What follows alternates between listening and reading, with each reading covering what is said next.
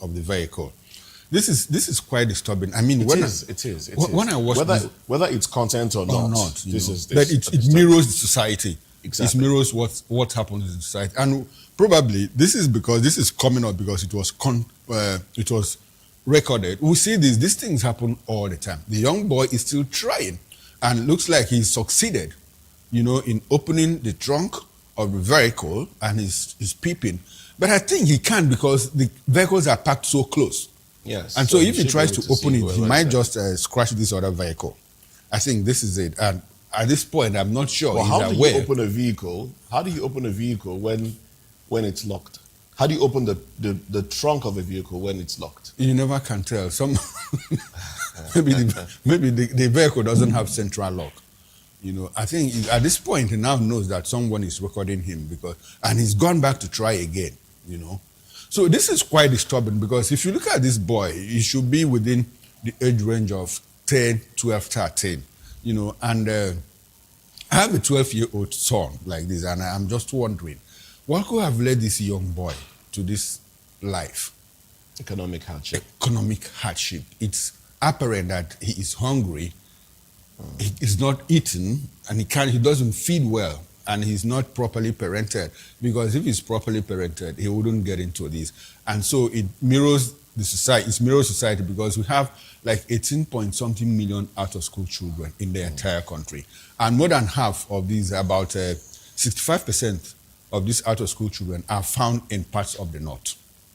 And so it begs the question, what has the north been doing with the power it has held since 1960? If you divide from 1960 to 2026, that's 66 years of our independence, the north has held power more than 45 years. And so what have they done with the power that they held? Is it personal aggrandizement, just rewarding the oligarchs, and they are growing fast, sending their children to best schools, in UK, United States, Canada, and parts of Europe, while the majority of the people, the talakawas, the poor men, but that, how can I put it now? That stranglehold, it's gradually being broken in parts of the north. Yes, I think so, because if you look at what happened in 2023, even up to that moment, nobody believed that Buhari's posters could be torn, or Tinubu's posters, that Buhari himself could be stoned in parts of the north because of, displeasure, discontent with people who had become practically dissatisfied with his performance. At some point, the Northern Elders Forum even said, well, Mr. President, I'm sure that you have lost it, so you just need to get out of that space. If they were doing it to be politically correct, but that is their business. But the issue remains that poverty is still prevalent and endemic in parts in Nigeria, especially the north. And so this speaks to what leaders should do. It is not enough. The president even, said very well, it is not enough to build flyovers. You have to speak to people's lives, livelihood, education. Because a society cannot develop if you don't develop the people that will develop the society. That's the key. And when we talk education, it's not just to read and write. They should be taught how to survive as well. Skills. I watch a lot of Asian content, where they teach children basic things, how to, take care of the home, how to fold clothing. I'm talking children from the age of 3. Yes, DIY content, do-it-yourself content. Yes, they teach them within the confines of the school, of the classroom. All right? So they make provisions for them, and then they go out, they learn to care for one another. One person can fake being on a chair, and then the other one will be asked to cater to them. It teaches empathy, all right? And they also teach them how to, do dishes, sometimes cook, do things. And I'm talking 3, 4, 5-year-old children. So you start imbibing that knowledge in them. And then as they grow, they now know that, yes, they need to, they are educated enough, not just to read and write, but also to provide for themselves in, the little way that they can. Now, but here, like you said, in the northern parts of the country, regardless of the fact that we've had northerners, stay in power for basically the longest time, but they seem to take pride in their people languishing in poverty, while the elite take advantage of them. That's how they keep them yes, under control. you can, because you've risen to a certain point, you can have them come and sit on the floor, and you start giving them 1,000 naira, or you give them 500 naira, and they start happy, singing your praise that, oh, you are the Messiah. So I think the political elites take pride in that, and it's really horrible that that's what we have subjected our people to. They seem to have, they don't want them to be enlightened. Yes, I think it's about their worldview. Their worldview that, well, if I am wealthy, I'm wealthy for society. So you can benefit from me. And so you have to stay poor because you are benefiting from me. That's their worldview, their cosmology. And I think it's cosmogony or whatever it is. So that is their worldview. And, well, I mean, I don't want to get academic. If you go to, I'm happy that you brought in the Asian content. If you go to parts of Asia, it's a little wonder why the most developed parts of the world now, or the most developing parts of the world now, is from Asia. And somehow they've been able to trace it to their Confucian religion, where it bends people towards loyalty, towards productivity, towards acquiescence. You are beaten into line, in good line, not ordinarily. And so there is this debate between, let's not even go into that. It's a very long story. And so, because their societies have cohesion, they are able to do things right. But here, our fault lines are too wide. And it keeps deepening every other day. We are talking about the North now holding power. 2027 is around the corner. And so, what are the issues? The issues are, well, ordinarily, it shouldn't be about who is holding on to power. That government, the governments at all levels should be able to cater to everybody. How do you elect that government? How do you elect that government? It is the process that is the problem. Now, like debates, campaigns are open. What are the issues? The issues are not, well, the economy is tanked. The inflation is skyrocketing. The issues are, it is the turn of the South. And so power must remain in the South. You get the point. The issue is, no, don't come to my area to campaign because we are not even going to give you campaign space. No, Atiku Abubakar stepped down because it's the turn of the South. Whether Atiku is going to do the job or not, people don't care. What people want to hear is the turn of the South. Turn by turn. Turn by turn. And so we can't make progress like that. And so we are bifurcated along ethnic and tribal religious lines. And until we get out of that mode, we'll still be doing this circuit show that we do every other time. I'm happy that you brought in the Asian content. Doing very well. Doing very well. Yeah. Places like Cambodia, places like Vietnam, people that in those days nobody wanted to ever go to. Now we have thriving Nigerian communities in those places doing very well. And they are putting out content. On their local routes, they have charging ports for electric vehicles. They are not even talking about, fuel is $1 or $2. No. You drive you charge it full and it takes you for 7 hours. It takes you for, distance is 7 hours. It takes you for 4 hours. You go and recharge somewhere, not even in Phnom Penh, the capital city. I'm talking about like you are traveling from here to Ekiti. Along the road, you see all those charging ports. In Cambodia, I'm not talking about Singapore. I'm not talking about Indonesia or Malaysia. I'm talking about Cambodia. And so we are still trailing behind. Why? Why? It's a very difficult situation. That's the question. And this next story will tell you why. Why we are trailing behind.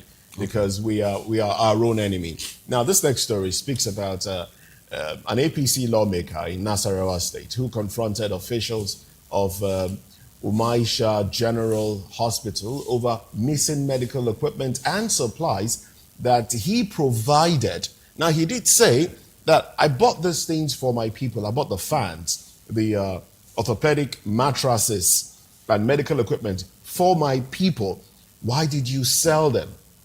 Now, we'll give you time to listen to the lawmaker there, and you will hear him say, look, he bought over 50 fans and about 40 orthopedic mattresses, and somebody somewhere sold them. Now, these things were meant for the hospital, so people would come.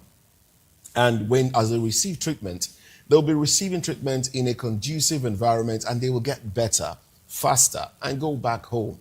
But somebody somewhere decided to sell those things that were meant for the people, provided by government.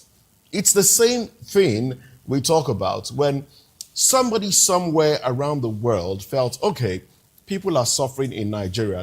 They don't have good food.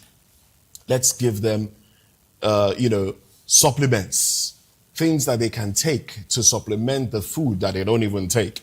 And then somebody somewhere decides, oh, this supplement meant for people in IDP camps, I can sell them because I have access to them. And they take the supplements, sell the supplements in the market to people that have the money to buy, and then replace the cartons with stones. What a people. That was even in IDP camp. What a people. In an IDP camp where people had been chased away from their homes, who had become vulnerable, were quartered in IDP camps. Then foreign organizations brought in medics, medical equipment, drugs and all of that, and people stole them. People stole them and replaced them with blocks, cement, and no. Okay, now the story even has it that hospital staff reportedly explained that some of the mattresses that were not seen when the lawmaker came to inspect had been temporarily given to discharged patients, with about 7 currently outside the facility and expected to be returned. You can imagine. Does that even make sense? You can imagine that. Well, let's take a listen to the lawmaker himself as he fumes.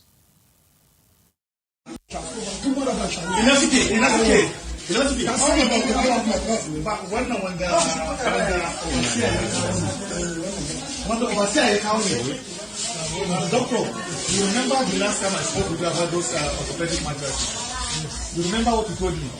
This man, do you know me? That's why they I said, can I get under the stable menu? Don't allow me to be very upset with you. Can I do that? Why are you lying to me? How can you tell me, oh, this is the mattress I bought? Can I show you the mattresses I bought? I bought it for my people. Now, say, why is the ceiling fans? Where are the ceiling fans? I bought more than 50 ceiling fans. The standing fan, I bought about 40. Where are they? Look at the condition of my people.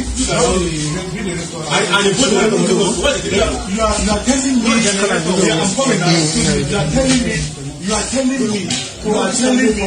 Excuse me. You are telling me, Chewa, you are taking the mattresses around the world. I said, okay, take me to the world. Where are they? Let me see them. Because I've had a discussion with the doctor. He told me that the mattresses are selling the store. I told him, I said, please, take it back to that place. You remember I told you this? It is my money I use in buying it for my people. Why would they be suffering? And look at the condition of people here. For goodness sake, I'll be proud that I did the hospital and nothing is here. I can't take it. All right, there you have it. That's the lawmaker, Nasarawa State. Well, it shows it's the mindset of Nigerians. You see something provided for the betterment of, and we see these things happen even in other places down south as well. Governments at some level, maybe local level or state level, provide for medication in the primary health centers, and somebody somewhere will sell them. They sell those things. They sell the medical equipment, and the people that these things are provided for will continue to curse out the government. So we need a rejigging of our mindset. We need to retweak, the way we think. We are very selfish people, if I must say. Very selfish. Yes, we are very selfish. We are our own worst enemies. And I'm not surprised, and I'll be surprised if anyone is surprised that this is happening, because it runs through, the entire system from the presidency up to the council level.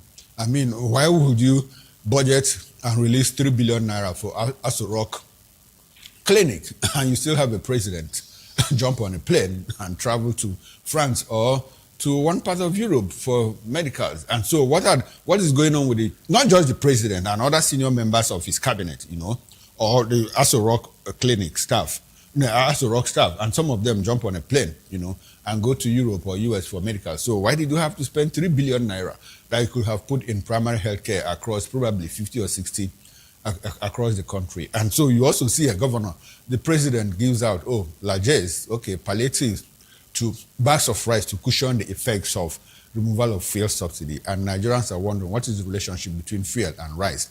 But we'll get the rice after all. And the governor receives it. The president promises 40,000. The governor gets 10,000. Now the governor gives a commissioner who is very well fed, who is very well paid, by state standard, gives him 100 bags, go and share to your communities. The commissioner takes 95 and gives out 5. He puts 95 in his store, in his family store, and all of that. 3 months, 6 months, 5 months, 1 year down the line. You discover that those rice have kegged. Some of them have contracted and it's wasted. Meanwhile, people are suffering. Now you give a councillor, 10 bags of that same rice. He keeps 8 to himself and shares. So it's layered. So even talking about money, cash. There was another one I saw, cash stuffed in bags became, because of heat. Because of heat, got spoiled. And all that. And people are suffering. Nigerians are suffering. So these things are not true. Moses, I like the fact that you said we need to rejig our mindset. See, it is only a fool that can acquire what one doesn't need.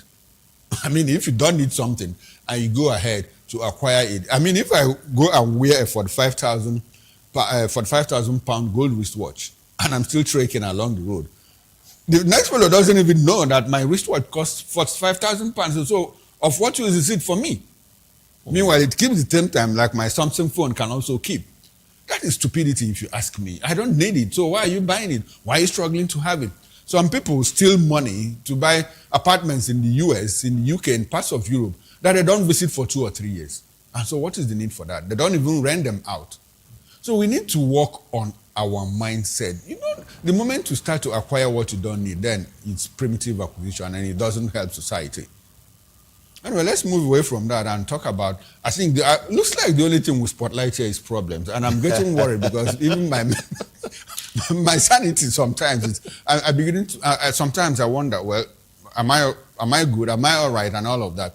Well, severe gridlock has left travelers stranded for hours along the Benin Road, with some commuters reportedly resorting to makeshift paths through the bush and paying commercial motorcycle operators to help them bypass the traffic. Well, the situation has sparked concerns over the condition of major roads and the hardship being experienced by motorists and passengers traveling between the southwest and southeast.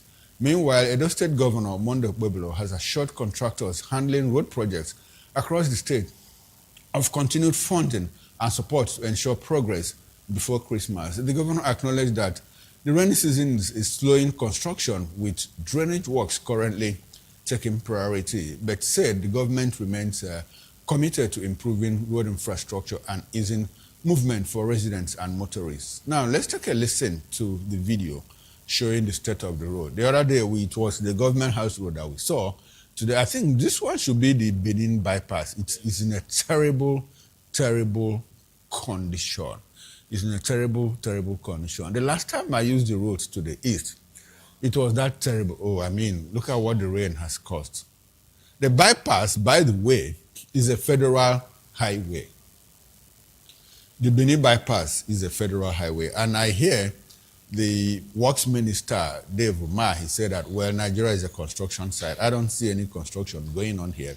What I see is traffic gridlock where people have been trapped. This could be as a result of construction work going on somewhere, because you know what they say. I don't get it. They should have fixed one section of the road. They should have fixed. Okay, when the roads were going bad, what were they waiting for? They were waiting for it to get to this point so that the budget will be humongous, the budget will be big, and you know what happens when the budget is big. And so, a sensible construction person, what the person will need to do, like Commissioner for Works or Minister of Works, what he will do is that early warning signals, early warning systems, if you have them in place, if the road is going bad on both sides, you close down one side, while they continue using the other side temporarily. Why you fix this one? And by the time you are done fixing with this one, you can go back to the other one so that at least people can move freely, even if it is like 10, 15 minutes gridlock. But we don't see that happen. We don't see that happen. They allow both sides of the road to break down. I'm glad you said this because I've been having issues in the estate where I live. They started construction work sometime last year. Now, January last year, some contractor came and cordoned off some parts of the road, a major pathway out of the estate. Cut it off, dug the gutters, and left. January last year. Did not come back until February this year to now start laying rods and doing the drainage and all of that. And then got to another street and then destroyed pavements, walls, fences of people.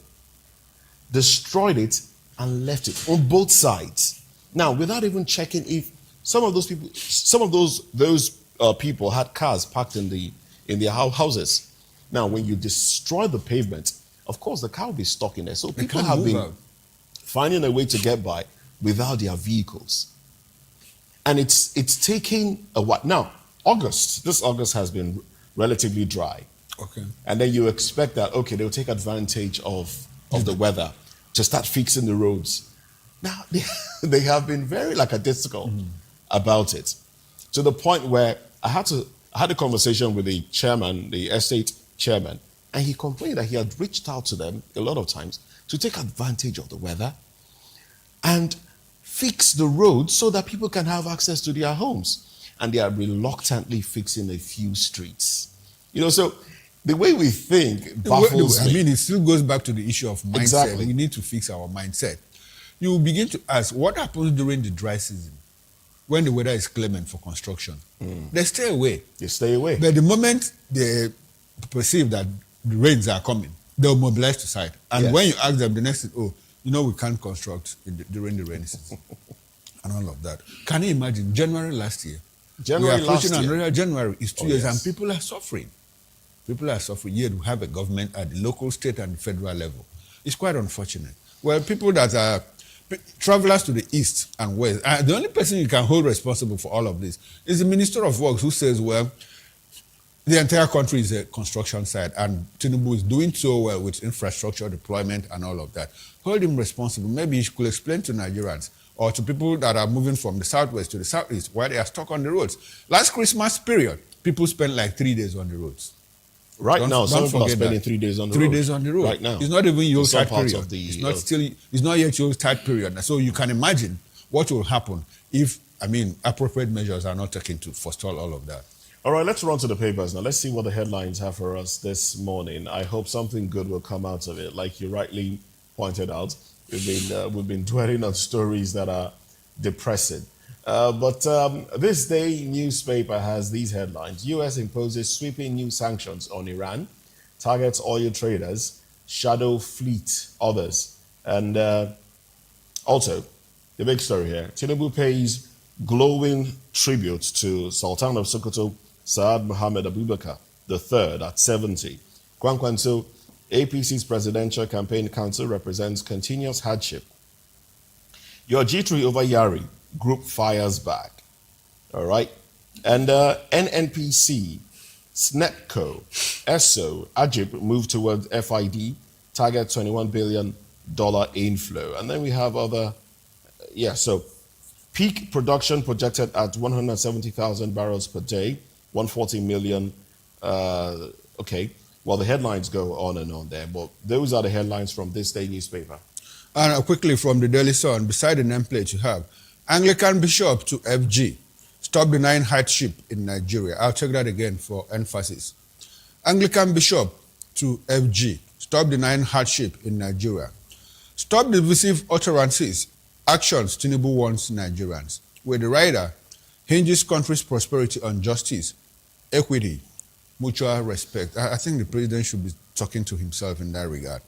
Well, the big story, APC will remain in power beyond 2031. Boosts Yari, Tinubu's campaign DG. Says Atiku will be others incapable of stopping president. Well, I think Nigerians will stop them if they want to stop them. Most stories from the Daily Sun newspaper. Return to fuel subsidy will reverse economic gains. Federal government. Are we really making economic gains? Oh well. Ogun APC crisis deepens. Leaders fight dirty. U.S. pledges $125,000 to preserve 4,000-year-old Enugu iron smelting site. I'll take that again for emphasis. U.S. pledges $125,000 to preserve 4,000-year-old Enugu iron smelting state. And finally, from the Sun newspaper, Nigeria's external reserves gain $7.09 billion, hit $52.66 billion. And that's it from the Daily Sun newspaper. Well, that's pretty much how far we go on newspaper headlines. Newspaper review at 10 o'clock will do justice to these headlines and help make sense of them all. Now let's get into the conversation for this morning. Ghana eyes electricity exports to Nigeria as both countries explore new energy solutions. Well, Nigeria is also exporting to countries like Togo, Benin Republic, and Niger. But anyway, we have the analyst, Prince Francis Chilaka, Elvis Limehele, and other analysts will join us to help make sense of it. So join us again right after this break.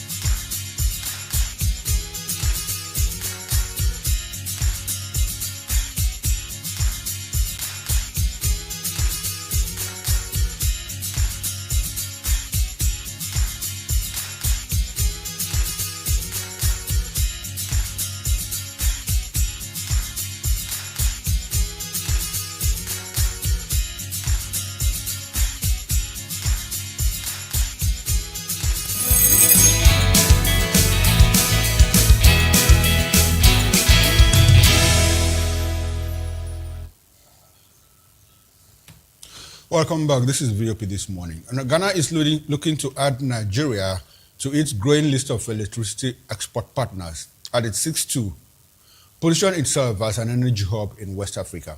Well, Ghana's Energy and Green Transition Minister, John Abdullahi Jinapor, says the country is expanding its generation and transmission capacities to meet domestic needs while supplying neighboring countries. Ghana already exports electricity to Togo, Benin, Cote d'Ivoire, and Burkina Faso. But supplying Nigeria will require significant expansion of transmission infrastructure, given the scale of Nigeria's electricity market. The plan is also tied to Ghana's 24-hour economy initiative, with gas, renewables, and nuclear power being considered to provide a more reliable and consistent energy supply.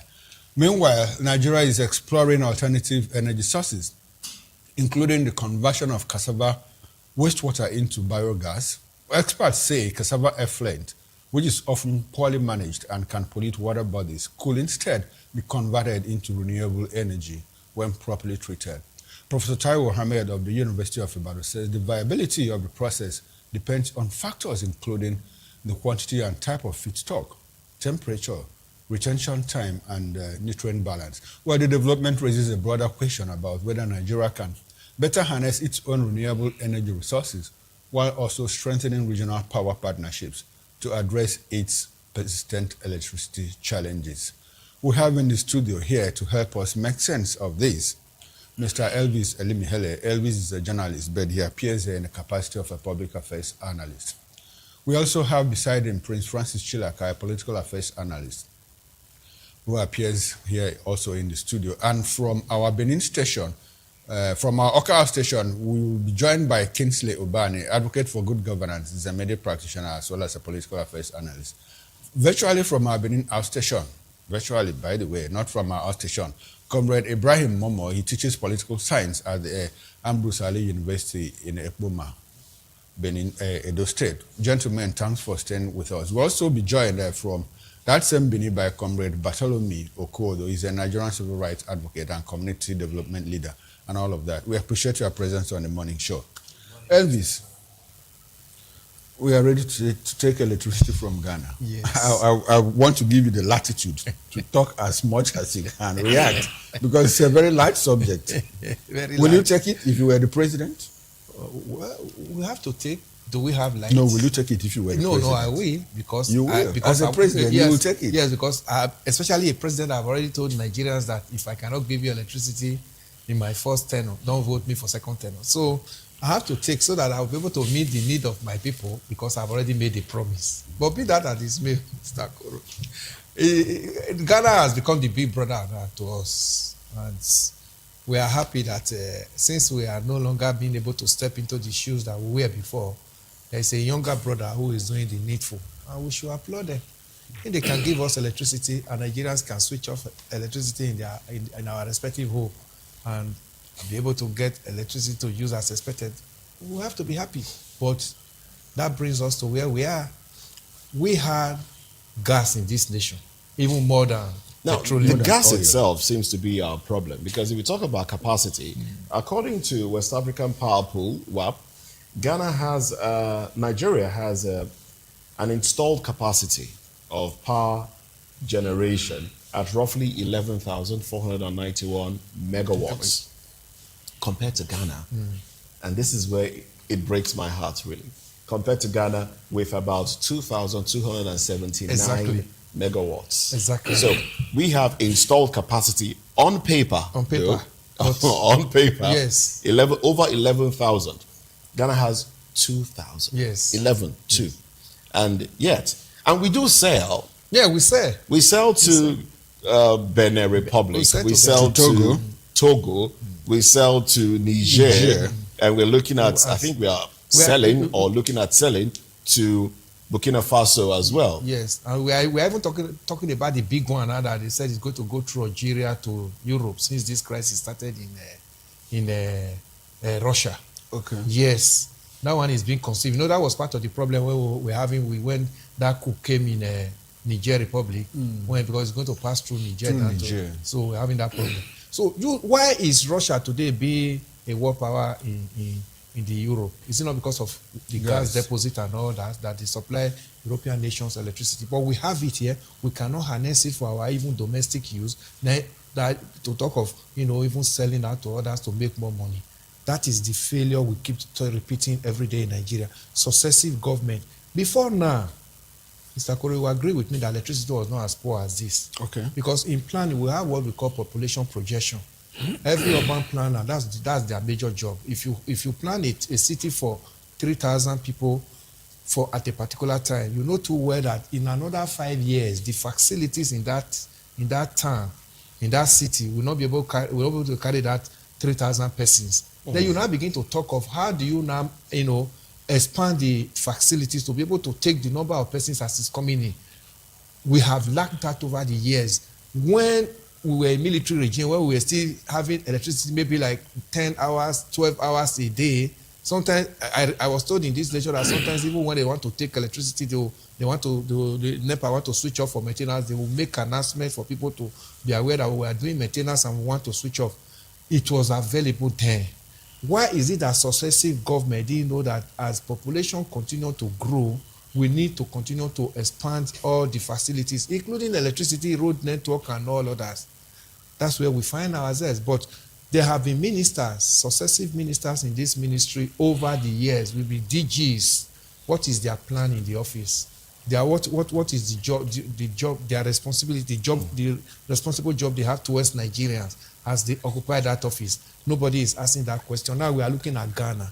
Ghana that has just 2,000 megawatts of gas. Then we are talking about now giving us. Now what we are even supposed to be talking about, that we have too much excess in Nigeria and we have electricity and we are the one that have taken over the glory of West Africa. I want us to unwrap something. Let me go to Prince, so I give you time to catch your breath. Prince Francis, I hope you can.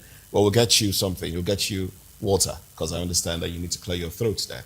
But while we do that, help us make sense of it. How we generate, not as much as our installed, capacity allows us to, but then we do.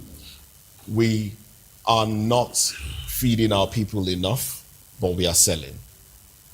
And what we are selling, we are being owed. All right? It gets even interested. The countries we sell to, Benin, Togo, Niger, I think sometime, yes, recent records, WAP's record shows that they were owing about $17.4 million. They were able to pay about $4 million. So they are still owing.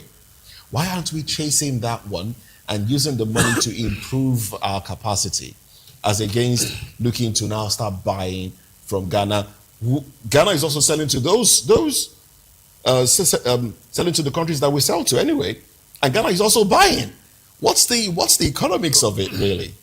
Well, I first and foremost, has the government formally agreed to the fact that they want to buy from Ghana? This is the question we should ask.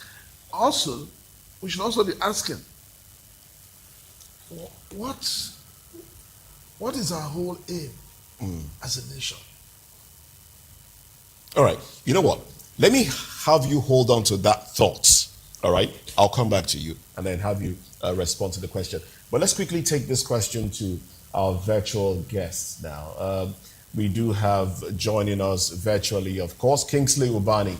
Well, Kingsley joins us from Oka. Kingsley, good morning to you. Good morning. Well, Kingsley, you might need to unmute your device so we can get your audio feed. I can't hear you, but I see your mouth moving. I guess the engineers will rectify that. But if your audio feed if you have unmuted your audio feed, then I'll get to hear you in the course of it. But how do you react? Let's get your broad reaction to this Nigeria wanting to start buying electricity from Ghana, who is generating lesser than our installed capacity allows us to generate anyway. Way lesser, by the way. I hope you can hear me now. Well, it's ironical. The headline alone is ironical. Electricity situation it has become perennial. Let me put it that way. Over the decades of challenges in electricity, and if you notice, this government has so much promises about how they were going to give power, but today they are not even talking about power. You know, there's literally no discussion about power in this government, and you wonder, are there challenges? You know, are there communications that something Nigerians need to know with respect to what has caused this insecurity? Are there things that Nigerians need to know with respect to what has caused this insecurity? So this challenge with power. So and you look at the power situation, particularly in the last 4 years, it has gone down. The last minister of power, practically a politician, you know, he just came into office and it was just an opportunity for him to go into political office. And after a few years, he went into politics. And this is a sector that you're supposed to put someone there that is supposed to be hands-on and head-on, fighting to make sure that this sector is liberated. Because I think the power sector in Nigeria needs nothing but liberation. And the challenge is not the lack of communication from government is in even telling us what the problem is a big turn-off. And for Ghana, you don't blame Ghana. If another brother does not move fast enough, the younger ones will catch up with him or her. So that is the situation, because Ghana is beginning to catch up with us, not just in electricity. There was Ghana Must Go some years ago. Today, Ghana is up with us in a lot of ways, not just electricity, economically and they are smaller nations. So for them to be exporting power to us is kind of ironical, and it's unfortunate at this time.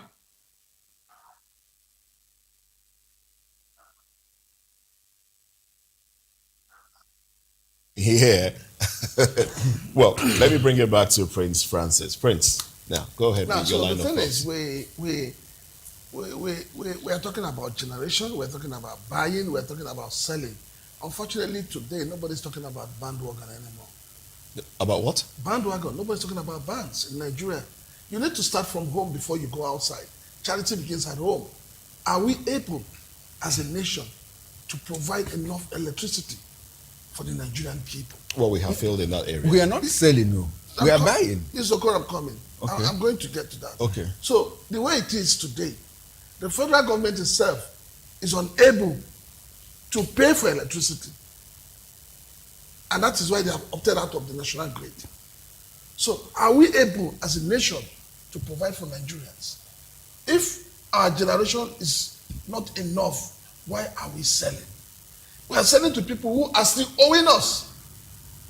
Does it make sense to anybody? I produce pure. Let me give you an example. I produce water. And I am not able to satisfy my environment. Household. Now, I am selling part of what I produce to another community.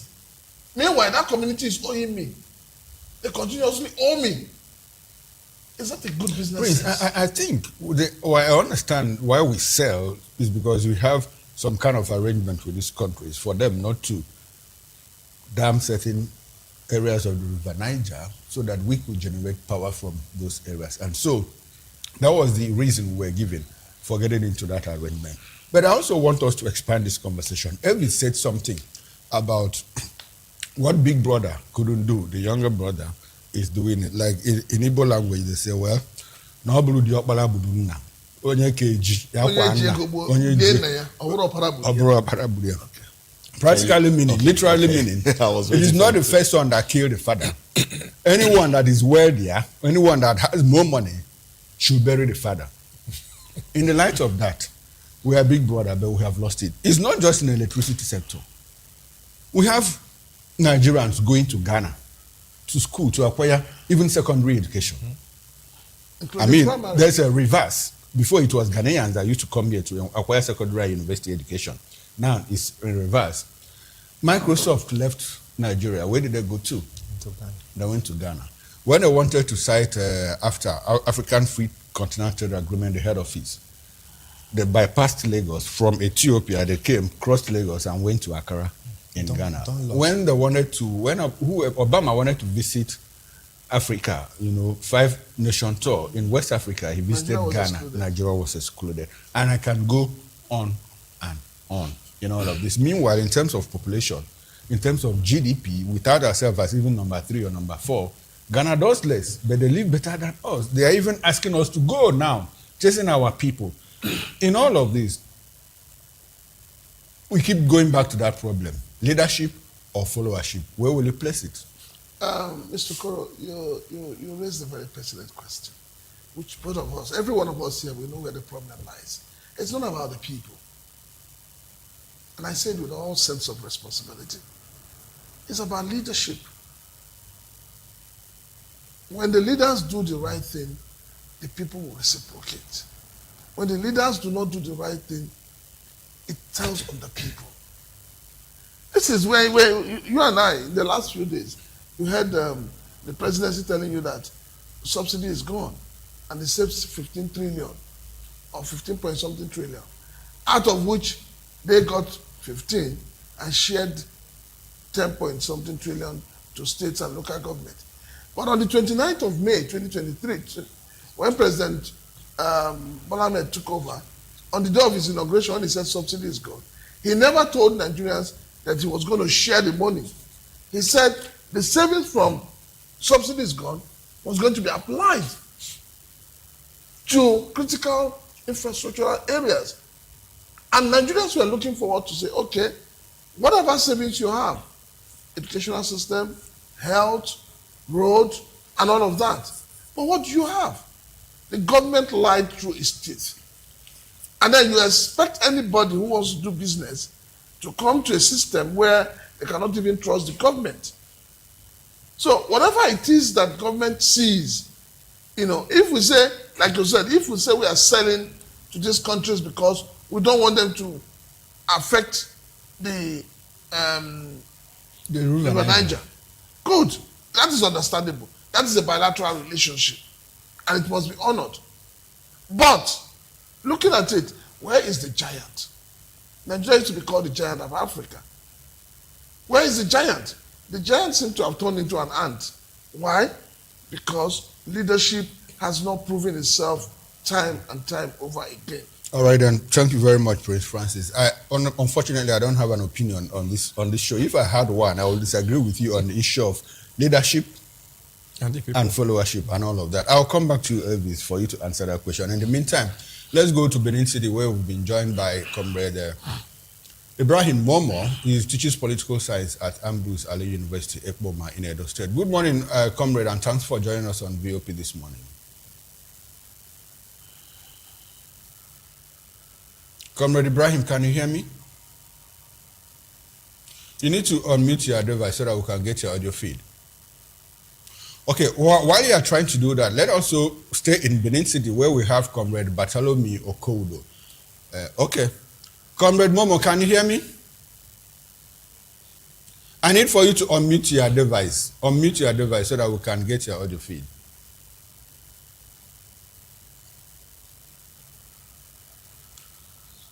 Yes, I can hear you.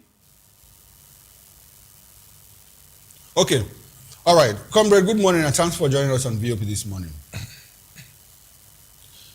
All right, then. Now, Ghana is about to supply electricity to Nigeria. I want your broad reaction. Broadly, I agree with the guests who have spoken already and spoken to the fact that it appears that Nigeria of service delivery to its populace. That's one element to it. So I agree that we could do better than we are currently, than how we are currently performing. Spectrum, a better perspective to the issue, and it has to do with the fact that we can say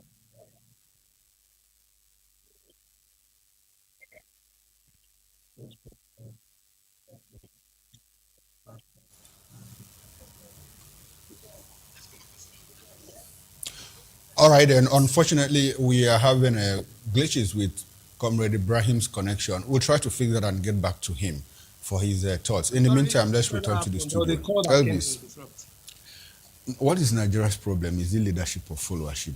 We know the issues around the electricity and all of that. Let's talk about the problem of leadership and followership. More like the chicken and the hen. Which one comes first? Because it's an ongoing debate, quite interminable. A lot of people, have different opinions. What do you think? Because I ask this question in light of the fact that in places where leadership changed, it was the people that rose and said, well, enough of this. Why is Nigeria's case different? Yeah, Mr. Koro, you will agree with me that even the leadership we are complaining about came from the people. Okay. The people, yes. It's the people that, made up the leadership. And you will agree with me that even as we are talking about campaign, and we hear good message from the so-called expected leaders who are still part of the people. But when they get in there, it is not what they told us that we see. So most of the time, I put it that even the leadership failure is because the people are docile. What is the percentage of the leaders in this nation that the people cannot say enough of this? Where things have worked in this world, you see the people did their best to say, no, we can't continue in this manner. And we have to take the bull by the horn and get the leadership right. It is the seriousness of the people that the leaders will look on and work as expected. Look at what goes on in Nigeria. If we are talking about petroleum, the common one, the petroleum matter in this nation, immediately there is a short in petroleum products today. The pump are shut down just because they want to adjust price for Nigerians. Immediately there is a glut, and for the price has come down. The same price that we had before, nobody would think of rushing back and bringing it back so that Nigerians could actually enjoy the glut. The same thing you have in transport fare. Even if the fuel price comes down today, we are currently debating removal of fuel subsidy. So in essence, are you saying the leadership is taking the people for granted? The people allow the leadership to take them for granted. Where things have worked, go and look at it. We know about Martin Luther Jr. You know about even this Nelson Mandela in South Africa and ANC before the independence came. Where this is the functionality of the people that say enough of this. So we have allowed the leaders to take us for a ride, and that's what we are enjoying today. All right.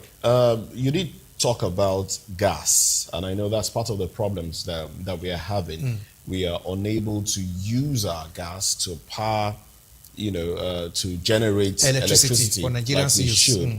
But we still flare a lot of it. Absolutely. What's the sense behind that, or how can we fix that problem?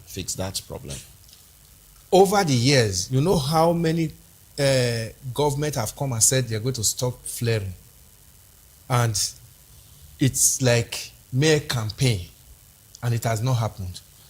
The international oil companies that are exploring our oil, do they do gas flaring in their countries? Do they allow it in their countries? The international oil companies that are involved in exploration of oil and gas in Nigeria, do they have flaring in their country? Absolutely no. But because the government have allowed them, that is the reason why we are seeing this failure. And you know how injurious gas flaring is to human health. Yes, human absolutely. health. And over the years, we have seen it as, whether they like it or not, they can die with cancer and all the that. Government, Yes. Because at the time there was this smooth in Port Harcourt that the people started talking about. Sooth, when they cough, they release a black mucor. Yeah. What do you think was causing that? Okay, we are talking of about Ogoni cleanup today. Do you know what that means? But we have allowed it because the people themselves who are supposed to say enough of this, some of them have now become government appendage. Okay. So they now collect from government and now sit on others. And that's why I said the people have a responsibility to say enough of what we are going through. Then the government will now take the people serious and say, no, if we go this route, something may happen. Right. But it's not so in Nigeria. All right then. Prince Francis Chilaka, looking at a possible solution or restoration of Nigeria's position in Africa, in West Africa. Let's not, stretch our tentacles too far away. In West Africa, how can we rectify things? It's going to be a very tough one for Nigerians. The best way out is to have good leadership. Good leadership. Have leadership that is accountable, have leadership that is responsible, and have leadership that is proactive. I tend to slightly disagree with Elvis when he says the people are allowed. We saw when there was a strike on hunger and bad governance. We saw how children were brought to court, where children were arrested and charged for treason. Subsequently, we've seen protests where people get shot at. So how else do you want the people to express the fact that they're not happy? How else? Because the government came and introduced what we call treason felony. And so when you do anything that they do not agree with, they wear the shirt on you and you begin to fight for your life. Prince, in South Korea, the same thing was introduced, and people rejected it. In Sri Lanka, we saw Sri Lanka. How do you want the people? The only way that revolution we talk about, taking back our country, is by the people knowing that they have an opportunity in January to use their voters card to do the right thing.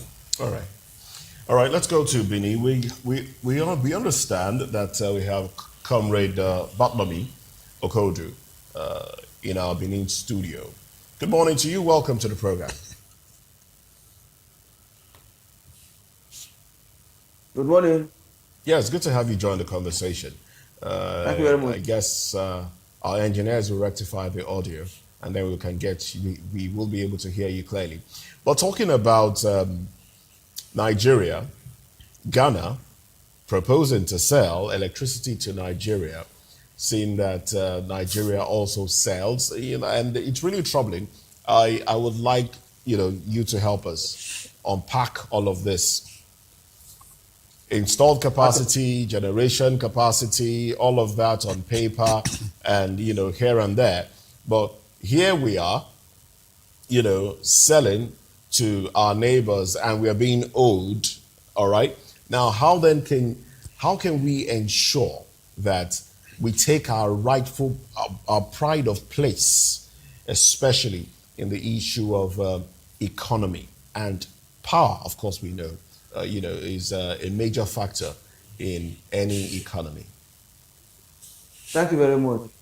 When I heard the information, I heard it with mixed feelings and mixed reaction. Because at this stage of our development, Nigeria is supposed to be the big brother to Africa, the giant of Africa, in terms of population, in terms of landmarks, in terms of economic opportunity.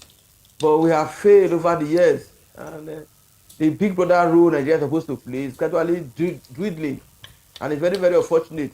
And of course, let us not hide the fact this can be attributed to failure of leadership and corruption. Failure of leadership. The leaders have completely failed us in this country, so that Ghana of yesterday is now proposing to sell to Nigeria. Of course, we should buy because we don't have. In the last 48 hours, I've not used light. I've been using the solar. So we should buy. But it's very, very unfortunate. The big brother role Nigeria is supposed to play has failed. Look at South Africa, tell Nigeria to leave our country. Ghana, tell Nigeria to leave. Is this very, very unfortunate? So it's a failure of leadership. Our leaders have completely failed us, and there's nothing. Except we need to go back to the drawing board. And this is where the people comes in. The people should look at, because people get the type of leadership they desire. Election is forthcoming. What are we envisaging? People already planning to sell their vote. You sell your vote, you bring in bad leadership. So this is where the people also have a role to play. If people come down together and say, no, this situation in Nigeria must change, it will change. Whether the government introduce treason or anything they want to introduce, once these people unanimously speaks, it will change.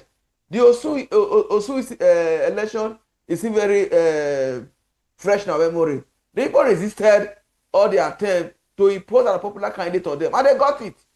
They got what they want. So Nigeria can emulate from that. Let the people come and say, no, we want change, we desire change, and the change will come.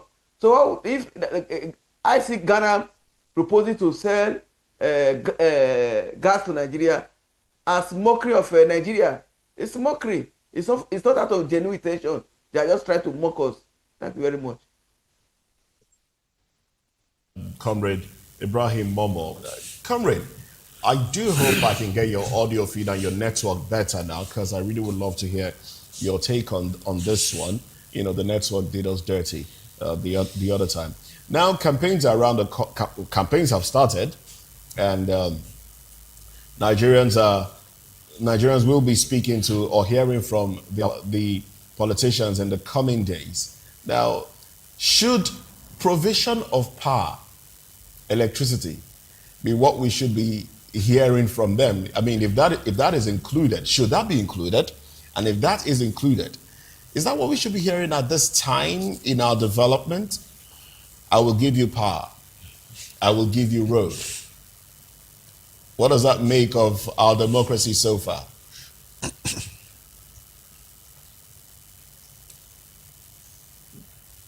It's funny because, you know, in Rosto's, theory, there's the idea of the preconditions of takeoff. Before a country can industrialize, before a country can even attempt at development, there are some preconditions that must be met. One of them should be power. It should be taken without any iota of doubt that a country that postures as the giant of Africa, the big brother, Nigeria ticks a number of boxes. The largest economy at one point in time, largest economy in Africa, country that has the largest population. 1 of every 5 Africans is a Nigerian. You know, Nigeria is blessed with immense natural and human capital and resources. So that country should not be one that is said to be suffering from the very basics like power, electricity. That's something that we're talking about when we mention Nigeria. But the sorry situation is that is what it is. Time there was when Nigeria used to supply electricity to Ghana, even though it didn't have enough. Nigeria used to feed Chad and Niger because it needed to secure, the Chad basin in terms of its source of power, power generation, the Lake Chad, served that purpose. So Nigeria was obliged to, and went to agreement supplying Niger and Chad and even Ghana electricity. Today, it appears that the giant has gone to sleep. It is now a sleeping giant, and Ghana, not just supplying to Nigeria now, is doing that to Benin Republic, to Burkina Faso, to Cote d'Ivoire, and then Togo, and it's adding Nigeria to its regional energy mix. It's something that should disturb us. So as we head towards the 2027 general elections, I think that power has to be at the front and center of one of the issues for debate. For example, there's the issue around subsidy. Should Nigeria be paying subsidy for petroleum products? Should Nigeria be paying subsidy for electricity? These are preconditions, with all due respect. These are things that we ought as a country not to be haggling about. It should be given that Nigeria ought to be having 24-hour power supply. Nigeria should be having, constant, regular supply of petroleum products at affordable prices, competitive prices, because we are a net exporter, net producer, and net exporter of, petroleum products. So I think it should be at the front and center of issues around in the lead up to the 2027 general elections. Electricity in the first instance, and then refinement of petroleum products to meet local demand. These are issues I think that, because we have not addressed them, we cannot think of development as a country if we cannot address these very basics, these preconditions to take off. That is where I stand on the issue. All right, then. Thank you very much. So we need to address these things before we really say we are moving forward. I'm going to dwell a little on this one. He spoke about subsidy on electricity. Government is subsidizing electricity. Within the space of 2023 to late 2025, according to government records, they have paid as much as 3 trillion naira subsidizing electricity to Nigerians. Prince Francis Chilata. Mr. Moses, I don't know where you're getting that from because I'm on band A. No, I'm on band A. Let us be honest with us. Subsidizing for band Mr. A, Moses, but they are subsidizing for. Let us be honest with us. Moses. Thank you very much. No, let us be honest with ourselves. Yes. I'm on band A, and I know how much I was paying before I was forcefully put. But government is saying it is subsidizing. Let me finish. Okay. Government is saying their own crap. It's not what is obtainable in the lives of the Nigerian people. I know what I was paying before I was moved to band A, forcefully moved to band A. I am not even getting the service I should get as somebody on band A. And I'm paying so much for it. And then you're telling me government is subsidizing. Who are they subsidizing for? Maybe they're subsidizing for you, but for me, I do not see any subsidy. Well, we understand that band A consumers were moved to cost-reflective pricing, so they may not be subsidizing for band A consumers, but who are they subsidizing for? The government should say it's one thing to throw figures. Tell us in practical terms that okay, these are the category of people that are benefiting from subsidy. Then we will not know where to come from. So you don't come and think that Nigerians are stupid and hopeless and they have no sense of reasoning. The government thinks that whatever they throw out, the Nigerian people should just swallow it and go and sleep. It's unacceptable. All right. So if government is subsidizing electricity, they should be able to tell us who are the beneficiaries of this subsidy. Well, government says they are subsidizing and they spent 3 trillion naira, 2023 to late 2025. Before I come back to Elvis, let me go back to Kingsley Ubani.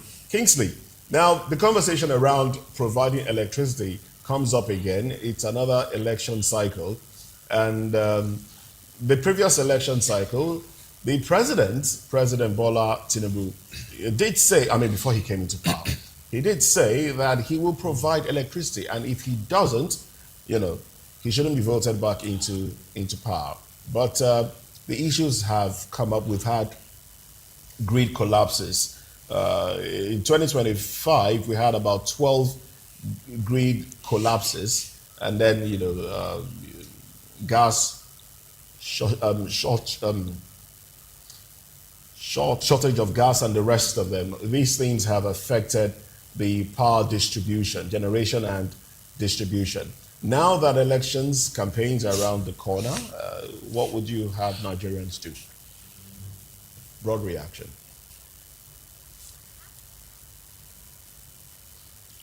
The last time it came up, the current president Tinubu made promises. Has he kept them? And the answer is no. Just like you mentioned, he said they should be voted out if they didn't give us power.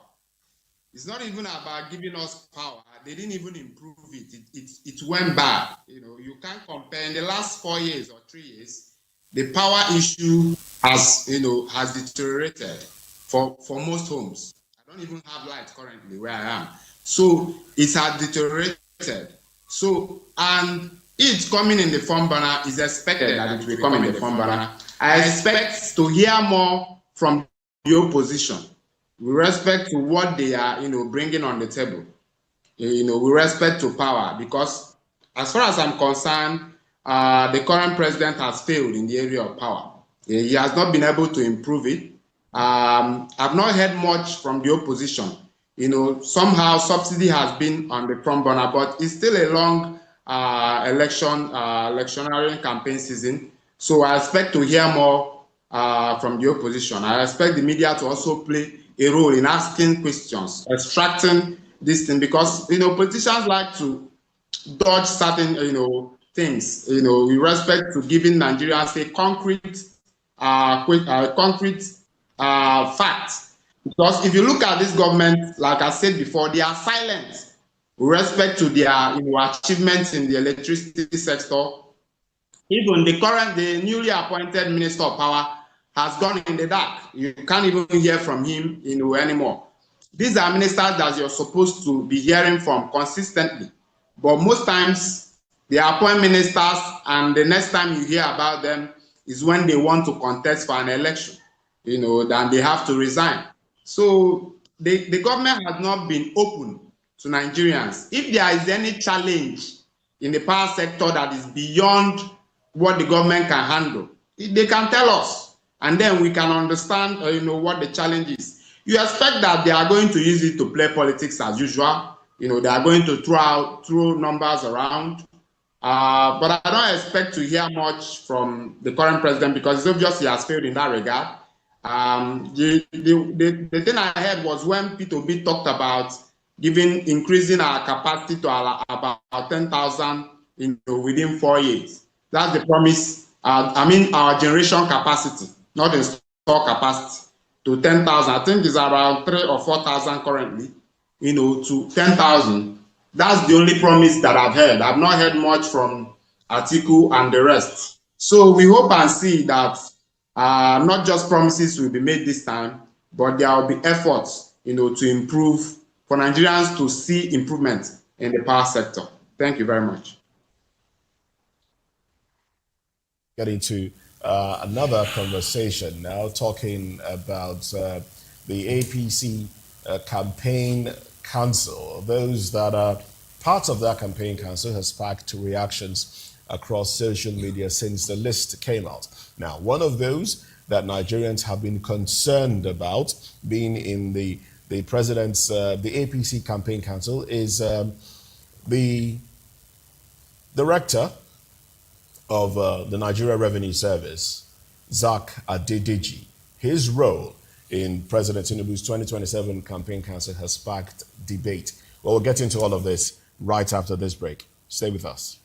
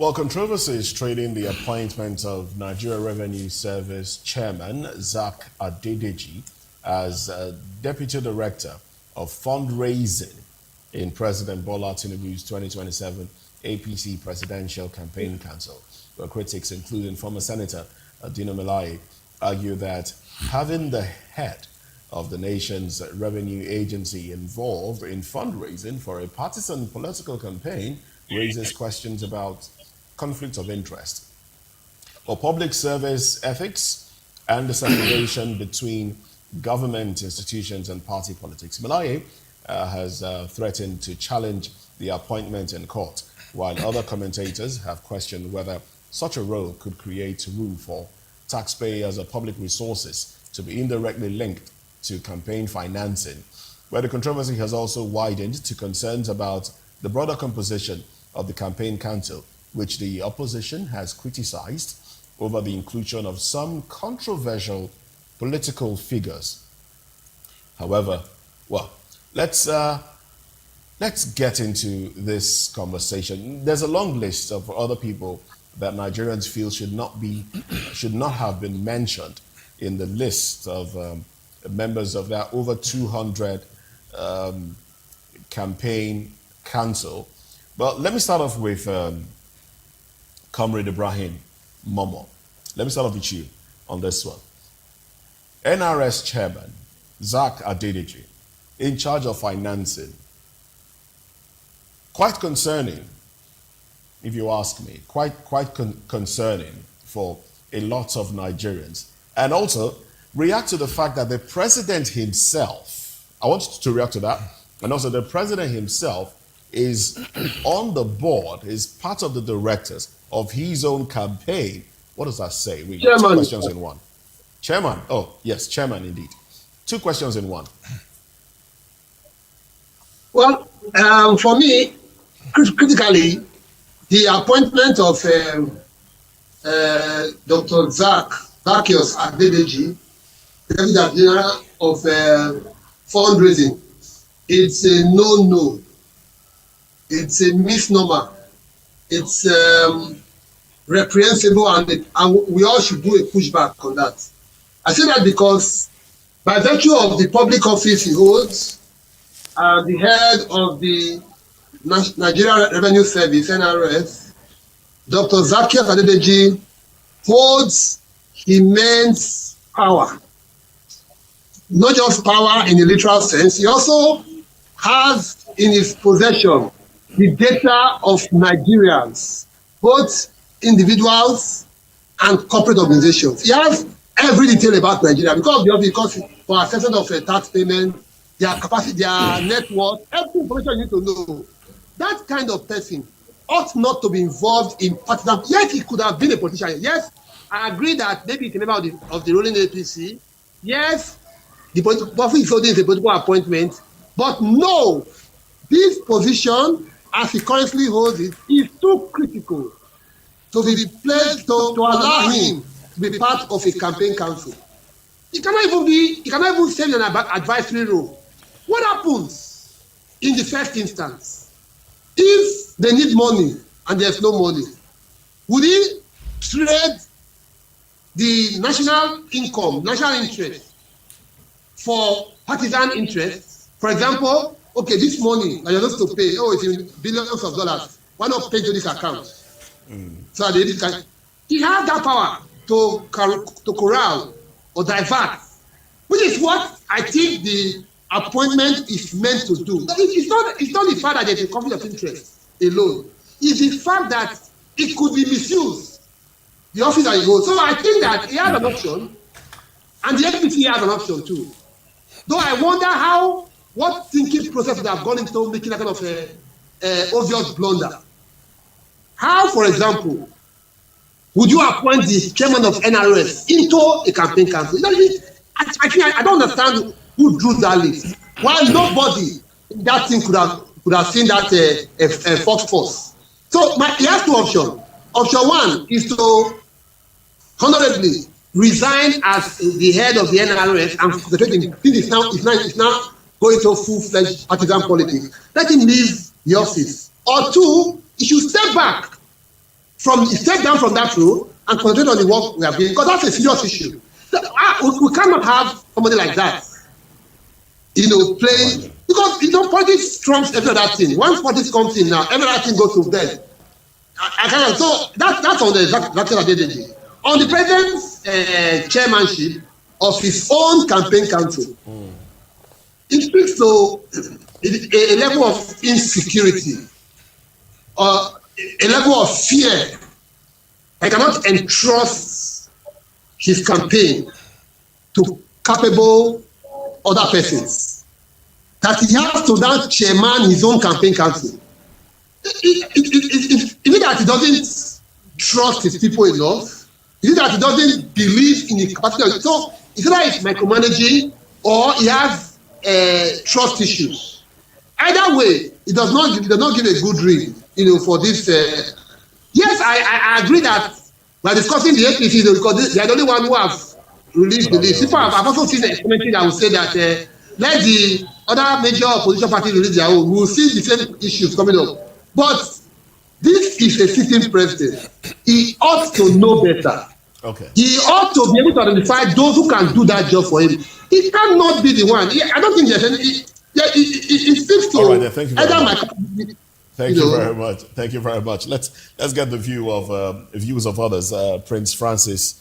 Now, same question really. This involvement. But let me just take the liberty and reel out a few of the names there, and let's see the people the president is really working with. So the president himself as the chairman, and then vice chairman 1 and 2. Vice chairman 1, Vice President Kashim Shettima.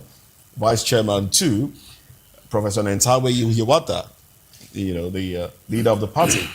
Director General, you have Senator Abdulaziz Yari. Now we'll come back to his own position and what that means for the Kwankwanso movement, in the course of time. We also have a Director General for the South, Godswill Akpabio, President of the Senate. Director General for the South 2, Okpeyemi Bamidele. Director General for North and North 1, 2, 3, we have Mai Marmalabuni, Tajuddin Abbas, Speaker, and Barao Jibrin. We also have Deputy Director Mobilization, Adams Shomale. Deputy Director Administration, the President's Chief of Staff, Femi Gbajabiamila, with questions around him about fake agencies and the rest of them. And we also have Deputy Director General, Election Planning, Coordination and Monitoring, James Falike. And, the list just goes on and on. So let's have your reaction. Well, I'll start by saying, show me your friends and I'll tell you who you are. I just think that this whole campaign is simply to point to the fact that governance has come to an end. Governance has come to a halt. Mm-hmm. Because everybody in that campaign list has one function, not for the party, but for Nigerians. You've read that name, but you've also not called the name of the Minister for Defense. It's there. That Aedu is there. So and those are members. You keep, it doesn't matter. You keep asking yourself. He's a member. No, you keep asking yourself. What NSA. What are we really? The NSA is, What are we really having today? Are we having governance or are we having pure politics? The president did say in politics all is fair. The man that is in charge of revenue shouldn't be on that board. He shouldn't be there. He shouldn't be close to it. How about the NSA? The NSA shouldn't. Anybody that holds an office that is for the generality of Nigerians shouldn't be there. What is the Senate president doing there? That is why people say we don't have the Senate. Yeah, he's a member of the APC. It doesn't mean it because he's a member, he has to be there. Mr. Moses, you see, the way APC is going, I don't even know what they have for Nigerians.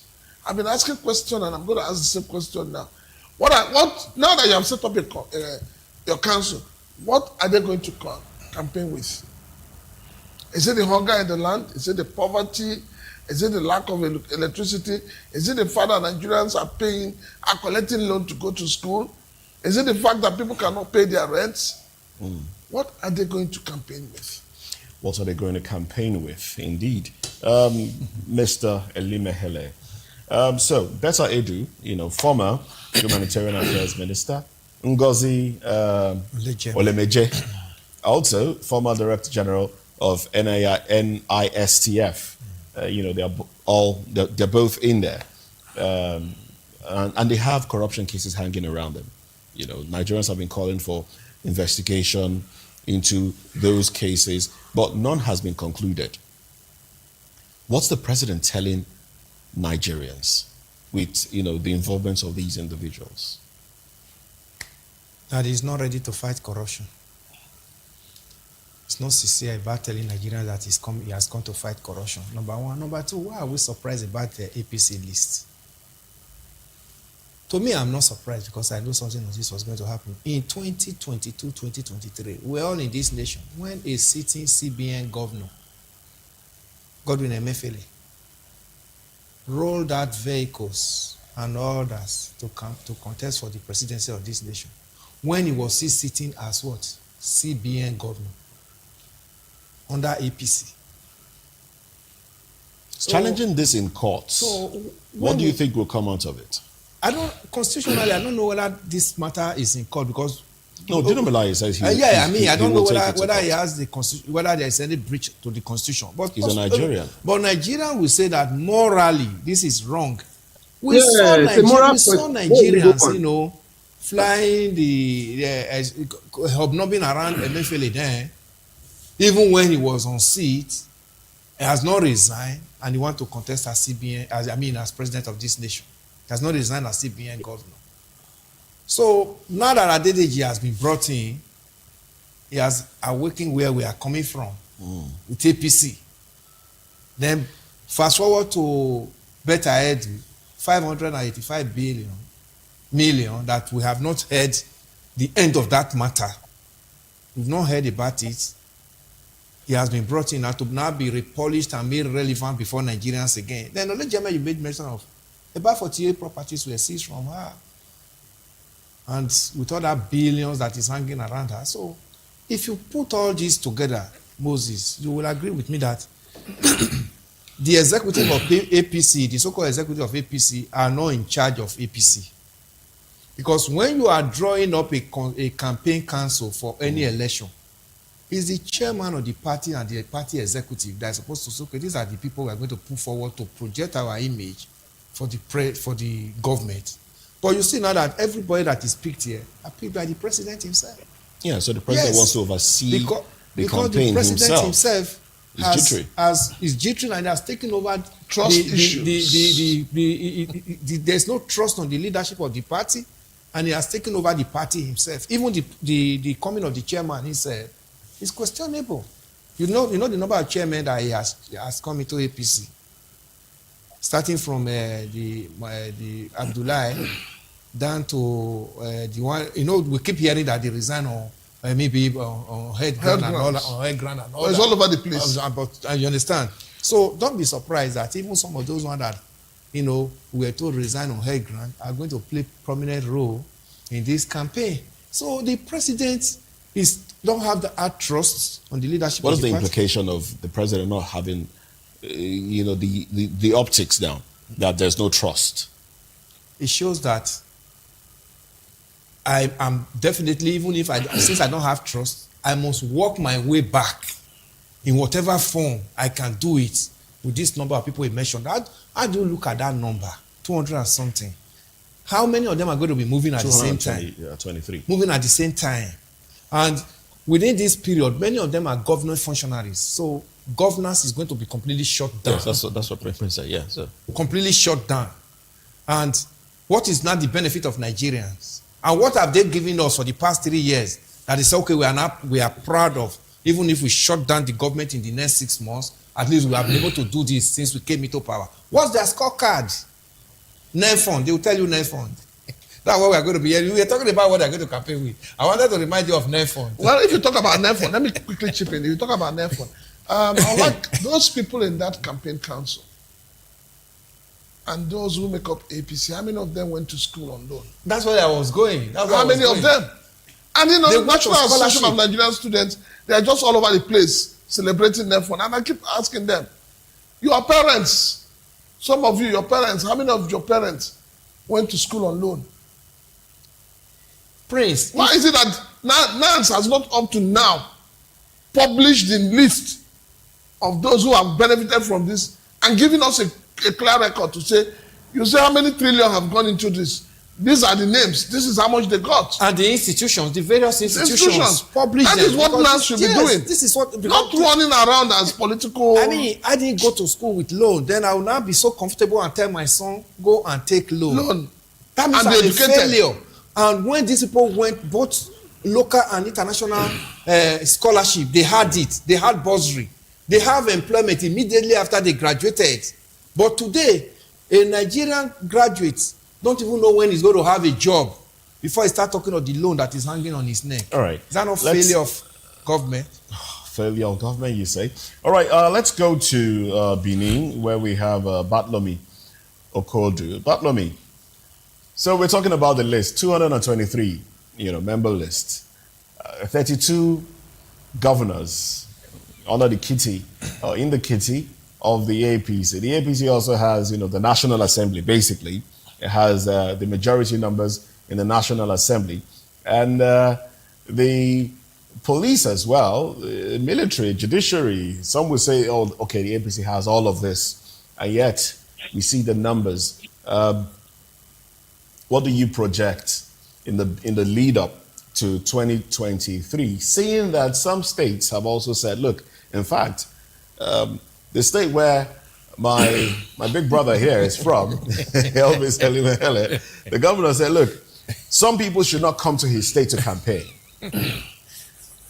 Okodu, you're speaking to us from Benin in Edo State. What do we And of see? course- What do you project happening? And of course, some persons cannot come to our state to campaign. Oh, Except okay, they we have- can't come to your Yes, state. yes. Except they have the express permission of the governor to come to our state. But then looking at the list, when I saw the list, two things came to my mind. One, total shutdown of governance in Nigeria. Between and after the election, there's not going to be governance in Nigeria. Let's not argue about that, because all the critical heads of governance in Nigeria, they are in the list, ranging from the National Assembly to the revenue board. The only one that we cannot mention there now is the judiciary, that is not represented on that list. Security is represented, defense.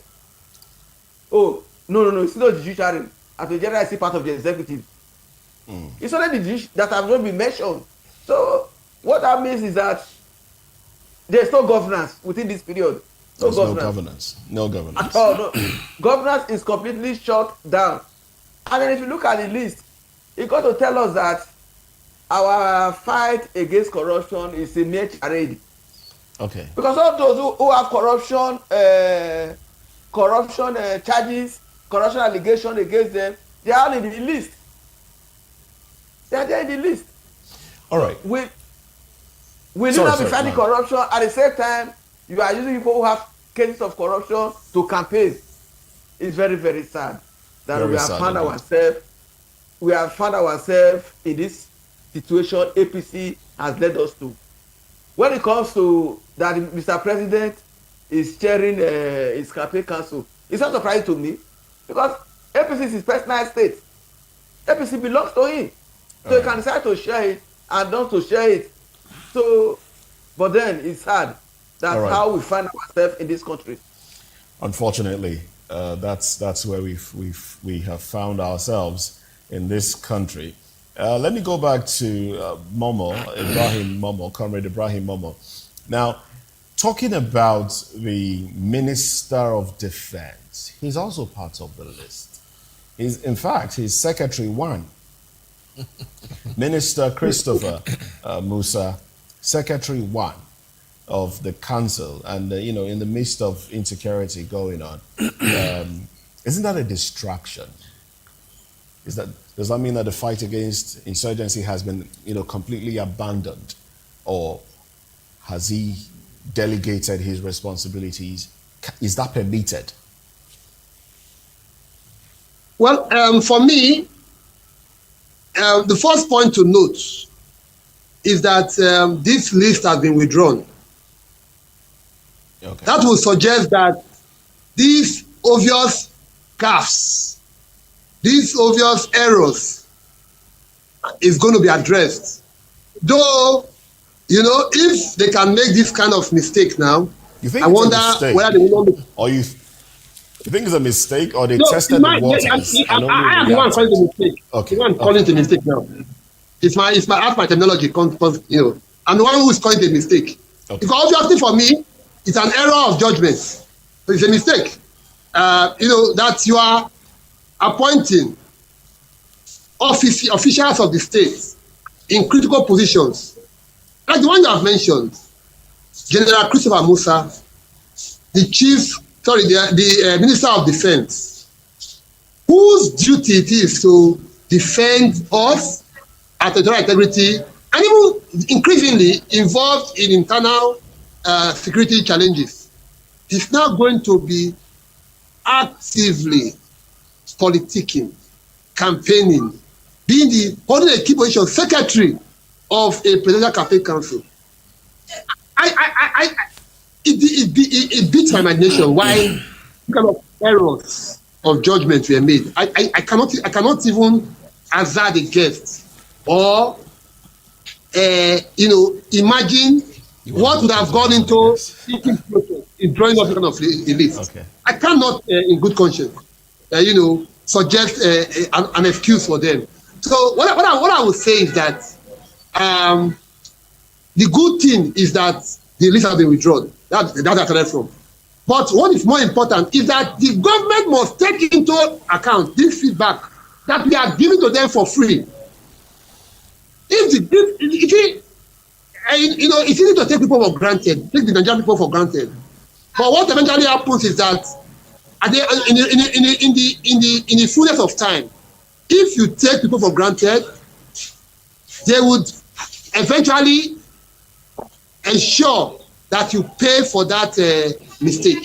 So I think that Nigerian people would, if these errors, if I call them errors, I see them as errors of judgment, are not corrected, the Nigerian people will have their say. And when they do, it will be very visceral. It will be very,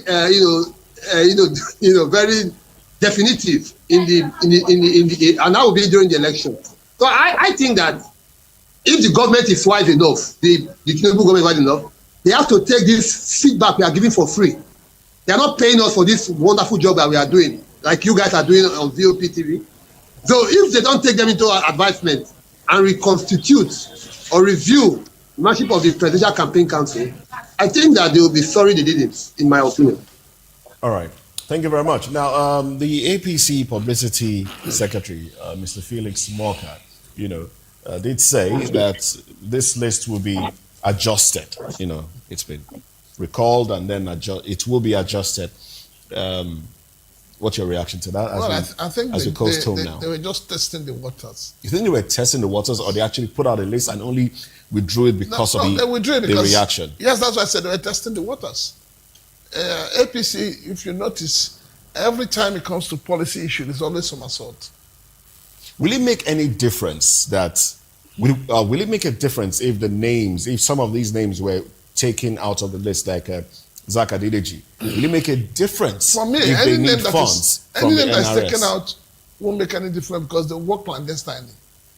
That's what they want to now do. And as you can see, Mr. President is in charge of the party. When ordinarily the party executive should be in charge of the party. And that's the way politics should be. So we are back to square one, where if you had followed the politics in Lagos, the president decides who becomes a governor, and who becomes a commissioner, who becomes whatever. So you think he's doing that on the that is what larger he's doing at the national level, yes. So he has brought it now into the heartbeat of APC. Because if you remember when Ganduje was going, he said he was going on the earth grounds. Yes. But we see the Ganduje all over the place. After he resigned as He's on chairman, the board of FAN. he's on the board of. FAN. He's immediately resumed as the chairman of FAN and whatever. Now you see him truncating all over the place. So why is he not bedridden?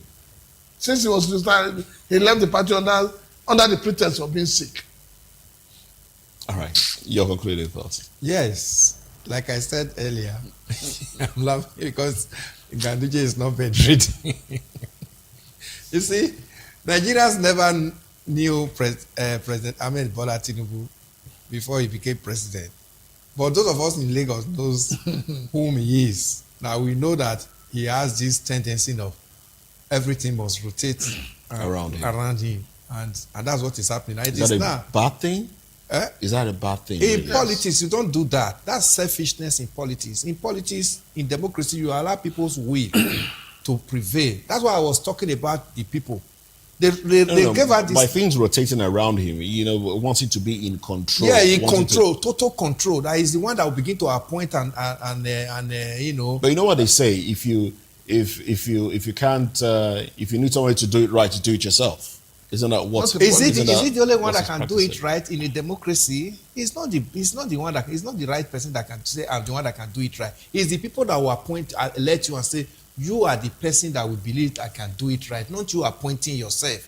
That's why I was talking about the people must begin to look at government and governance, and the people must begin to let their own will at all time have a say in governance. That's what you have just seen. The list has been withdrawn. When they released that list, everybody went to bed to sleep. Moses, this list they will not talk about withdrawing it, even though they are going to bring them to work at the back door. But at least the people have made their own pronouncement into the list that was released. So the people own democracy, and they must not be taken out of it. By the time you take the people out of it, you are bringing in anarchy. All right, and so basically, this is a pointer to the fact that the people have a say. Yes, in democracy. Sovereignty belongs to the people. Sovereignty We must belongs to the establish people. that. All right, then. Kingsley Ubani, let's get your concluding thoughts on this one. I understand that you're still with us.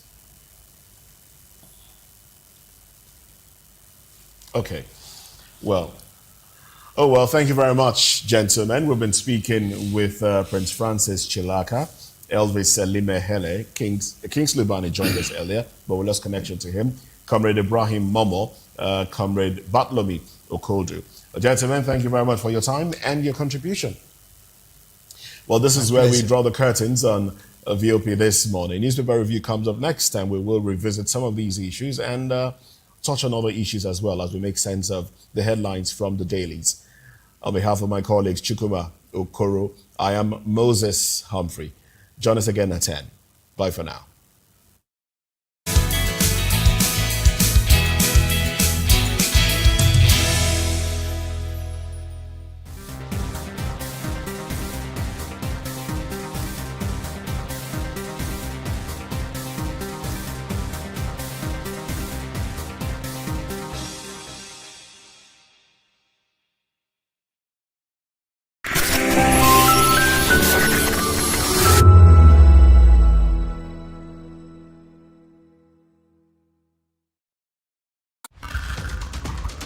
Every day strike, ASU strike, market women strike, even Kole people they strike. We don't become country of strikers. Even light sef we no fit give us o. No road for motor, even leg sef dey get accident. Why una dey complain?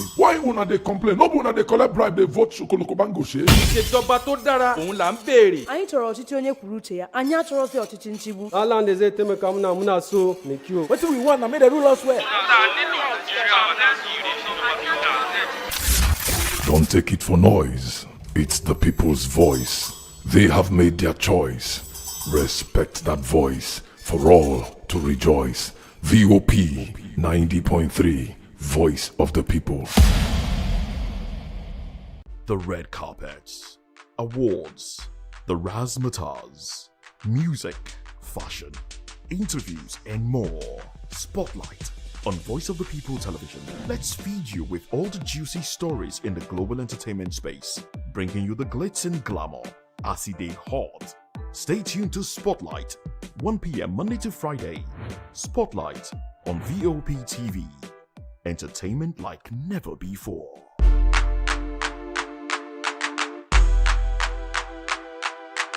To know the happenings in the maritime sector, join us on the program Maritime Frontiers on Voptv as we discuss key areas in the maritime sector from aquaculture, maritime transportation, maritime labor regulation, oil and gas exploration, ferry and passenger insurance, marine pollution and prevention, port operations and lots more. Maritime Frontiers, exploring Nigeria's blue economy. Africa is on the move, a continent of rising voices, untold stories, and powerful transformations. From the streets of Lagos to the heart of Nairobi, from the mines of Congo to the tech labs of Cape Town, the African story is being written every day. Bold, dynamic, unstoppable. This is African News on Voice of the People Television. We don't just bring you the news. We analyze and bring you Africa's heartbeat, the politics that shapes our nations, the economies that drives our future, the cultures that defines who we are, the voice that must be heard. Africa News, Africa's voice, Africa's future. Where Africa speaks, the world listens.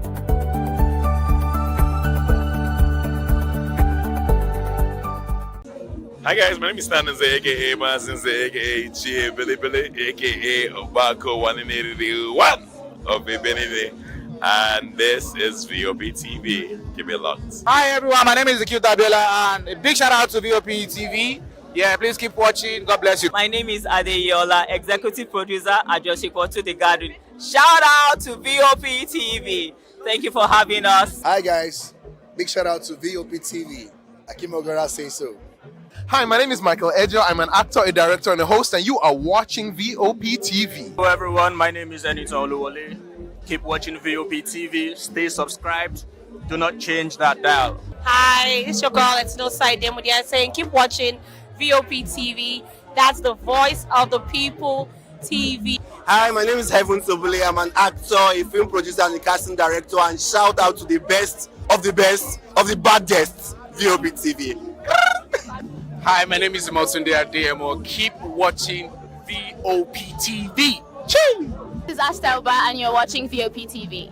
A big shout out to Voptv. You guys are doing an amazing job. Keep up the good work. We love you and keep us entertaining. Hi everyone, my name is Anne Irish Phillips and you're watching VOP.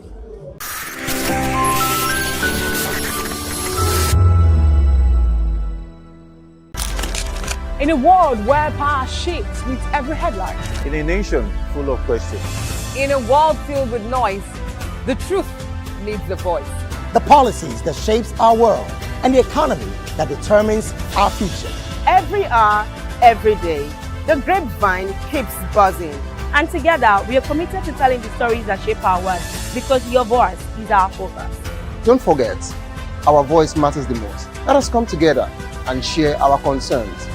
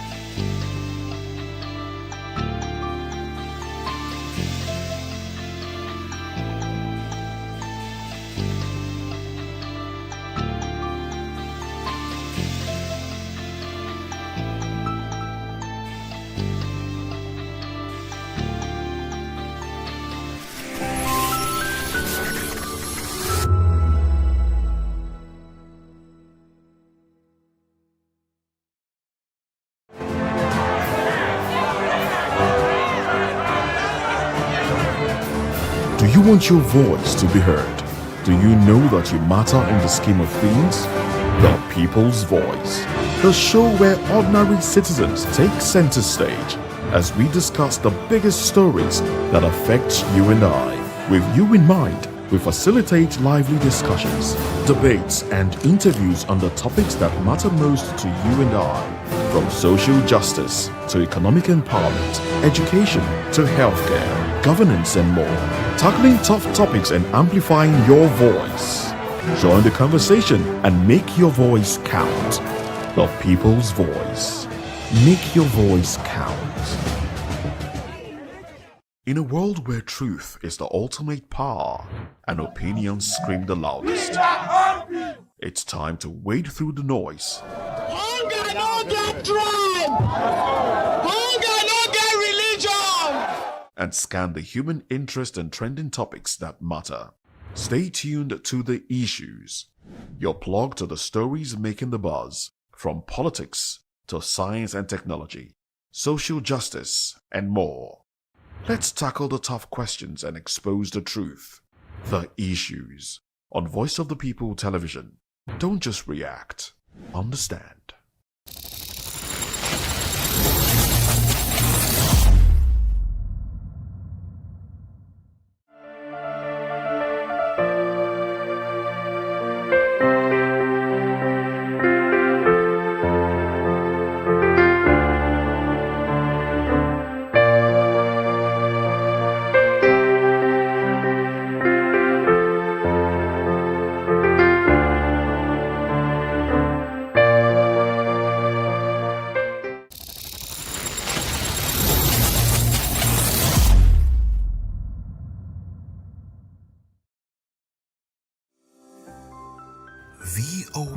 Voptv.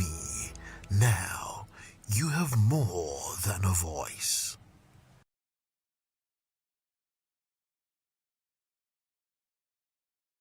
Big news this year. Your favorite Voice of the People television station is now on free to air on Nigecomsat. All you need to do is align your dish using the following: orbit position 40.5 degrees east, 12.685 GHz, 30,000 kilobytes per second. Polarized vertical, frequency 2, 12.731 GHz, symbol rate 26,250 kilobytes per second. Polarization H. This works on any decoder. Catch up to 100 channels, sports, movies, news, all for free. This is with better quality at no extra cost.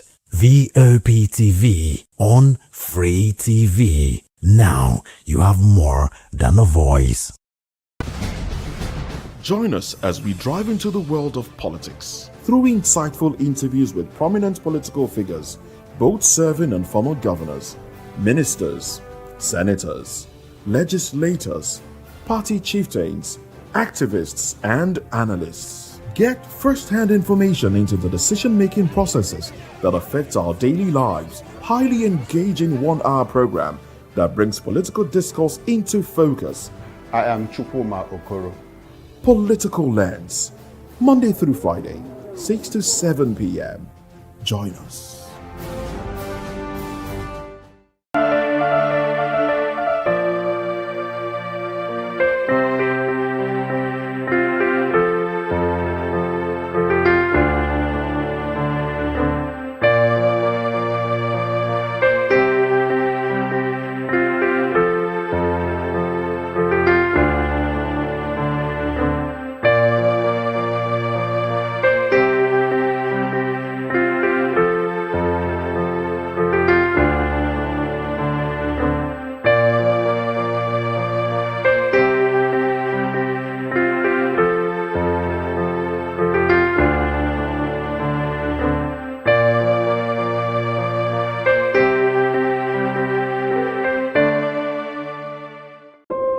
When your morning starts, make sure to look around for the right company to serve you everything you need to know about what's happening around you. That's why you need VOP this morning, because we will climb this far to give you a voice in what's going on, from news, reviews, politics and the economy, sports and even entertainment. VOP TV. Now you have more than a voice.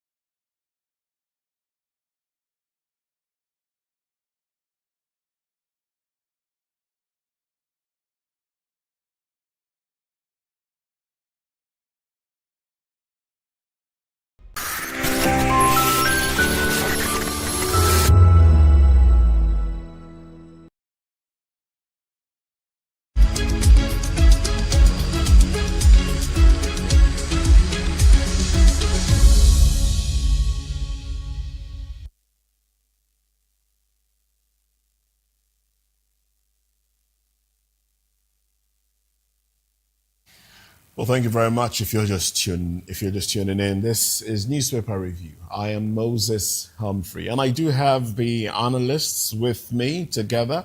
We'll be going through the papers, making sense of the headlines this morning. And we do have Elvis Elimehele with me. Thank you very much for staying. We also have Dele Fanimo staying with us, joining us this morning. And also we are joined by Darlington Agumwo. Gentlemen, welcome to the program. My pleasure. Thank you. So, the headlines here. Well, let me start off with the Guardian newspaper. Our baby. The flagship. No, your baby. Our baby. Our baby. Okay. Oh, okay. I see. Okay. Now I changed my mind. APC. All right then. So from the Guardian newspaper, these are the headlines. This is the big story here. Businesses grown as Edo Delta gridlock cuts off South. And the writers, of course, providing context to it. Manufacturers warn of looming fuel diesel scarcity. CPPE. Crisis threatens investment, food security. FG begins palliative work as minister visits. Nigeria needs functional roads, not headline projects. Obi insists. Interstate transport companies suspend service on Lagos-Warri route. You want to go first? Elvis? It's a major thing.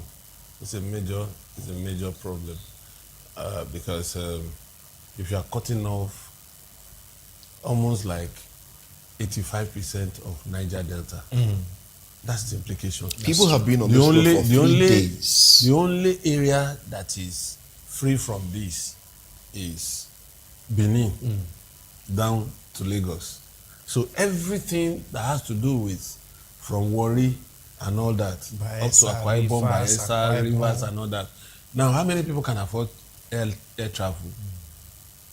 For me, if I don't have a serious business appointment, I cannot put my 150 or 200,000 naira in flight to go and visit or do any other thing that I consider frivolous at this time. And businesses would also suffer because they need trucks to bring diesel to their business premises. If I take a look, they cannot access it. Look at that Dangote. Look at the pictures. Look at the pictures. The condition of the roads there. This the pitch suffering. Nigerians are suffering. So it's something that requires urgent attention. And it's not something that we should gloss over because right now businesses are suffering. The Benin bypass. Sorry, please. I'm sorry to interrupt you.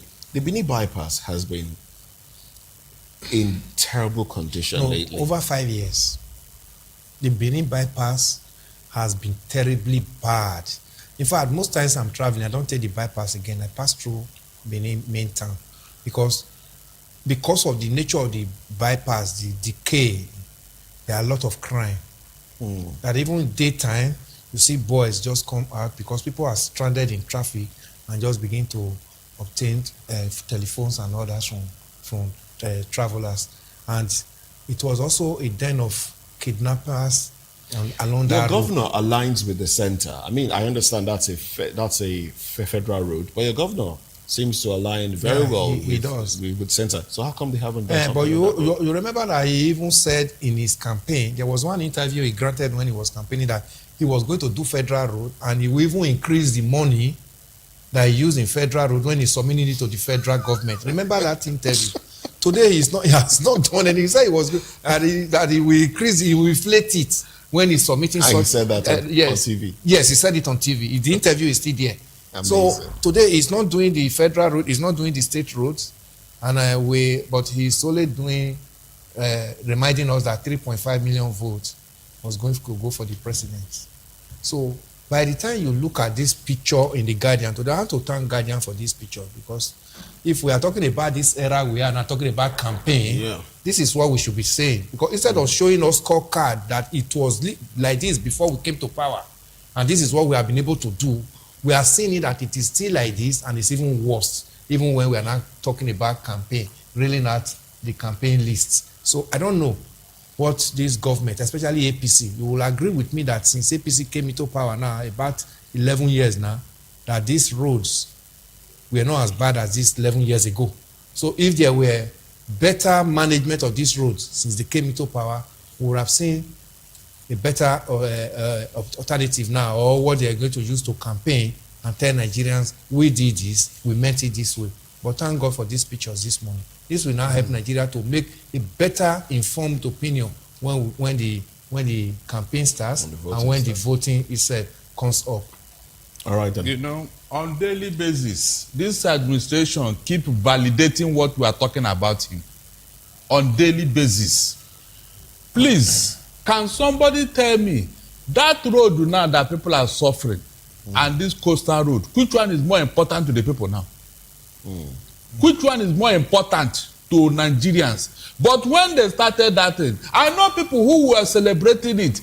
That coastal road, in fact, when they finish it, when you go there, you'll be picking money. It will increase our GDP. It will do this. It will do this. Right now, let those people come out and defend this thing that's going on. The whole world is watching that thing. The whole world is watching that thing at Benin today. In fact, did you see the fish? The catfish that woman dumped by the roadside, she was going to deliver. And all of them died. Even an ambulance that carried the dead body. All of them. That is economic waste too. How they have improved your life. Economic waste. We are not talking of the manpower that have been wasted. Where are the people defending Tinubu and Omahi? Where are they now? Let them come and defend that. Do you need anybody to... That road did not get bad yesterday. At all. It didn't get back this year. It didn't get back this year. It has been there since last year. It has been there. But they keep telling us, Tinubu have built all the road in Nigeria. All the audio performance, audio structure. That is what this man is telling us every day. Every time they will come out and he has built road, he has built this, he has built that, he has built this. Show it to us, they will not. That road, that particular federal road is very important to everybody down south. Everybody, including those going to Abuja. Because from there they will now connect and take off. Is that not true? Now all those people hearing that now who wanted to travel, they won't go now. When they see that, they say, is that road I want to buy? No, I'm not going again. You can see. I wonder what Dave Umahi is doing to this government. It is not defending this administration. Those who are telling us that he has done everything. He has outperformed every government in Nigeria. Look at that embarrassment with all the money that these people are churning out to us. Businesses are shut down. And the suffering continues on the road. I mean, the journey of 8 hours, 10 hours, you are spending 3 days. 3 days. And you don't even know when it's going to end. You cannot imagine how those Nigerians are traumatized on the road. They have not taken their baths. They cannot even clean up themselves. They are just stranded. They don't even know when the next available help is going to come. People are not clearing. Billions are being spent every day. People are not clearing bushes to pass. They are now borrowing cutlass to clear bushes to pass. Because the express road is a no-go area. They are not clearing bush path to pass.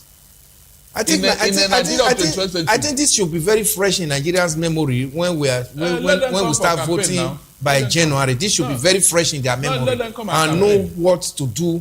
And in fact, this does not require any campaign. This should be fresh in their memory. Okay. If federal rules can be like this. Deceit is stop, for God's sake. Deceit of the people. All right. Now that we are on the matter, on the issue of campaigning, and this headline from the Daily Sun jumps out at me. It says APC will remain in power beyond 2031. Boasts Yari, Tinubu's campaign DG. Yes. Says Atiku will be others incapable of stopping president. In my opinion, I think it's not about Atiku, Obi, or anybody else. It's about Nigerians. It's about Nigerians. Yes, and the Nigerians that we are seeing on the road now, the Nigerians that are suffering on the road. when campaign starts like this, you hear things like this. You hear things like this. PDP said so before. PDP said it was going 60 to years. spend 60 years, and then we now consider if other party can, can take a shot. But the reality was 16 years was after. turned to 16. You understand? Nobody can hazard a guess as to what will happen the next minute. I have seen elections that 2 weeks to election, something just happened. Somebody died, Rufus Giwa, and they turned the table against Adefarati in Ondo State. And the death of Giwa was linked to the inefficiency of Adefarati as governor. And it became emotional, and they voted Adefarati out of power, and Agagu came in. Nobody gave. You see, when politics starts like this, it's a function of those who surround candidates. A lot of gaps are there. It's just like James Ali Chase, one of his novels, said, no criminal commits a crime without leaving a clue, however minute. But it is for you to detect that clue and use it to unravel the mystery behind that crime. Most times, we don't take time to study using SWOT analysis of situation on ground, the politics of it, and how do we go into election. At the end of the day, you now cry foul because you didn't do your own work properly. For instance, you just mentioned it now. Look at that road. For me, I am pained that businesses are shutting down. Activities are almost grinding to a halt. Yeah. Because you cannot come out of that region and you cannot go into that region. And The whole of worse South and Southeast. because that belt is a rain forest. Yeah. That rains. If you have 10 liters of rain volume in Southwest here, be sure that you have more than 30 in terms of volume there. And each rain depreciates this road further. So even Omayi that is even promising, that is planning to do palliative, how much of palliative can you do? Now you just put granite, laterite. By the time 3 trucks pass through that, it will sink. It will the sink. laterite. And remember the and you come U-tide back is to fast square coming. one. The U-tide is fast coming. And that is why prevention is better than cure. So if Yari this have been amended, it won't get to this level. It will not. Yari is saying what he should say. Okay. Because he was appointed to do a job. All right, let me and say, that job he must do. All right, so it let is me for say, you now to say, if you think this is the way, let me say, this is let me say what the papers are saying. Okay. Okay. The papers are also the saying. paper has not saying anything. No, we are the one talking to the Let paper. me say what the papers are saying. What the papers have put out there. Nigeria's external reserves gain $7.09 billion, hit $52.66 billion. Isn't it something to be happy about? Are you feeling it? The Nigerians that are on the road for the past 3 days, are they feeling it? If they have $100 billion in our external reserve, I will never clap because they need to tell us how much we are owing. Juxtapose the two. You cannot tell me you have $100 billion and you are owing $300 billion. Which money is that? Tell us how much you are owing people. Then we'll now know whether you are making progress or not. You cannot borrow people money all over the place and you say you are a rich man. Pay the money you are owing. They will know how rich you are. This deceit is too much now. Okay, the money the external reserve, where is the impact on Nigerian lives? That $52 billion now, what impact is it making in the life of an average Nigerian? Or the Nigerians that be stranded on the road for the past 3 days. They should even be ashamed to bring out this at this time. Leave these people, Jare. It's deceit, government of deceit. That's what happens. I have been saying, I don't like why somebody just don't wake up. Everything about him is all about deceit. Everything, nothing is very straightforward. At least you rule the people with sincerity. You will now win their hearts. When I discovered that the government that is controlling their affairs, they are sincere with me, what will make me go against them? Why wouldn't I now open my heart and say, okay, this government, yes, they are telling us the truth. They are leading me well. But everything, Nothing they will tell you now look outside and say, it's true. What they said is true. Nothing. And you want me to be happy with such a government? All right. I want to, let's touch a little more on politics and then see how we can move away from core, the core political stories. Obi Showore differ with Atiku over proposed return of petrol subsidy. I think we've talked about this quite a number of times. The writers here, Obi backed subsidy removal, faults poor management of savings. Showore says governors, elite, main beneficiaries of subsidy removal. Kuriwa backs temporary subsidy, demands audit of savings. Idris warns return to subsidy will worsen fiscal pressure. Okai challenges Tinubu over use of subsidy savings. Atiku's campaign says plan seeks affordable fuel, not old subsidy regime.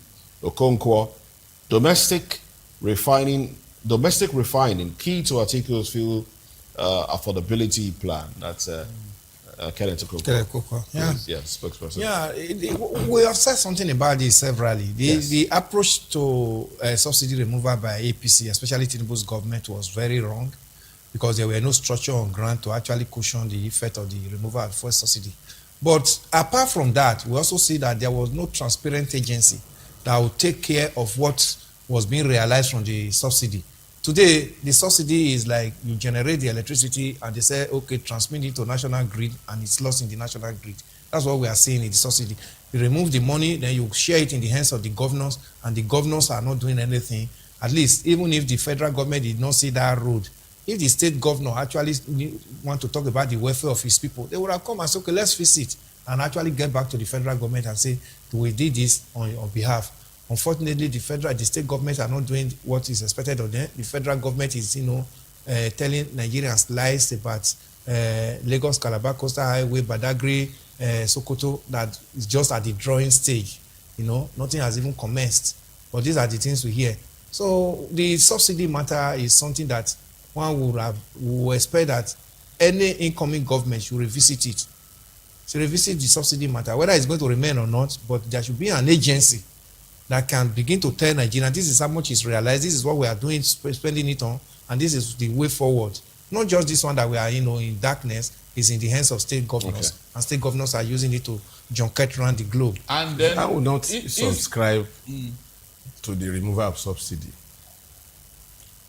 I think the best approach to it is. Are you talking about the reintroduction of it? I'm not going to be surprised to the reintroduction. To the reintroduction of subsidy.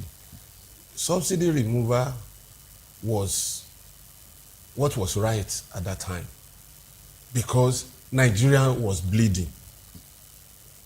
The only quarrel I have about subsidy removal was that there was nothing on ground to cushion the effect of the removal. Let people be realistic about this thing, not because somebody is campaigning to win people's hearts. Politicians across the divide, they are all liars. They lie to us, but when they get there, they will now tell you, when I was outside, I never knew that this problem was complicated. I'm still coming back to the governor's issue. Now, what government needed to do was to fast-track efficient and effective transportation system. If in UK you have the choice of running on underground train, buses, or using your car, it is determined by what you have in your pocket, because alternative is functional. If I know that in the last 2 weeks I decided I was not bringing my car to Lagos, because I factored everything apart from the wear and tear that I cannot quantify on that car. Like yesterday night, when I was heading travel for 2.5 hours, I was just sitting there. I'm not incurring anything. It is the driver of the commercial vehicle that incurs such. So if I had to spend less than 20,000 naira to come to Lagos and go back, and I use my car, I spend 60,000, I need to really reorganize myself. Absolutely. And I decided to keep the car, and I kept it nearer to the motor park, so that when I get to Ibadan, I just enter my car and go. That is it. If alternative means of transportation is made cheaper, I tell you, the brunt of this will only be felt by those who want to ride car at all costs. If I have to pay 500 naira from here to Mowe, down from 1,500, it won't be much problem. Then health, because these are things you cannot run away from. It's easier when Nigerians are not seeing. I mean, if Nigerians start to see government officials driving a convoy of 50 cars, then it defeats the narrative that you're putting out there. Let me tell you, let government officials drive 1 million cars. If I know that subsidy is not affecting me, that what I used to pay before subsidy came is what I pay on public transport. It is now left for, I'm not saying what they are doing is wrong, is right. Okay. You understand? Okay. But what I'm saying is, if I have a little comfort coming from that same government, it makes it good for me. Anyway. Then the survival strategies. Yes. That's what Nigerians are. We know exactly. The removal of subsidy now, is not just affecting the usage of your car, it affects every other thing. Yeah, it does. Markets would also be affected positively. Because today, to bring a cow from the north to Lagos is about 65,000 naira. If you have proliferation of CNG trucks and they charge 20,000 naira instead of 65,000 naira, the gain is still coming back to the consumer. You understand? And if everybody, formal sector, you are trying to bring in informal sector into the tax net, but you are not providing palliative for the informal sector. For instance, only civil servants enjoy NHIS, whereas those in the informal sector that are not civil servants, they are made to pay tax. From that tax, why don't you organize NHIS to capture everybody to the extent that you know that if you pay a token like 10% of your medical requirements in a year into that scheme, if you have any ailment, just walk up to any hospital that is covered by HMO and then get treatment. Through that, you are benefiting from government. Those are the things they needed to put in place. And the only people that were championing this, even when Jonathan was around, was TUC under Peter Iseli. Yes, but nobody listened to them at that time. All right. Now, to the governors had been shut down by Buhari. If you recall, Buhari said, if you do federal road, we are not going to refund you. And that was when the governor started backing off repairing federal roads. Because I recall then that Ajimobi countered Buhari, even in spite of the fact that they belong to the same party, that it is not federal people alone that apply this road. It is our people. Can't we repair this road and then be reimbursed by the federal government? And he said no. I don't know if this administration has reversed that.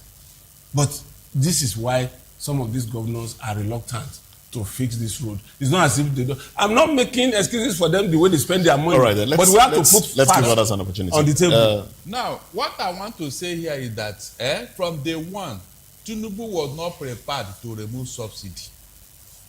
He said it himself during his speech that he saw it inside his speech and one spirit to come over him and he had to announce it. Tinubu said this thing with his own mouth. Okay, when you announce it and then Labour went up in arms and said, look, we will not take this. So you invited them for a meeting and you read out a 16-point agenda to cushion the effect. Is that not true? Up to today, where are those effects?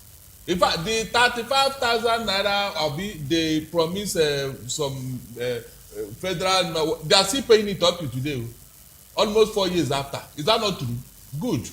Now, you have announced subsidy removal because you claim there was no money. But is that true? Look at what happened. The type of profligacy Tinubu went into. Buying yacht, buying a beast, buying a plane.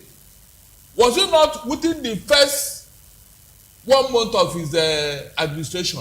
I be 2 or 3, 5 months into his administration. He started buying all this. Is that not true? Is that the behavior of somebody who doesn't have money? Please, somebody should tell me. Because that was the propaganda they sold to us.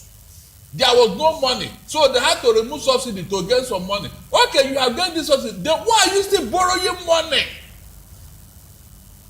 All this is, are they not lies they told you and I? You remove subsidy and you said with the removal, you will not borrow money, you will not do this. Then all the money, you use it to do this, you use it to do this. You know, people now relax thinking that you are sincere. 4 years down the line, none of them have seen the light of day. And indirectly, you are paying this subsidy through the back door to unknown people. Unknown people, Tinubu is paying subsidy to them up to tomorrow. So, why should I not believe that you remove subsidy? Is it not better you return it? Because like I used to say, PDP paid the subsidy for 16 years. And Nigerians had a life. But we don't have a record. I'm not sure you have a record of government paying what it calls subsidy. We might have shortfall and the rest of them. I mean, are you serious? Let them explain shortfall. That's the nomenclature. Let them explain it to you now. They have to find a way so that they will not go back to where they are coming from, so that they can deceive you. That is shortfall. What is it for? Define it for me. They just choose a word to bamboozle everybody. All right. What is the benefit of the subsidy you claim you remove? Because it is the money you borrow that you are sharing. You borrowed money. Is that not a fact? And so when you share this money with the state government, you claim you are giving them money. No, it is their park allocation. What are you telling me? Custom just told you now that they have overshot their budget, their target for the year. Is that not true? Is it not the money they are collecting from importers? Excess charges that they are taking from them as taxes, Abi? That is making goods and services to be costly in the market. Is that progress? Please, is that progress? Tell me. The World Bank is telling you that your money is undervalued. Undervalued. That you are not getting a value for your money. What is the federal government doing about it? When you add all these things that Tinubu is making, please, my people, where is it going? Do you know what will happen if Tinubu should make sure that our tertiary institutions, our tertiary hospitals are top notch? To the extent that world leaders will be coming here for medical tourism. Can't he use all those money to fix this so that it will be seen by everybody? Yes, we told this money, nothing. The so-called road we didn't see. Everything they told us is just audio. You cannot substantiate anything. All right. Moses, the one that baffles me most is that each time they are talking APC, they will be saying states cannot pay salaries because of FAC allocation from subsidy. How many Nigerians are employed by government? If you are not using that as yardstick as one of the sources of this government. Yeah, remember how many Nigerians they remove some civil servants and they are not employed, you know. I hope you know. Some people were sure they said they are ghost. These are states that still have IGR and they have all others. Yet, we are not seeing anything that can be commensurate to what the federal government is talking about, sources of removal of subsidy. Seriously. Don't be annoying. All right. Let's touch on this headline. The Vanguard has this headline. It says, domestic petrol supply falls to 20.6% to 25.8 million liters daily. I take that one again. Domestic petrol supply falls 20.6% to 25.8 million liters daily. Good. And that's coming from the NMDPRA. Good. And I tie it to a headline from The Guardian that also reads, Dangote holds blend stock imports as domestic petrol supply falls 21%. Good. The writer here says, drives sevenfold rise in Nigeria's petroleum product export, says EIA. Let me start off with you because I know you do have Pardon? The rider. The rider. I should take the rider again. You take it. Okay, so the rider again says, drives 7-fold rise in Nigeria's petroleum product export, says EIA. You see, what I understand by this is we need to cross-check the volume of crude being pumped out today and why the shortfall. Because as at the last time I checked, I think it was on Sunday, we were doing 1.7 million barrels per day, including condensate. And if you remove condensate from it, we're talking about, and our quota, OPEC quota, that was just increased by 868 million, thousand barrels, was 1,500. 1.5 million barrels per day. That was the ceiling, or quota ceiling. And as at the time Buhari was leaving office, he had mortgaged 231,000 barrels for future borrowing up until 2030 or 31. Now, in all of this mix, I will not just open my mouth and begin to shout. I want to rely on facts. Now, is it that, because all the crude that gets out of the soil of Nigeria is not meant for Nigeria, because most of these companies have JV with NNPC.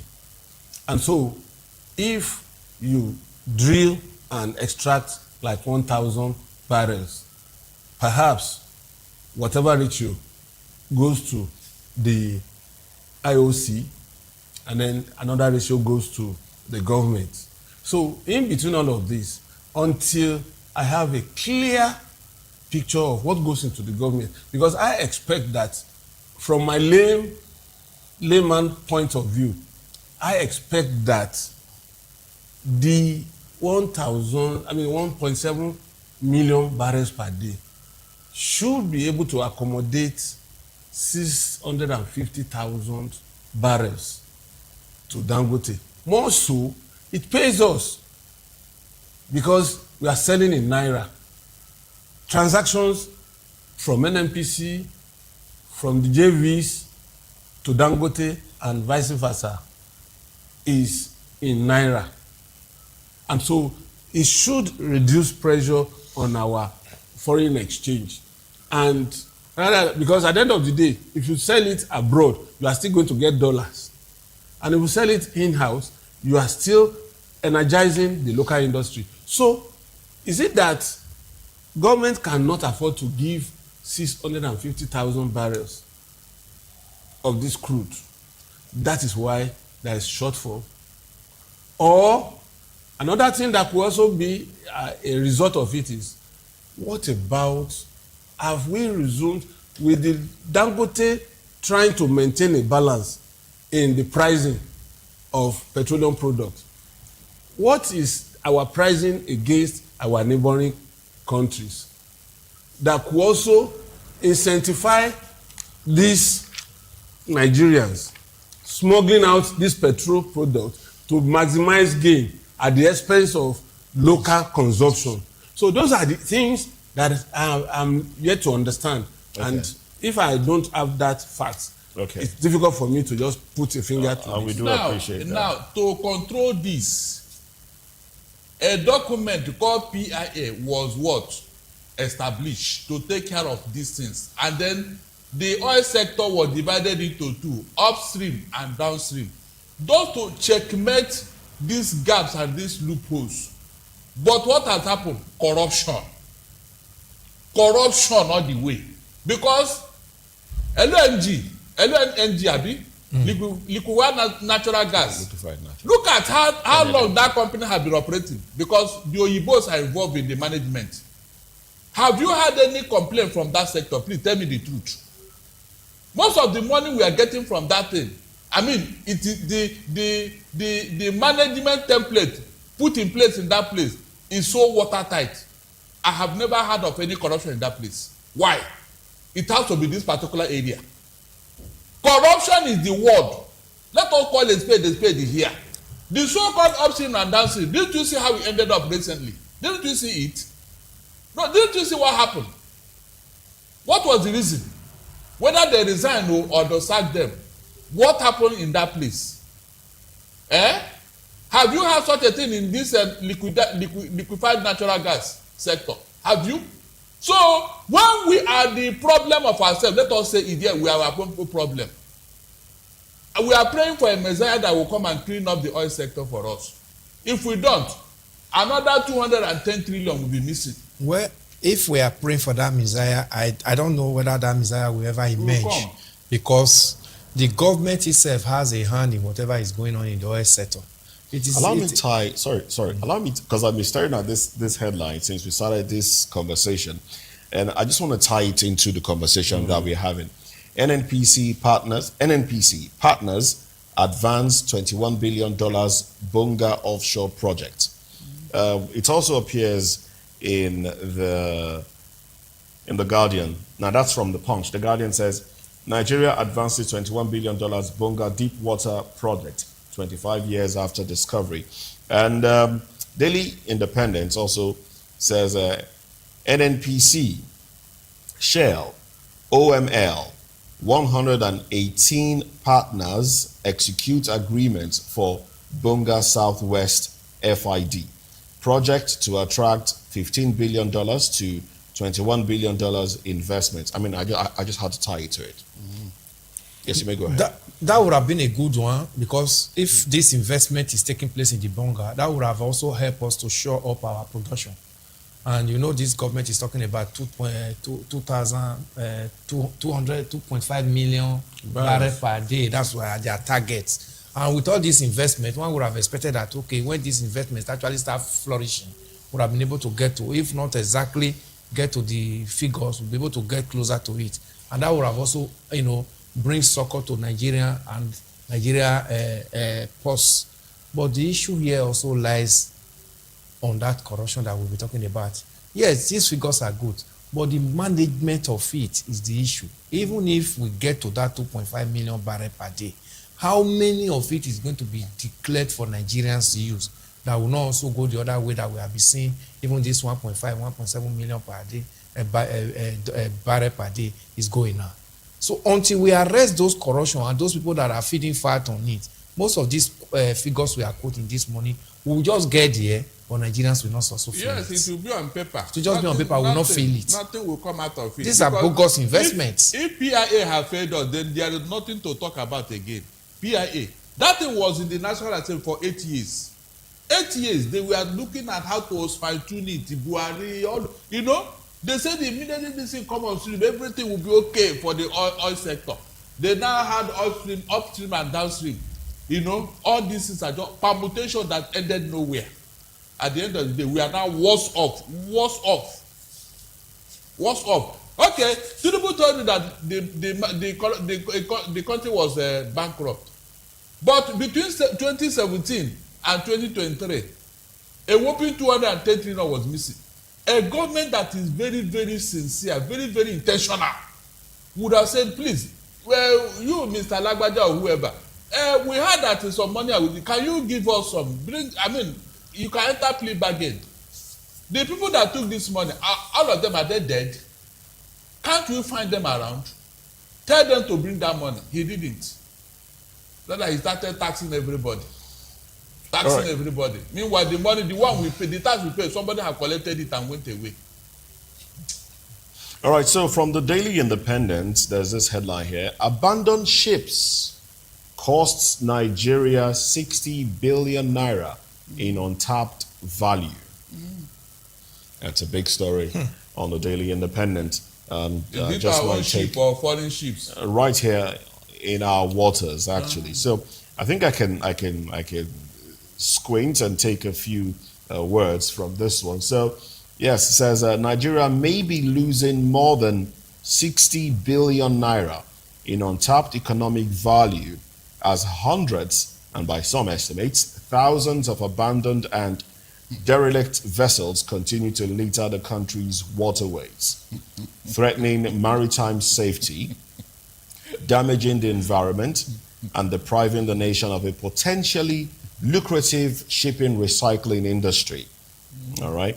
Reliable assessment puts the volume of recoverable steel trapped in abandoned wrecks across Nigeria's waters at about 200,000 tons, representing a huge ready-made raw material stockpile for the country's steel and recycling industry. Exactly. We don't have funding You companies see, here. the issue around this is very simple. What is happening to the oil industry is also taking place here. And at the heart of it, you see, PIA didn't come to solve all the problems.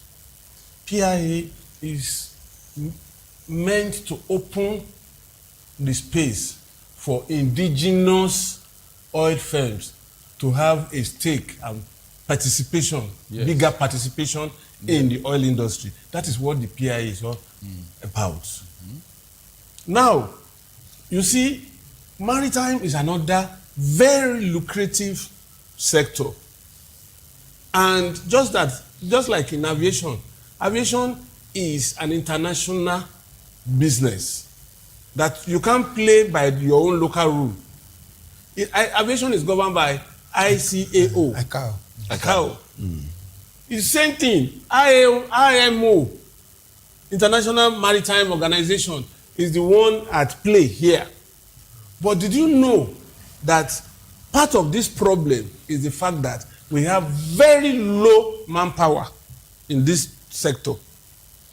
Nobody's concentrating on it until when Jonathan introduced and Yar'Adua introduced amnesty. We had no undersea welder in this country. And it is not the local welder you go to help you contract your vehicle.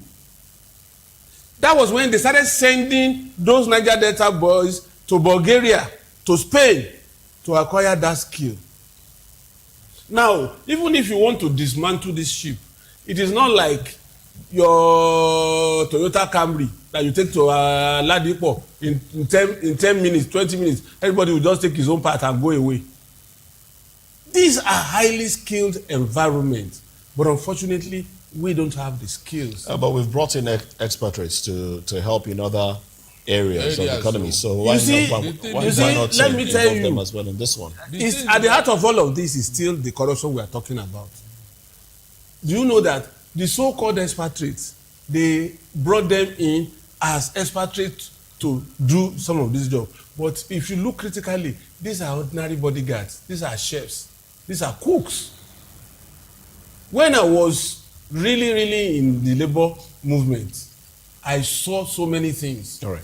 Let's give others an opportunity. Now, because what I'm saying in essence is that there is nobody, there is no shipper who wouldn't want to be in business. A shipper who wants to repair his ship will not go and source for a gate man to come and do that. The thing is that they don't have the resources to maintain these ships because of the economic downturn in the country, and then what they are charging them at the ports. Not all of them can afford it. It's like the aviation. That is the truth. How many taxes do you pay? Jet owners pay at the aviation? They don't know why the airfare is so high. That is the reason. Most of them that abandon their ships cannot afford maintenance, whether local or foreign. Nobody will go out to go and bring somebody who cannot do the job. What are you telling me? It's not possible. But the same way that we are seeing government talking about tax force in some areas and regulating it, the government should look into. They look at the humongous amount of money that they're talking about, 60 billion. We're talking about wasting away. So government, if really we are sincere, there is a minister of blue economy, marine and blue economy. There are DGs, NIMASA and MPA and all. What is their job? These are some of the things they have to look into. Take inventory of all these things and look for the best technology to use to move these things out so that the money can come in as expected. No, it cannot concern the government because they don't have any ship. These are private. But the government owns the regulatory body. Just to regulate. They own the regulatory body. They are waiting to collect money from you. What you do with your ship, it doesn't concern them. All right, this would be a good place to anchor the conversation. They are waiting to collect money. Thank you very much, gentlemen. To help them. We'll be speaking with Mr. Darlington Nagumo, Mr. Daly Fanimo, and Mr. Elvis Alimehele. Gentlemen, thank you very much for your contribution, your time, and your thoughts as well. Well, this is where we wrap it up on Newspaper Review. I am Moses Humphrey. Stick around, sports comes up next, and happy Eid al-Maulud once again. Bye for now.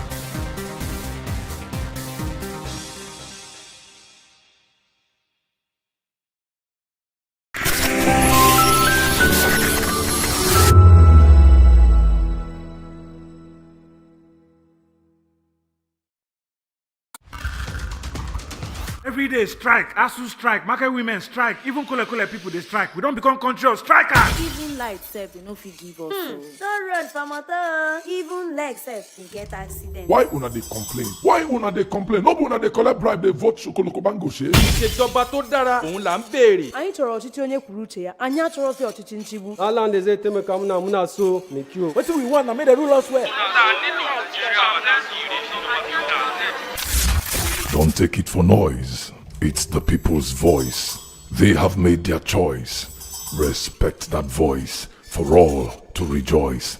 VOP 90.3, Voice of the People. The red carpets, awards, the razzmatazz, music, fashion, interviews, and more. Spotlight on Voice of the People television. Let's feed you with all the juicy stories in the global entertainment space, bringing you the glitz and glamour as it is hot. Stay tuned to Spotlight, 1 p.m. Monday to Friday. Spotlight on VOP TV. Entertainment like never before.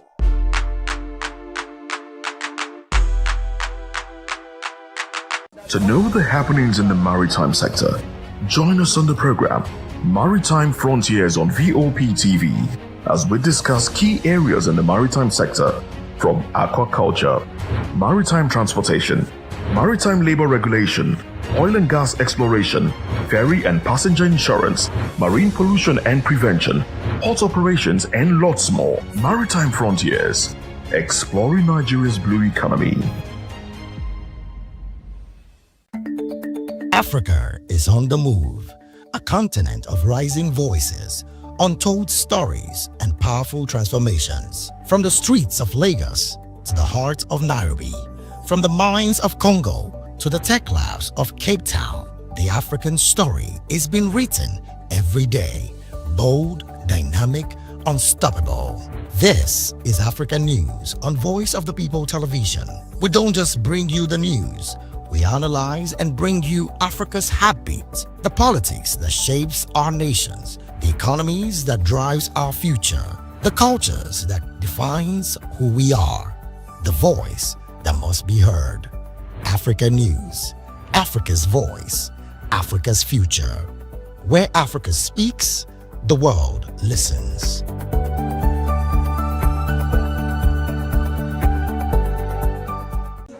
Hi guys, my name is Stanley, aka Mazinze, aka Chia Billy Billy, aka Obako 181 of Benin, and this is VOP TV. Keep it locked. Hi everyone, my name is Zakil Dabela, and a big shout out to VOP TV. Yeah, please keep watching. God bless you. My name is Adeyola, executive producer at Joshiko to the Garden. Shout out to VOP TV. Thank you for having us. Hi guys, big shout out to VOP TV. Akim Ogara say so. Hi, my name is Michael Edjo. I'm an actor, a director, and a host, and you are watching VOP TV. Hello everyone, my name is Enita Oluwole. Keep watching VOP TV. Stay subscribed. Do not change that dial. Hi, it's your girl, it's no side Demudia saying keep watching VOP TV. That's the Voice of the People TV. Hi, my name is Heaven Sobule. I'm an actor, a film producer, and a casting director. And shout out to the best of the baddest, VOP TV. Hi, my name is Motunde Adeyemo. Keep watching VOP TV. Ching! This is Astelba and you're watching VOP TV. A big shout out to VOP TV. You guys are doing an amazing job. Keep up the good work. We love you and keep us entertaining. Hi everyone, my name is Anne Irish Phillips and you're watching VOP.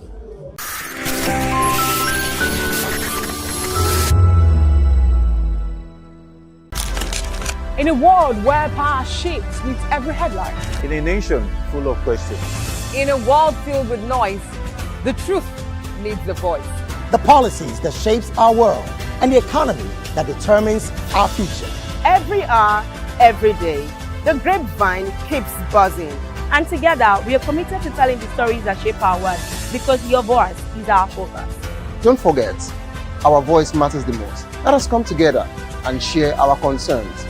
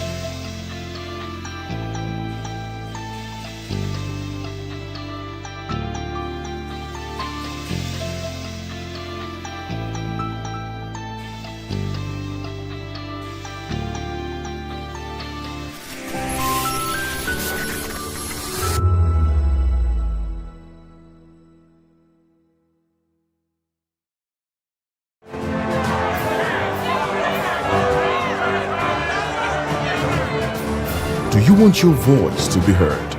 Do you know that you matter in the scheme of things? The People's Voice, the show where ordinary citizens take center stage as we discuss the biggest stories that affect you and I. With you in mind, we facilitate lively discussions, debates, and interviews on the topics that matter most to you and I. From social justice to economic empowerment, education to healthcare, governance, and more. Tackling tough topics and amplifying your voice. Join the conversation and make your voice count. The People's Voice. Make your voice count. If you've been drinking, don't drive. Hand over the keys to another driver. Call a friend or family member. Use a taxi or a ride-hailing service. Wait until you're completely sober before getting behind the wheel. A few minutes of inconvenience is far better than a lifetime of regret.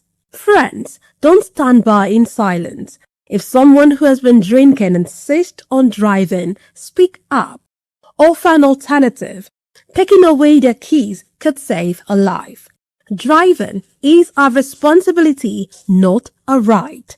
Every time you take the wheel, you're responsible for the safety of everyone on the road. Today, make the choice that protects lives. Celebrate responsibly. Think before you drive. If you drink, don't drive. If you drive, don't drink. Because every life matters and every safe journey begins with the right decision. This message is brought to you by Voice of the People Television. In a world where power shifts with every headlines, news breaks and events happens, we bring you unbiased and explicit information on politics, economy and state of the nation. We break down the chaos. Facts, not fluff. Truth, not spin. We discuss not just politics, but a glimpse into the future. Voice of the People Television. Now you have more than a voice. In a world where truth is the ultimate power and opinions scream the loudest, it's time to wade through the noise. Hunger no get tribe! Hunger no get religion! And scan the human interest and trending topics that matter. Stay tuned to The Issues, your plug to the stories making the buzz, from politics to science and technology, social justice, and more. Let's tackle the tough questions and expose the truth. The issues on Voice of the People television. Don't just react, understand.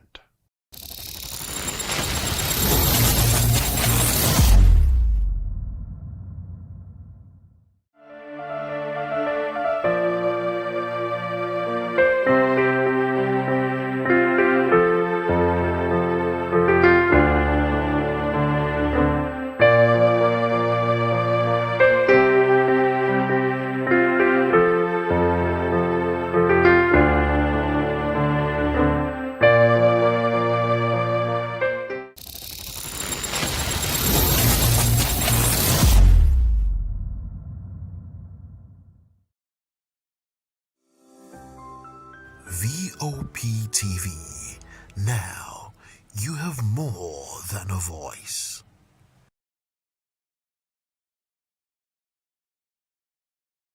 Big news this year. Your favorite Voice of the People television station is now on free to air on Nigecomsat. All you need to do is align your dish using the following: orbit position 40.5 degrees east, 12.685 gigahertz, 30,000 kilobytes per second. Polarized vertical, frequency 2, 12.731 gigahertz, symbol rate 26,250 kilobytes per second. Polarization H. This works on any decoder. Catch up to 100 channels, sports, movies, news, all for free. This is with better quality at no extra cost. Voptv on Free TV. Now you have more than a voice.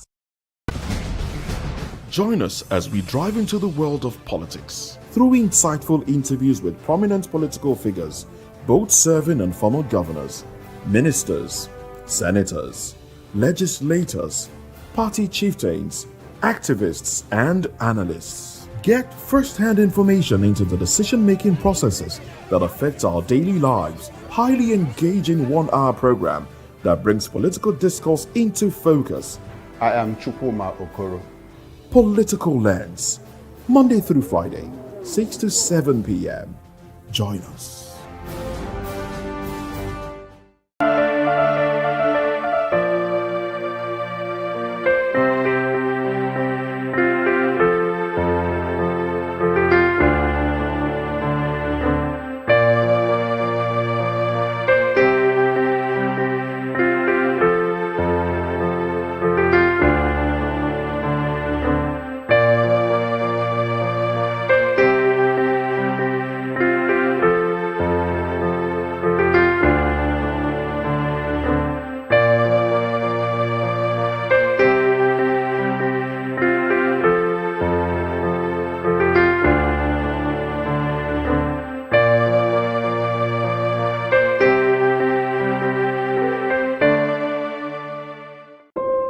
When your morning starts, make sure to look around for the right company to serve you everything you need to know about what's happening around you. That's why you need VOP this morning, because we will climb this far to give you a voice in what's going on, from news, reviews, politics and the economy, sports and even entertainment.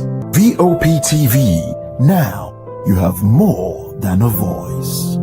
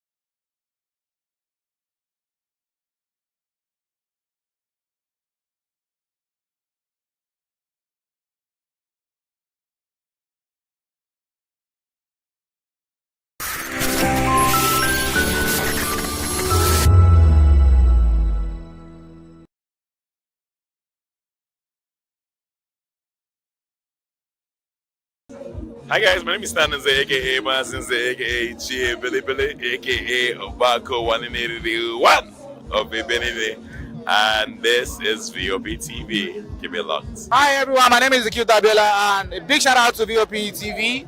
Yeah, please keep watching. God bless you. My name is Adeyola, executive producer at Voptv The Gathering. Shout out to VOP TV. Thank you for having us. Hi guys, big shout out to VOP TV. Akim Ogara say so. Hi, my name is Michael Edjo. I'm an actor, a director, and a host, and you are watching VOP TV. Hello everyone, my name is Enita Oluwole.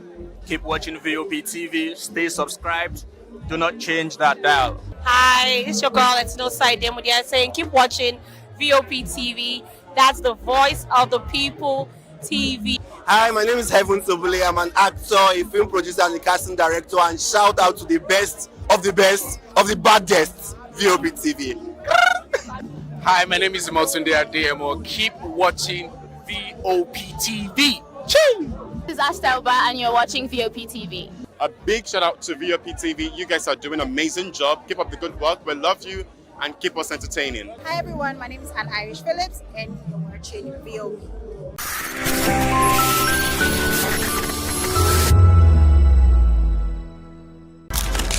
In a world where power shifts with every headline. In a nation full of questions.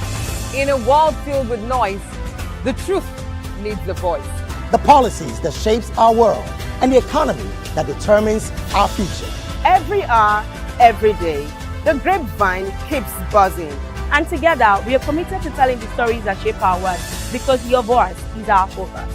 Don't forget, our voice matters the most. Let us come together and share our concerns.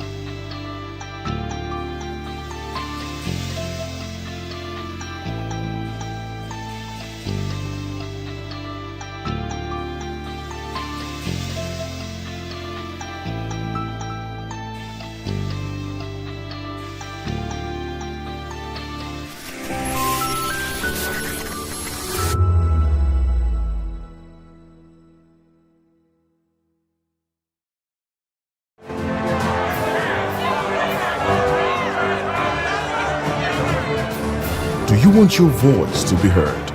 Do you know that you matter in the scheme of things? The People's Voice, the show where ordinary citizens take center stage as we discuss the biggest stories that affect you and I. With you in mind, we facilitate lively discussions, debates, and interviews on the topics that matter most to you and I. From social justice to economic empowerment, education to healthcare, governance, and more. Tackling tough topics and amplifying your voice.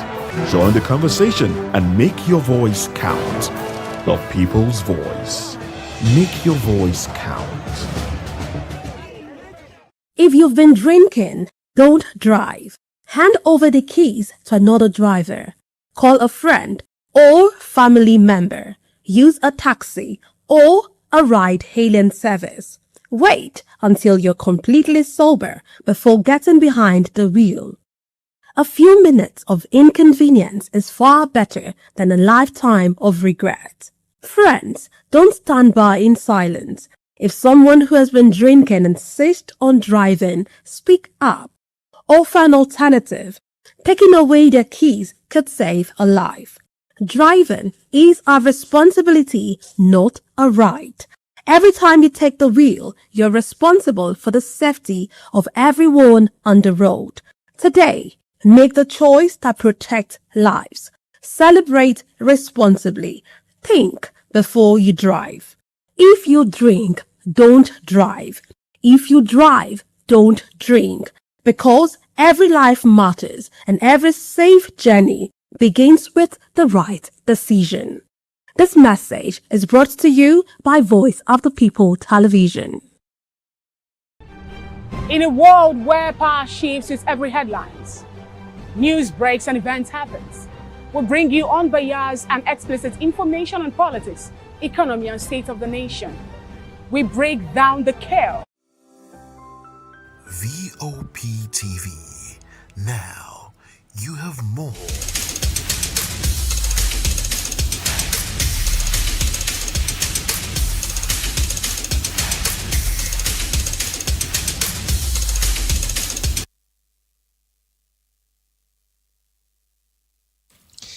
Well, we've seen a lot of great football that happened from yesterday night, and it continues again. Match week 1 is gone, and if you ask questions, you will understand that clubs are really doing what they need to do, and it's feeling very great to be on the show today. Good morning. Welcome to the Sports Republic show right here on Voptv Lagos, Nigeria. It's time for us to get into sports and talks and let you know all the transpire in the world of sports, and basically we'll look into one big affair, and that is the Nigerian Football Federation.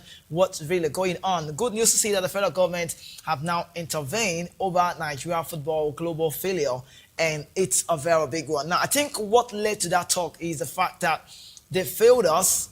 I don't know about you, but September comes close, and that's the election of the Nigerian Football Federation.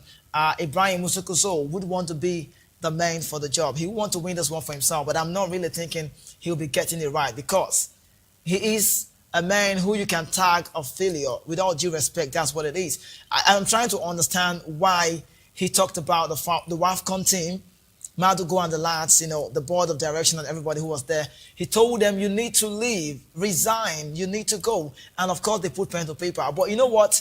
Madugo, the coach of the WAFCON side, the Super Falcons, did what I love, I can say. Integrity played out. At some point, he knew he needed to take responsibility, and he apologized to Nigerians. And I'm so sure we accepted it. He said, I'm sorry, we needed to be in this very phase. We should have made it the World Cup. Since inception, the Super Falcons have never missed out on the World Cup. But with the recent one, we missed out on the World Cup, and that's how bad it is. But right now, you can say we don't have that team anymore. We have the team, but we don't have the coaches, and, you know, we don't know who's coming up next. But if you look at the scenario, Madugo made a point, and it got to me. It got me reminiscing, asking a question. Madugo said, I wanted to have a decent training time with these ladies. I wanted to have a longer training time with these ladies. They gave him like 4 to 5 days. And it's not magic. It's not like a plug and play. It doesn't work like that. These ladies are champions, WAFCON champions, 10-time champions. They've never missed out of the World Cup. But with the qualities we have in our team, we saw the lineup there, the CAF lineup, none of these players was in that one, and well deserved. But then, the Nigerian, okay, let's show you, let's bring to you how they failed us. In every tournament, for every time we feel like we are trying to get there, we missed out of the World Cup 2 times consecutively. And if you look at the Italian team, in a row, they missed out of the World Cup. Now look at this, how bad it is. WAFCON, World Cup, Under 17, everything is in shambles. Nigerian football is drastically going down the pecking order. Look at this, World Cup 22, Super Falcons failed to qualify. Under 17, World Cup and WAFCON, AFCON 23, all of these, even the Under 23, the beach soccer, everything is not really going on well. And yet, one man is coming out to say, I should be the president. I should continue. I think the word is continuity. That's what we saw in the start. And it doesn't work. I feel like Nigeria is a country where we love to use the word renewed hope, and it's not paying out. Renewed hope is an abuse in Nigeria, because we say it, we don't do it. We just do the talking. The action is not what we're playing out. And if you tell me, if you ask me, I will say it anywhere. Ibrahim Musukuso should not be re-elected. If you wanted us to love you more, I would have thought he would have resigned. Put pen to paper and say, Nigerians, I'm sorry. The Italian team missed out the World Cup 3 times in a row. 2018, 2022, 2026. What did they do? They resigned. Gattuso, all of them, they left the job. And it shows that these people are really concerned about the nation. But if the federal government of Nigeria can now come to intervene, then you already know they failed us. So it's not bad. But let's look into one man who everybody will feel like maybe he should be the one to get on this job. He did something in Saudi Arabia. He did something with Chelsea. He did something with Monaco. He played at the World Cup with Nigeria back in 1994. Emmanuel Emenalo. He might not be the name you know playing wise, but his name rings a bell. He did what he loved to do in Chelsea. He got into Saudi Arabia. He made their football look so nice. He's an what's the word? I think he came from Abia State here in Nigeria. Abia State, the place in Nigeria. Abia State, that's where he came from. He hails from Abia. But what he has done, just look at his profile and let's show you, Emenalo, what he has done and what is yet to do. Then you begin to ask questions. Should we make him automatically our next president so he can reform our football and make sure everything goes on well? Because with what we have on ground, I don't think Nigerian football is going anywhere or getting any better. We don't even know the face for 2030 World Cup. It's that bad. But let's bring to you, Emenalo, look at this. Okay, the silverware under, I think this is just what Emenalo loves to do every time we talk about this man. Yes, under his watch, Chelsea won 3 times Premier League, 3 times FA Cup, UEFA Champions League 2012, UEFA Europa League 2013, 2 times UEFA Youth League. That says a lot about this. That says a lot about this man. And let's tell you more about Emenalo. Let's see more about this very man. Now, this is a big man with proven international pedigree and 2 decades of elite football administration. So why isn't this expertise working for Nigeria? Question I ask. Could Michael Emenalo be the next NFF president or minister of sports Nigerian football has been waiting for? We know. Let's see. Now, his origin. Michael Emenalo was born 14 July 1965 in Abia State and raised in Eyimba neighborhood, the same city that gave Nigeria its football club of legends. With a talk back, long before the boardroom, he was just another boy playing street football in Aba. You can see the profile of this very man. Now, what more can be said about Emenalo? And okay, the signings he made for Chelsea, he had some players he helped bring to Chelsea: Eden Hazard, N'Golo Kante, Kevin De Bruyne, Thibaut Courtois, Mohamed Salah, Cesc Fabregas. Some of the finest scouting judgment in modern football. This man made it possible. Okay, now, look at the next one again. Look, an Abba boy quietly rewrote the standard of world football administration on 3 continents. Are we not looking at somebody like this? Should Nigeria finally bring him home? Is the question we are asking about Michael Emenalo. And then you can see more of him. Now, this is the player. Before the boardroom, he was on the pitch. He won 14 caps for the Super Eagles, represented Nigeria at the 1994 FIFA World Cup, where they had the likes of Rashidi Yekini, Sunday Olise, Okocha, Thompson Oliha of blessed memory, Rashidi Yekini of blessed memory as well, Sibi Keshi of blessed memory, Peter Rufai of blessed memory, Benny Roha, quality in the team. And then played professionally across 4 continents, from Nigeria to the USA and through Belgium, Germany, Israel, and Spain. A well-traveled career on the field, but only the first chapter of his story. Now, what more?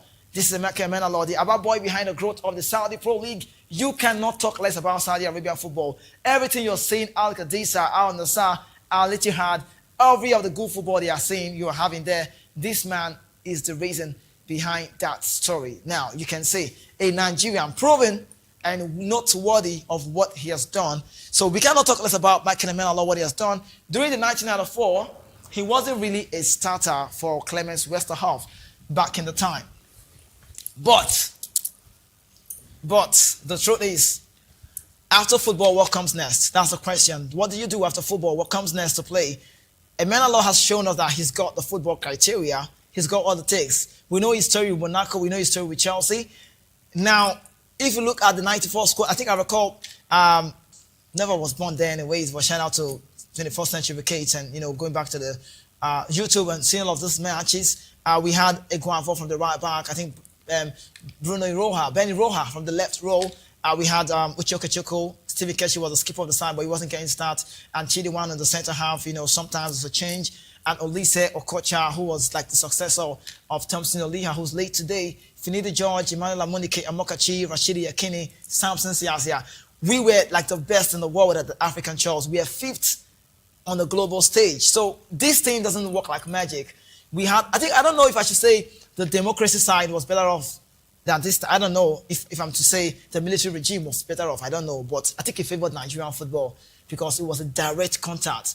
But now, it's a different world. Are we going to continue in shambles? Are we going to allow Emenalo just wave our way? He's made the British football good in Chelsea. He's made the Saudi Arabia football generally an amazing place to be. Al Hilal wanting to sign Gabriel Martinelli. You can see all of the moves. One man made it possible. And how bad it is, saddens our heart to know that he's a Nigerian and our sport is bad. But I have a man with me on the show here today, Daniel. Daniel will be talking with me, and then I'll be asking a lot of questions. Tell me, he might want to go contrary. He might want to see Ibrahim Musokuzo continue on the job. I don't know.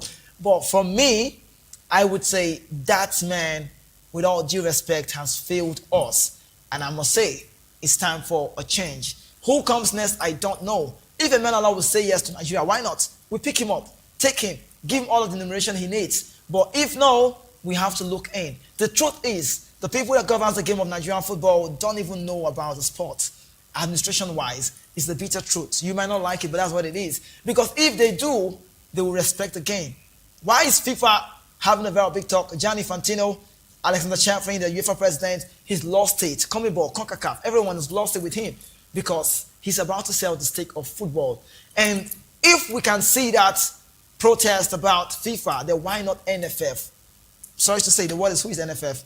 With all due respect. Well, I have you. You're laughing. No, it's not funny anyways. But good morning. Feels great to have you on the show. Talk to me. Yeah, it's so good to be on the show. My name is Daniel, like you mentioned. So, Daniel, you heard me talk about, I'm already feeling very upset. I'm talking about Nigerian football and how bad it's been, missing out on the World Cup. The biggest brand in sports in Nigeria is Super Eagles. But we missed out on the World Cup.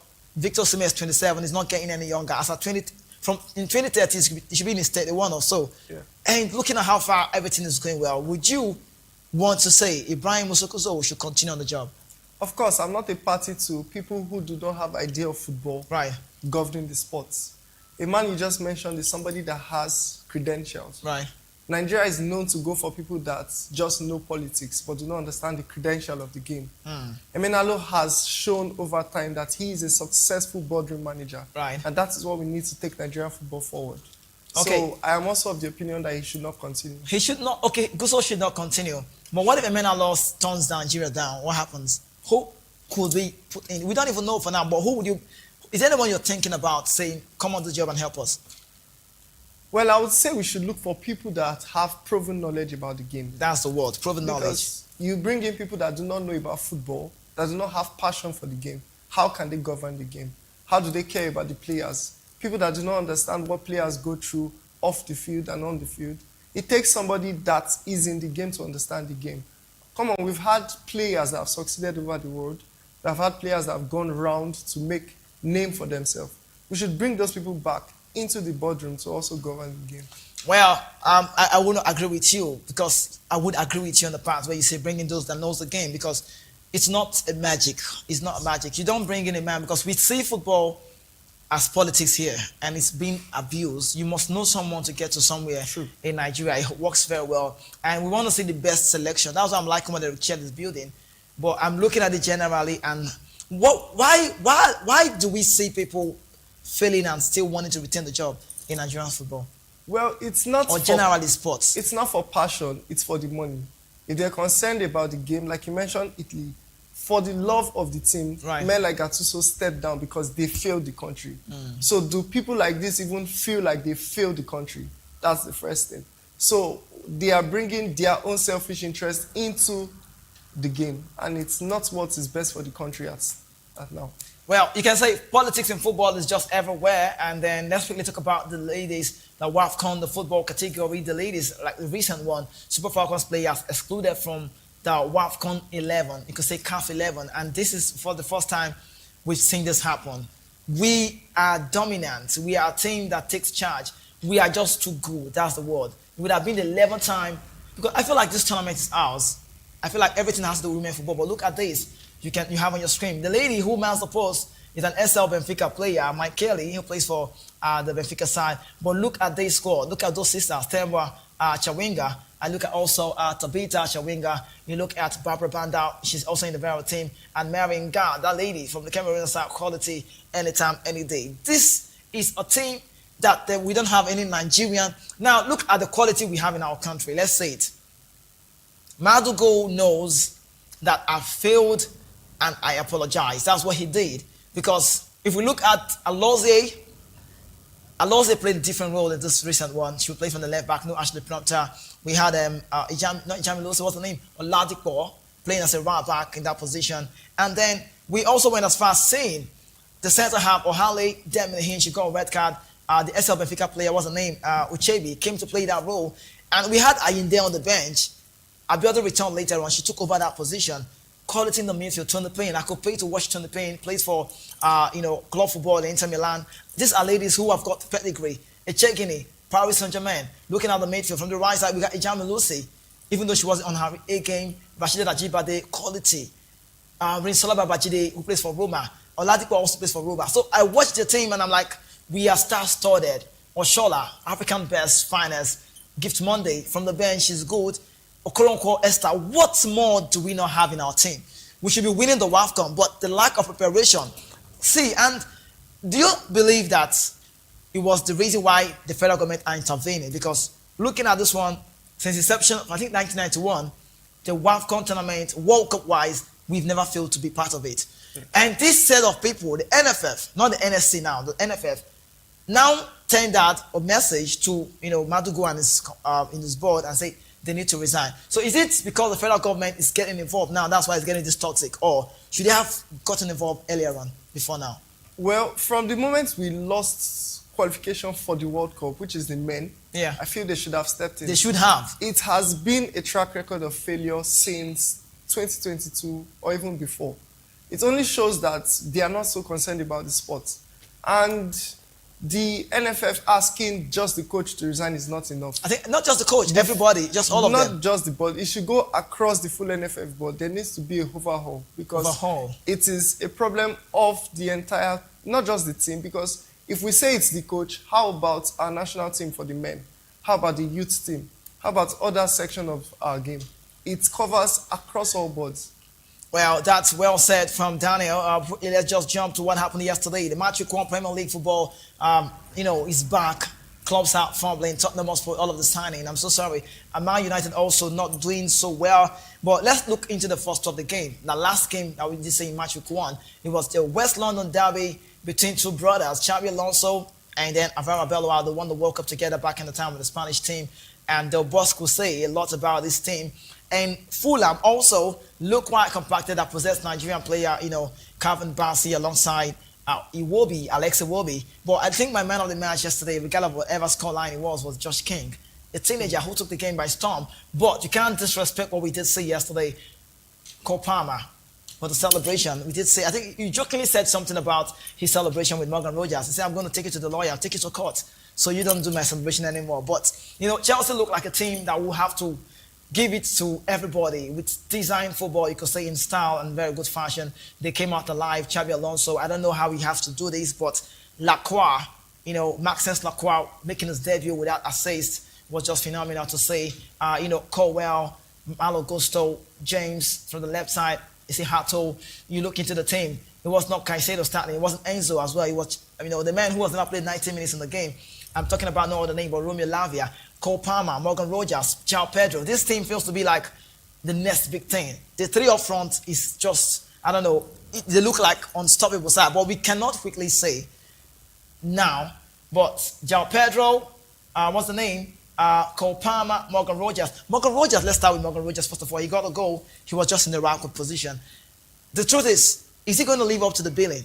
Price tag-wise, the money spent on him. Well, that money is a lot of pressure, first of all. But Rogers is a good player.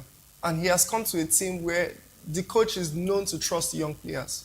And he's not building the team around any individual. If you watch the game, you could see that they are trying to make a compact team where every player is as good as himself, where every player trusts the rest. So you could see Palmer stepping up better than last season. You could see every other player trying to meet better expectation. And you know how it is with a new coach. Yeah. Everybody wants to impress the coach. So let's see how far that goes. I think the truth is Xabi Alonso's team would possess the ball. That's what he does. He's a very good manager.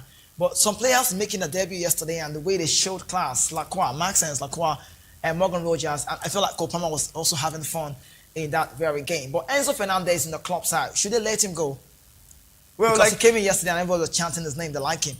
Well, like you said, the team loves him so much. But this is a point where he needs players that do want to stay, not players that are second-minded about it. There is a team that says, if you are having a second doubt about playing for our team, you do not deserve to be there.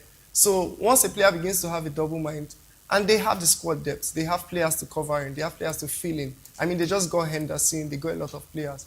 So if they let him go now, they can rebuild the team than keeping him and he doesn't want to stay. Okay, so but with that, Enzo Maresca's wanted to bring him. He knows him so well, we understand. And Maresca, we'll talk about Maresca very soon.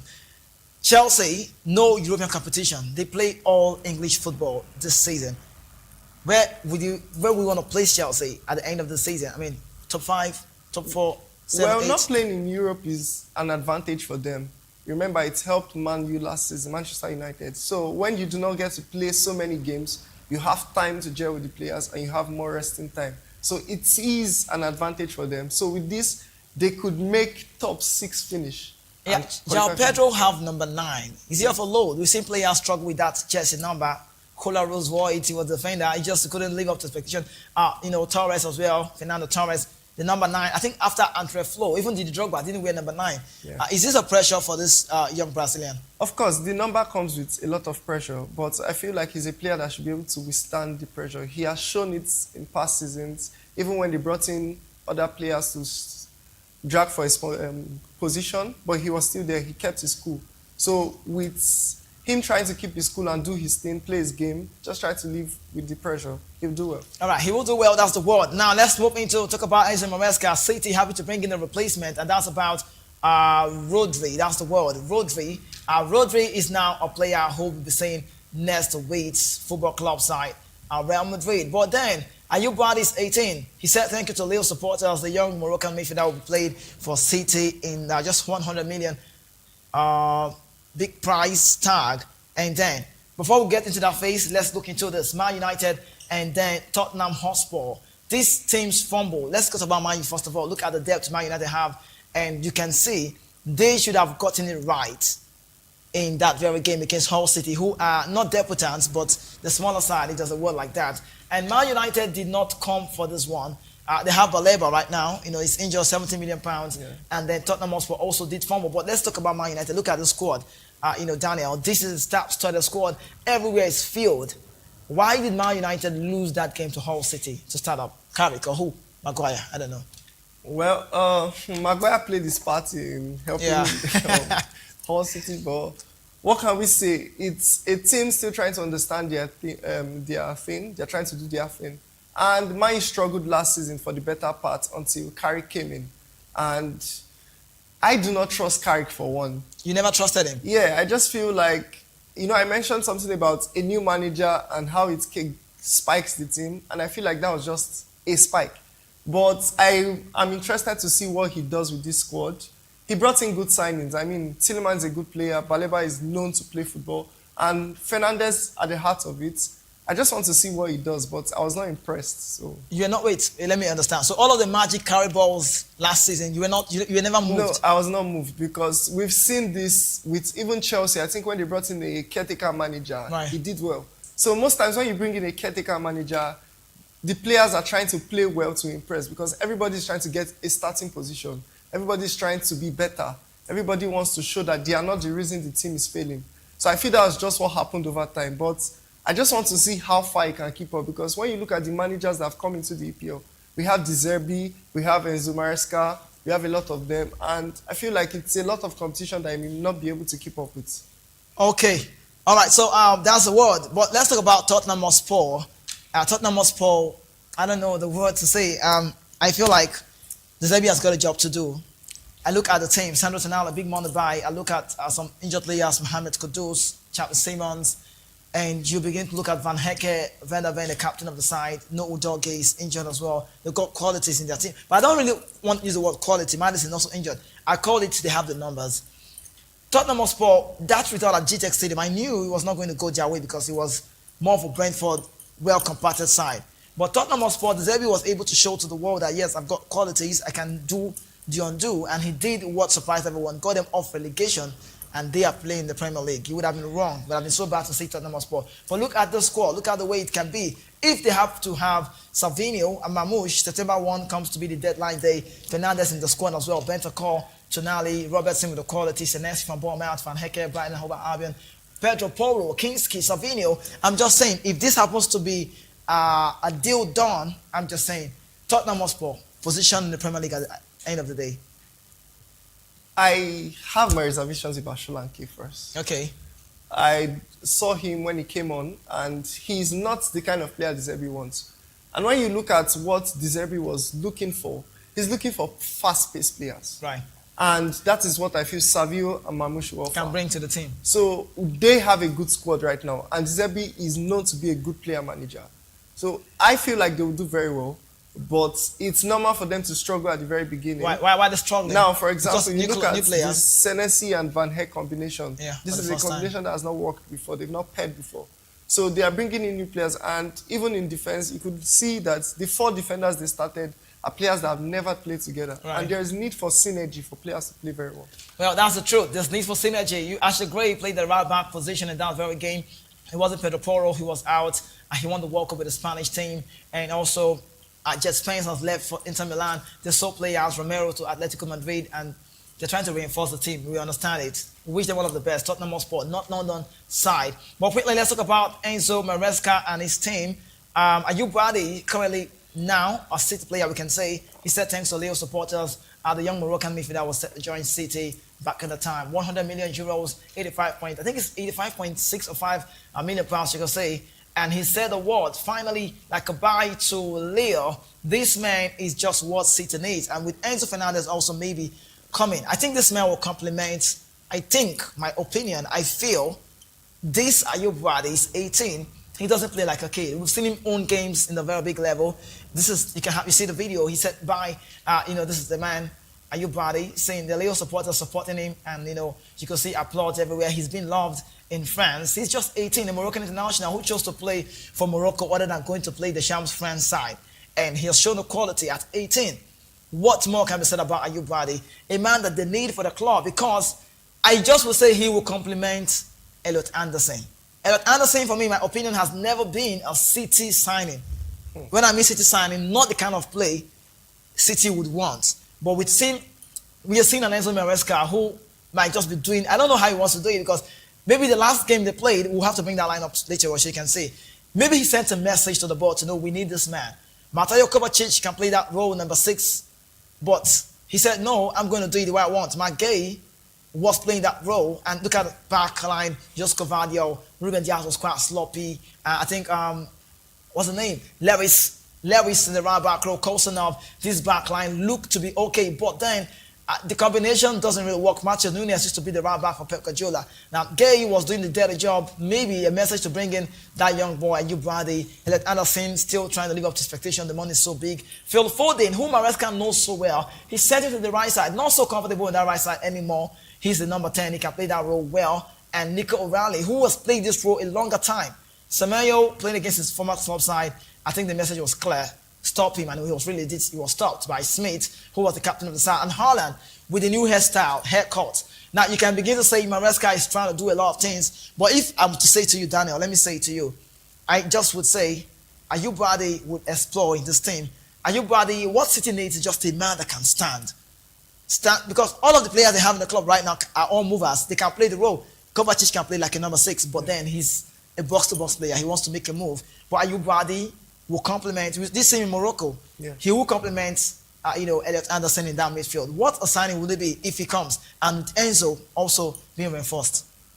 Well, Wadi is a special player. Yeah. I mean, I've watched him with Lille, and I can say he's a special player.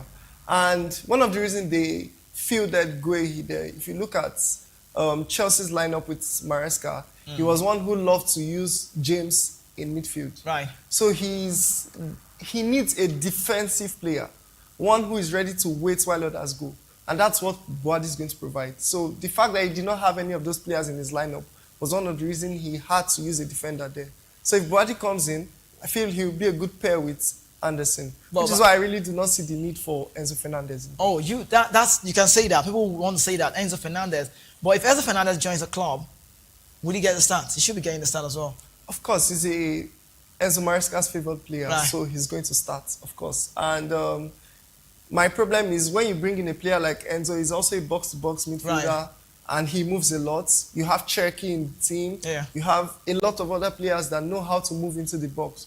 So it's for squad depth. I mean, they've lost a lot of players, so it's good they have such additions. Yeah, I was going to talk about Ian Cherky. He's a quality player. I call him a magician. He came into the game and then he changed everywhere. He did extraordinarily well with the brace of assists, one from the corner and the other one just Cavadio finding his feet and scoring that goal. I can say Man City can go on, but are they favourites? I'm just asking. Haaland with the hairstyle, and again, I think different kind of football with Pep Guardiola. Haaland would not drop as deep as he was dropping. Yes. Because Pep Guardiola will tell you, stay in the line, don't come back, stay here, be here. He did it to Thierry Henry. A lot of players, stay here, you don't have to come in. Mahrez as well, stay on the line, don't come in. So with Enzo Maresca, is Enzo Maresca trying to do what he wants to do? I'm just thinking maybe he might not be doing the Pep philosophy. No, he's not. He's not, see right? that the defenders, the fullbacks were dropping centrally, and the wide men were staying wider. So you just see a difference in his game. And he, of course, yes, he was a sub-coach to Guardiola, but he's just trying to create his own path. And it's going to take a while, but I feel like it would work in the long run. But for this season, it's not going to be an easy season for them because Pep was special. Right. And what Pep did with the team was different. Pep is the man that always found solutions when it seemed wrong. Yes, Maresca is a good coach, but it will take a while for him to make these players adapt to his new system. Bringing in the players that fit his system is a good plus, but let's see how far that goes. Okay, so let's see how far that goes. Now, the recent one has been trending everywhere on social media. Let's talk about La Liga EA Sports. One man, Julian Alvarez, booed after coming off the bench, and Atletico fans have been screaming out his name. They want him to leave the pitch. They don't want him anymore. They don't want to see him play football. They want him out of the club. You know, but that game showed pure classic football, I must say. 2 penalties for Atletico. No, I think 2 penalties for Villarreal. 1 red card for Atletico Madrid. Staff members getting yellow card as well. Diego Simeone losing it. Julian Alvarez getting wasted every second. For every time he touches the ball, everyone is booing him. And he went straight down the tunnel after the match. Why the Atletico players stayed on the pitch to greet the fans. Now, Diego Simeone came out to say to the social media, to the media, that's the best word. He said, the reason why he went off the pitch, we gave him the instruction, we need you to go. We need you to go. And then we need you to leave. But with Julian Alvarez now, they are saying we cannot sell to our arch rival. Julian Alvarez, if you're going to sign Julian Alvarez, that's, Atletico saying now, we have to give Barcelona 500 million euros, which Barca, I know they don't even have the money. But how they coughed out the money for, a player like Anthony Gordon, I don't even know where they got the money from. But regardless, Julian Alvarez to Barcelona looks like a movement that would never happen. But they are also ready to let him go to Arsenal, 150 million euros, and that's okay. But look at this one. Look at this. He walked down the tunnel. You can see he was booed. He wasn't applauded. They don't want him anymore. And look at, you can see he thrown jerseys to him and the other players on the pitch, the likes of Hacho, the likes of Lookman. See, Daniel, let's say it. This young man is going through a lot right now. We see in the streets, he's number 19, being cancelled everywhere. They don't want him anymore. They don't like him anymore. He wants to go. But what happens? The point is, what happens if at the end of the day, Julian Alvarez doesn't make a move? How would he stay mentally-wise with the club? It's going to be a very difficult one for him because as a player, you need the support of the fans, and which is one thing he has lost. Well, what I can say is for the team, they do not want him anymore. The fans do not want him anymore. It's best to just let him go. But we know Atletico, they would not let him go to a rival team. They rather he goes somewhere else. There are teams that are so passionate, or there are fans that are so passionate. We have Liverpool, their fans are passionate. We have Newcastle. So when you have fans like that, they are always passionate about decisions players make. So which is why we saw them booing the player throughout the game. We also saw it with Joan Garcia when he left Espanyol for Barcelona. They were not happy because these people meet a lot. They play lots of times. Last season, Atletico and Barca met about 6 times. And imagine losing a special difference maker to such a team. We already see the signings that Barcelona has made. They have Rodri in their team now. Adding a player like Alvarez is like gifting them the Champions League, which is what they do not want to do. Which is what they would not want to see. But, well, I think if Alvarez joins Barcelona, there'll be a very big trade with Rodri, Dani Olmo, Pedro Gonzalez, or plug and play, Rafinha, Lamar, Gordon, Adeyemi, keep calling Barca players. And Garcia, that man that can play any role. Every Garcia, anyway, he's cool, he can play. Gerard Martin, they have got quality. Just Conde's contract is just looking shaky. But let's move from the Barca side and talk about Real Madrid. Carlos SP21 hugged Jose Mourinho after scoring his first ever goal. He's a man on loan from Levante. What a moment it was. And also Hans Flick, I refused to talk about Mourinho's Real Madrid side. But looking at that very game, I think for anywhere Jude Bellingham finds himself, he plays well. Jude Bellingham does not care if it's about Vinicius, Mbappe, or anything so. But I'm just looking at the scenario whereby Madrid look like a team that's still trying to understand where they're going. Bernardo Silva was with Federico Valverde in the midfield. It looked like there was no connection. It's not a Rodri thing. Diomande came in from the bench. He beat under pressure. He was just on the line. He tried, though, in some kind of way. You know, Vinicius Junior was poor for me. Someone said after the surgery, he's been poor. And then Mbappe was also, you know, well crowded in the team. Cucurella also came in to make his debut away from home. But looking at Real Madrid with all of the players, I think the only new signing that impressed me, I think a bit of Diomande, but I think I will go with Ibrahim Konate. He was just phenomenal to watch in the back line. But looking at Real Madrid this season for you, Mourinho, is it the perfect match? He's sending the message to Vinicius Junior, you don't need to celebrate all of the time. This is the social media era. This time around, people boo you a lot and you know it. And we know Mourinho, he won't be scared to drop Vini if he continues to be, you know, doing some of these actions that doesn't look good. Mourinho, Vinicius Junior, will he work in Madrid? Well, Mourinho does not like antics, first of all. That's what we need to put out. And Vinicius loves the antics. Yeah, he loves the antics. In fact, that's what draws the game to him. So he likes to be the player of the moment. And Mourinho wants to be the coach of the moment. Oh, so we are going to have a tug of war between a player who wants to own the game and also... And I'm not seeing the problem with just Mourinho and Vini. I'm also seeing Mbappe in the mix. Oh. Because Mbappe is also that kind of player. And it takes a coach like Mourinho to either manage them or send them out. Because you could see what happened when SP came on. SP played the game Mourinho wanted and he got the goal for the team. It's not... For Mourinho, it's not a player moment, it's the team's moment. He wants you to play his game.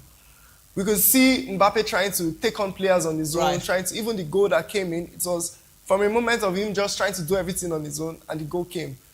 Mourinho is particular about getting the results. Give me the results and don't... Will Mourinho correct all of these things you're pointing out? Of course he will. He's just an experienced manager. But it's and he's very close friend to Fiorentino Perez. They're very quite close. But let's talk about Vinicius Junior. Should he have left the club? Someone say Diomande is coming to the club. Is a future Vini replacement. Like, Diomande is young, athletic, very energetic, quality Ivorian international. Vinicius Junior, if he had gone to Arsenal, I'm just saying, image right was like 100%. But stay back with Real Madrid, you would never overshadow Mbappe. Did he make a mistake to stay back at the club? Well, Vini is a special player that will come in handy for Madrid anytime, any day. No matter the issues, Mourinho will still pick him because he's the kind of player that still draws the game to them. And sometimes you could see the news after the game where he was pointing out that was a penalty to Vinicius, a red card and stuff. He's the kind of player a coach that also likes a player that can stand out, and Vinicius will stand out. But one of the issues they are going to be having, like I said, is the personality issue. But aside from that, he's a spectacular player on the field. The image rights, well, Arsenal would have been a good place for him, seeing that Martinelli is leaving. Yeah, leaving. But I mean, they just signed Zolis, which is also a good sign. But you know, if Vini Vini would have been the biggest player in the Premier League. Of course, he had would easily become the best player.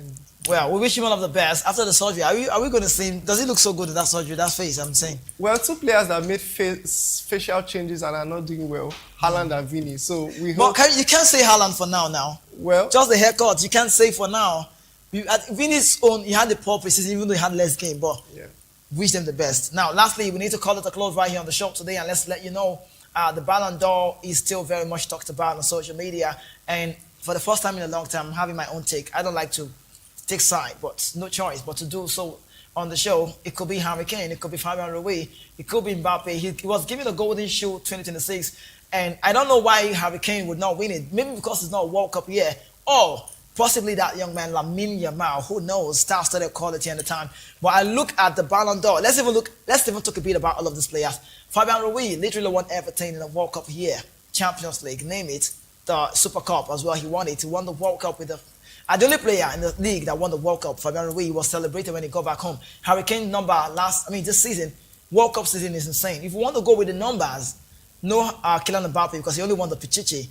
Lamine Yamal won the La Liga, ES Sports, and also went as far as winning the World Cup, so he's in connection to this. But me, my favorite, I'm saying, is Harry Kane. His goals are more to be compared to Haaland and Kylian Mbappe, but Fabian Ruiz the fear, and also Lamine. But you have your own opinion.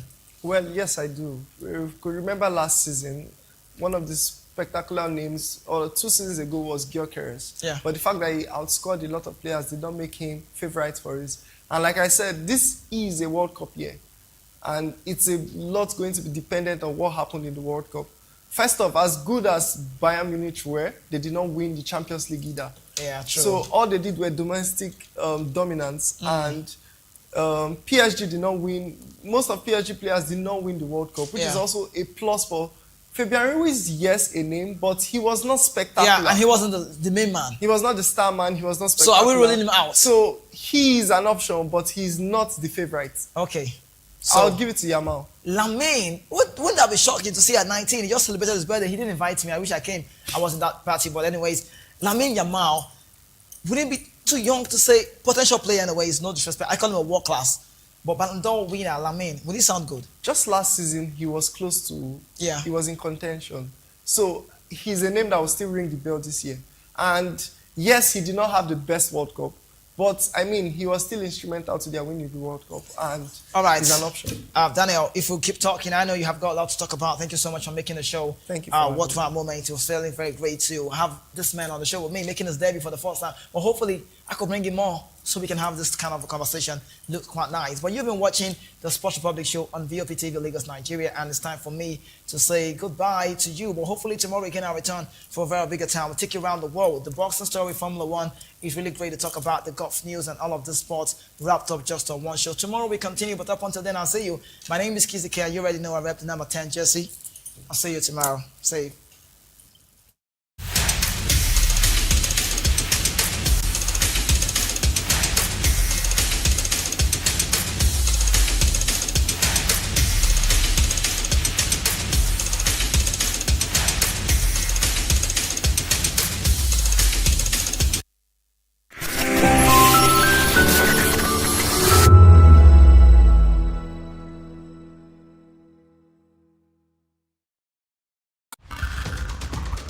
Every day strike, ASU strike, market women strike, even Kole people they strike. We don't become country of strikers. Even light self, they no fit give us. Don't run for motor. Even leg self, they get accident. Why una dey complain? Why una dey complain? No una dey collect bribe, dey vote Sokoloko Bango ṣe. Ìṣèjọba tó dára òun là ń béèrè. Anyị chọrọ ọchịchị onye kwuru uche ya. Anyị achọrọzi ọchịchị nchigbu. Ala ndeze temeka muna so mekio. Wetin we want na make dem rule us well.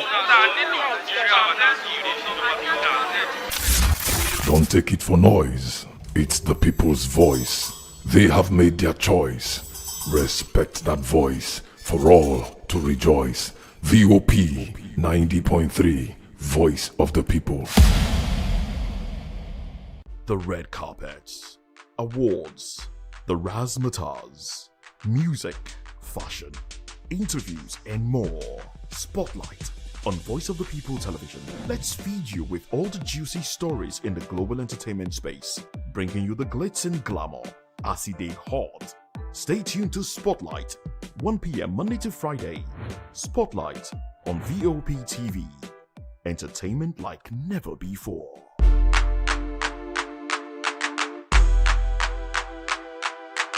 To know the happenings in the maritime sector, join us on the program Maritime Frontiers on VOP TV as we discuss key areas in the maritime sector from aquaculture, maritime transportation, maritime labor regulation, oil and gas exploration, ferry and passenger insurance, marine pollution and prevention, port operations, and lots more. Maritime Frontiers, exploring Nigeria's blue economy.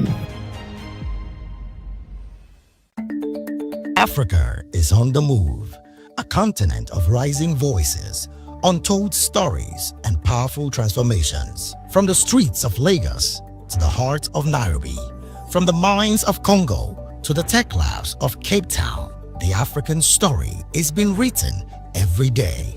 Bold, dynamic, unstoppable. This is African News on Voice of the People Television. We don't just bring you the news. We analyze and bring you Africa's heartbeat, the politics that shapes our nations, the economies that drives our future, the cultures that defines who we are, the voice that must be heard. Africa News, Africa's voice, Africa's future. Where Africa speaks, the world listens.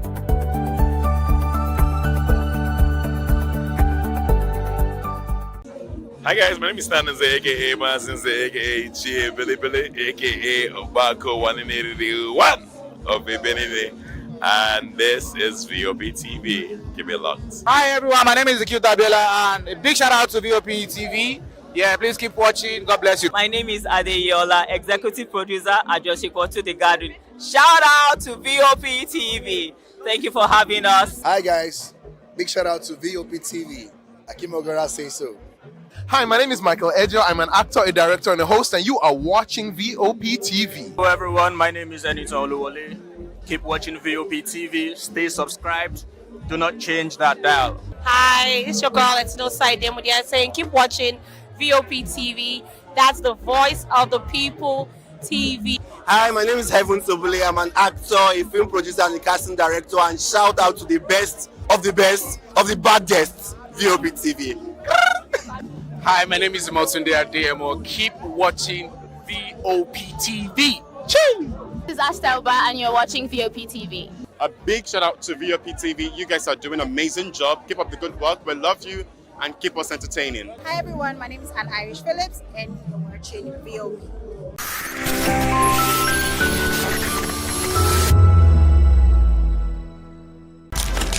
In a world where power shifts with every headline. In a nation full of questions.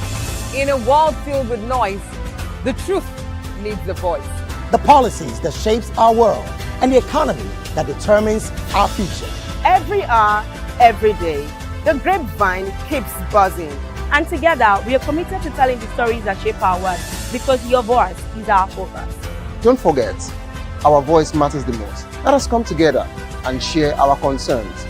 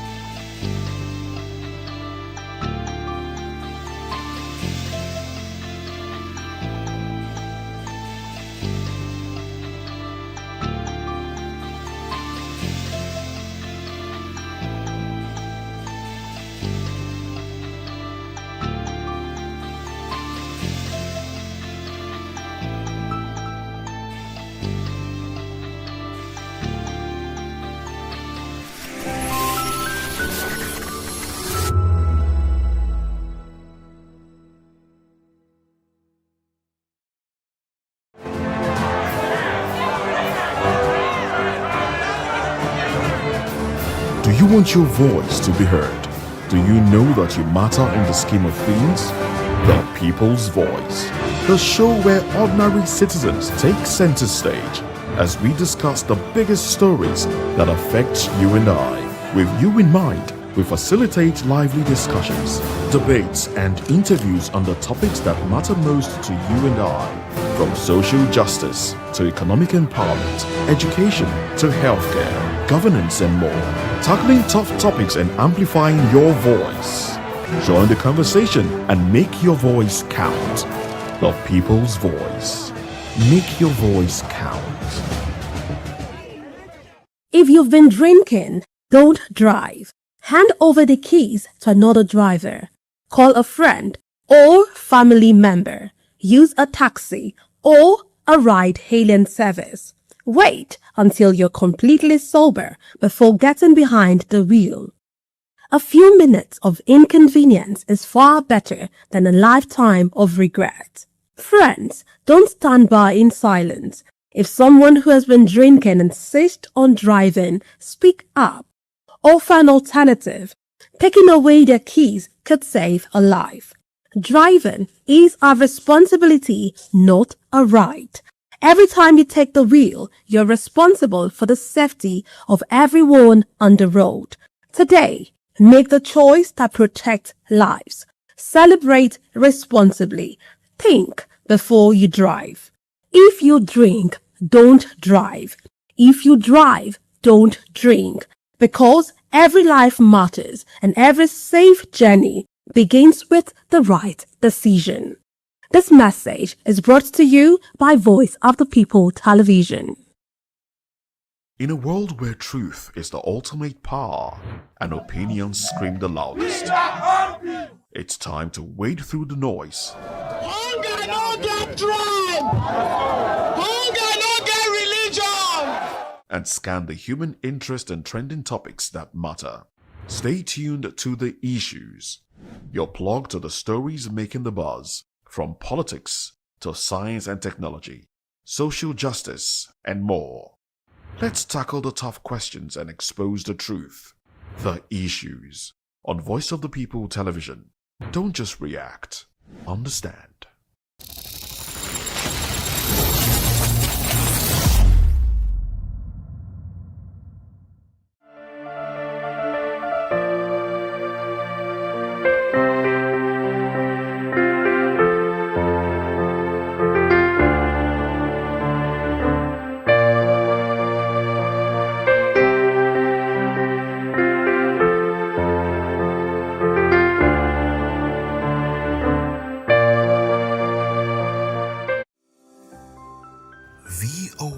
Voptv.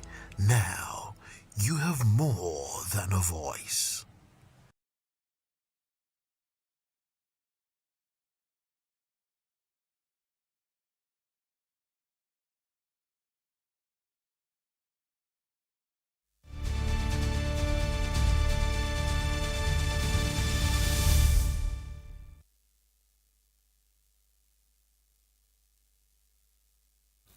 Hello and welcome to the midday news on Voice of the People Television. I am Praise Peters. First, the headlines. Nigerians observe public holiday. Akpabio First Lady Fubara Bala urged peace and unity. APC denies withdrawing 2027 campaign council list. Sunji Disu orders CPS to treat mob action as homicide. Interpol arrests 58 in Black Axe crackdown. Terrorist surrenders surged 202% in 1 week. In business, petrol supply falls 20.6% as imports rise. And in sports, Ethiopia submits bid to host 2028 AFCON. And in the world of entertainment, Tinubu, Sanwo-Olu, others mourned Ogogo. Now the news in detail. Nigerians are today observing a public holiday to commemorate this year's Eid el-Maulud, marking the birth of the Holy Prophet Muhammad. The federal government had declared today a public holiday in observance of the occasion. In a statement, the Permanent Secretary, Ministry of Interior, Magdalene Ajani, quoted the Minister of Interior, Olubumi Sinji Ojo, as extending warm felicitations to Muslims in Nigeria and across the diaspora. The minister urged Muslims to use the occasion to pray for peace and national cohesion, noting that national unity remains a shared responsibility. Eid el-Maulud is observed by Muslims on the 12th day of Rabi al-Awwal, the third month of the Islamic lunar calendar. The occasion is marked with special prayers and reflections on the life, virtues, and teachings of Prophet Muhammad, particularly his kindness, compassion, and role as a spiritual guide. In many communities, Muslims also organize processions and other gatherings featuring Islamic poetry, recitations, and discussions about the Prophet's life and teachings. While Eid el-Maulud is observed by Muslims around the world, customs and traditions vary from country to country. Meanwhile, Senate President Godswill Akpabio, Rivers State Governor Siminalayi Fubara, Bauchi State Governor Bala Mohammed, and First Lady Oluremi Tinubu have urged Muslim faithful to promote peace and national unity as they mark this year's Eid el-Maulud. In separate messages, the leaders called on Muslims to emulate the exemplary life and virtues of Prophet Muhammad, whose birth is being commemorated.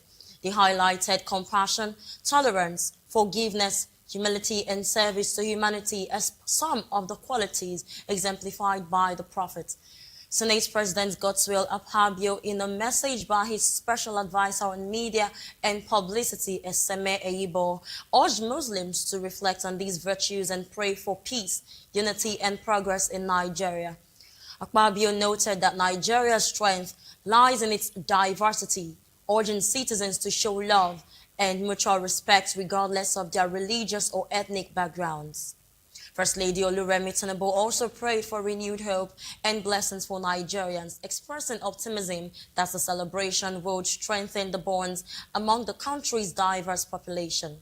Rivers State Governor Siminalayi Fubara, in a goodwill message issued by his Chief Press Secretary Onwuka Zeshi, urged Muslim faithful to reflect on the virtues of peace, compassion, tolerance, selflessness, and service to humanity. Similarly, Bauchi State Governor Bala Mohammed is in a statement by his special advisor on media and publicity, Mokhtar Gidado, urged Muslims to reflect on the values of peace, love, honesty, patience, humility, and selflessness exemplified by Prophet Muhammad. The governor described Eid al-Maulud as a period of spiritual reflection, urging Muslims and all Nigerians to promote righteousness, compassion, and peaceful coexistence. Joining us on the midday news to discuss the significance of Eid al-Maulud is Abdul Fatai Fatiyu, an Islamic cleric. Good afternoon and thank you for joining.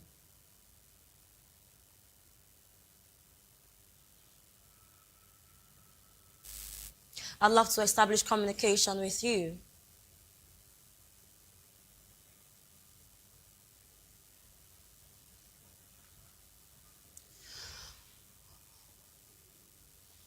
I'd love you to unmute your device, please.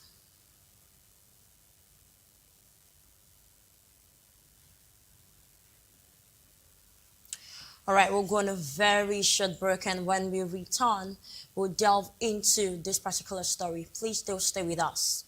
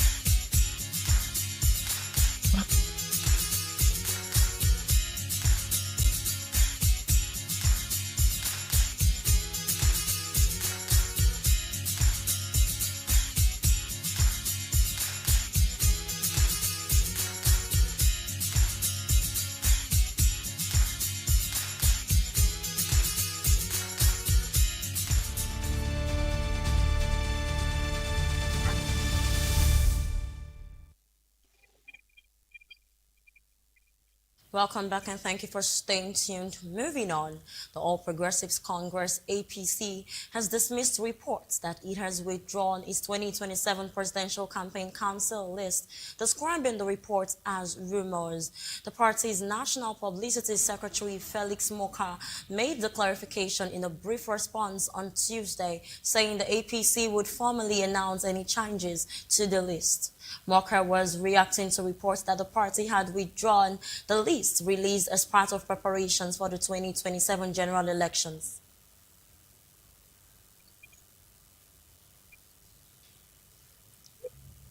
The APC recently released the composition of its presidential campaign council with President Bola Tinubu seeking re-election.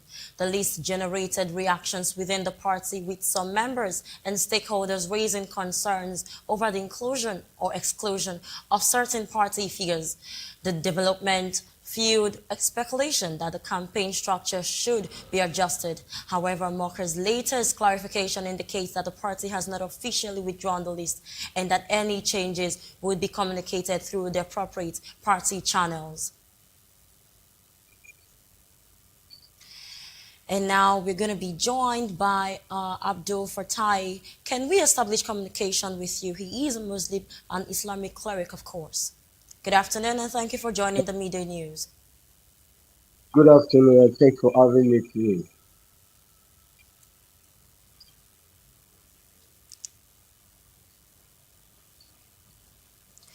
All right, so we want to talk about the significance of Eid al-Mawlud, and I wanted to tell us what lessons or what significance that this particular celebration by the Islamic religion is actually all about. What lessons should Muslims draw from the life and teachings of Prophet Muhammad, of course? Just help us make sense of all of it.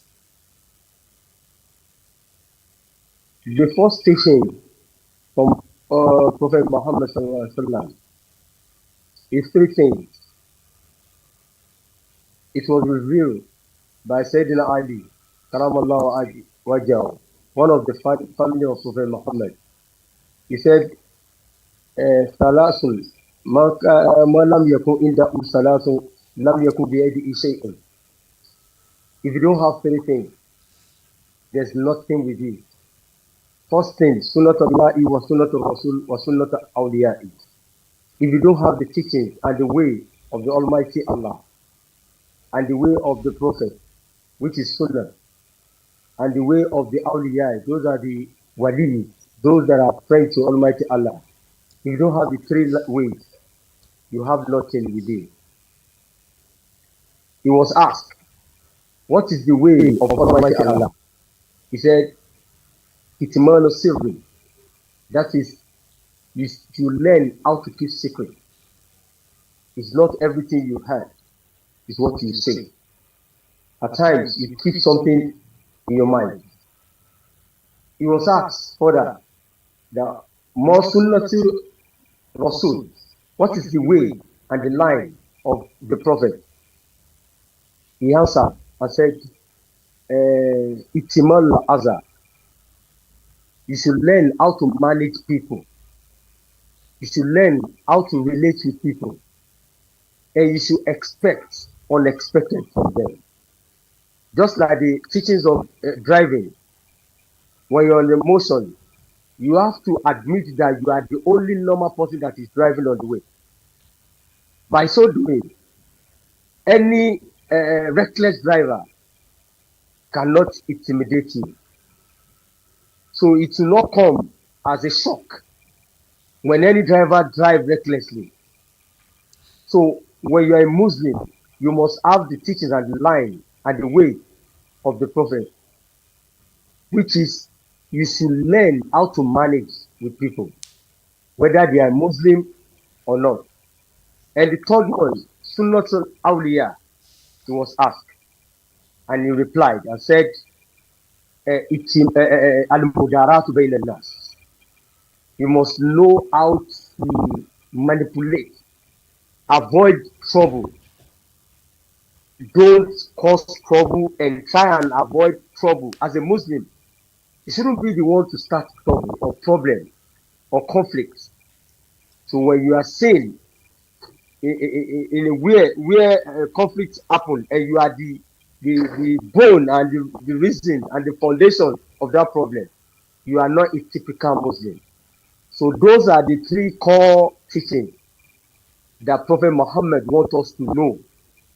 Kitman Sirri, Itiman al-Aza, and Mudaratu Bain al-Nas. Keep secrets, try and avoid problem, and you should admit and try and manage people. Those are the things that Prophet Muhammad came to the world to teach the Muslim and the non-Muslim. All right, Thank you. thank you. Thank you very much. Well, it's quite interesting that a public holiday was declared for this purpose, and so I am convinced that this is of national interest. But let us spotlight the fact that we are currently in a time where security and economic challenges in Nigeria are very, very present. So what message does this occasion hold for Nigerians and as well as the situation of the country literally? What we really need concerning the security issue we are having now is that everybody has to be very careful. You be mindful of what you want to say. You be very careful of where you go to. You will try and let everyone go yourself. And don't be, I can do it alone. This time we are into, you can't live alone. You can't go out alone. You can't be so certain about yourself. Try, Prophet Muhammad said, "Mahaba man istakhara, wa man nadama man istashara, wa man ala man iktasada." Those are the three things we need to tackle or to tackle the situation in the country. Mahaba man istakhara, whoever seek before you take any step, you will not regret. Wama nadama manistashara. Whoever seek others' opinion before you take any step, you will not regret. Wama ala manikitasoda. The present situation is telling us to know how to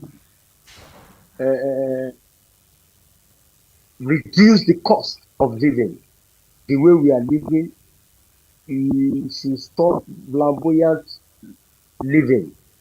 So those are the three things that you can use to tackle the situation and the insecurity in the country as a Muslim, even a non-Muslim. Hmm. All right, so then what role do you think our religious leaders can play in reducing the ethnic and religious tensions here in Nigeria?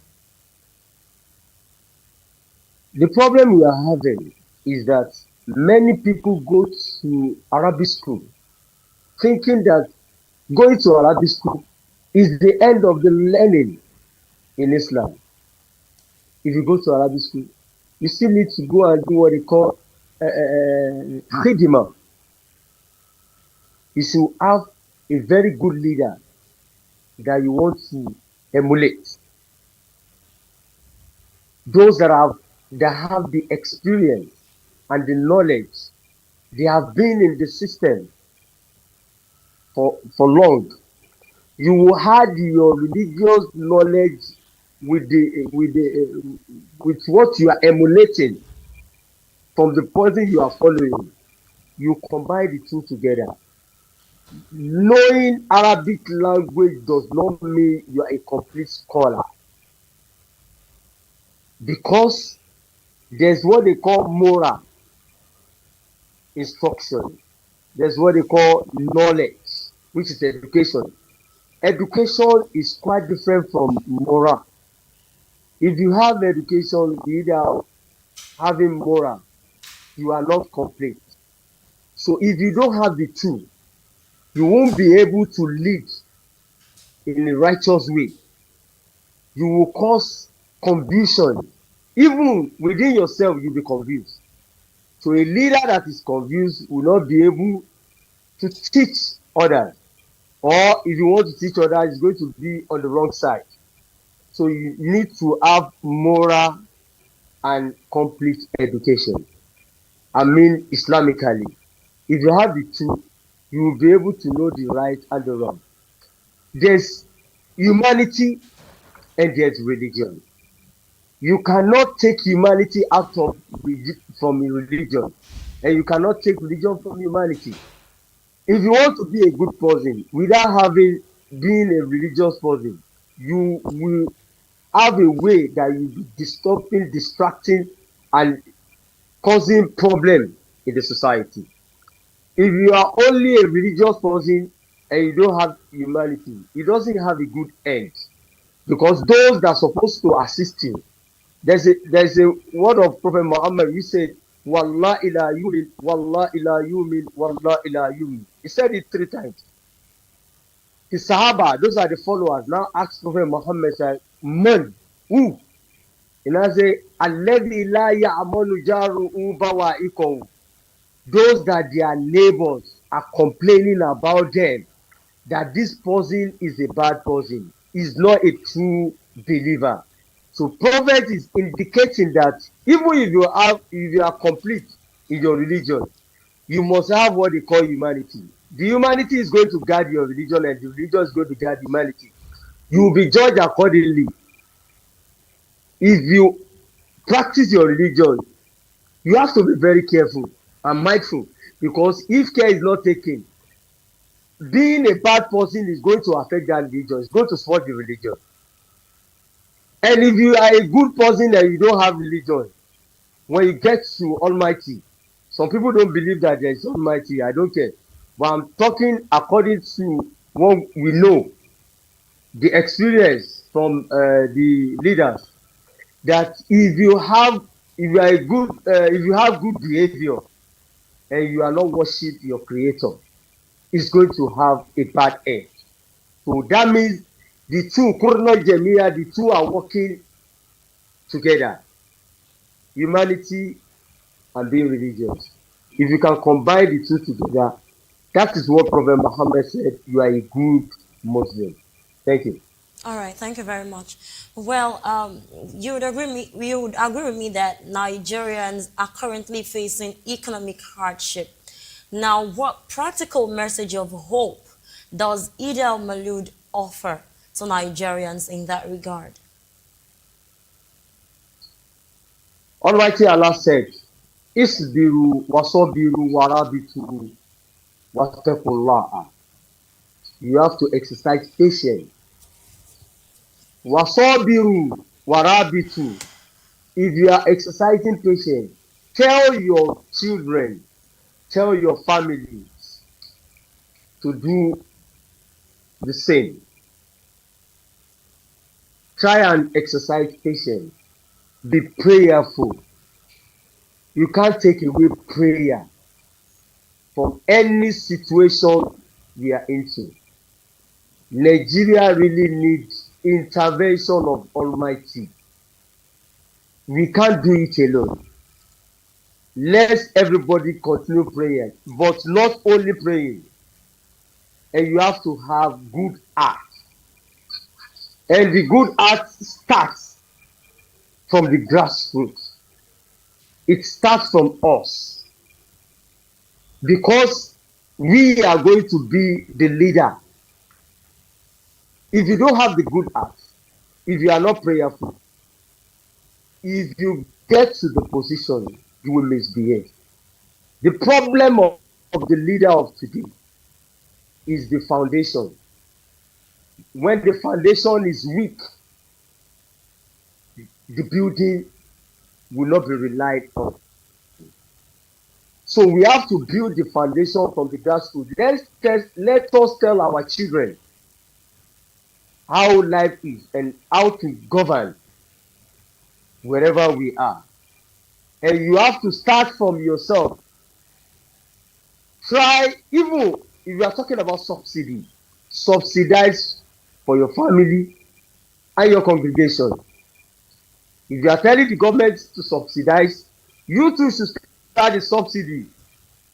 If you can do it, then when we get to the position, you will know how to do it. There's no way in this life that you will live without subsidizing for somebody. You will see someone in your working place that does not have enough. You need to subsidize. If someone is working under you and you notice that it doesn't have the capacity or the capability enough to do some things, and you are in the best position to assist, you have to subsidize. We need subsidy in every step of our life. Whether you are a father, you are a mother, whatever you are a father, you are a mother, you are this senior in the house, subsidize for your younger ones. If you are a chairman of an area, you have to subsidize one way or the other. You must know how to assist or to help or to give a helping hand to people under you. That is the only way we can do it, by praying, by subsidizing, and by helping others. That's the way to go. Thank you. All right, thank you so much. Thank you so much. We've been speaking with Abdul Fattah Fatiyu, a Muslim and Islamic cleric. Thank you very much for being a part of the midday news. Thanks for having me today. God bless you. All right, moving on. Away from that report, presidential candidate of the African Action Congress, Omoyele Sowore, and former Rivers State Governor Rotimi Amechi clashed Monday during a political session of the 66th Annual General Conference of the Nigerian Bar Association in Port Harcourt. Amechi represented former Vice President Atiku Abubakar as the session, which focused on Nigeria's political future ahead of the 2027 general elections. The conference, themed Beyond Limits, brought together legal practitioners and political figures to discuss the records of former public office holders and the impact of government policies, including fuel subsidy and transportation. Amechi warned Nigerians against politicians who he said had previously governed but failed to deliver. He also urged that transportation should be part of the debate over fuel subsidy, citing railway projects developed during his tenure as Minister of Transportation. Amechi later turned his attention to Sowore, urging Rivers lawyers to take the presidential candidate around the state.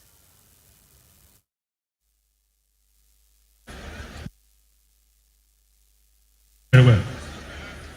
Play to the gallery will not make you win the election. You will not win. Now, why Sowore will not win is not you shouting. There are no more than 24,000 lawyers who are here, and there are 93 million voters. So 24,000 should vote for Sowore and see whether he will win. That's not the issue. Let's go to what he said. Who are those from Lagos? There is Lagos Abeokuta, Lagos Ibadan Railway is working or not? In my time, it was working. I don't know what's happening under Tinubu. There is Abuja Kaduna Rail working or not? What happened? Now, where are Rivers lawyers? Please take Sowore around. Where are the Rivers lawyers who are present? Take Sowore around. Okay. Sowore, I said I built that road. I built this road. I built this primary school. I built that primary school. Sowore, what is your experience? All right, Governor. When politicians are talking, close your mouth. Yes, you have the right of reply. Yes. Questions and respond to them, but there are also questions that were directed at all of you. Well, in the meantime, Chairman of the Presidential Working Group on the National Policy Bill Femi Gbajabiamila has warned against giving state governors unfettered operational control over police services under the proposed reforms. Gbajabiamila, who is also Chief of Staff to President Bola Ahmed Tinubu, said governors could set broad security priorities and seek legislative approval for resources, but should not have personal powers to order arrests of political opponents, stop investigations, or direct police conduct during the elections. He spoke as the second plenary session of the Nigerian Bar Association's 66th Annual General Conference in Port Harcourt, Rivers State, with the theme Policing in Transition. Gbajabiamila said the proposed dual policing system comprising a federal police service and state police services is intended to address the limitations of Nigeria's highly centralized policing structure. He said President Bola Tinubu has seen that there is no need to delay the implementation of the state policing, hence he has moved to address the situation.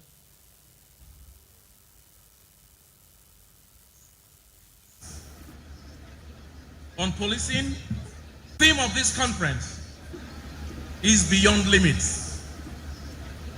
On policing, we cannot move beyond our limits until we are honest about them. President Tinubu has chosen to confront a truth Nigeria has postponed for too long.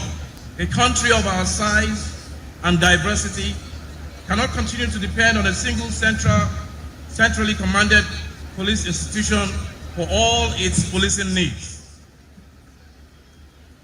We ask one police structure to serve crowded cities, remote settlements, and long border corridors, often with too few officers and too little local knowledge. We have stretched it beyond what institution can reasonably carry. The easier political course would have been to continue the debate and leave the arrangement untouched, because critical reforms are always difficult and impose political costs. President Tinubu has decided that further postponement is itself a choice. It is the wrong choice, and citizens have carried its consequences far too long. By proposing a dual policing system, the federal government is prepared to share an authority it has long held alone, because the safety of Nigerians matters more than preserving a familiar arrangement. Well, this report says Inspector General of Police Tunji Disu has ordered a nationwide crackdown on jungle justice and mob violence. In a video posted on the Nigerian Police Force's X handle, Disu directed commissioners of police in the 36 states and the Federal Capital Territory to treat every case of mob violence as homicide. The IGP said no community, vigilante group, or association has the legal authority to arrest, try, convict, or execute anyone based on suspicion, allegations, rumors, or social media evidence. He stressed that every person is presumed innocent until proven guilty in a court of law, or adding that allegations, photographs, or videos cannot replace proper investigation and judicial proceedings. Disu warned that anyone who kills a suspected criminal would face murder charges and severe punishment under Nigerian law. He cited the March 2025 killing of 16 travelers in Uromi, Edo State, as a reminder of the consequences of mob justice.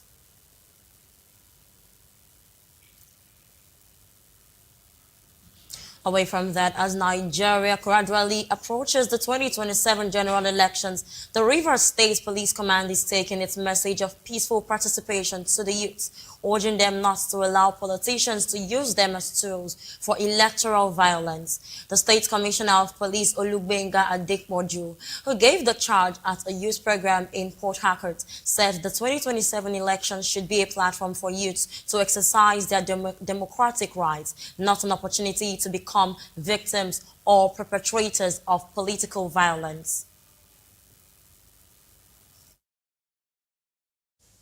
Because of our society, especially our youth, particularly important because of our society, especially our youths. Security is a shared responsibility. Government, parents, schools, religious leaders, the media, civil society, and most importantly, our youths must all play their parts. As we approach the election period, as campaign have already started, I urge our youths not to allow themselves to be used as instruments of political talk or violence. Do not be deceived or misled by politicians or anyone who seeks to use you for criminal activities. Rather than becoming instruments of violence, Adequajo encouraged youths to invest their energy in skills, acquisition, entrepreneurship, and talent development. Cultism, drug abuse, cybercrime, electoral violence, vandalism, and other forms of criminality in all its forms. Let's promote responsible digital citizenship, embrace dialogue, respect one another, and make peace our collective priority.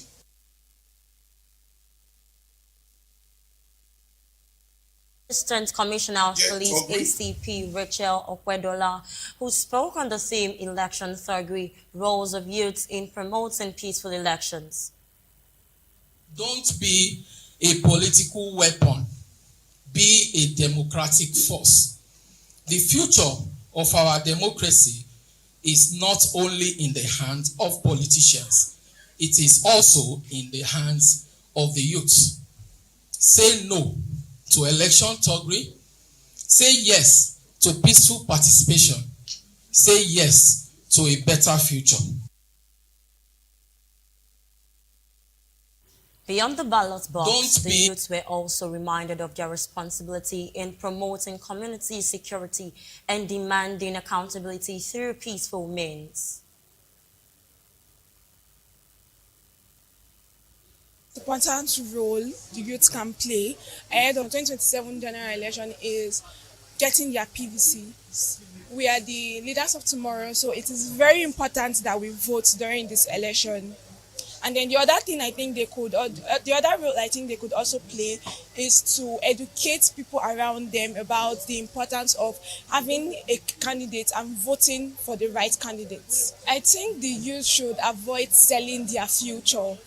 2027 election is our opportunity to do the right thing. Let's do the right thing, avoid any form of violence, what sort, and then we should ensure that we protect our votes, but do not involve yourself in any sort of violence. The youth must shun violence. Youth must not be used for thuggery. Youth must not make themselves available to be used for election violence, thuggery. And as a matter of fact, youth are supposed to be the determinant factor of deciding who becomes their leader through proper voting. As such, I urge all the youth to make sure that they have their voter's card, and when the time comes, they should vote according to performance and quality leadership. Because if you want a change, then you must be ready to vote for the change. The program ended with a tree planting exercise and a road walk sensitization involving the Commissioner of Police, youth organizations, and other stakeholders, symbolizing a shared commitment to peace, responsible citizenship, and a safer river state.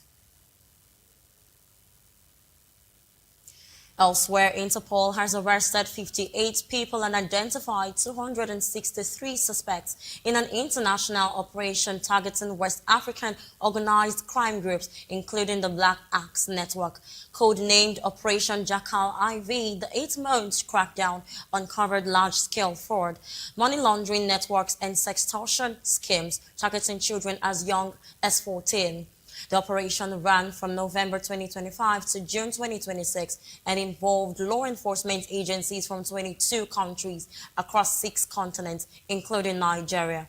Interpol has said the operation focused on tracing illicit financial flows, identifying high-value suspects, seizing criminal assets, and supporting prosecutions. The International Police Organization said black acts and similar groups are linked to a significant share of cyber-enabled financial crimes worldwide, including romance scams, cryptocurrency, and investment fraud, business, email, compromise, and money laundering. Director of Interpol's Financial Crime and Anti-Corruption Center, Tomonondo Kaya, said the operation demonstrated the strength of international cooperation in tackling organized crime.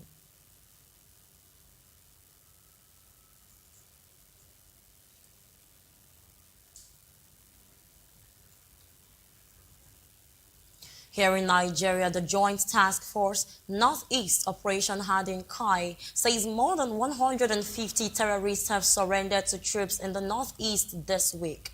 The figure represents a 202% increase from the over 50 recorded in the previous week. The development was disclosed in a statement by the Acting Military Information Officer, Headquarters Joint Task Force Northeast, Captain Mohammed Goni.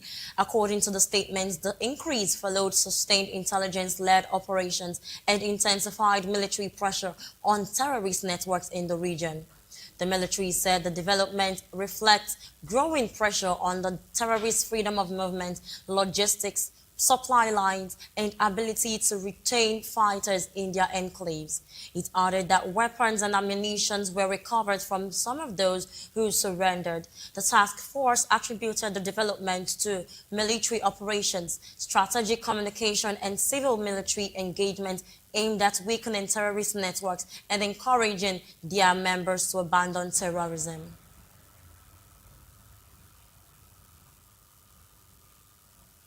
But you're still watching the midday news on Voice of the People television. Still ahead, U.S. begins fresh training for Nigerian forces. Please do stay with us.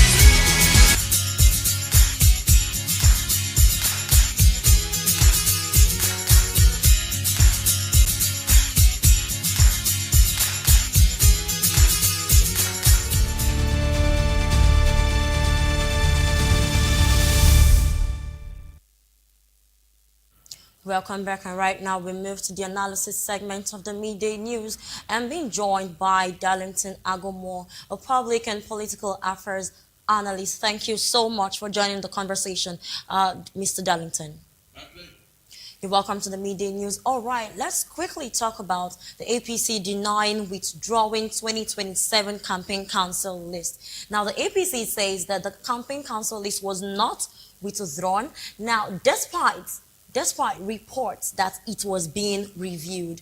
What does this confusion per se tell us about the level of coordination within the ruling party? Now, it is not confusion per se. It is the people that are included in that campaign council and those that were left out. Though, when you look at it from that angle, you can say, yes, they are confused. They were never intentional in any of their actions. When it comes to matter like this, in fact, Tinubu may not even be in the know of most of the people in that list. Maybe it is when there is a outcry in the polity, then the man may get to know and then start asking questions. Then maybe from that point, he will now say, okay, let us look at it again. That has been the modus operandi of APC. they take irrational action without thinking, without thinking it through, without considering what the polity will say. It is when people now begin to pick holes in their action that now they will now say, okay, I want to look at it again. Then his henchmen will say, yes, Tinubu is the listening president. He's the listening president. Like on what ground with the National Revenue Serviceman be involved in APC campaign council? On what ground? And they say he's the director of finance or something. These are very awkward behavior, the awkward inclusion. Because under normal circumstances, these people are working for Nigeria, not for APC. So on no account should they be involved in any party matter. On no account. But with Tinubu and his APC, they believe they have conquered Nigeria, and so they can do anything. In fact, maybe they want to include the CBN governor. Yes, the CBN governor. I don't know why they have not included him in their campaign council or fundraising council. Well, the APC has said that any change will be officially communicated. But in an election as important as 2027, how damaging can conflicting information like this be for the political party against the public confidence? Nothing bothers APC. Nothing. No scandal touches APC because they are not even thinking of Nigeria. So you're saying APC is insensitive to the concerns of the people? It doesn't, seriously. APC is not bothered about what you think or what you feel about them and their actions. No. This campaign is simply how to rig. APC is not thinking on how to win your vote. No. They know that they will never win your vote. So they are thinking of how to rig. That is what all this is all about. Didn't you see what happened in Osun State? As an example, Tinubu invited his 76 disgruntled APC leaders in Osun.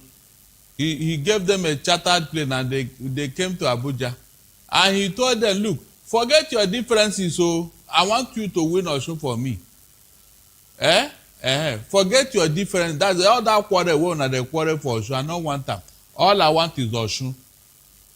Is that not the marching order he gave them? Unfortunately, they did not reckon with Osun people.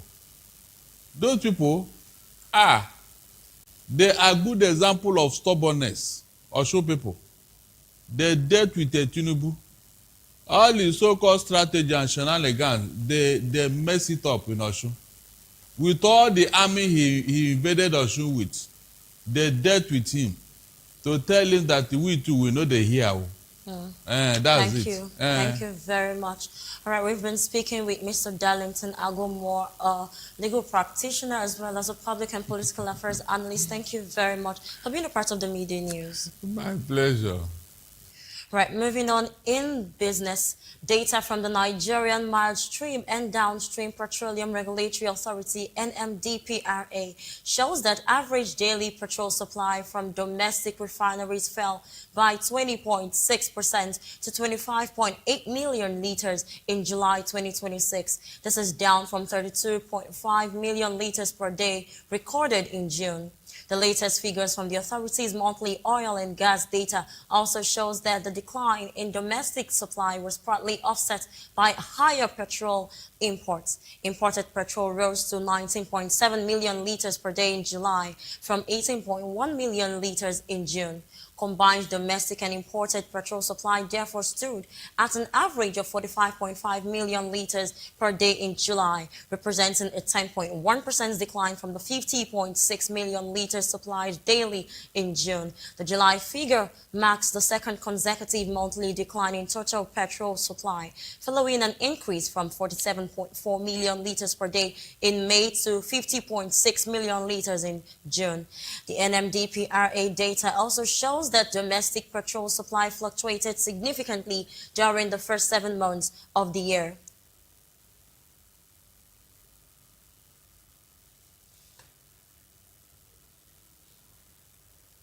Now in sports, the Ethiopian Football Federation has formally submitted its bid to the Confederation of African Football to host the 2028 Africa Cup of Nations.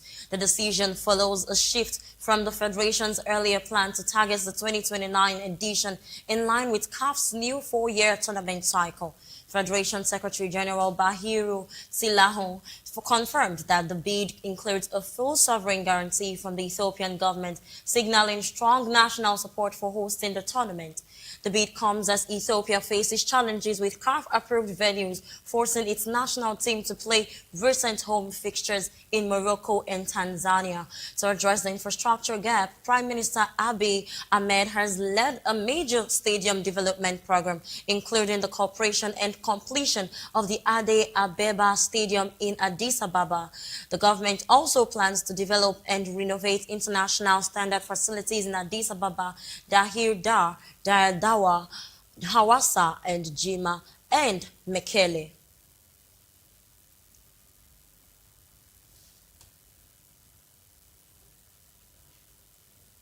And to wrap up the media news, we'll delve into the analysis and the entertainment segment. President Bola Tinubu has condoled and consoled with the family, friends, and colleagues of veteran Nollywood actor, filmmaker, and screenwriter Taiwo Hassan, popularly known as Ogogo, who has died at the age of 66. In a condolence message issued by his spokesperson, Bayo Onanuga, the president described Ogogo as a distinguished artist whose decades-long career contributed significantly to the growth of Yoruba language theater and Nigerian cinema. Tinubu said the actor's body of work would remain an important part of Nigeria's cultural history, while his mentorship of younger artists strengthened his legacy in Nollywood. Lagos State Governor Babajide Sanwo-Olu also described Ogogo's death as a painful loss to Nigeria's creative industry. The Ooni of Ife, Oba Adeyeye Ogunwusi, paid tribute to the actor as a legend of Yoruba cinema and an advocate of Yoruba culture, saying his contributions went beyond entertainment. Speaker of the Lagos State House of Assembly, Mudashiru Obasa, described Ogogo as a towering figure in Nollywood whose artistry reflected discipline, moral strength, and cultural pride. The Are Ona Kankafo of Yoruba land, Gani Adams, said and described Ogogo as a cultural ambassador who used this craft to promote Yoruba traditions and values. Meanwhile, Minister of Art, Culture, Tourism and the Creative Economy, Hannatu Musawa, expressed grief over the actor's death, describing him as a towering figure in the Nigerian film industry.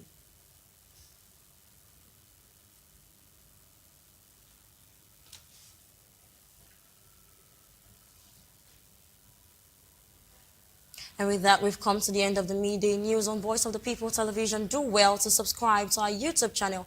On YouTube, we are Voice of the People TV. And on other social media platforms, we are at Voptv Live.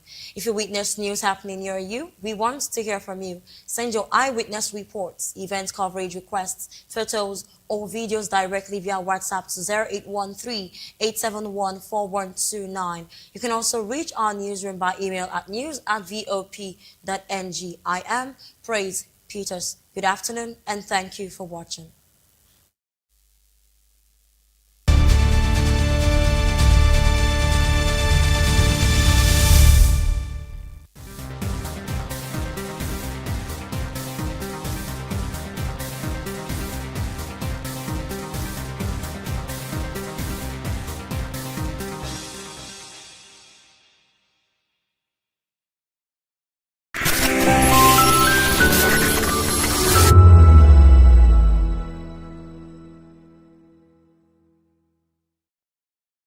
The red carpets, awards, the razzmatazz, music, fashion, interviews, and more. Spotlight on Voice of the People Television. Let's feed you with all the juicy stories in the global entertainment space, bringing you the glitz and glamour as it is hot.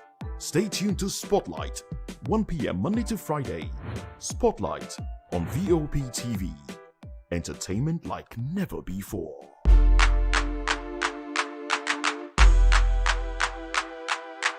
To know the happenings in the maritime sector, join us on the program Maritime Frontiers on VOP TV as we discuss key areas in the maritime sector, from aquaculture, maritime transportation, maritime labor regulation, oil and gas exploration, ferry and passenger insurance, marine pollution and prevention, port operations, and lots more. Maritime Frontiers, exploring Nigeria's blue economy.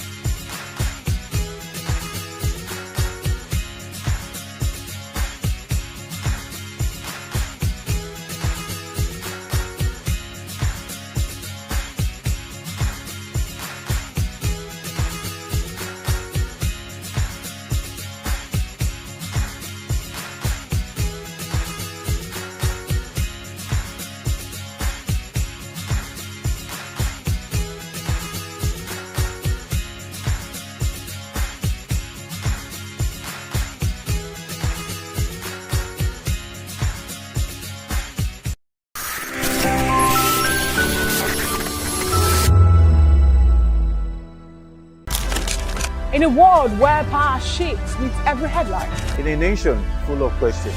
In a world filled with noise, the truth needs a voice. The policies that shapes our world and the economy that determines our future. Every hour, every day, the grapevine keeps buzzing.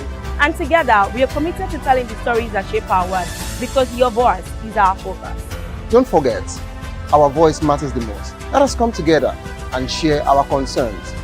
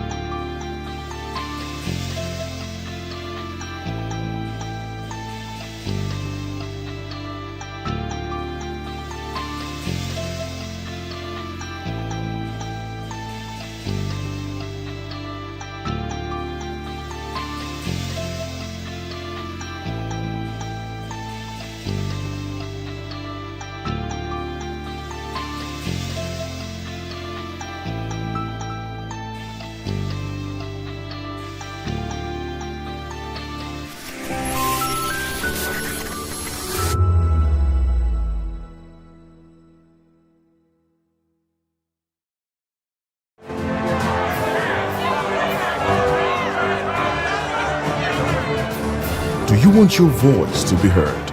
Do you know that you matter in the scheme of things? The People's Voice, the show where ordinary citizens take center stage as we discuss the biggest stories that affect you and I. With you in mind, we facilitate lively discussions, debates, and interviews on the topics that matter most to you and I. From social justice to economic empowerment, education to healthcare, governance, and more. Tackling tough topics and amplifying your voice. Join the conversation and make your voice count. The People's Voice. Make your voice count.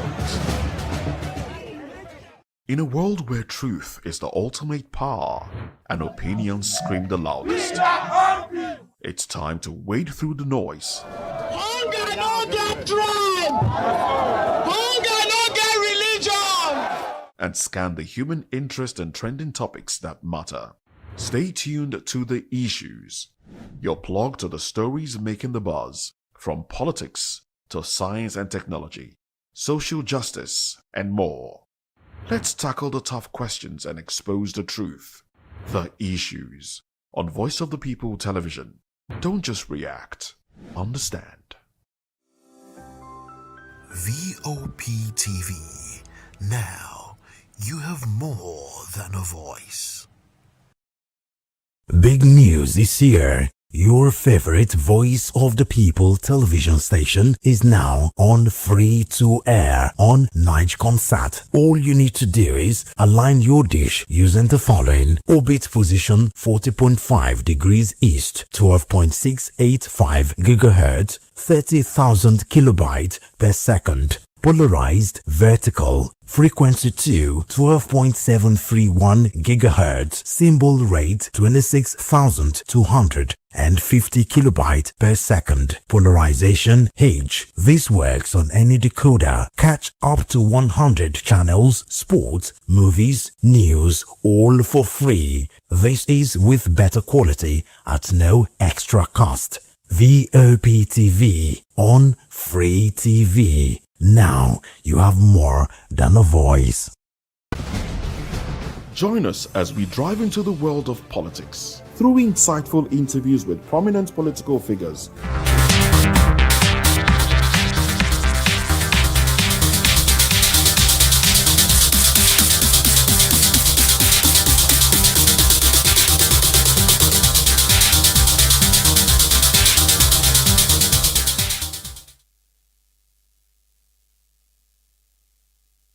Hello people, and welcome to the Spotlight Show. It's always happening here on the Voptv, and this is your favorite hub where we talk about culture, style, music, creativity, music, and a lot of beautiful things and entertainment stories that are buzzing online. And it's a lot this period. Guess what? I'm your special baby girl and host, Precious Akimanu, aka Call Me Prezi. As they waiting, as they be an E for the energy.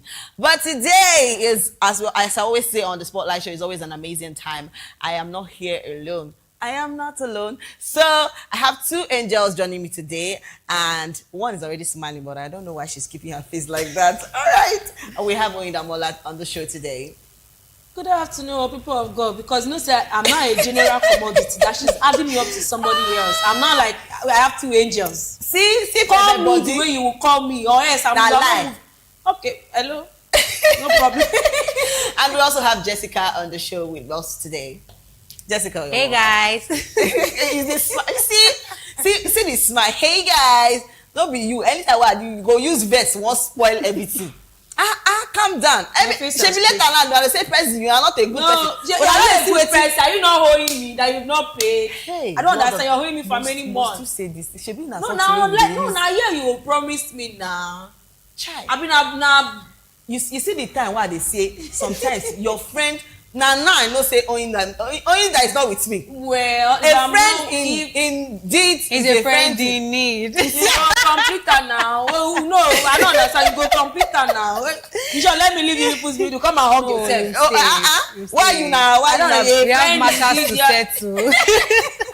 All right, fans. Yes, and this is the time to say to all my Muslim friends, Happy Eid Maulud. It's a beautiful time. See, I don't thought about something this morning. I be like, say I will come to join. I won't join Muslim. It's not a bad thing. I mean, I want to, wear my hijab. Talk other things they go do. No, I just they give you example. Wait, I want. You know, say if Igbo get on, they follow Alaji. Hey, Jesus. No, wait. Mona knows how they talk truth all the time. They don't follow Alaji. They tell them say no worry, I'm gonna take care of you. And then they say they want to start dropping small talks. You understand? As they go, they drop tips. They'll be hinting you. So when it comes out, it's not exactly. If I say this thing, don't go to see finish because I lie. Don't they hide one Alaji, Abi? Which one Alaji? Where you see Abi? Don't they say? Don't call me Alaji. Alright, guys. What are you joining them for? It's always an amazing time having my angels with me today. No, I know they carry calm me down. Let me finish. Call me specially the way you normally call me. Even Savior cannot drag that with me. Okay, it's always an amazing time to have my boss with me since you know green make I talk well. All right, guys, we have a lot of stories today, and guess what? We're going to talk about a lot of things. Things are happening, and that's why we are here to bring them to you. And first on our list today, we're talking about Angel, a spiritualist, actually speaks on her traumatic childhood experience, and she actually a Nigerian spiritualist and social media personality, Angela, has sparked conversations online after sharing a deeply personal account about her childhood. And in her account, Angela alleged that she lost her virginity following an incident involving her mother. So her revelation has, generated a lot of people talking about it, with many people expressing shock, while others has focused on the wider issues of childhood trauma and the long-term effects such experiences can have on a person. So yeah, we would also actually listen to what Angela has actually said on this video. So let's see this.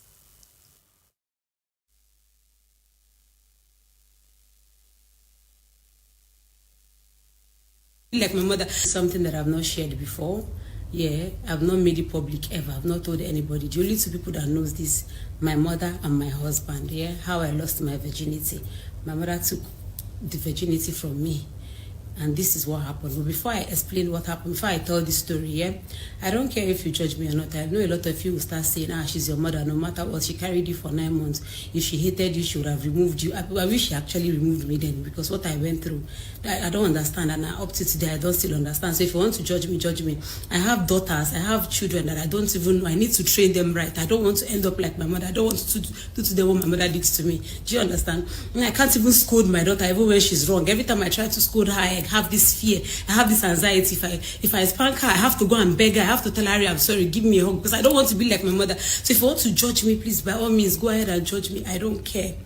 Call me names, because everybody's thinking now that we are old. Everybody's saying, don't share your story, don't talk. You hurt your mother. How will she feel? How will the community see her? This and that. What of the daughter? What of me? What of that inner child that wants to heal?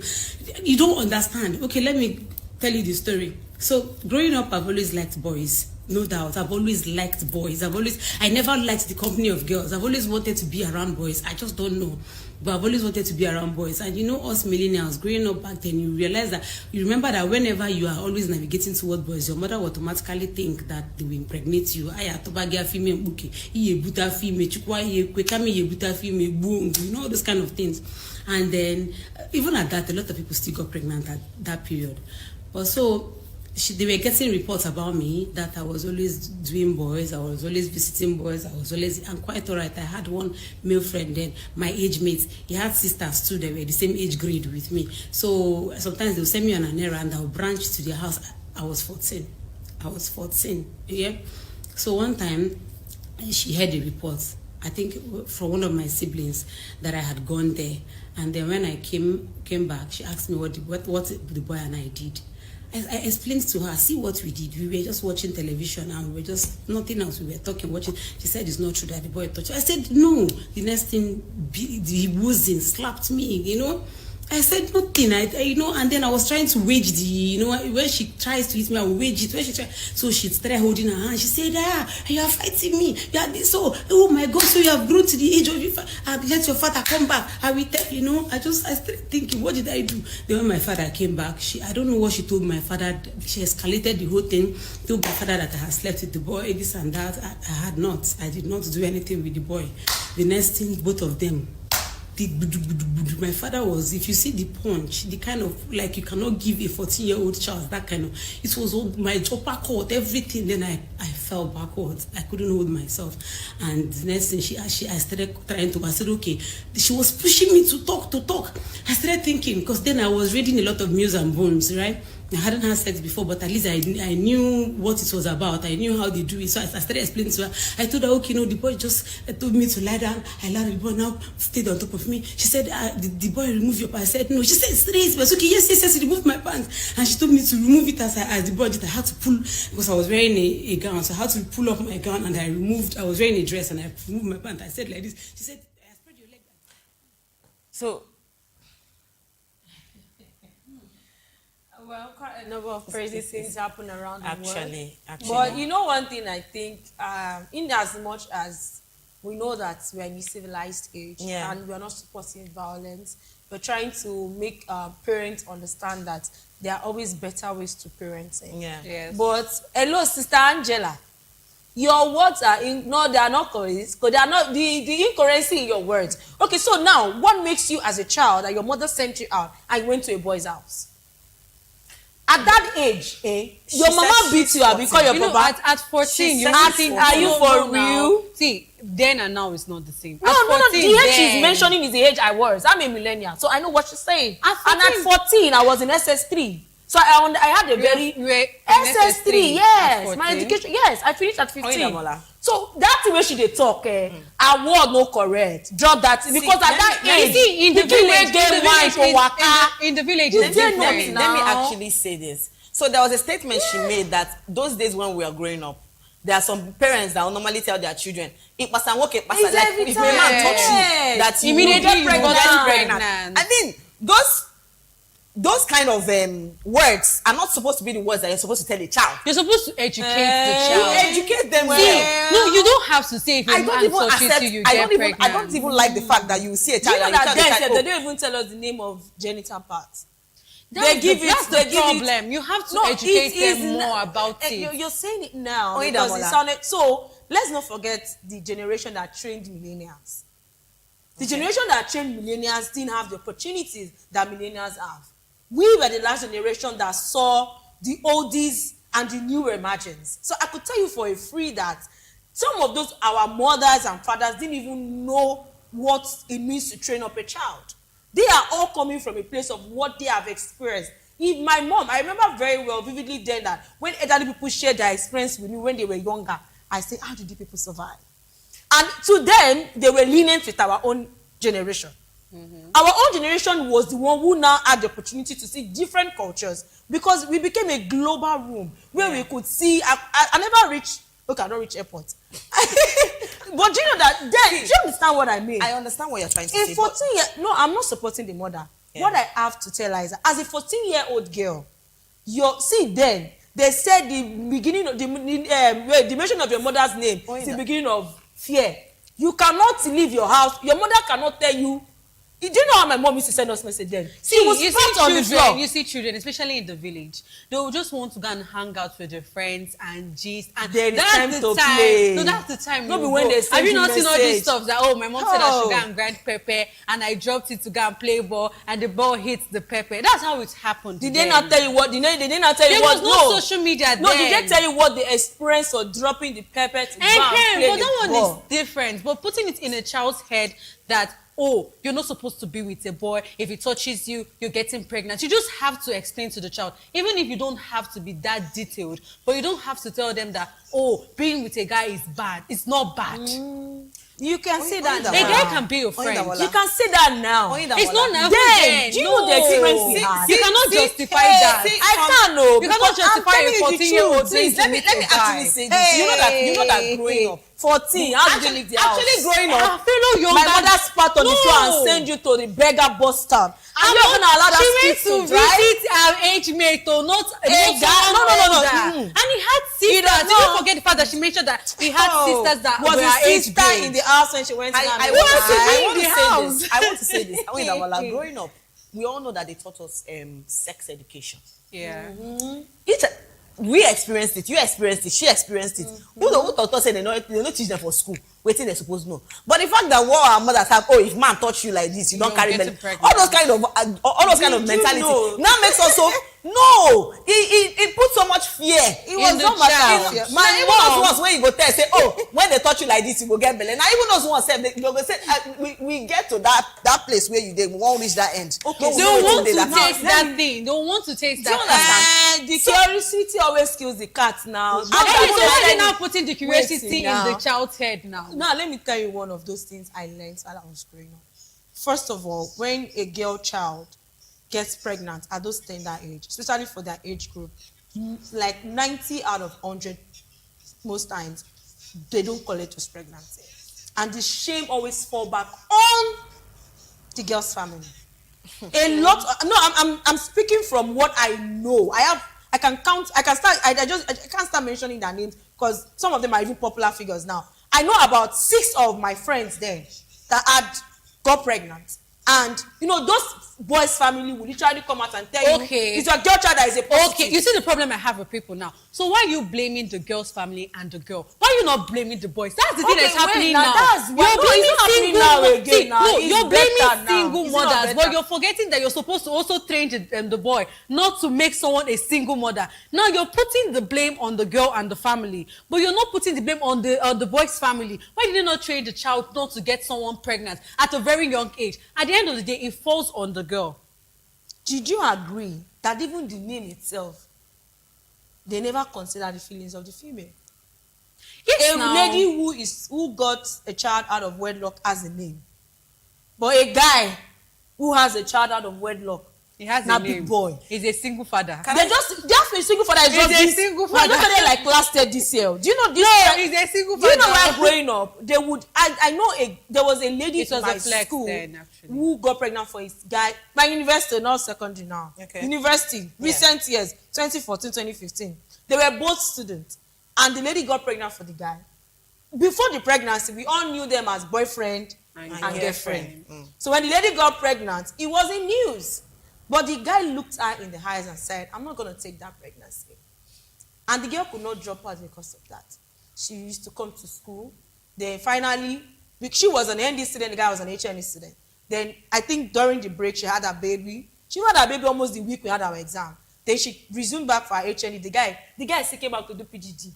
And then she has a child. She comes to the school with the child. You know those kind of children say they disgrace my DNA. Now when the pikin they don't need to say, I've been a precious pikin. So the boy looks so much like the guy. Father. And the guy at the infantry in that same school had another girlfriend. Yes. And he smooths the school. That's the problem we have now. Even that girlfriend when that time and now they still blame the woman. Do you know? That's the problem. They still blame the woman. But me personally, I will blame the man because you lack home training to make a woman a single mother. Even if you don't want to marry her, at least take responsibility for the child. You know, sometimes it's based on the mindset. Yeah. You will see a single mother that will train their child well, and still give their child good training. But you see some single mothers have been so damaged to the extent that they want to also damage the child that they have. It's not your fault because they were victimized now. It's not intentional. It's not intentional.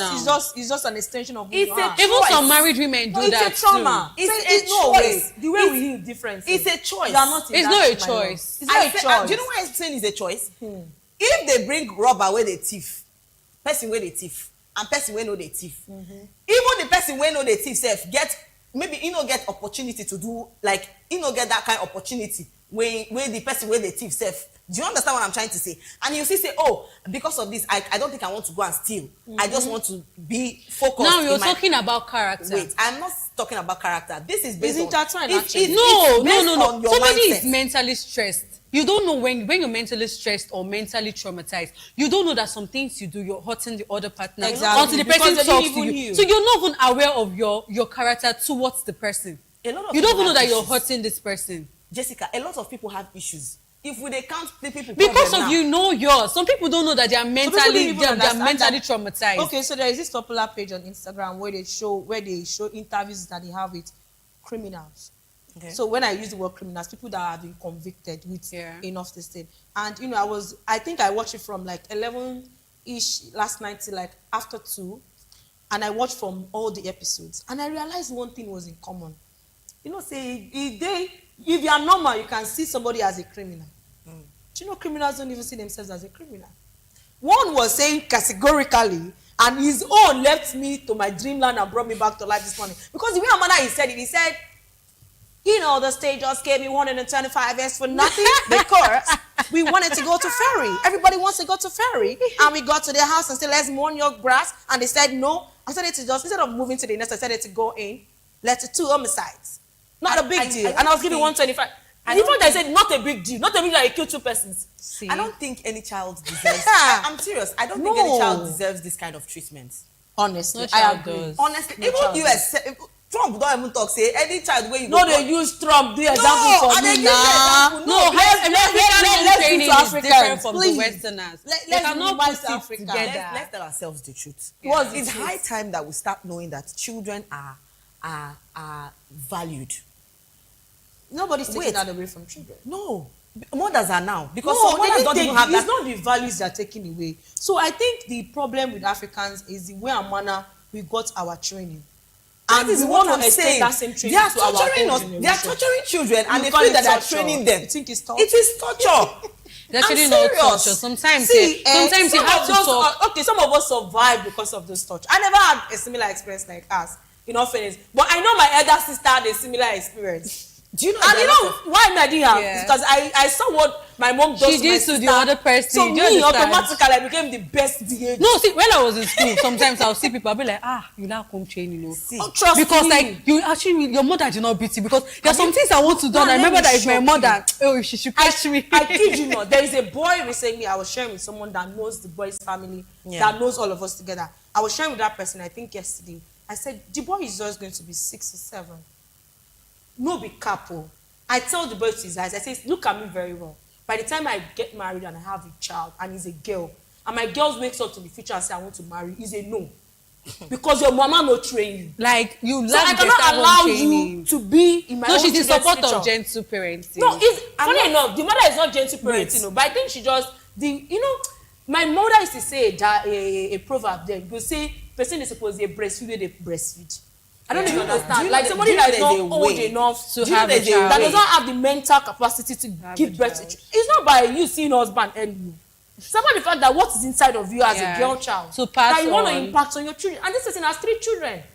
And the 2 presently are the same. And everybody keeps saying the same thing like, like they didn't train these children at all. And to the mother, she's flexing that she's a Gen Z mother, she's this, she's that. When I look at her, I say, fine. Me Gen Z don't marry, don't born 3. Me I never marry, never born. So if you say I'm not that, do you understand?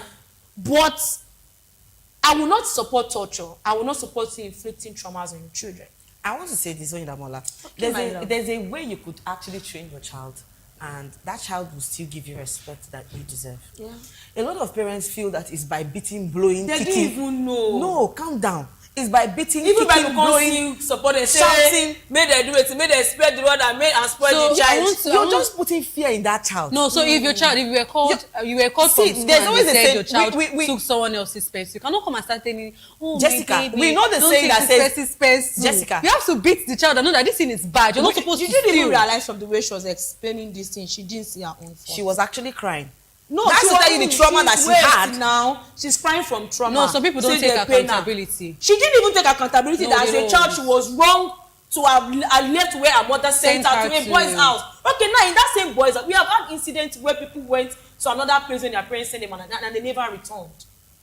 That era was even way darker than now. That era with no girls. I think her mother was trying. So are you trying to say that as a young child, you're not even supposed to have a friend that is a guy? Okay, so if you have a friend that is a guy, it's the mindset. Now, if you have a friend that is a guy, that you have to sneak to the guy's house, then you say no. She did not say she sneaked. She sneaked. That did not. Did she tell anybody? No. She didn't say it, but her actions showed did that she tell anybody? With whose permission did she go to the boy's house? Maybe her mom had seen that. Oh, this guy is looking at my daughter. And the boy might not even look like somebody that is from a responsible home. I'm just saying that. See, a lot of even the I don't want to bring the America don't bring America into no, but the truth is that our table. You can't just start saying, oh, the guys, the ladies. I'm trying to say this because basically I can actually make a friend that is a boy, and because it's your age grade, both of you are growing together.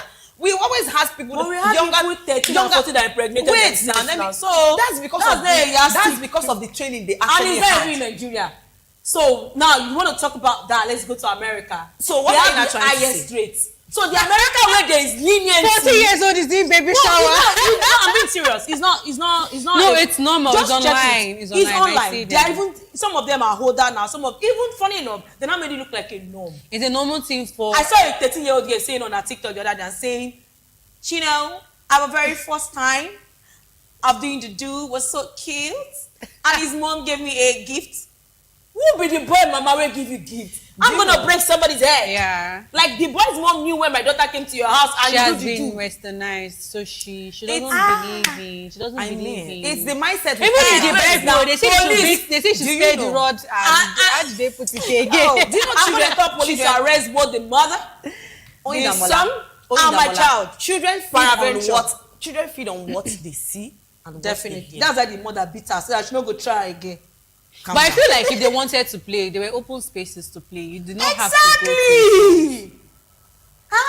Exactly. I mean, we were in the village. They were in the village. They would have stayed under the tree. Remember what she said. Remember what she said, that while growing up, she never liked having girls as friends. Which is not a normal thing. No. It's not a normal thing. Wait, it's not. I think she said she had it's not even to. a problem. We had tomboys in our era so Yeah. much, and I think it came from the what's that the era before our own. I don't know why you're still justifying this whole thing. I'm not justifying. We have to put stand with the fact that my that love. woman actually traumatized her daughter. She Yes, did actually. She traumatized that lady because We she's agree. even still living with the same fear and everything. Yes, and She did. Angela has children, But she should take accountability And of she her had- own of her own actions. actions. I See, don't for think every she's that action, mom. there's a price. Exactly. She's living happily with Okay, her now husband. let me. No, I said for me, you're not saying inside the house. No, they're living No, happy. it's not I'm living saying happily. because a lot of people really troll her and say things about her, but she's actually living happily. But trust me, she's still living that with she that. relates to you, right? Like that's You're the just life- seeing that's what the they life want she you lives to see online. You're just seeing Did that. you see this Chinese live streamer that came out to say she wants to stop live streaming, and I think she's one of the highest live streamers in China, and she talked about the fact that she wants to start living a real life, and people I have don't to understand. exactly. What you So see like online the is- life she has been living online Has been a is- fake life. Actually, it has been scripted. It has been scripted for Do you you to get- watch. Because and- if I show you my day-to-day activities, my dear, you will sleep. But I have to do something. Because why am I going to the shopping mall to go and buy a bag? I'm like, oh, come and unbox with me. I don't do that every day. There was one lady that used to do. She would just wake up. I know I don't miss early morning, and I'm warning you. Now I sent you message. I'm here now. I'm warning you now. Like this thing. She would just wake up in the morning and say, "Now I'm going with my helicopter. I'm going to." She can mention one country just to drink water. Oyidamola, I'm just saying that. I bet which kind of water. There are better ways to Train a train child. children. No, we are more And that's why enlightened I don't put it in some schools. Schools have actually stopped, teachers hitting a child. If you want to correct a child, there are so many ways you can actually teach that child or correct the child than using wood sticks, hitting that particular. I know say they talk say spare the rod and spoil the child. But trust me, if you like say some parents come they Okay, wait, let me play a scenario. they use the rod as I think as a leverage. you're against like disciplining a child, but I feel like you need to put both of them I'm not together. against disciplining a Exactly. child. You need to put both of them. Sometimes you need gentle There are parenting. measures. Sometimes There are you measures. need to actually beat the I child. mentioned that I talked about a case where a lady actually spoke about how she corrected her child. So the child was misbehaving and the child's grade were actually dropping. And she didn't know what to do. So she met somebody that actually talked to her on how to actually, because she don't beat tire. In fact, inflict wound on the pikin. But the pikin still know, you understand, still no change. Still they do everything they do. But she actually had two options. And that option was that she actually carried it during holiday period. She took that child to the prison and took that child to someone that was successful. So she now told the child, this is how the prison looks like. Oh, you are seeing the people that are here. They don't know if you come out. They know if you go inside. So if you are here forever. This is where you stay and you die. And things that happen here, things that are going on. So still carry the child, go where success, someone that is actually successful. See, there are two ways. It's not left for the child to decide. oh, if I want to go and still chook head inside problem. Do you know some children will still see that and they'll You know the funniest thing is that you cannot beat a child into being intelligent. So me, I feel like that kind of thing that's a normal thing to do. So the child will know, oh, I want success. But when a teacher calls you and say, oh, your child stole something from school, you need to beat the child and also practice that. So you tell the person, for every action you make, there's a consequence. So now, after the child finishes stealing, you beat the child, you take the person to the prison and say, if you do this in the future, this is where you see yourself. So you won't tell me your child stole it. Yeah, come and follow me. Enter. Did you say skit earlier this year or late last year where they were asking some children what they want to become in the future? Where a boy said, "I want to become a Yahoo boy." That skit was very viral. Now. So this thing, all this thing is a mental play. A lot is happening. Yeah. And a lot of children are exposed to quite a number of things. I tell it to you that as at my SS3, yes, boys were around me. I'll be like, I find gay, but they piss me off. For no reason. They just piss me off. Because in that time, where my mates are running for success, that's saying how I find it. And I will look at you. And so you know the devil has a trick of always trying to use what you love the most. So the devil realized that, okay, this girl is more of intellect, you know, the brilliance and the part. Then one very intelligent guy in my school now approached me in SS2. And I told the guy, I said, okay, wait. Obviously, I liked the guy. But I realized this is not what I want. And the fact that I'm seeing somebody that matched my energy in terms of, it not be even matched, you surpass my own. Love made in heaven. But even with that, I was not blinded to the fact of what I have seen, that I know, and I feel like I don't want to be in that category. So for that singular reason, I didn't say a yes to that guy till we finished our SS3. And every other girl felt they had names for me. They say, you think they did this song? You are feeling yourself. I'm like, but I feel like it's more of what your mom told you. My mom always tell me, mom will be like, don't get pregnant. Mom will always see. My mama don't beat me one time. When we say, my your wife follow me go bedroom, go do mommy and daddy. My wife did not get to He didn't even touch me. We as they enter the bedroom, we were doing games. So me and him, he's the daddy and the mommy. Then we enter the daddy and mommy. Where you know the daddy and mommy come outside? I never even enter. As we just open the bedroom door, those they enter. One mama pass say, what are you doing there? I say, hide. Our mommy and daddy. Then the mama hold our hand. Carry us because they say, mommy and daddy. The way and manner I was treated, I think I was 5. Oh, if you remember what I said to you, that children are really, they are really moved by what they see and what they hear. Consistently, maybe you have seen your mom where she does mommy and daddy. No, not at all. No, you know, so the mommy and daddy at that time, you don't know what somebody has. You don't know what the mommy and daddy mean. That. But your parents, now as an adult, you know what mommy and daddy. You know, when I now later asked my father, okay, why did we even go into that toilet? He now said, he now started explaining from what he has seen. And I looked at it and said, no, I thought we were just hiding there like hide and seek. He now said, no. Do you know that because of that singularity, I didn't speak to Mayowa till they moved out of our compound, I think about 5 years later. And anytime they call me, adults called me, they'll be like, oh, why are you not talking to Mayowa? I said, I don't want to be his friend. He's not a good person. I didn't have to explain that this is what he told me. So I realized he knew what he was doing. Mayowa was a year older than me. And me, I didn't know what Mayowa meant when he said, let's hide inside the bedroom. But I got the beating of my life from my other brother. My mama not touch me. She just carry me, tell my other brother, will say, that one get anger issue before. He beat. Well, my mom was more of a talker, though. So like, the truth is that I feel there are still better ways to. She was more of a talker. To actually train. If you get pregnant, your father's family, you will laugh at me. I am also consider you wanted to disgrace me. My mom will tell you that. No, my mom was someone. The taba will take carry belle go take back your pikin. The truth will always be that mothers are really special people. No matter the fact that we always have our African mothers that are really intense, that really want that really want better for their children. Definitely, they but do. The truth, I will still stand by. Please train your child well. It's important, but don't inflict the part where you say you put pepper, and that's way off it. I will still not support traumatizing your child and saying you're training your child. That's two different things.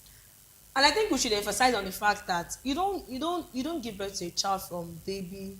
You didn't train them, no discipline, and when they're in their teenage or when they've grown older, now want to start instilling trainings in them. I understood from where I'm coming from that even as a baby, there was one that I witnessed very well.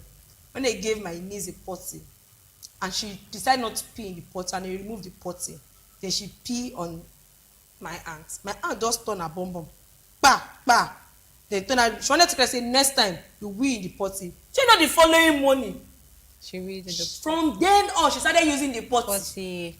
So I understand from Angela's, I'm not supporting her mom. I'm not supporting her but mom. But I feel like her mom was so concerned about her, but she did not come from the right angle. Exactly. So she was too harsh. I know, like, she was trying to be protective of her child, but sometimes you need to understand that you need to talk to your child.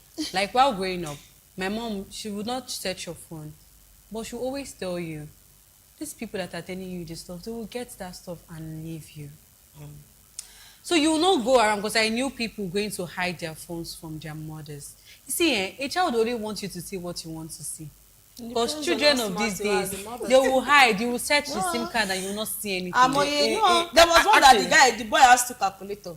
And so it looks like normal calculator. So you need to actually need to come into your child. You know, you can easily enter somebody by being close to them, trying to talk to them. Then if they do something that is extremely bad, then you can beat them, but not put in pepper.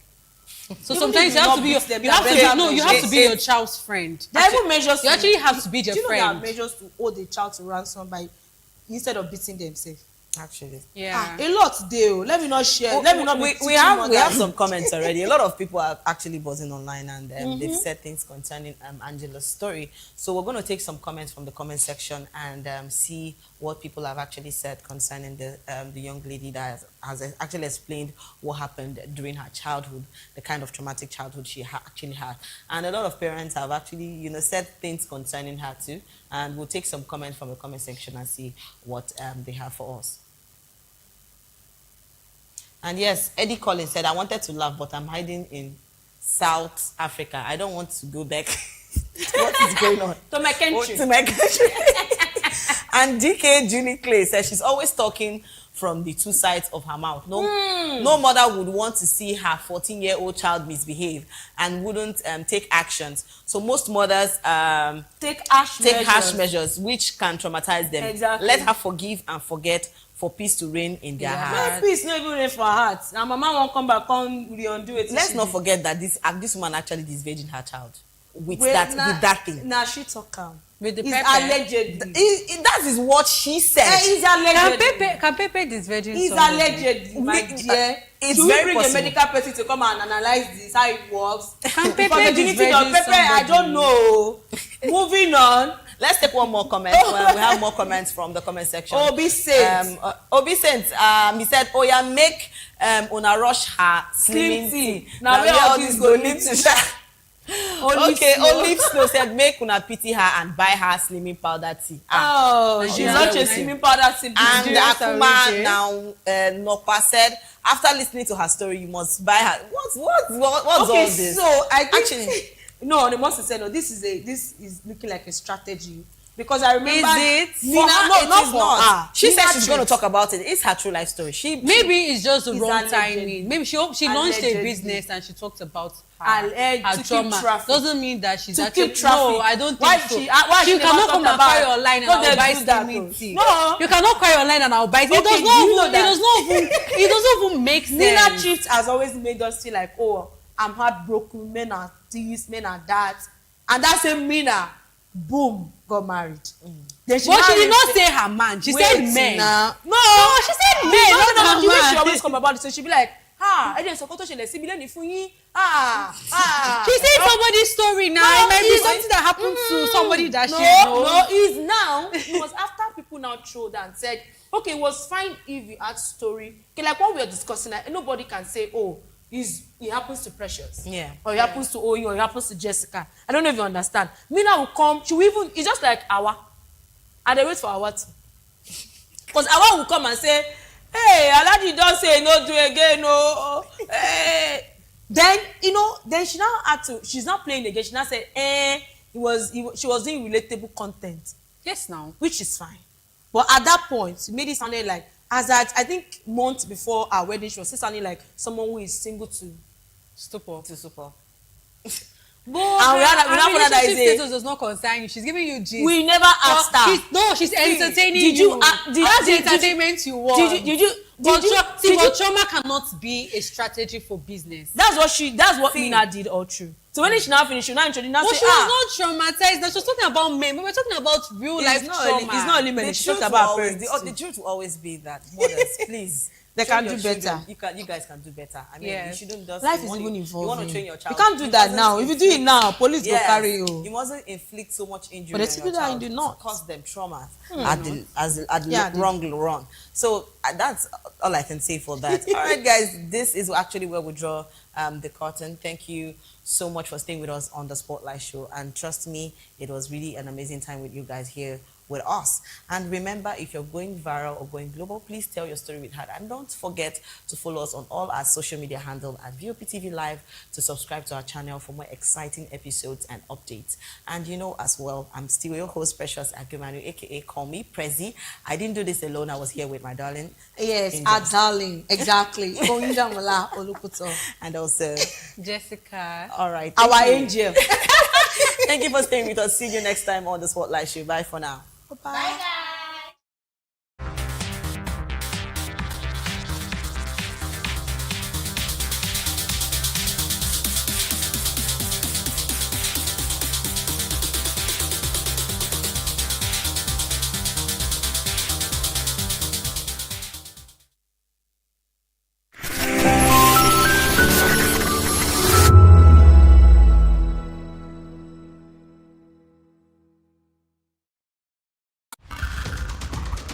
Every day strike, ASU strike, market women strike, even Kole people they strike. We don't become country of strikers. Even light self, they no fit give us. Don't run for motor. Even leg self, they get accident. Why una dey complain? Why una dey complain? No una dey collect bribe, dey vote Sokoloko Bango ṣe. Ìṣèjọba tó dára òun là ń béèrè. Anyị chọrọ ọchịchị onye kwuru uche ya. Anyị achọrọzi ọchịchị nchigbu. Ala ndeze temeka muna so mekio. Wetin we want na make dem rule us well. Don't take it for noise. It's the people's voice. They have made their choice. Respect that voice for all to rejoice. VOP 90.3, Voice of the People. The red carpets, awards, the razzmatazz, music, fashion, interviews, and more. Spotlight on Voice of the People television. Let's feed you with all the juicy stories in the global entertainment space, bringing you the glitz and glamour as it is hot. Stay tuned to Spotlight, 1 p.m. Monday to Friday. Spotlight on VOP TV. Entertainment like never before.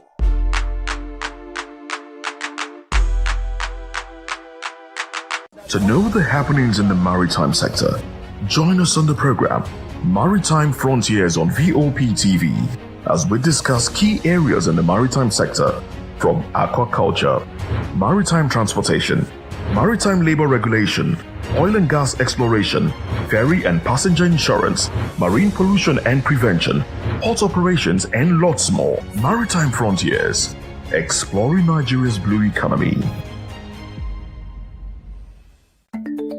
Africa is on the move, a continent of rising voices, untold stories, and powerful transformations. From the streets of Lagos to the heart of Nairobi, from the mines of Congo to the tech labs of Cape Town, the African story is being written every day.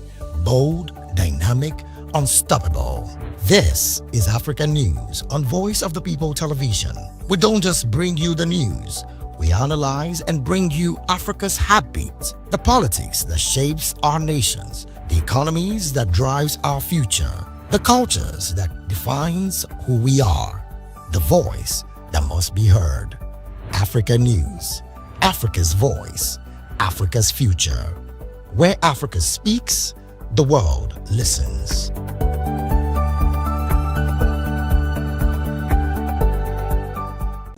Hi guys, my name is Stanenze, aka Masinze, aka Chie Billy Billy, aka Obako 181 of Benin, and this is VOP TV. Give me a lot. Hi everyone, my name is Akil Tabiola, and a big shout out to VOP TV. Yeah, please keep watching. God bless you. My name is Adeyola, executive producer at Joshiko to the Garden. Shout out to Voptv. Thank you for having us. Hi guys, big shout out to Voptv. Akim Ogara say so. Hi, my name is Michael Edjo. I'm an actor, a director, and a host, and you are watching Voptv. Hello everyone, my name is Anita Oluwole. Keep watching Voptv. Stay subscribed. Do not change that dial. Hi, it's your girl, it's no side demo. They are saying keep watching Voptv. That's the voice of the people TV. Hi, my name is Heaven Sobule. I'm an actor, a film producer, and a casting director. And shout out to the best of the best of the baddest, Voptv. Hi, my name is Motunde Adeyemo. Keep watching Voptv. This is Astelba and you're watching Voptv. A big shout out to Voptv. You guys are doing an amazing job. Keep up the good work. We love you and keep us entertaining. Hi everyone, my name is Anne Irish Phillips and you're watching VOP.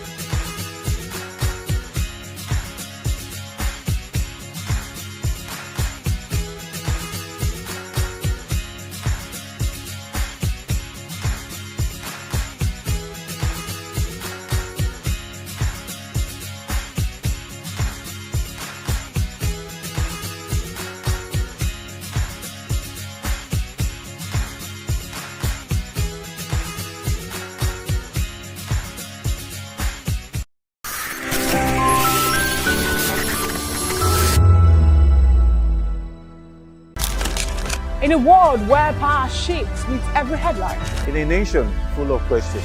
In a world filled with noise, the truth needs a voice. The policies that shapes our world and the economy that determines our future. Every hour, every day, the grapevine keeps buzzing. And together, we are committed to telling the stories that shape our world because your voice is our focus. Don't forget, our voice matters the most. Let us come together and share our concerns.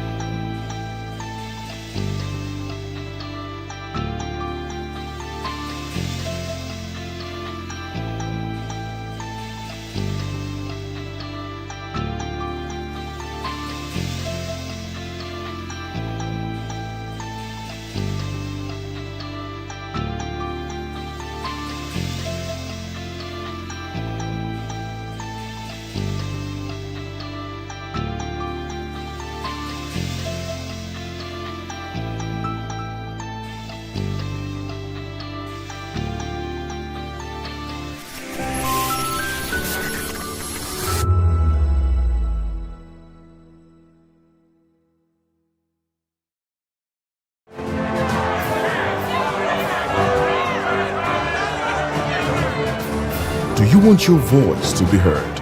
Do you know that you matter in the scheme of things? The People's Voice, the show where ordinary citizens take center stage as we discuss the biggest stories that affect you and I. With you in mind, we facilitate lively discussions, debates, and interviews on the topics that matter most to you and I, from social justice to economic empowerment, education to healthcare, governance, and more, tackling tough topics and amplifying your voice. Join the conversation and make your voice count. The People's Voice. Make your voice count. If you've been drinking, don't drive. Hand over the keys to another driver. Call a friend or family member. Use a taxi or a ride-hailing service. Wait until you're completely sober before getting behind the wheel. A few minutes of inconvenience is far better than a lifetime of regret. Friends, don't stand by in silence. If someone who has been drinking insists on driving, speak up.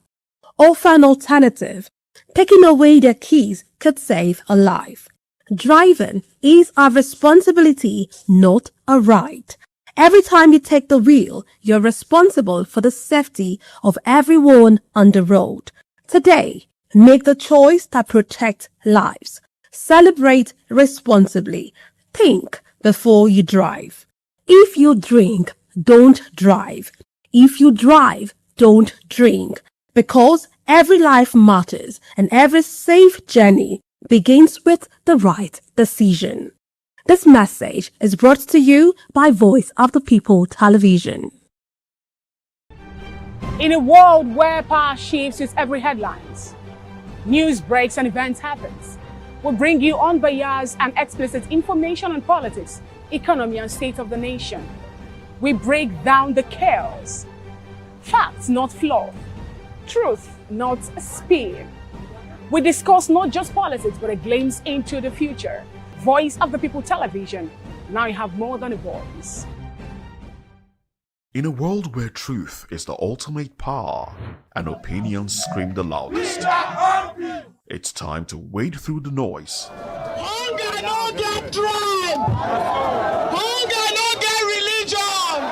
And scan the human interest and trending topics that matter.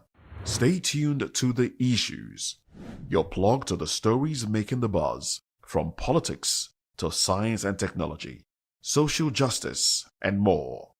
Let's tackle the tough questions and expose the truth. The Issues on Voice of the People Television.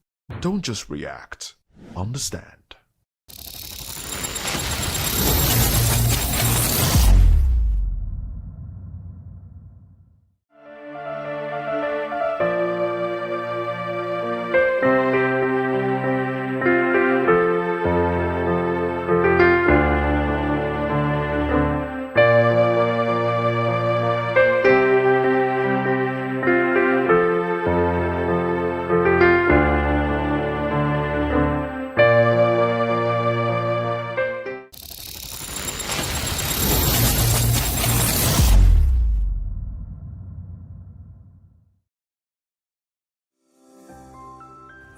Voptv.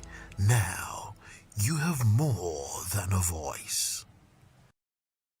Big news this year. Your favorite Voice of the People television station is now on free to air on Nigecomsat. All you need to do is align your dish using the following: orbit position 40.5 degrees east, 12.685 GHz, 30,000 kilobytes per second. Polarized vertical, frequency 2, 12.731 GHz, symbol rate 26,250 kilobytes per second. Polarization H. This works on any decoder. Catch up to 100 channels, sports, movies, news, all for free. This is with better quality at no extra cost. Voptv on Free TV. Now you have more than a voice. Join us as we drive into the world of politics through insightful interviews with prominent political figures both serving on former governors, ministers, senators, legislators, party chieftains, activists, and analysts. Get first-hand information into the decision-making processes that affect our daily lives. Highly engaging one-hour program that brings political discourse into focus. I am Chukwuma Okoro. Political Lens, Monday through Friday, 6 to 7 p.m. Join us.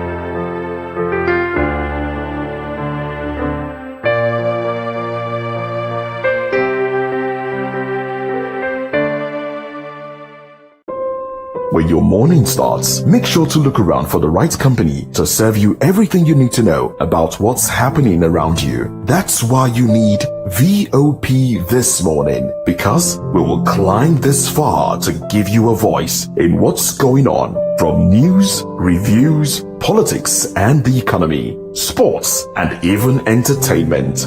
VOP TV. Now you have more than a voice. Welcome.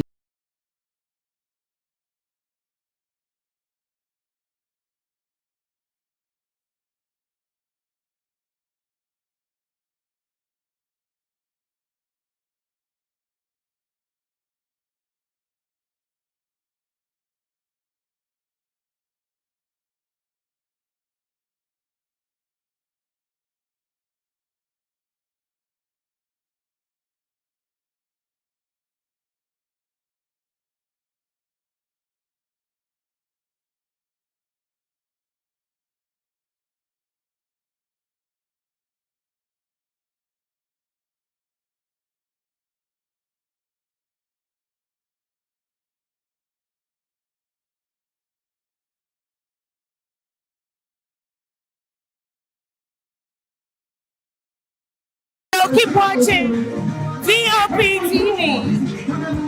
What up? My name is Usimachiku. You are watching VOP TV. Keep it locked. Hello, I am Floyd Igbo. Keep watching VOP TV.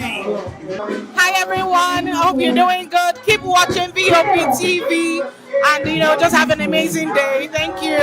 Hi guys, it's your boy Praise. Keep watching VOP TV.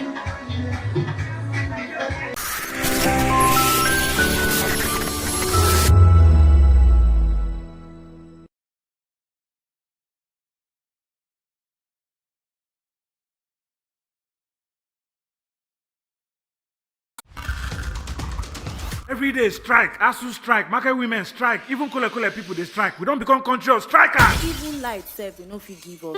Don't run for motor. Even leg self, they get accident. Why una dey complain? Why una dey complain? No una dey collect bribe, dey vote Sokoloko Bango ṣe. Ìṣèjọba tó dára, òun là ń béèrè. Anyị chọrọ ọchịchị onye kwuru uche ya. Anyị achọrọzi ọchịchị nchigbu. Ala ndeze temeka muna so mechie.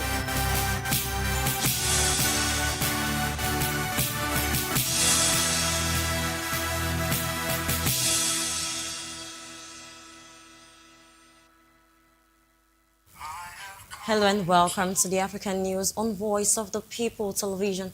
I am Praise Peters. Before we begin the news, kindly visit our website on www.vop.ng for fresh and trending news. And for WhatsApp, the number is 081-367-14129. And now the news in detail. We begin the news by telling you that the Alliance of Sahel States, AES, has launched its first confederal parliament in Niamey, giving 45 representatives from Burkina Faso, Mali, and Niger a new forum to deliberate on common issues as the three countries deepen political and institutional integration. President of Mali's National Transitional Council, General Malik Dio, said this is the beginning of a confederal parliamentary diplomacy designed to support and strengthen the ideals of the Sahel states. The president of Niger's Consultative Council for Refoundation, Mamadou Jingare, stated that the parliament should bring the confederation close to people across the 3 member states.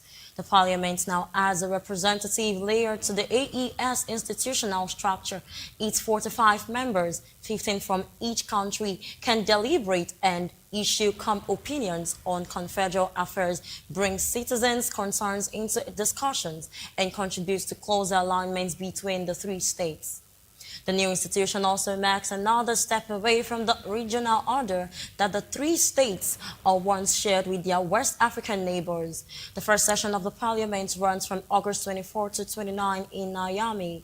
Burkina Faso, Mali, and Niger left the Economic Community of West African States, ECOWAS, in January 2025 and have built their own political security and economic structures through the AES. Still in West Africa, 6 people who were deported by the United States to Liberia last week resisted getting off the plane and were reportedly sent to Equatorial Guinea, another nation that signed a third country deportation agreement with the Trump administration. Advocates say under a series of often secret agreements, the Trump administration has deported thousands of people to about 24 countries that are not their own as it pushes ahead with its immigration crackdown. Immigration lawyers claim the practice is being used as a legal loophole to indirectly return some asylum seekers to countries that they fled. A person on the plane and lawyer is quoted as saying that the group who refused to get off the plane in Liberia on Thursday include 4 Cuban men, a Brazilian man, and a Cameroonian woman. While a Honduran deportee aboard the flight said the group refused to disembark, saying Liberia was not their country and that they would face danger there. He added that they were then separated from the others. And finally, from the region, Ghana's Gold Board has ordered that artisanal gold ore purchased by self-financing aggregators for exports must be refined locally from September 1st, effectively banning exports of unrefined ore under those agreements and arrangements, according to a statement. The directive is the latest step in Gold Board's lightening grip on the country's vast artisanal gold sector, a broader regional push to retain more value from mineral reports and exports. The West African nation created Gold Board in 2025 as the sole authorized buyer and exporter of artisanal gold to boost output and foreign currency inflows. The directive issued by Gold Board stated that no gold ore purchased under arrangements with approved off-takers may be exported in unrefined form from September 1st. It added that all such gold must be refined at refineries approved or designated by the board before export applications are considered. Elsewhere, residents of Beni in the Democratic Republic of Congo are donating blood to help replenish declining supplies as fears of Ebola keep some regular donors away. Head of the Beni Blood Transfusion Center, Dr. Vianney Kambere, said since the reappearance of Ebola in the city, they have noticed that the number of well-intentioned people who used to regularly donate blood has decreased. He appealed to residents to help keep hospitals supplied. A donor, Cedric Sikiminiwa, said he was aware that he can save people who require blood, whether they are victims of accidents or soldiers wounded on the front lines who may lose a lot of blood. As the DRC battles its largest Ebola outbreak on record, blood reserves are running critically low. As of late August, over 5,500 cases and around 2,640 deaths have been reported, with infections detected across 6 provinces.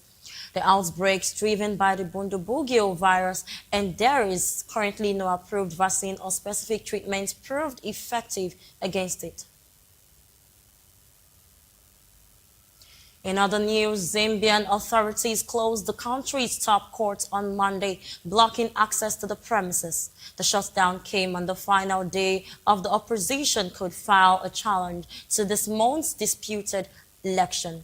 In a memo, the chief administrator of the judiciary told staff not to report for work, citing security reasons. Opposition leader Brian Mundubile said last week he planned to file a petition as the Constitutional Court to challenge the August 13 election results. He finished second to President Hakainde Hichilema. The deadline to file such a challenge is 7 days after results are announced, which falls in the early hours of Tuesday. Meanwhile, 2 UN peacekeepers from Ethiopia were killed and several other people were injured in an ambush in South Sudan's Jonglei state. The United Nations said the deaths bring to 9 the number of peacekeepers killed in the line of duty worldwide this year. United Nations spokesperson Stephen Dujarric told a press briefing that among the injured were 3 peacekeepers, 2 police officers from South Sudan and 2 civilian staff members. He said the attack was carried out by unidentified gunmen and the patrol appeared to have been deliberately targeted. The UN had called for authorities for a thorough and prompt investigation to ensure all those responsible are brought to justice. Dujarric said that the attacks against United Nations peacekeepers may constitute war crimes under international law. And now to East Africa, the Law Development Center Magistrates Court has dismissed charges against alternative digital journalist Arnold Mukose, who was accused of falsely announcing the death of First Lady Janet Museveni, who had not been seen in public for several months. Grade 1 Magistrate Ivan Maloba dismissed the charges for warrant of prosecution, citing the state's failure to present witnesses, produce the police file, or comply with an earlier order to amend the charge sheet.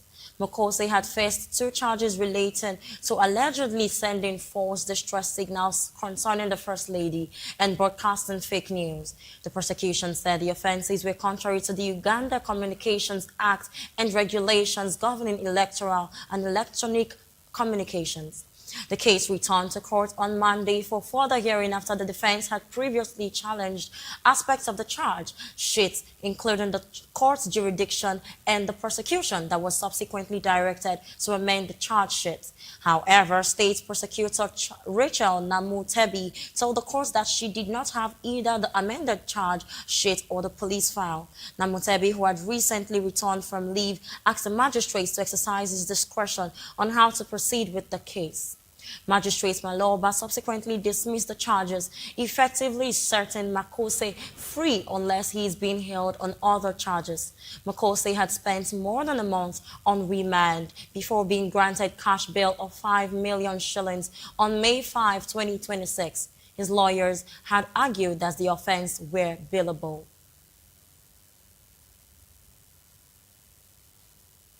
Elsewhere, President Yoweri Museveni has reportedly directed the release of former Speaker of Parliament Anita Among from house arrest and decided against prosecuting her over allegations of massive corruption and illicit wealth generation.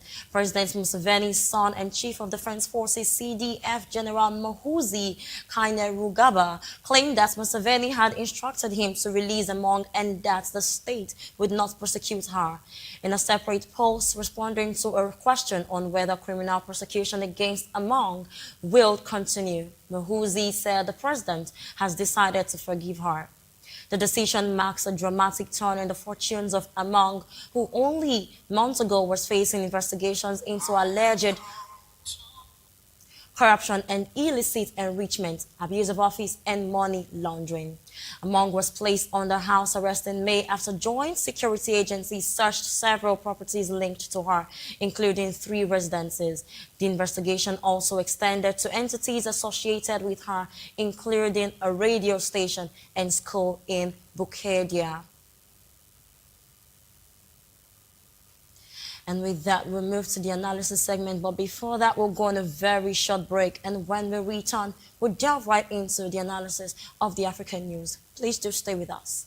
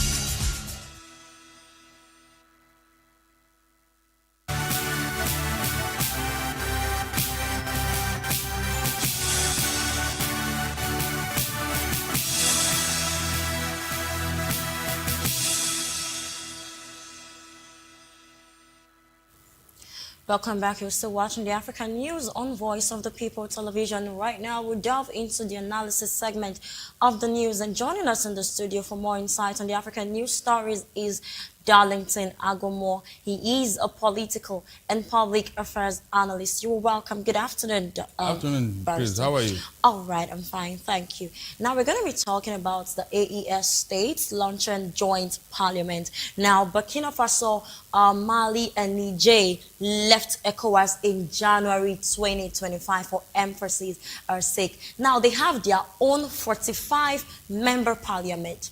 Is this becoming a genuine alternative regional bloc, or is this mainly a political statement against ECOWAS? Good.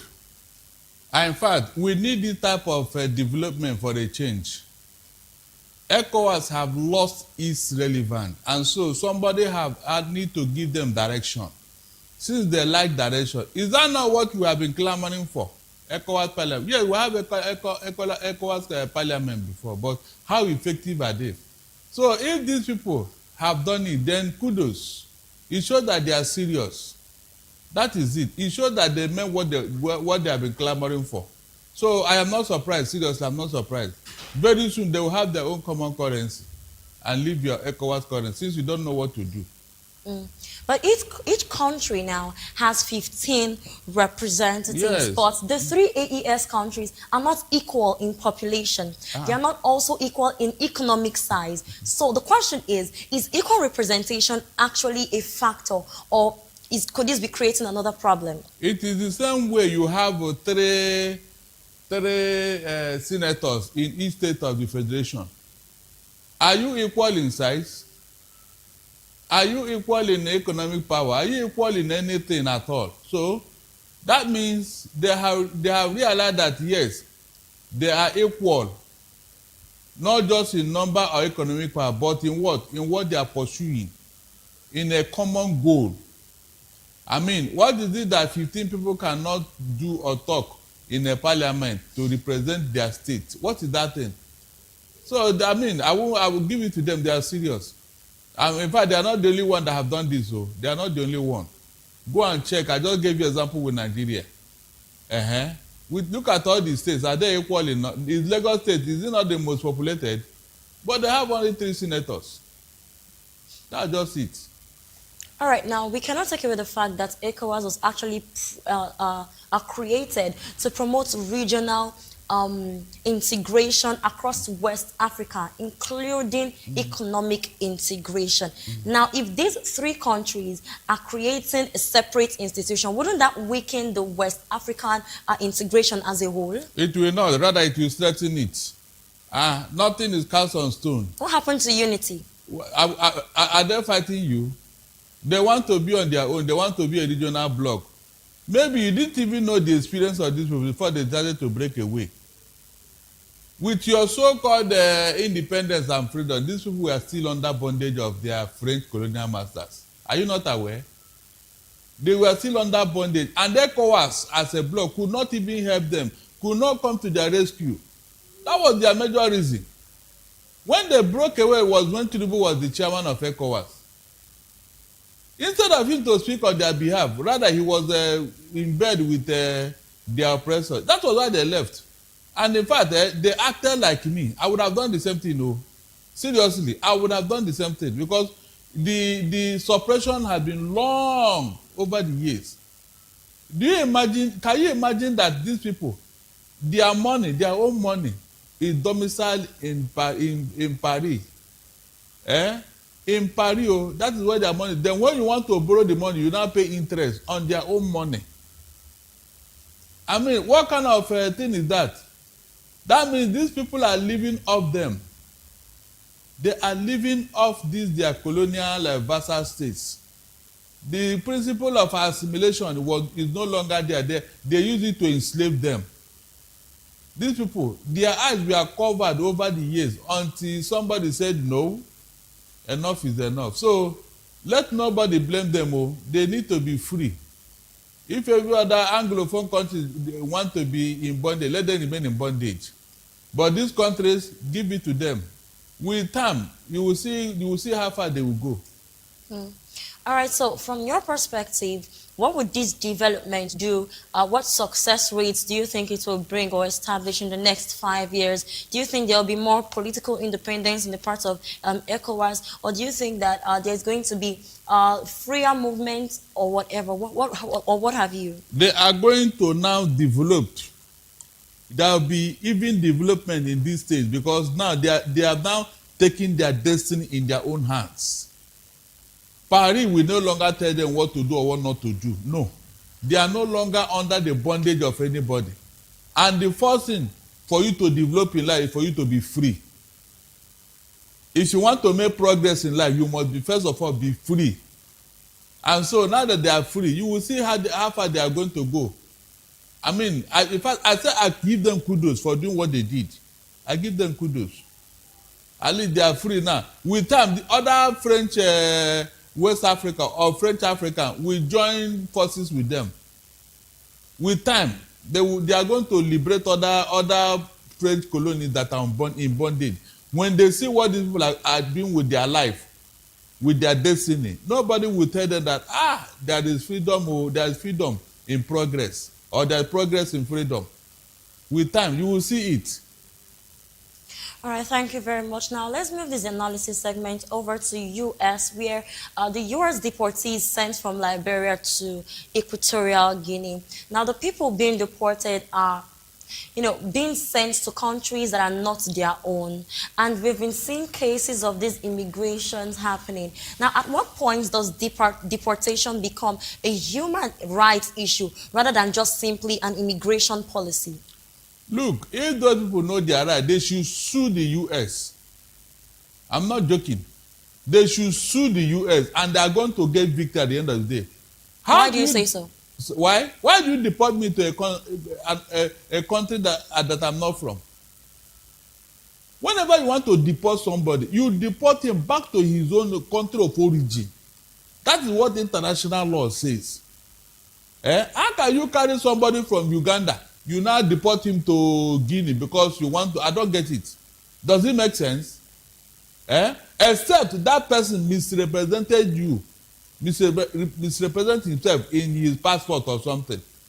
But if this person said, look, I am from Guinea.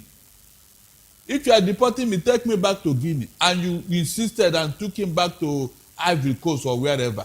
That person have every right to sue you. And you cannot escape it. That's the truth. This thing that I don't know who gave them this mentality. You wake up and you start scattering people all over the place. For what? It's because it can only happen in Africa because you don't have a say. Yes, you don't have, who will talk on their behalf? Which African country, African leader will rise up and say, US, this thing you are doing is wrong. I mean, challenge Donald Trump for once. Nobody can talk. Nobody. That's why the man is doing it anyhow. All right, now the U.S. is reportedly using agreements with about 24 countries. Mm-hmm. And these 24 countries are like 24 third countries, right? So could African countries be turning into transit destinations for America's immigrant enforcement? They shouldn't. It shouldn't be so. There is no place on earth today that airplane cannot get to. If you are deporting anybody, Africa should not be after all, when they were leaving, did they pass through Africa? When they were coming to America, did they pass through here? Why do you want to use this as a transit camp? Then when you now deport them to a country they did not come from, a strange place for them, who will not take responsibility? You landed in my country, I don't know you from nobody, no family member is coming to welcome you at the airport, nothing. And so you want me to take responsibility to send you where you are supposed to go? No, I will not do that. That is the more reason why these people should, in fact, lawyers should take up this matter on their behalf. Seriously, lawyers should take up this matter on their behalf and sue the U.S. government. They should take it up as a pro bono case because you just devastated this illegal immigrants according to you. You just devastated, you just messed up their life because they will be stranded at the airport. Where are they going to? Whose home are they going to be taking in? I mean, look at it. It doesn't make sense. Or those people, didn't they tell you where they came from? At least when they land at the nearest airport to their community or to their state or to their country, yes, it is easier for you to say, okay, you connect them to the nearest flight to their country. It will be easier. At least they have identified where they come from. Then why do you make things difficult? You did not even say, okay, when you get there, make an arrangement with the country where you are taking them to. You didn't. You just dump them there. You just dump them there. And the African states, because they don't have any more to say, because Donald Trump and America is involved. Left for me, I will tell them, remain in that place, don't come down. No. Don't come down here. I'm not joking. If I have information that's so, I will tell you, don't come down. Don't even step foot on my soil. Go back to wherever you're coming from. Or you remain in that plane. Well, regarding what you just said, the deportees reportedly refused to leave the plane because they feared danger in Liberia. Good. Now, what do you expect of the government of Liberia then? Sorry? What do you expect of the government of Liberia? I don't expect them. They are not liable. I don't expect them to anything. So that somebody will tell Donald Trump that you are misbehaving. I'm not joking. They are not liable. In fact, the deportees will not even hold them accountable for anything. I mean, before fighting for what is right, isn't it expedient that they at least work according to the interests of the deportees that have just come to their country? That means you have compromised. International law does not allow it. International law does not give room for such things. Seriously. Those deportees, they should insist that this is not where they're supposed to go to. I'm not joking. And then the Liberian government should insist. After all, those Liberians, they were freed slaves from America. 1840, there was a Boston meeting where they asked them, do you want to go back to Africa or you want to remain here? They will give you freedom and all that. Some people said they want to go. Some people remained.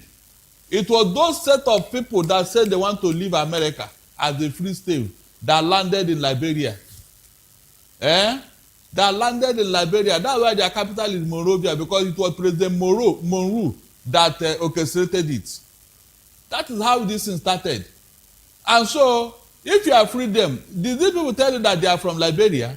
Or you believe that the same slave trade, whatever, is still going on? So, anybody that you want to deport, you now deport them back to Liberia as a free slave. When he came into, did they come as a slave? When he came into America as an immigrant, did he come as a slave? As you say, is now a free slave. Let's take them back to Liberia, where you deported the first set of freed slaves in Africa. This thing doesn't make sense. It's just that nobody can challenge Donald Trump and tell you see this one, no, you are wrong. You are wrong. You may be fighting Iran to keep the world safe, but this one you are wrong. Every insult must come to you. You must give it to African leaders. Liberian president should not allow those people to come down from that place. Let them remain there. All right, for African governments accepting deportees from the U.S., what should matter more? Don't you think that diplomatic relations should matter? I mean, possible economic benefits or the rights and safety of the people being transferred? It is when there is the principle of reciprocity that this thing you are saying can happen. The American government, they don't even have respect for you as to engage you diplomatically. They just do what they want to do, whether you like it or not. You know?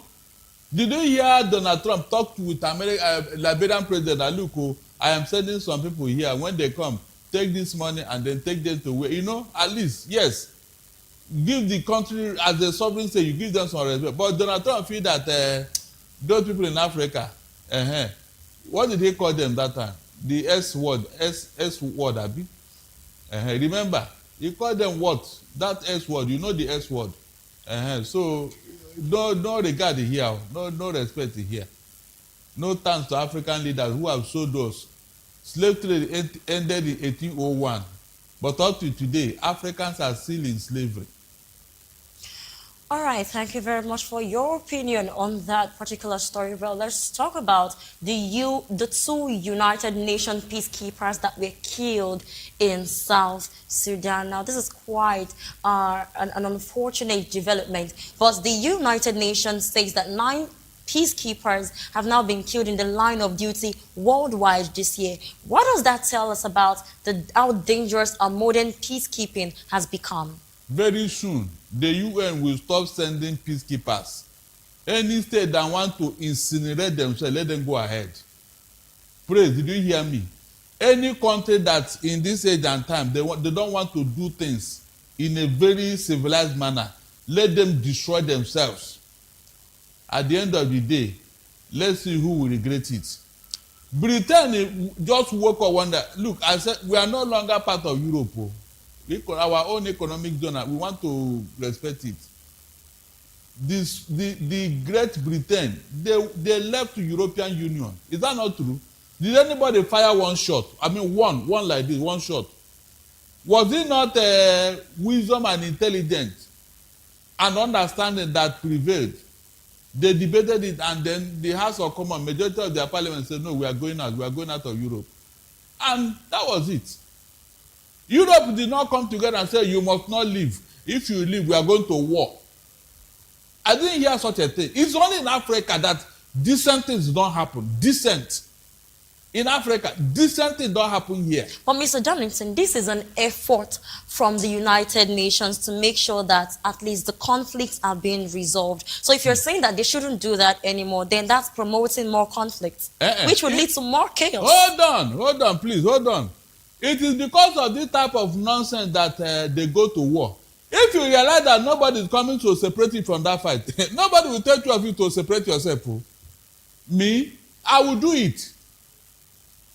I'm not joking. One of the reasons why these people, look at all those people that died innocently now, what is their own? What concerns them? They just came to separate you from killing your brother, and in the process, you now kill them. What have they gained? The best thing is to leave you people now. To leave them or to make them dig more on who is even responsible for the killings of these two peacekeepers, so that they can even make sure that this particular situation is alleviated for further occurrences. Instead of me to waste UN peacekeepers, let these people continue their fights. At a point, they will get tired. At a point, they will get tired of fighting. Maybe that is the time fighting will end. Or didn't you hear? Whenever a madman realizes that he's naked, that day the madness will stop. Or you don't get it, Abi? It is because whenever they are fighting, the UN will send relief material, send this thing, human rights will come to rehabilitate their refugees and all that.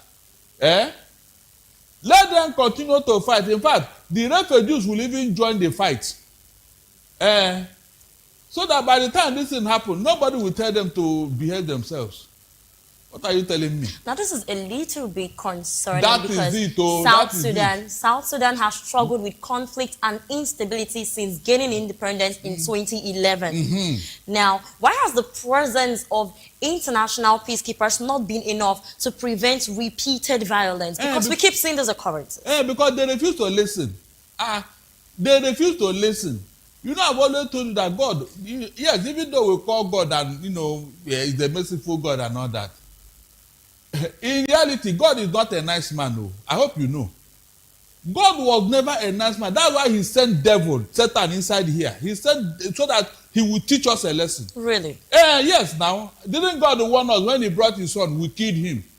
We killed his son. Who came to show us the way? We killed him. The man said, okay, no problem. Satan, go and meet these people. You sort it out with them. Is that not why we are where we are? We refuse to listen. And so God said, okay, no problem. You will listen by force. You think that nobody get born again when he's comfortable? No. It was in the heat of crisis when Satan had dealt with you. Nobody will tell you to become born again. Go and check. All the people that got born again, Satan must have dealt with them until they realize that, I need to repent. Then born again will come. It doesn't come like that. I'm not joking. African states, since you don't want to bring peace here, since you don't want development, let Satan be using you as an instrument of his warfare. We'll get sense one day. All right, Mr. Darlington, when we look at situations like this, I believe that we have to look at the actual reason for this. Who should actually be held responsible? Because when we have those people to book, then it is easy to reach out to situations like this and then tackle them. And that brings me to the question that when peacekeepers are attacked like this, who should ultimately be held responsible? Should the individuals who carried out the attacks be held responsible, or the agencies controlling the area be held responsible, or the local authorities be held responsible? That is why the ICC was set up, International Criminal Court. Didn't you get it? It is after the war, then the ICC will now move in and pick all the warlords, like they did in Rwanda. You will now pay for what you have done. The day of reckoning is coming, whether they like it or not. All the warlords in Sudan, all the people that killed this, you think they go away? No. No, they died in the hands of a particular section of the warring parties. Is that not true? If there is a war now between two countries, of course you will know the other side where they belong. So if any peacekeeper die in your own territory, that means the leaders in that territory will be held accountable. I mean, to find out is not something you don't need to go far to find out who did what. So let them continue to fight and kill people. At the end of the day, they will pay for it. They will definitely pay. That is, in fact, you don't need to be told. Where is Charles Taylor today and other people that did what they did? And so I'm not bothered. They will pay for it. Now, let's not forget that we have to be concerned for the civilians, the people. If UN peacekeepers cannot guarantee their own safety, then what would you make of the safety of the civilians? I mean... If you say we should not do anything, then it means that more civilians are going to die. In a situation like this, there will be casualties. So, whether you like it or not, there will be casualties. And you prefer that casualties continue to occur? If you want peace, prepare for war. The world we are living in today, 64 million human beings died to save the world from the hands of Adolf Hitler. 64 million human beings died from 1939 to 1945. The 6 years that this war lasted, the people died. Men died in the battlefront. I wish you can watch at least some of the films like The Longest Day, A Bit Too Far, and so many. You saw men died at the battlefront just because they want to stop Hitler. And so, if you want peace, prepare for war. It's as simple as that.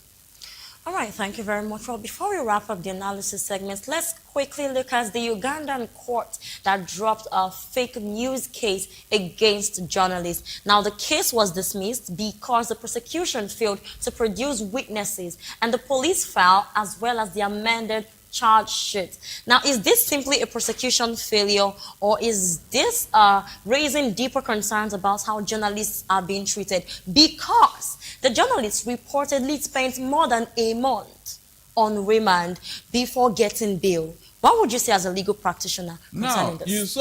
Have you seen what I told you about leaders in Africa and how they behave? That Uganda had an experience with a woman called Idi Amin Dada.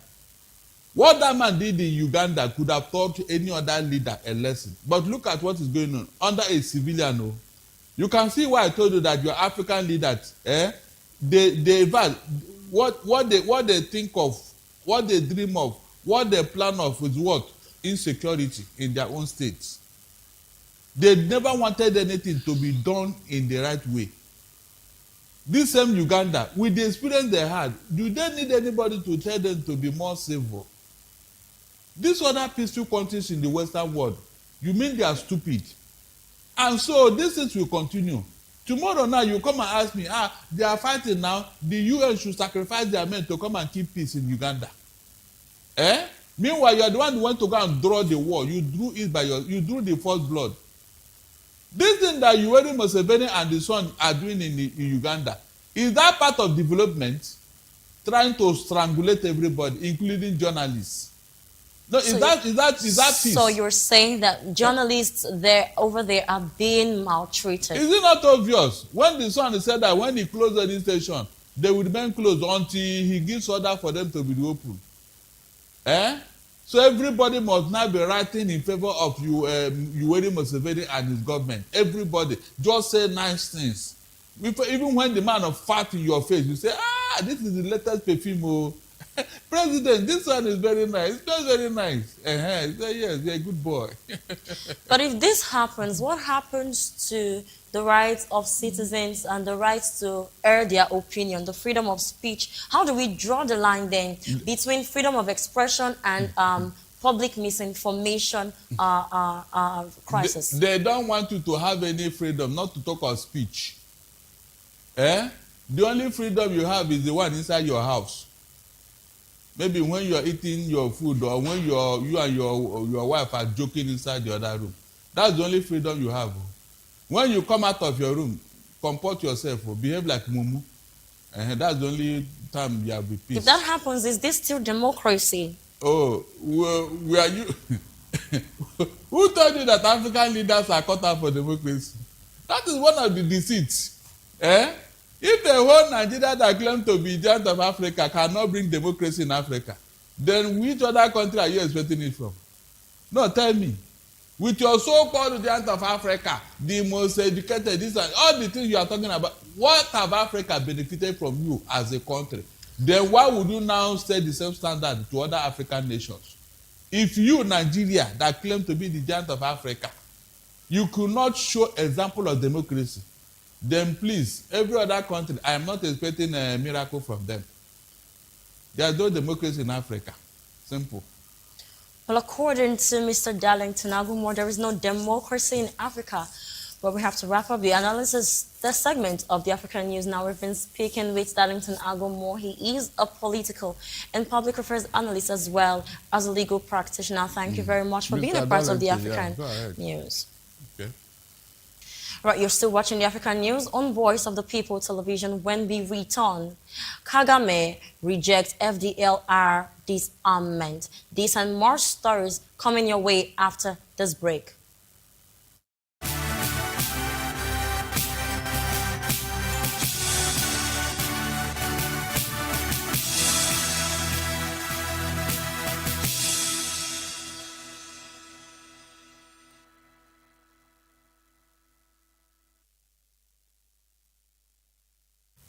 Welcome back. Rwandan President Paul Kagame has dismissed recent efforts to disarm the Democratic Forces of the Liberation of Rwanda, FDLR, as insincere. Speaking in Kigali, Kagame said the initiative had failed to address the root causes of the threat posed by the group, which operates in Eastern Democratic Republic of Congo. He said Rwanda would remain concerned as long as the FDLR remains active.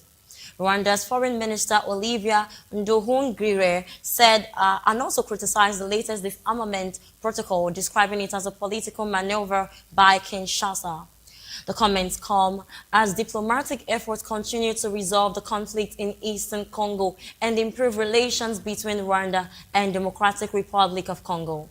Kagame also criticized international sanctions against Rwanda, saying they were making the situations more difficult.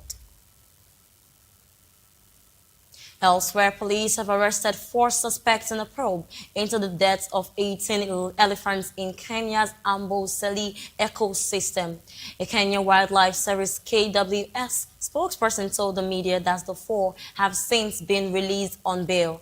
The ministry said in a statement released on Saturday that preliminary laboratory results point to the probable involvement of a toxic substance, with earlier indications suggesting cyanide poisoning due to the ingestion of pesticide-contaminated tomatoes from farms bordering Amboseli National Park.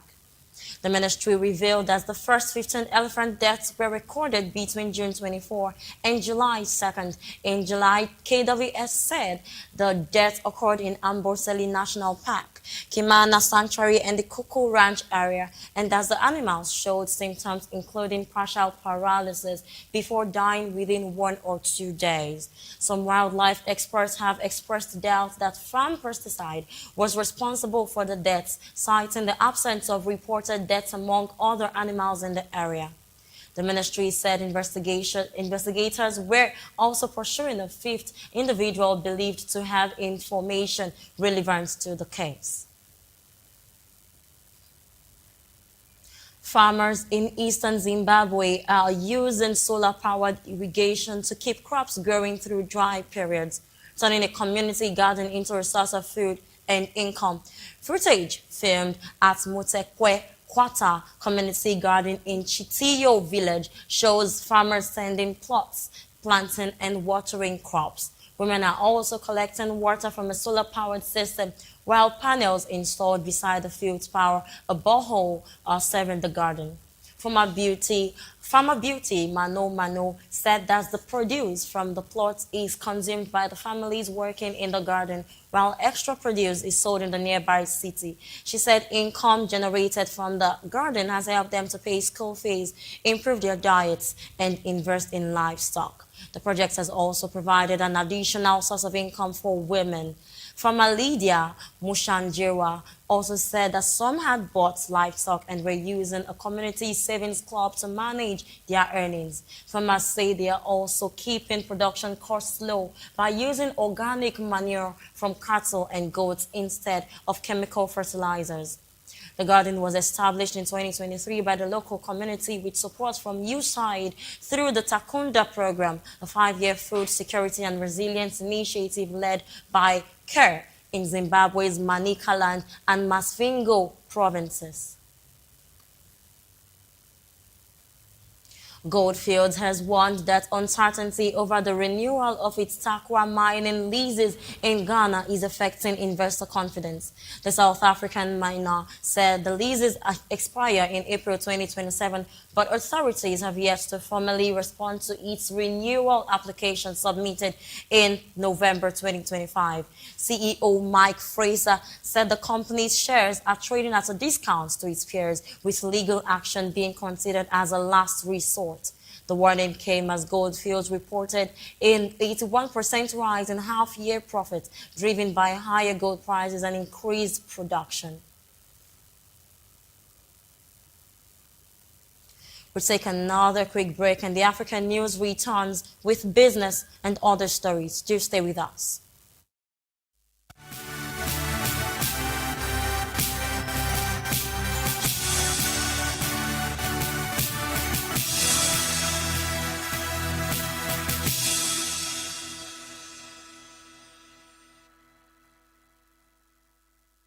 I'm back, and thank you for staying tuned. Now in business, Libya's National Oil Corporation, NOC, says it has reached a production sharing agreement with U.S. energy giant Chevron as part of an international tender process. The state energy company said the deal will support the exploration and development of Libya's resources. It added that the deal will allow NOC to draw on Chevron's expertise and technological urge. Chevron confirmed the deal in Libya's Sirte Basin, saying it looks forward to working with NOC and other key stakeholders in the country.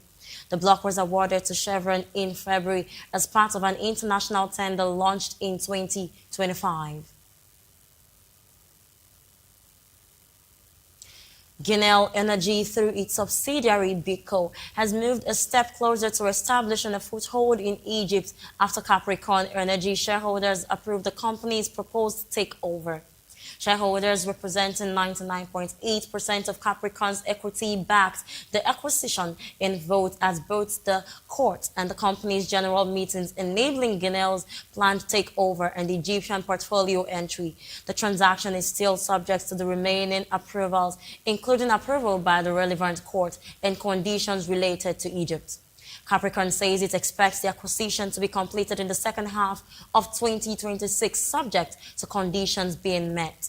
The approval strengthens Guinea's position as it seeks to enter Egypt through Capricorn's Western Desert operations, giving the company access to an established upstream business and existing production in the country. And to wrap up the African news, we move to the world of sports. Ethiopia has submitted its bid to host the Africa Cup of Nations AFCON in 2028. The Ethiopian Football Federation confirmed its bid in a post on X late Monday. This would be its first in over 50 years. The East African country and nation last hosted the continental tournament in 1976. The bid faces numerous obstacles, including ongoing insurgencies in Amhara Amhara and Oromia, as well as the threats of renewed civil war between the federal government and the northern Tigray region.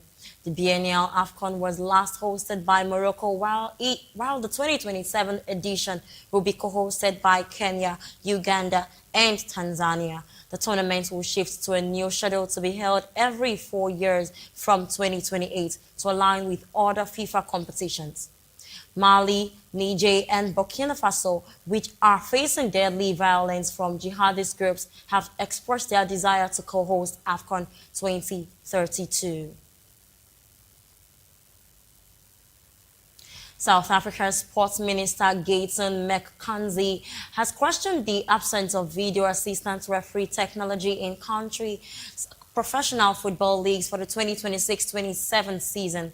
McKenzie said the government gave the South African Football Association, SAFA, 30 million rand for the VAR project and threatened to demand the money back over delays. Speaking at the South African Sports Awards in Sun City, the minister said he had contacted FIFA and done everything possible to ensure VAR was introduced in the country's league.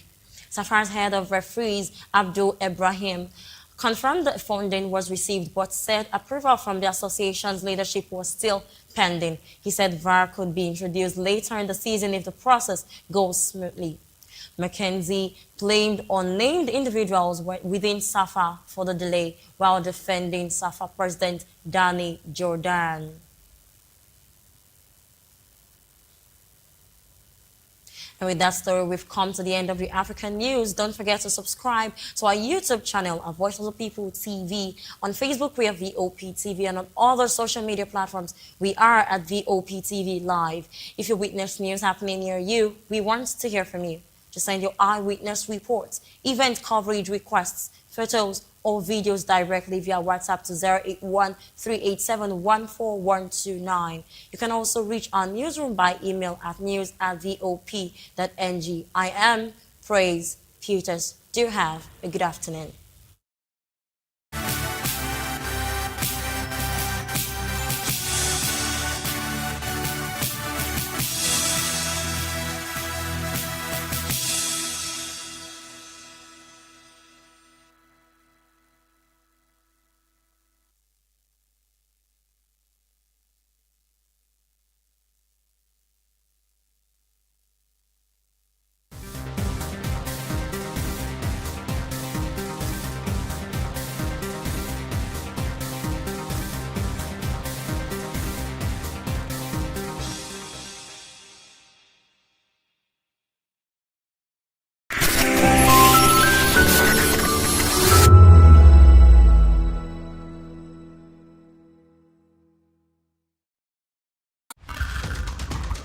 Every day strike, ASU strike, market women strike, even Kule people they strike. We don't become country of strikers. Even light self, they no fit give us so. Don't run for motor. Even leg self, we get accident. Why una dey complain? Why una dey complain? No una dey collect bribe, dey vote Sokoloko Bango ṣe. Ìṣèjọba tó dára òun là ń béèrè. Anyị chọrọ ọchịchị onye kwuru uche ya. Anyị achọrọsị ọchịchị nchigbu. Ala ndeze temeka muna so make you. Wetin we want na make dem rule us well.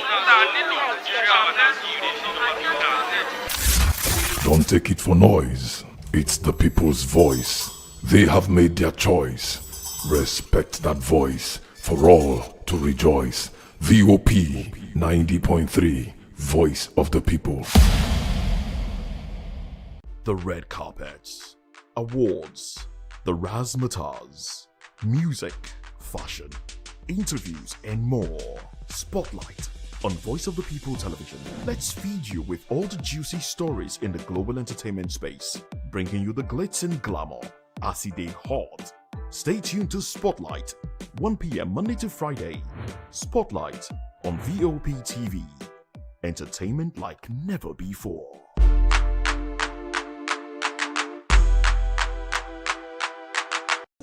Hi guys, my name is Stanley, aka Mazinze, aka Chie Billy Billy, aka Obako 181 of Benini, and this is VOP TV. Keep it locked. Hi everyone, my name is Zakil Tabela, and a big shout out to VOP TV. Yeah, please keep watching. God bless you. My name is Adeyola, executive producer at Just Equal to the Garden. Shout out to VOP TV. Thank you for having us. Hi guys, big shout out to VOP TV. Akimogora say so.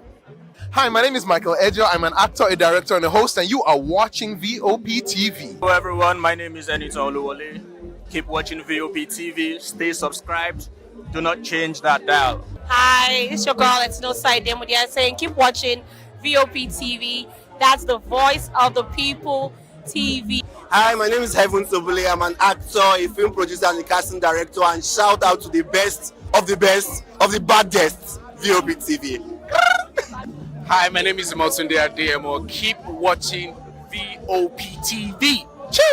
This is Astelba and you're watching Voptv. A big shout out to Voptv. You guys are doing an amazing job. Keep up the good work. We love you and keep us entertaining. Hi everyone, my name is Anne Irish Phillips and you're watching VOP.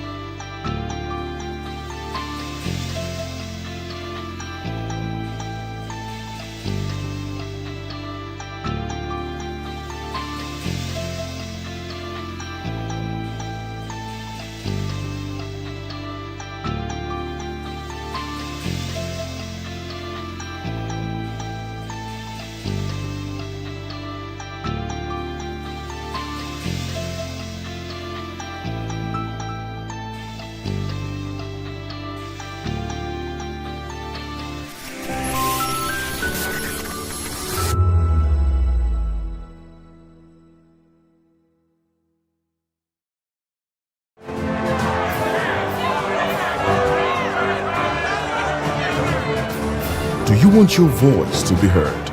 Do you know that you matter in the scheme of things? The People's Voice, the show where ordinary citizens take center stage as we discuss the biggest stories that affect you and I. With you in mind, we facilitate lively discussions, debates, and interviews on the topics that matter most to you and I. From social justice to economic empowerment, education to healthcare, governance, and more. Tackling tough topics and amplifying your voice. Join the conversation and make your voice count. The People's Voice. Make your voice count.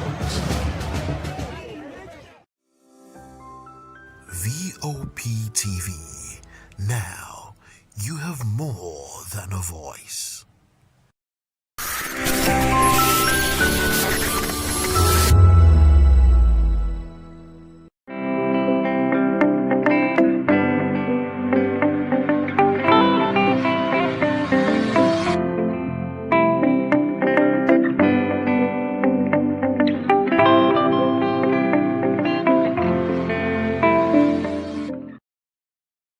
Education is the key to success in life. These powerful words by Solomon Otis highlight the vital role education plays in shaping individuals and transforming societies. Good afternoon and welcome to another edition of Edu Dialogue on Voice of the People Television, the program where we examine critical issues in the education sector, analyze policies and reforms, and spotlight initiatives shaping the future of learning in Nigeria and beyond. I'm Matthew Ogunswada. Today on the program, we'll be looking at how technology is transforming learning in Nigeria as the country continues to embrace digital solutions in education. Nigeria's education sector is taking a major step towards digital transformation with the launch of the digitalized Nigeria Education Management Information System by the Federal Ministry of Education. According to the Minister of Education, Dr. Tunji Alausa, the digitalized Nigeria Education Management Information Systems has captured data from 124,548 schools, representing 58.4% national coverage, alongside more than 40 million learners, 1.19 million teachers, 730,000 classrooms, and 607,000 sanitation facilities. The platform is designed to replace the traditional paper-based school census with a centralized digital system, providing real-time data to support better planning and decision-making in education.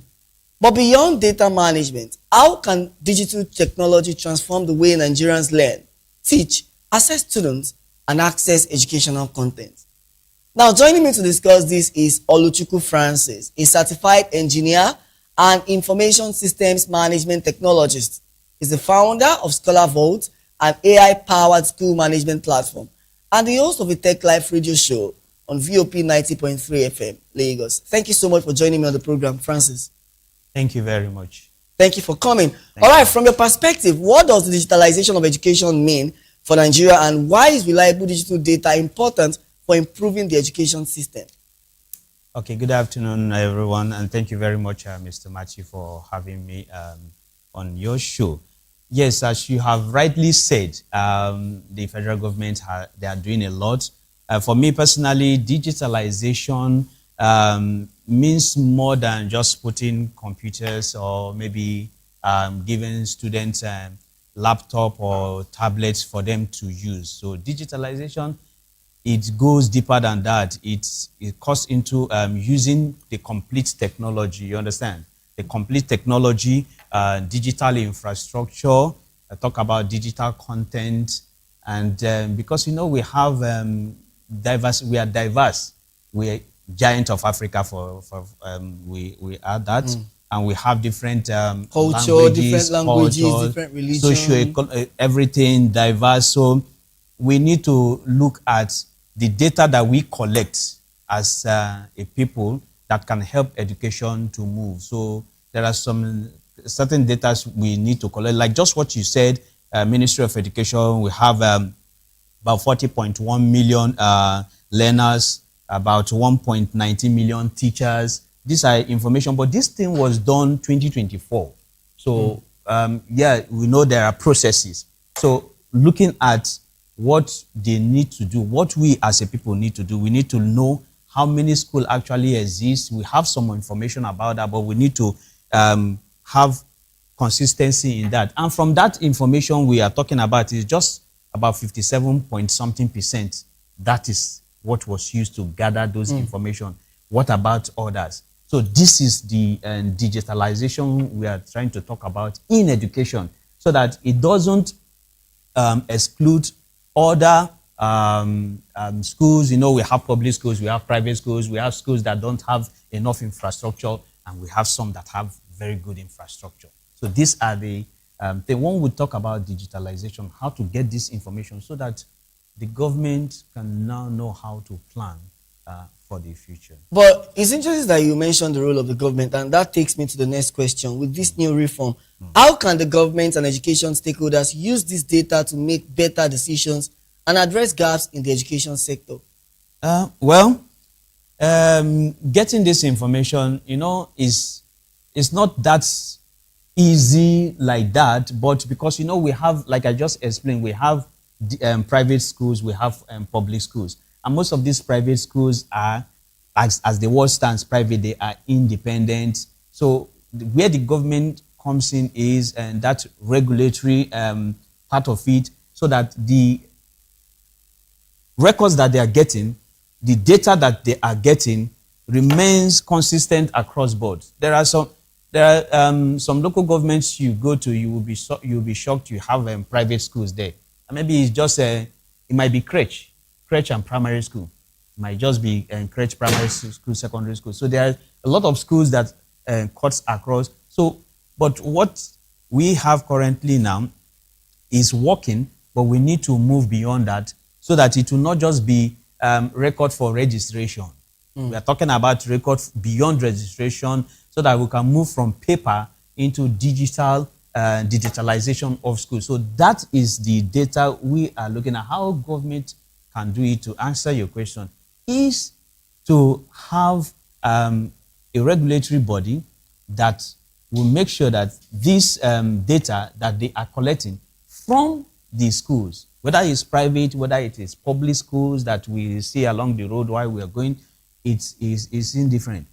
During registration, how they register, what is being taught, how they are being taught, all these records, they need to gather it and send, just like as we do on the, we have a central electoral system, we should also have a central education. So you mentioned moving from paper to computer, and it brings me to the next question. What opportunities do you foresee for technology to improve access to quality education, particularly for students in underserved communities? For students in underserved communities, you know, there are some challenges. Infrastructure.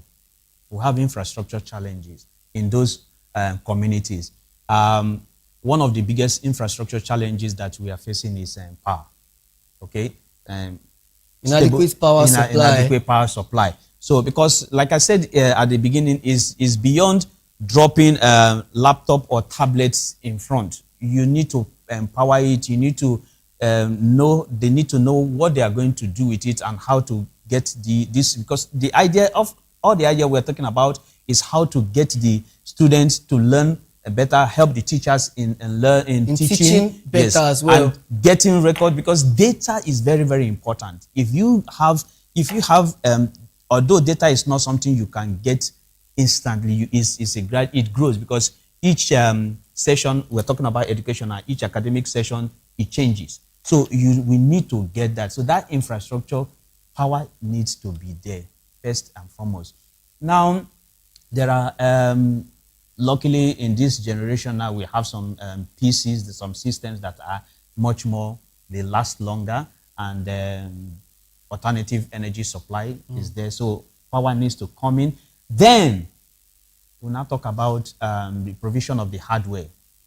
After the hardware, we talk about the software that will run on the hardware to help the students learn, to help the teachers teach better, and to gather this data, this information for the government, so that they can now know, okay, yes, this is where we have little shortcomings, this is where we need to grow, and this is where we need to improve. And then how can digital platforms make learning more interactive and accessible for Nigerian students? Wow. We are in the digital world. So this time around, yesterday, I want to give an example. Yesterday, I was I was at an office yesterday, and the GM the schools are holidays now, so the about 10 years old boy of the GM came to the office with the mom, and I started talking to him about the things that he knows or what he loves doing, and he was telling me, because most of the time I saw him playing with the phone and all those things. So and I said, that you need to go beyond this. Have you heard of this? Have you heard of that? And he said, no, sir. So I gave him a little bit of tip on that. So what am I trying to say? It can go a long way. If these children get the access to digital content, they can improve. But they need to understand how they will get there. But before they need to understand how to get there, the teachers need to know. Someone needs to teach them. So if the teachers don't know, how will the teachers know? The curriculum of the schools need to be adjusted a bit. Some schools already are doing that. Some schools, so we will have to give kudos to those that are doing that. But we are looking at the digitalization in a whole. So we need to have that in place so that the teachers will understand what they need to teach, and the students will be able to get it far beyond the hardware that we're going to give them, far beyond the software that is going to be used for that. So content is very, very key. If the content is not within the educational curriculum, a lot of things will be missed. I also want you to talk to us about the role of abuse, because sometimes when these children or these students are exposed to some of these applications, hardware, software, abuse is certain. So how do you think this can be curbed in this digital era? Well, abuse is even the big tech companies are still fighting it. A lot of people still find a way to circumvent all these things. But now what we are looking at is abuse is much more diversified. If we look at, is it not providing privacy, that the children will now get access to certain sites that they shouldn't get to. Platforms Thank you very much. So that might expose them wrongly. That might expose them. Thank you very much. And is it abuse we are looking at, that the teachers themselves will now leave what they are supposed to be doing, the hardware, the software that was given, they now start doing something else different from what they are supposed to do. So, but the main thing that we should be looking at is for the children, because when at that young age, what they get, what is dropped into them matters a lot. So just like as we are talking about now, there are some sites that they shouldn't get to. So applications should be, if you have providing hardware, you should also provide a software that once they access it, they can only access to that, and put on security measures so that they cannot access other sites or whatever that will mislead them or get, you understand, increase that abuse that we are trying to prevent. So there are preventions. This is where, because if it is not properly done, and those that we call the hackers, they can hack and then start sending some things. But that's where the cybersecurity aspect of it comes in, which is quite important. Cybersecurity. Yes. Before we talk about cybersecurity, tell us about the Scholar Vault app. What problem is it trying to address? Okay. Thank you very much. Actually, just like as we are saying, the government is doing a lot. They are trying. Now we just we spoke about only about 50.7% of the schools that this digital information was gotten from. What about the rest? A lot of schools are not yet digitalized. They are still paper-based. And you find out that during payment, let's start from the beginning. During payment, you now find out that they still do manual payment. But some schools have moved beyond that. They still do manual payment. You have to go to the busser and you have to line up. You have to go and pay. You come back with a teller and all those things, which is really not that for in this generation, because a lot of parents now are struggling. They are hustling, doing more jobs. So now the application helps to bridge that gap so that digital payment is seamlessly done from the comfort of your home. And that is it. All you just need to do is to provide information about what is going on.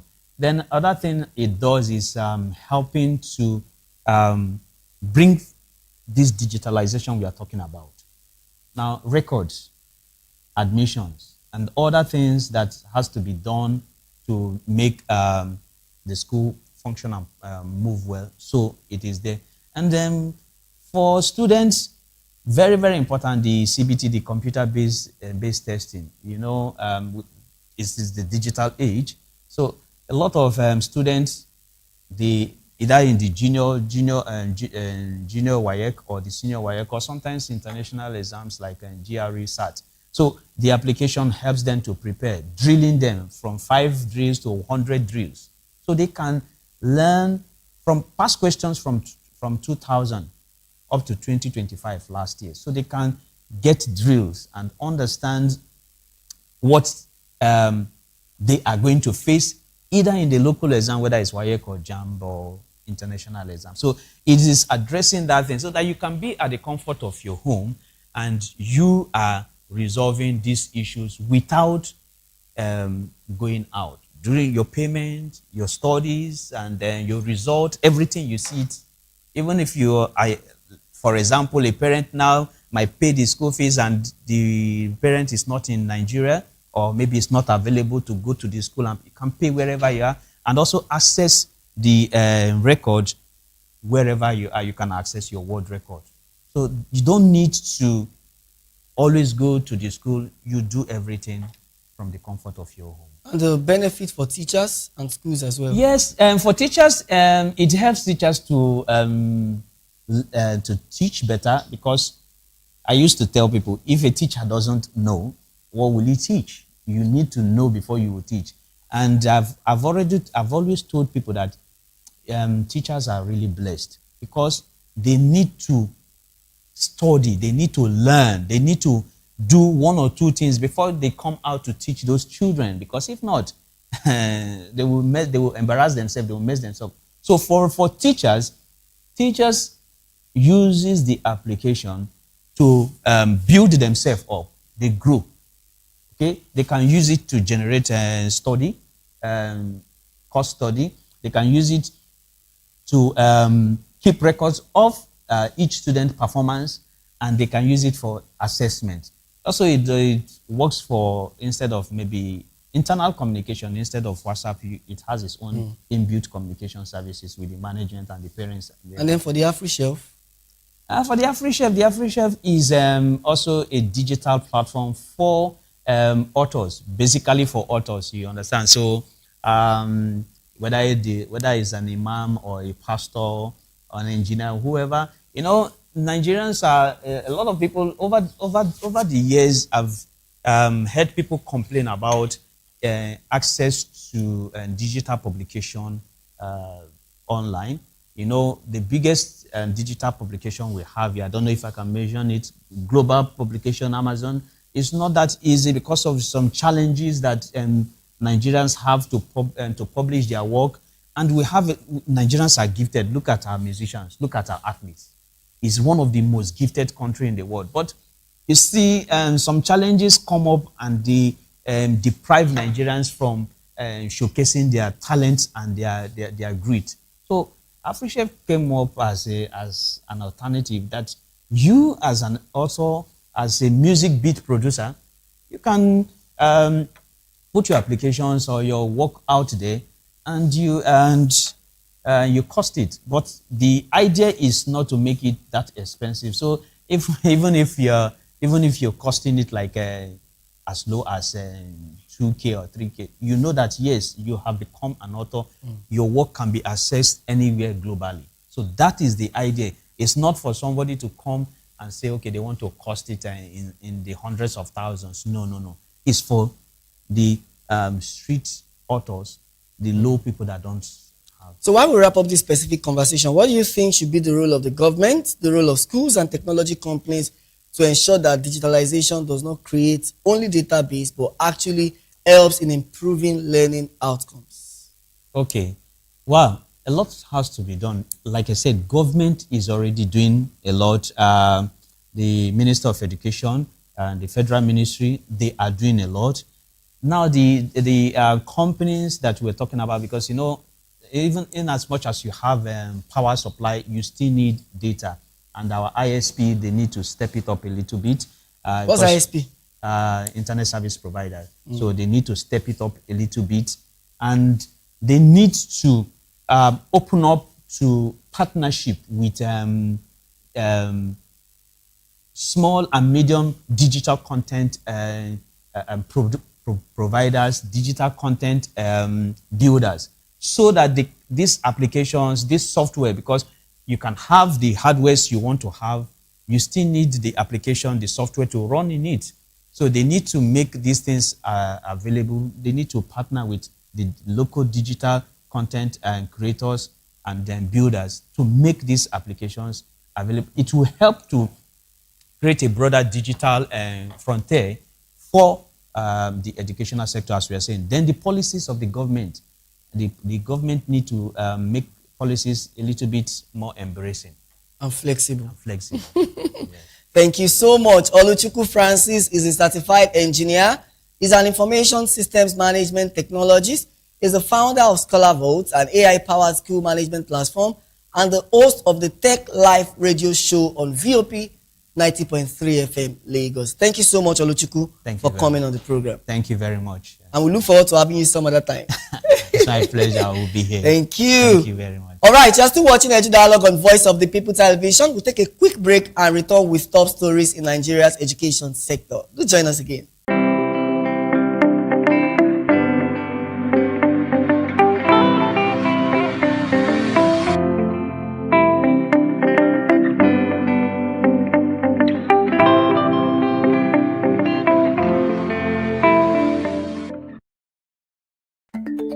Africa is on the move, a continent of rising voices, untold stories, and powerful transformations. From the streets of Lagos to the heart of Nairobi, from the mines of Congo to the tech labs of Cape Town, the African story is being written every day.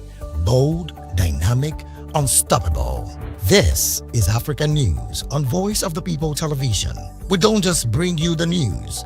We analyze and bring you Africa's heartbeat, the politics that shapes our nations, the economies that drives our future, the cultures that defines who we are, the voice that must be heard.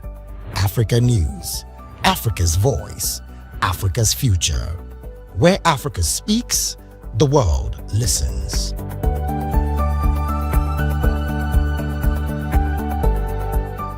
Behind every broken desk lies a broken promise. Education shapes the nations.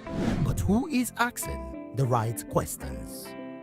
Introducing Edu Dialogue, the show that goes beyond the surface, exposes the cracks, the corruption, and the silence in Nigeria's education system. Edu Dialogue, Saturdays, 3 p.m., only on Voptv. We break the biggest stories, from missing funds to policy failures. We ask the tough questions and demand real answers. Edu Dialogue, this Saturday, 3 p.m. on Voice of the People Television. Join us on People's Voice, where we amplify the voice of those that matters the most. Join the conversation. Share your thoughts with me. I am Xavier Udo. Weekdays, Monday through Friday, from 4 p.m. to 5. Don't forget, our voice matters the most. Let us come together and share our concerns. Thank you. Welcome to the locker room, the home of football talk that matters. I am Jerry, are beyond. Join us every weekday, Monday to Friday at 5 p.m. Nigerian time, as we share the hot takes and hot debates in the exciting world of football. And joining me are the usual suspects, Ikechukwu and Mayowa, as we break down all the hot takes and everything that's happening in the football. Don't just watch football, live it with us. Catch us on the Locker Room and Voice of the People television at 5 p.m. Nigerian time. And like I always say, if not 20 minutes off, with the sport. On Edu Dialogue, we bring you fresh ideas and conversations shaping the future of learning in Nigeria and beyond.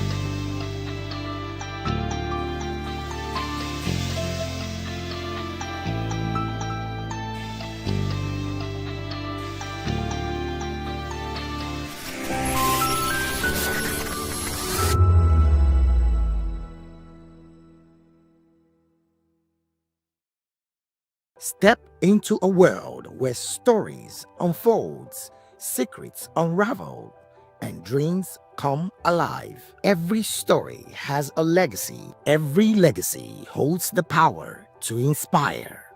A unique interview series that celebrates the lives of Nigeria's elder statesmen and women through their remarkable journeys in the military, diplomacy, public service, academia, medicine, and beyond. Conversation that transcends generations, offering guidance to youth leaders, diplomats, technocrats, and future change makers. We unveil the wisdom, resilience, and achievements that shapes our nation and the world. Join us every Sunday on Voice of the People television. Reminiscence, legacies that leads the way, stories that lives on.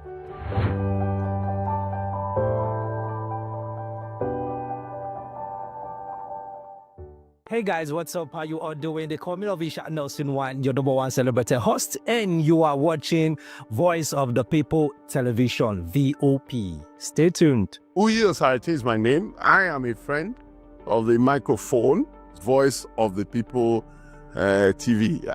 That name is unique, and the brand is very sweet. I like the packaging, picture qualities, camera qualities, and then of course, the quality of human beings I see sometimes on your channel. I talk and get paid, and I look forward to being in your studios. Oh yes, you are on to Voice of the People TV, live here in Benin City, the cradle of black civilization. What are you waiting for? Tune in, bro. Voptv. Now, you have more than a voice.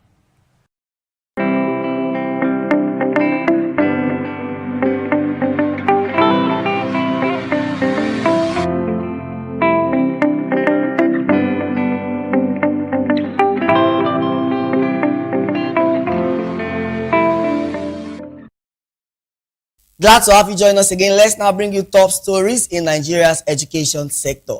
The Lagos State University has graduated over 20,000 students across the 2025-2026 academic sessions, with 494 of them graduating with first-class honors. The Vice Chancellor of the university, Professor Ibiyemi Olatunji Bello, announced the figures, noting that the graduating students included outstanding scholars across various disciplines. Among them is Adebanjo Samuel Oluolamide of the Department of Aerospace Engineering, who emerged as the overall best graduating student with a CGPA of 4.97 out of 5.0. Oluolamide received a 10 million naira cash prize from the Sunbirth Excellence Partnership Program in recognition of his outstanding academic performance. The award was presented during the university's 29th and 30th combined convocation held at the Olatunji Bello Auditorium, Ekpe campus. The best graduating student, who was also involved in research and academic publications, dedicated his achievement to God.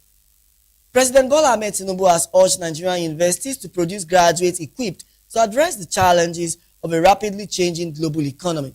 Speaking at the 37th Annual Conference of the Committee of Vice Chancellors of Nigerian Universities in Ilorin, the President, represented by the Minister of State for Education, Professor Suweiba Saidu Ahmad, described universities as key partners in national development. The President further called on universities to focus more on innovation, practical skills, research, entrepreneurship, and digital competence to prepare graduates for real-world challenges.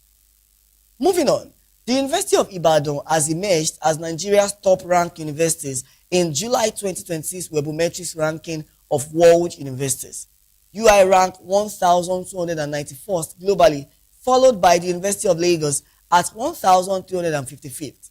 The University of Nigeria came third nationally, while Covenant University ranked fourth. The latest ranking assessed more than 32,000 universities and higher education institutions worldwide, based on indicators including online visibility, openness, and research excellence. Stakeholders in public relations, media, communication, and leadership have called for innovative communication strategies and responsible leadership to drive sustainable community transformation in Nigeria. This call was made at the 13th Lagos Public Relations Stakeholders Conference, held at the Muson Center in Onikon, Lagos, themed Communication, Leadership, and Innovation for Sustainable Community Transformation in Nigeria. We are looking at leadership in the various sectors: leadership in government, leadership in corporate organizations, leadership in the civil societies, even among the youth and all that. So leadership in general, because the thing about leadership is that is what defines where we are going as a people. Leaders must be in tune with innovation and be able to use those innovations for the purpose and the benefit of the people that they lead. We are in an environment or in an era where communication is actually a leadership function, right? So for you to be a communicator or for a communicator, you need to understand, the workings of leadership. Speakers and participants further emphasized the need for communication professionals to embrace innovation, strengthen public engagement, and develop solutions that respond to the changing needs of Nigerian communities. We need effective communication. The leaders must communicate with the citizens must communicate with the leaders must carry the citizens along, and the citizens must follow the leaders.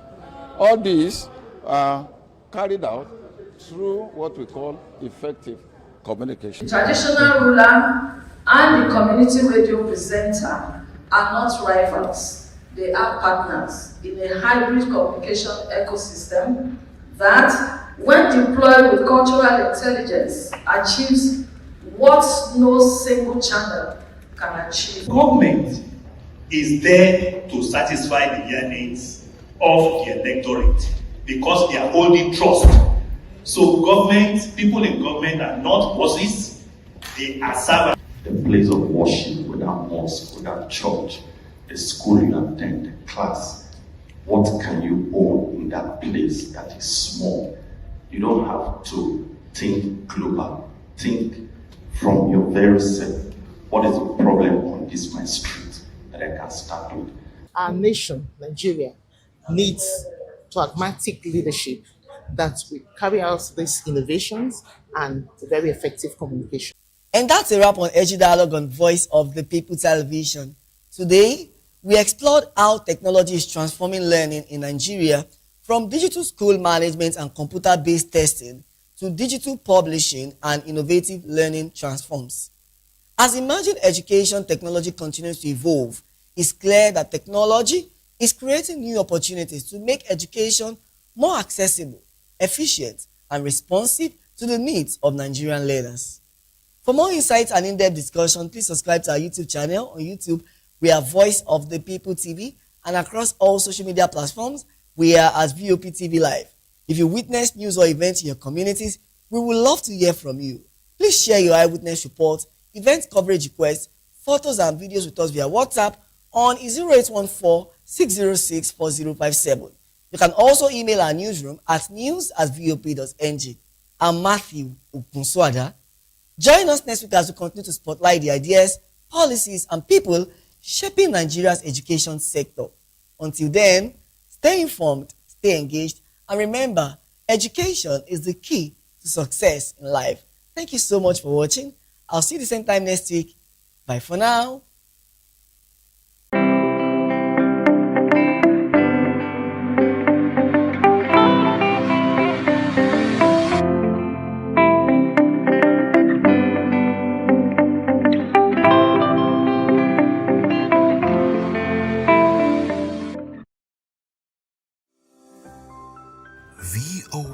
Voptv. Now you have more than a voice. Nigerians, your voice matters, and in 2027 it starts with your permanent voters card, your PVC. If you're 18 and above and you're a Nigerian citizen, you have the right to choose who leads your community, your state, and your country. But that right only counts if you have your PVC and your name is on the voter register. Here's what to do. First, check if you're registered. If you're not, or if you've moved, lost your card, or turned 18 since the last election, go to the nearest INEC office or an INEC registration center. Second, it's free. Don't pay anyone for any registration or collection. Third, collect your PVC early. Don't wait until the week before elections. INEC will announce dates. Listen to radio, TV, and follow INEC's official pages. Your PVC is more than plastic. It's your power to hold leaders accountable. It's how you decide on roads, schools, hospitals, and jobs for your community. When you vote, you decide the future of your children. Get registered. Get your PVC. Vote in 2027. For Nigeria to work, you must be a part of it. Your vote, your future, your responsibility. This message is brought to you by Voice of the People, VOP Media.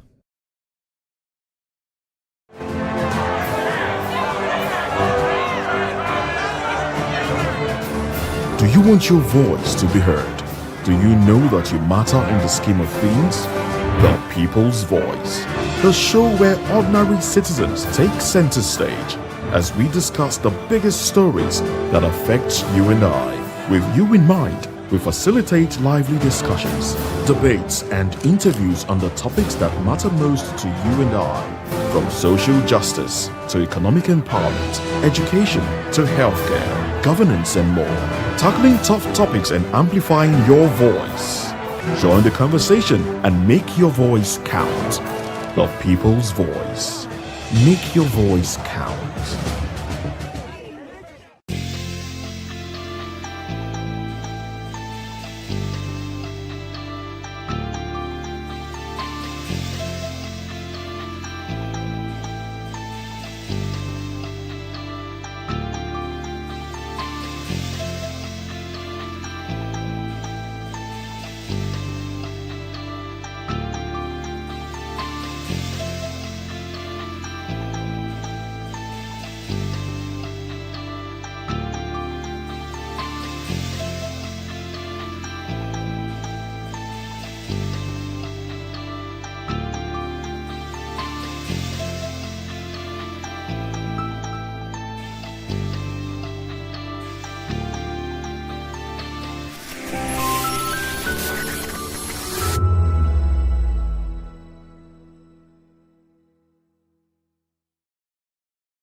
Welcome to the locker room, the home of football talk that matters.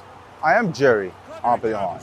Join us every weekday, Monday to Friday at 5 p.m. Nigerian time, as we share the hot takes and hot debates in the exciting world of football. And joining me are the usual suspects, Ikechukwu and Mayowa, as we break down all the hot takes and everything that's happening in the football. Don't just watch football, live it with us. Catch us on the locker room and Voice of the People television at 5 p.m. Nigerian time. And like I always say, if not 20 minutes off, with the sport. And it's Hakim Ziyech, who puts the Join us as we drive into the world of politics through insightful interviews with prominent political figures, both serving on former governors, ministers, senators, legislators, party chieftains, activists, and analysts. Get first-hand information into the decision-making processes that affect our daily lives. Highly engaging one-hour program that brings political discourse into focus. I am Chukwuma Okoro. Political Lens, Monday through Friday, 6 to 7 p.m. Join us.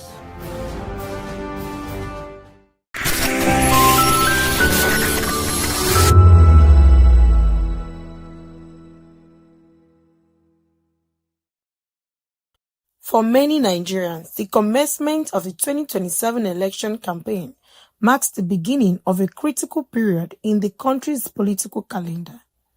While political parties are preparing to sell their candidates and manifesto to the electorate, voters say they want more than campaign promises. From the economy and employment to insecurity, education, healthcare, and infrastructure, Nigerians are looking to the presidential aspirant for clear and realistic solutions to the challenges confronting the country. Like this, as Nigeria dey like this, nobody dey happy. Even me, you know, say me at the drama, I know how much I dey buy for every day. I know they happy. This our president, you know, try at all for me. I don't know another person. For me to vote for her, I no go try am. I would like to vote for person where he fit Nigeria. Like Peter Obina, the man.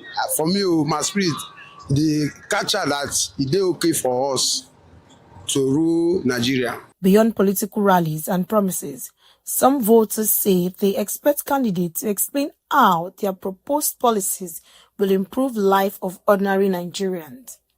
They want campaigns to be issue-based, peaceful and free from ethnic or religion sentiment, with candidates focusing on what they intend to do differently if elected. The last 4 years, they have not done anything. There is a bad road everywhere. So education was bad. All these schools, there's nothing to show about it. So what are we voting for? I cannot vote. Now God will be the next president for Nigeria. Now God will control Nigeria. I know that God knows, but God will touch one person's mind. Let the people that are there, they should set aside. Then let another young people to be there. Positions are like the part that will never change their color. So we only ask that God will not touch their hearts. They can promise heaven and earth. What they want to do is in their minds. So nobody can change that except God intervene. As the race officially gets underway, the question for the aspirant is not only who can win the election, but who can convince Nigerians that the leadership will deliver meaningful change. Oyindamola Olukuto, Voice of the People TV.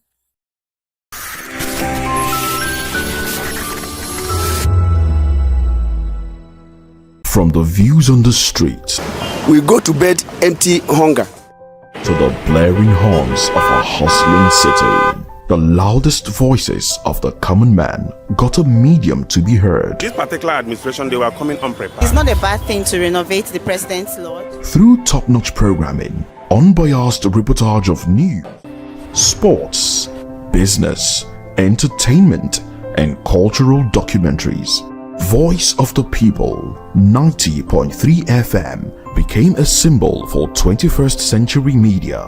And now, a new baby is born. Voice of the People Television, Voptv, youthful, full of vigor and penchant for excellence in the continent's media space, exposing the wrongs, applauding the rights, dissecting the news without fear or favor, through factual and accurate stories and contents. Corruption kills three things that makes a society. Representing the interests of the people and giving them a voice. Voice of the People TV is here to stay towards building a fair society. Voptv, Voice of the People Television, truly a voice for the people. Big news this year. Your favorite Voice of the People television station is now on free to air on Nigecomsat. All you need to do is align your dish using the following: orbit position 40.5 degrees east, 12.685 GHz, 30,000 kilobytes per second. Polarized vertical, frequency 2, 12.731 GHz, symbol rate 26,250 kilobytes per second. Polarization H. This works on any decoder. Catch up to 100 channels, sports, movies, news, all for free. This is with better quality at no extra cost. Voptv on Free TV. Now you have more than a voice. To know the happenings in the maritime sector, join us on the program Maritime Frontiers on Voptv as we discuss key areas in the maritime sector, from aquaculture, maritime transportation, maritime labor regulation, oil and gas exploration, ferry and passenger insurance, marine pollution and prevention, port operations, and lots more. Maritime Frontiers, exploring Nigeria's blue economy. In a world where truth is the ultimate power and opinions scream the loudest, it's time to wade through the noise. Hunger no get tribe! Hunger no get religion! And scan the human interest and trending topics that matter. Stay tuned to The Issues, your plug to the stories making the buzz, from politics to science and technology, social justice, and more. Let's tackle the tough questions and expose the truth. The Issues on Voice of the People Television. Don't just react, understand. Voptv. Now you have more than a voice.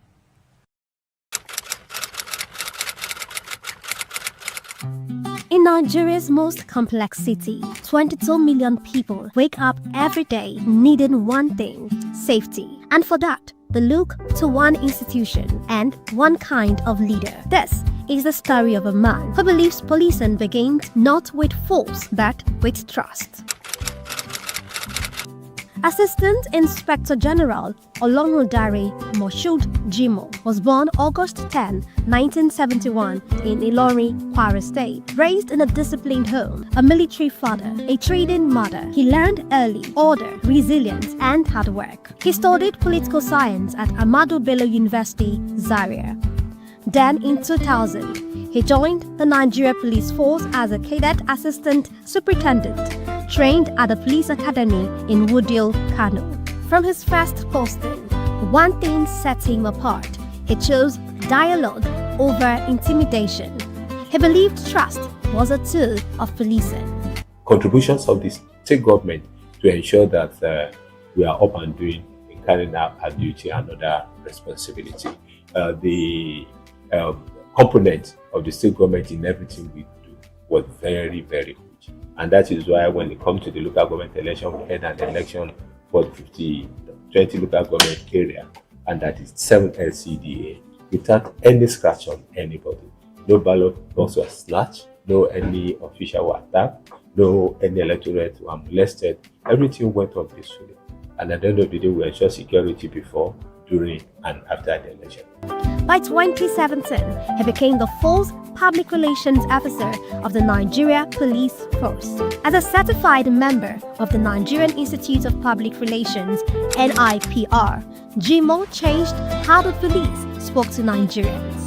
Factual, measured, transparent, he introduced on-site press parades, giving verified details straight from crime scenes, not to sensationalize, but to inform and deter. For this, he was named Presidential Public Relations Personality of the Year because he proved a simple truth. Communication handled truthfully is as powerful as enforcement. His career spanned operations and diplomacy. Deputy Commissioner in Oyo, Commissioner at Eastern Port Harcourt. He served in the African Union Peacekeeping Mission in Darfur, Sudan, earning commendations for courage and restraint. He trained in counterterrorism at the U.S. Embassy in Abuja, crime prevention in Seoul, South Korea, and smart governance in China.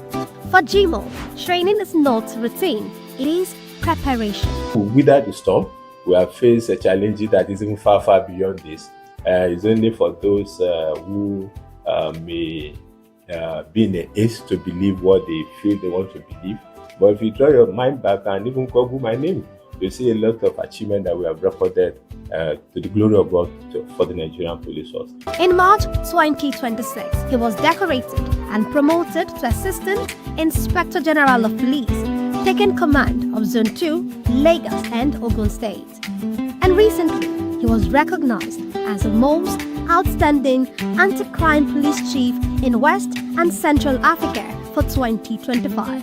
Today, AIG Olorundare Jimo leads with a philosophy he repeats to every officer. Discipline is the beginning of public trust. He believes policing must be intelligence-led, proactive, and service-driven. From cadet to AIG, his journey shows what reform looks like, not in speeches, but in integrity, consistency, and accountability. In a time when many fear the police, AIG Olorundare Jimo reminds us of what the police can be: intelligent, ethical, human.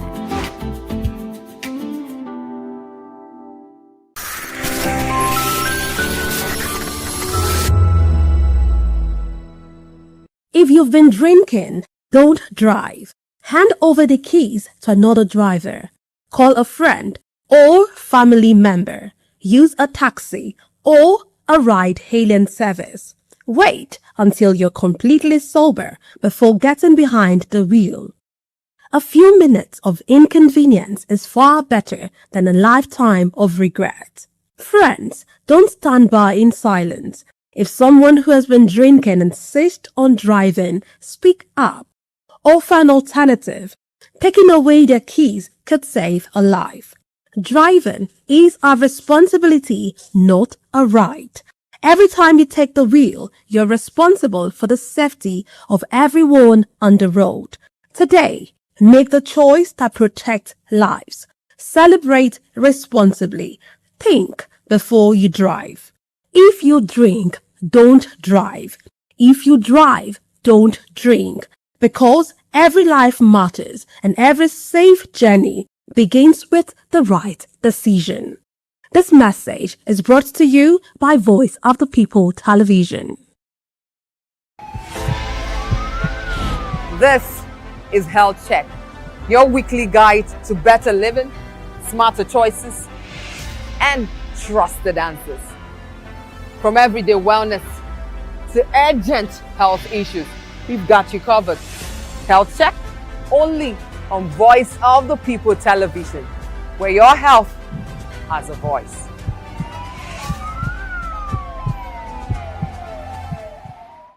That 10 seconds you save by crossing the road could cost you your life. Pedestrian bridges are built for one reason: to keep you safe. They are free, they are strong, and they are there to protect you. Dashing across expressways leads to injuries, loss, and grief that last forever. Using the bridge takes less than 1 minute. Losing a loved one lasts a lifetime. Parents, teach your children. Drivers, slow down near bridges. Everyone, please use the pedestrian bridge every time. Your life is worth the climb. This message is from Voice of the People's Television. In a world where power shakes with every headline. In a nation full of questions. In a world filled with noise, the truth needs a voice. The policies that shapes our world and the economy that determines our future. Every hour, every day, the grapevine keeps buzzing. And together, we are committed to telling the stories that shape our world, because your voice is our focus. Don't forget, our voice matters the most. Let us come together and share our concerns.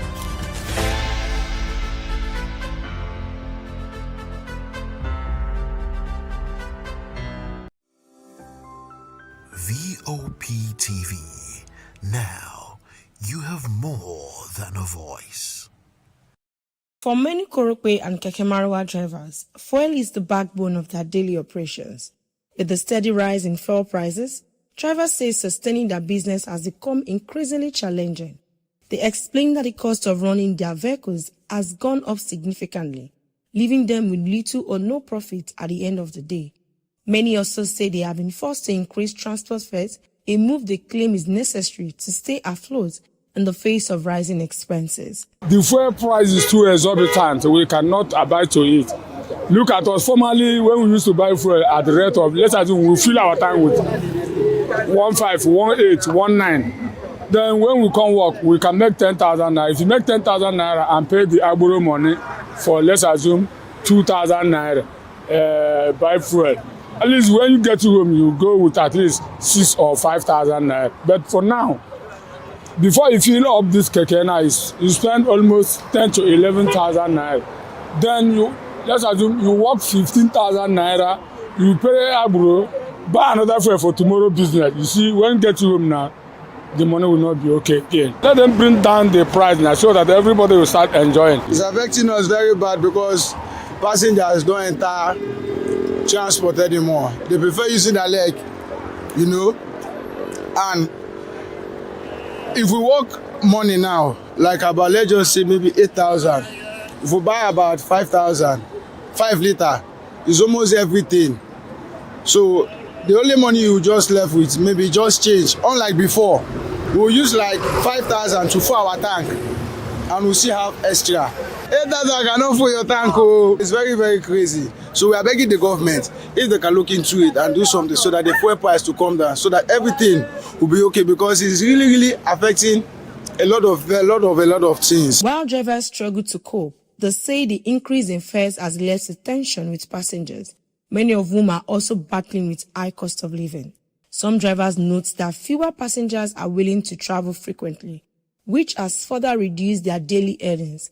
Others are calling on the government to intervene by providing support or implementing measures to cushion the effect of the fuel price hike. Before we normally load 200 naira, but now we are loading 300 naira due to the fuel price. We can't buy fuel 1,350 and we carry somebody for 200. It won't work out.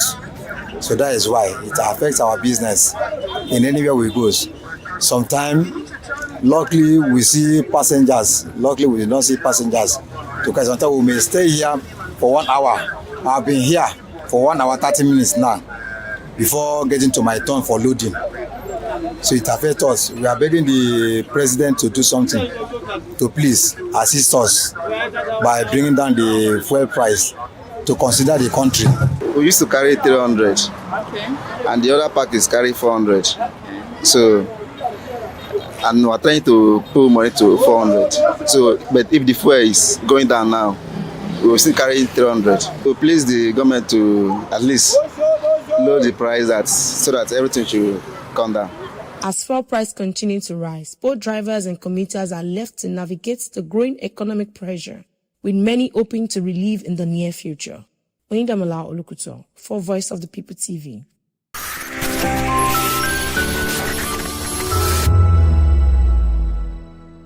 Behind every broken desk lies a broken promise. Education shapes the nations. But who is asking the right questions? Introducing Edu Dialogue, the show that goes beyond the surface, exposes the cracks, the corruption, and the silence in Nigeria's education system. Edu Dialogue, Saturdays, 3 p.m., only on Voptv. We break the biggest stories, from missing funds to policy failures. We ask the tough questions and demand real answers. Edu Dialogue, this Saturday, 3 p.m. on Voice of the People Television. The red carpets, awards, the razzmatazz, music, fashion, interviews, and more. Spotlight on Voice of the People Television. Let's feed you with all the juicy stories in the global entertainment space, bringing you the glitz and glamour, as it hot, Stay tuned to Spotlight, 1 p.m. Monday to Friday. Spotlight on Voptv. Entertainment like never before.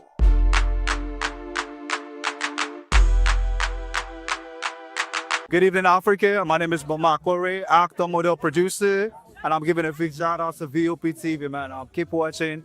Don't change the dial. Thank you and God bless you. My name is AY, and of course, I represent the voice of the people, and that's why I'm on VOP. AY say so. Hi everyone, it's your girl Miriam Tima from the Real Housewives of Lagos and the Real Housewives Ultimate Girls Trip Africa. Shout out to VOP, the voice of the people. You already know. Stay tuned, keep watching.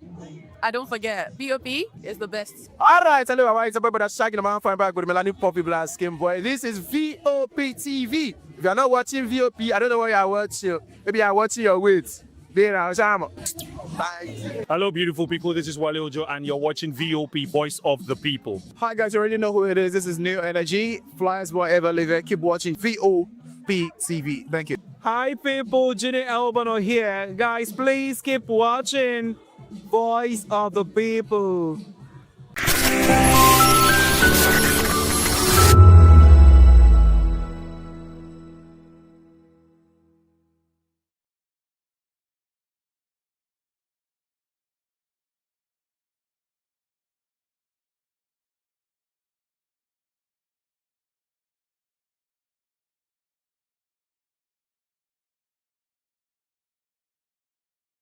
Behind every broken desk lies a broken promise. Education shapes the nations. But who is asking the right questions? Introducing Edu Dialogue, the show that goes beyond the surface, exposes the cracks, the corruption, and the silence in Nigeria's education system. Edu Dialogue, Saturdays, 3 p.m., only on VOP TV. We break the biggest stories, from missing funds to policy failures. We ask the tough questions and demand real answers. Edu Dialogue, this Saturday, 3 p.m. on Voice of the People Television.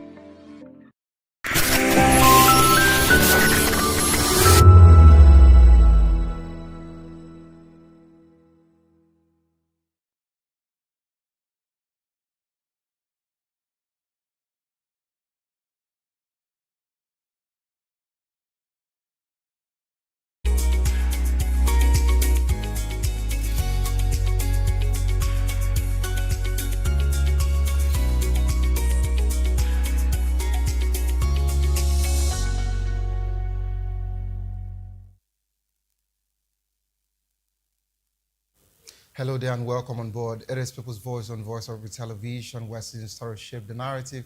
And of course, today we're dissecting a major story that is dominating the headline and sparking conversation across the nation. Fresh trouble for Obi and NDC as APC uses agencies' thugs to destroy banners.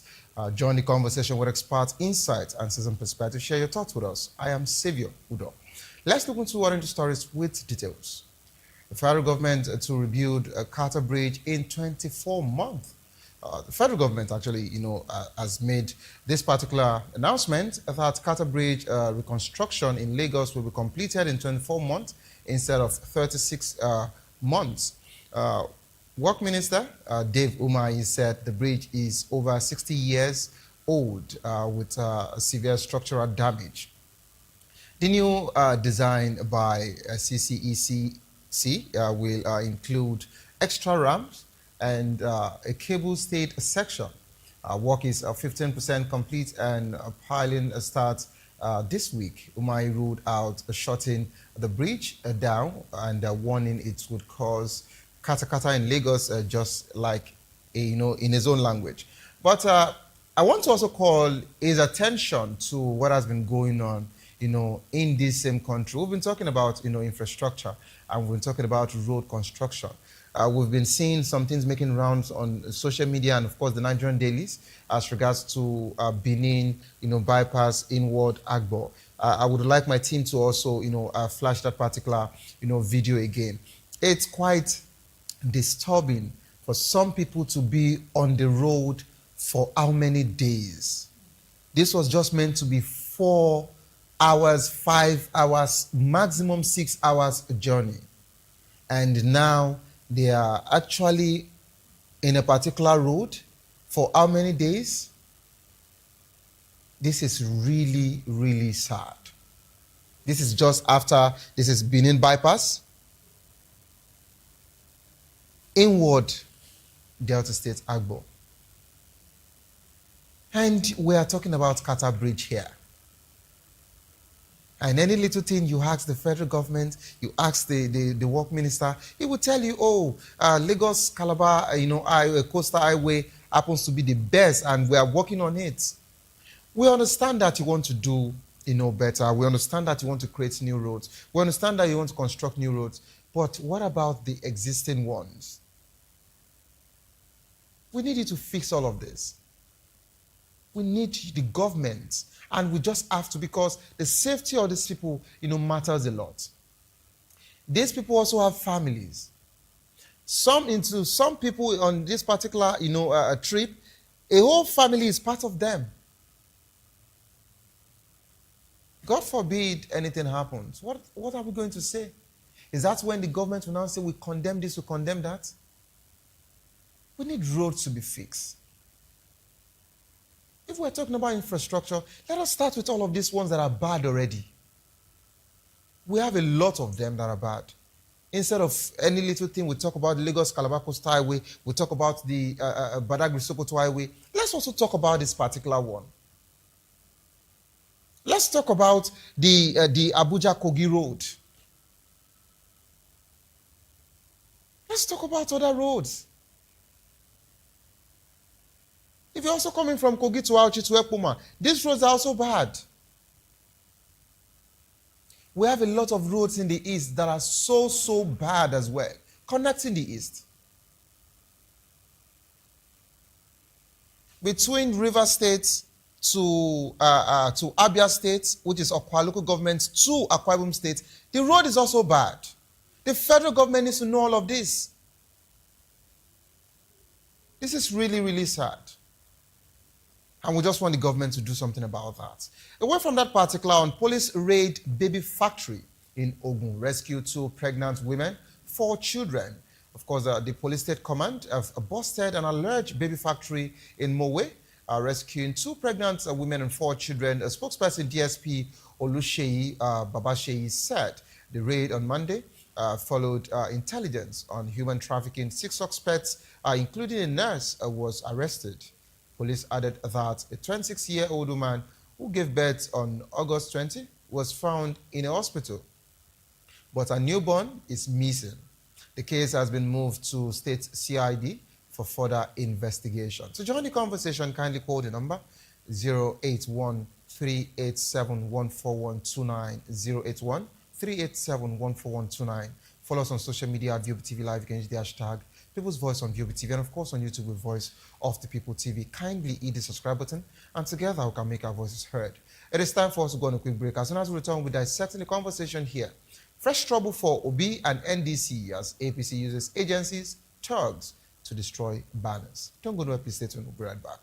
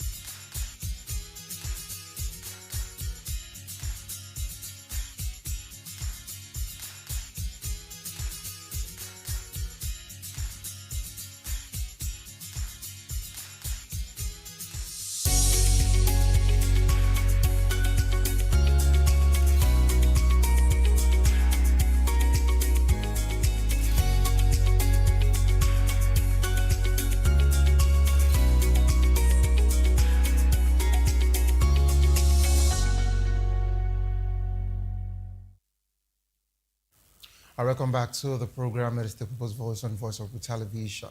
The NDC is raising alarm ahead of 2027, accusing the APC of using state agencies and suspected thugs to target opposition campaign materials in Lagos. NDC really one candidate, Dr. Ade Folasheye Adebayo, said Lassa officials destroyed over 50 NDC banners while leaving APC materials untouched, calling it a political intimidation. In Kano, posters of NDC presidential candidates Peter Obi and, of course, running mate Rabi Kwankwaso were burnt. Alongside, a party chairman was attacked. The incident comes as a Lagos governor, Sanwo-Olu, declared the APC ready to win across the board. And, of course, the ADC chieftain, Dino Melai, accused APC of desperation over appointment of NRS chairman, Zach Adedeji, as campaign fundraiser. NDC leaders are demanding an investigation into what they describe as unequal treatment of opposition parties in the country. You can actually look at the video there where they had to use the LASA, Lagos State Agency, and of course some officials to remove every banner that has to do with Mr. Peter Obi Kwankwaso and, of course, other candidates from the NDC. We're now being joined by Dr. Adefolasheye Adebayo, NDC candidates, House of Representatives, Surulere Federal Constituency 1. Good afternoon, Doctor. Good afternoon, sir. Welcome on board. I'm good. I love the fact that you are quite calm in the studio, but when we actually saw it on X and when it started making rounds, on different papers, at some point you literally, were shouting, and you literally were, you were shouting. Now I understand how painful this is, and the reason why I'm saying I understand how painful this is because first we understand that campaign materials are not cheap. Yes. But that being said, if we're talking about the federal might giving everybody a fair playground for every opposition party and every party to actually have a free hand to do whatsoever they want to, this is democracy for crying out loud. But with the use of LASA and other state agencies, we've actually seen in the past, it's also happened in those states, in 2023, if you remember that particular issue where Peter Obi, then it was Labour Party, where his, banners were, removed and all of that, somewhere around Imo State, it also happened, and we saw the recent one that happened in Kano. First, it happened, I think, the 1st of June, yes. One happened like that where we saw them burning both the cap color of the Kwankwasia people, trying to pull down anything that has to do with, Obi and Kwankwaso. That's the NBC situation, the NDC situation. Now it is becoming, a thing in the country where the incumbents, you get to use the federal might, and at some point this has to stop. With this particular, situation of, NDC, just like we just watched, on the screen. Removing a banner. Should we call this a new tactics, or is it a continuation of what has happened, in the 2015 and 2019 election? Because we also saw, some situations like that between when Buhari took over, and of course his re-election again in 2019. But I would like you to let Nigerians know, the real situation that your party, opposition party, are really facing. Oh, thank you very much. The opposition party is going through a lot. We are going through a lot because the government of the day are using the government machinery against the people. And it's not just about the campaign. Even before the campaigns, the INEC, the security apparatus, the judiciary apparatus, at various levels to intimidate the people. So it's just like a continuation of what started. And I know that from what is going on, it's going to be more than this. Because what is going on is they are full of fear. And when someone is full of fear, they will begin to do a lot of terrible things. So if the government of the day, the APC government, believe that the people are with them, they should let the other parties be. However, we know that we are not expecting them to give us a level playing field. But this is democracy. No, not this is not democracy. Democracy is government for the people and by the people, not government against the people. So this is not democracy. So are you saying the APC are against the people? Yes, they are against the people. The people, there is a contest. The Nigerian people are involved. APC and its own people too are involved. Now, if you want to run a race, you go and put a stumbling block, and at the same time you are the umpire, then it is not a level playing field anymore. So the government is afraid. That is the honest truth. But they said they have everything to campaign with. They said yes, they have everything to campaign with. They said that they've really done a lot and their reforms is yielding results. Yes, the reform is that road that you showed us, Benin Express Road. That is the reform. That's the renewed hope. Where people die on the road. Where people are stranded for 4 days, 2 days, having trauma to their mental health. The lifespan of an average Nigerian is 45 years old. How can you be in that kind of place for 2 days? You are stuck. If it's bad enough to be in traffic, you stay in traffic, people have blood pressure there, they have stress disorders, they have hypertension, blood pressure issues, they can even have a cardiac arrest. An average Nigerian is not a normal person.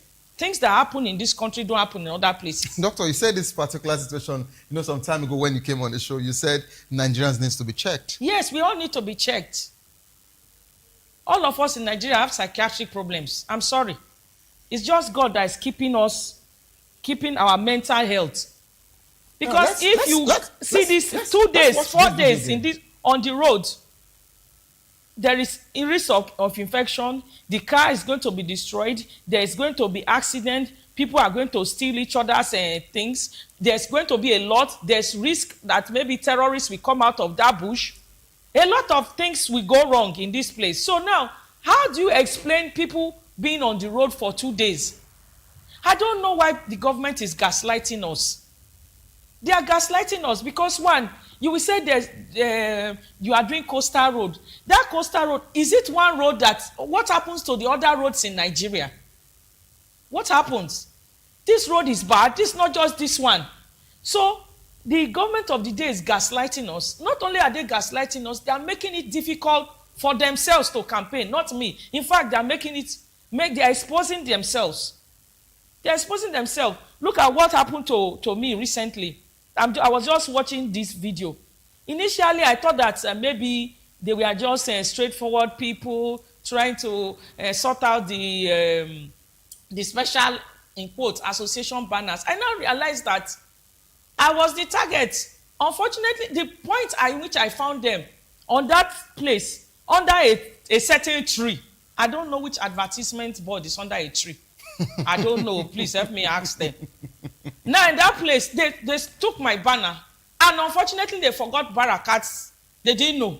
So I showed it to them. See, the Barakat's banner is beside my own. That's the Barakat you're talking about happens to be the House of Assembly member? Yes, they took my own. Yes. 22? Yes. Okay. I now noticed the trend.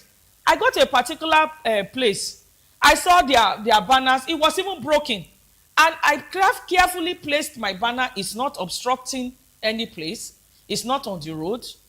In fact, what shocked me was that there was a banner that I placed beside a tree. It was taken. One I placed on the rock. That is even the shocking part. It was a strategic banner. It was taken. Please tell me, what has that got to do with special So are you saying for every other APC, banners, they still remain there? Yes, now go. I will show it to you. In fact, let me shock you. There was one at the junction when you're about to enter Marshall Road. There's Barakat's banner beside me. My own is just in front. And my own was not, in fact, that our own was tattered and even bent. They picked my own and left it there. And that's when I knew something is wrong. Okay. So it's not just me. Now, they are trying to send a message that they are intolerant to others. You should be tolerant. Let the voice of others be heard. So they think they are intimidating us. They are not intimidating us. They are just showing who they are. They are showing the kind of the character of the present government, intolerant to the people. So that's just it. And I was told they took my banner to somewhere. God knows where they took my banner to. So, and I know their aim, because they don't work for they don't work hard for their money. Their money is stolen wealth. So they can afford to just say, okay, we are going to frustrate them. Doctor, when you say stolen wealth, do you have anything to back this up? I don't have anything to back it up, but all what I know is that if you work hard for your money, you will consider another person that works hard for his own money. Okay, now let me bring this in now. We've actually seen, several videos, make rounds, in the dailies and of course on X, where any banner that has to do, just like, yours happens to be among, the banners that has been marked. Any banner that has to do with Mr. Peter Obi, Rabiu Kwankwaso, and maybe a senator or House of Rep member like you, anywhere, it is being removed. Yes. And they come, in the guise of, just like your party said, and every other opposition, mentioned that they're using the state agencies. So that would be happening in different parts of Nigeria because they have almost all the governors. Yes. Who should the opposition report to? What should the opposition do? How do you solve the situation? Because without your campaign flyers, without, campaign posters, like, what do you do? The opposition should report to the Nigerian people. You cannot report. How can I report to somebody that is causing the problem and knows what he's doing? The opposition should report to the Nigerian people, just like the citizens of Osun State. Adeleke reported to the people of Osun State. But he has gone back to the same people to say that he will support them. There's one proverb they said in Yoruba. Just take this small sweet so that I can pass. If there's a word like that. Okay. So what is happening? Adeleke is not Osun now. Adeleke is one man. Osun people, where Osun people say they are going, that's where they will go. So are you indirectly saying that Osun people would not support the APC in 2027? You know how many people died because of this Osun election? They picked their governor, but now their governor happens to be the executive of that particular state. He will tell them, oh, since you love me and you follow me, I want you people to, vote this particular man. That's why they call democracy is government by the people, not by the person. Democracy is government by the people, not by the person. And that is why despite the 30 governors that they come to APC, this maybe about 16, more or less, came to Osun. So if you think 16 governors is 16 states, 16 governors are not 16 persons. So the people are the ones we are reporting to. I am reporting to the Nigerian people. See what they are doing to you. Because I'm representing Madam Chukwu that is selling pepper. I'm representing the artisan on the road. I'm representing the person that goes to work. I'm representing the doctor that wants Nigeria to be good. I'm representing the engineer. All of them they are contesting through me. They are contesting through me. So I am not just one person. I am Nigeria. I am Surulere. So whatever you do to me, you are doing it to the others. And the Nigerian people are seeing it. They are seeing oppression. And there's a stage that when people get to, they will rebel. Remember in South Africa, it got to a point. They were ready to lose their life. There's nothing that is free. Power is not served on a la carte. I didn't come out to cry to any person, please come and feel sorry for me. APC took my banner. No, I just came to inform Nigerians that this is what is happening. They are just getting me warmed up. I am just warming up. Okay. So are Nigerians warming up through me. Doctor, I want to pick up a particular statement you mentioned just now. You said power is not served on a la carte. Yes. Now, I remember that your principal, Mr. Gregory Peter Obi, he has been accused over time that he loves the a la carte kind of tickets. Because if you look at it, when he moved from the PDP, to Labour Party, they said he was just giving. And afterwards, he moved to the ADC, and they said, oh, he left ADC because he didn't want to contest in the primaries, so he was looking for a la carte ticket. Then he moved to NDC. NDC gave him automatically with the clause of just one tenure. When you talk about a la carte, and with all of the assertions from the northern political blocs and the APC, they're actually saying that Mr. Peter Obi does not have the political structure to actually, galvanize or get more votes. Now, we've also seen that several attacks or, some people actually, frowning at, either their poster or whatsoever that signifies that of your party, which has been allegedly said that it is being fueled by the APC. Now, the APC also mentioned that it doesn't pose a threat to them as regards to being an opposition.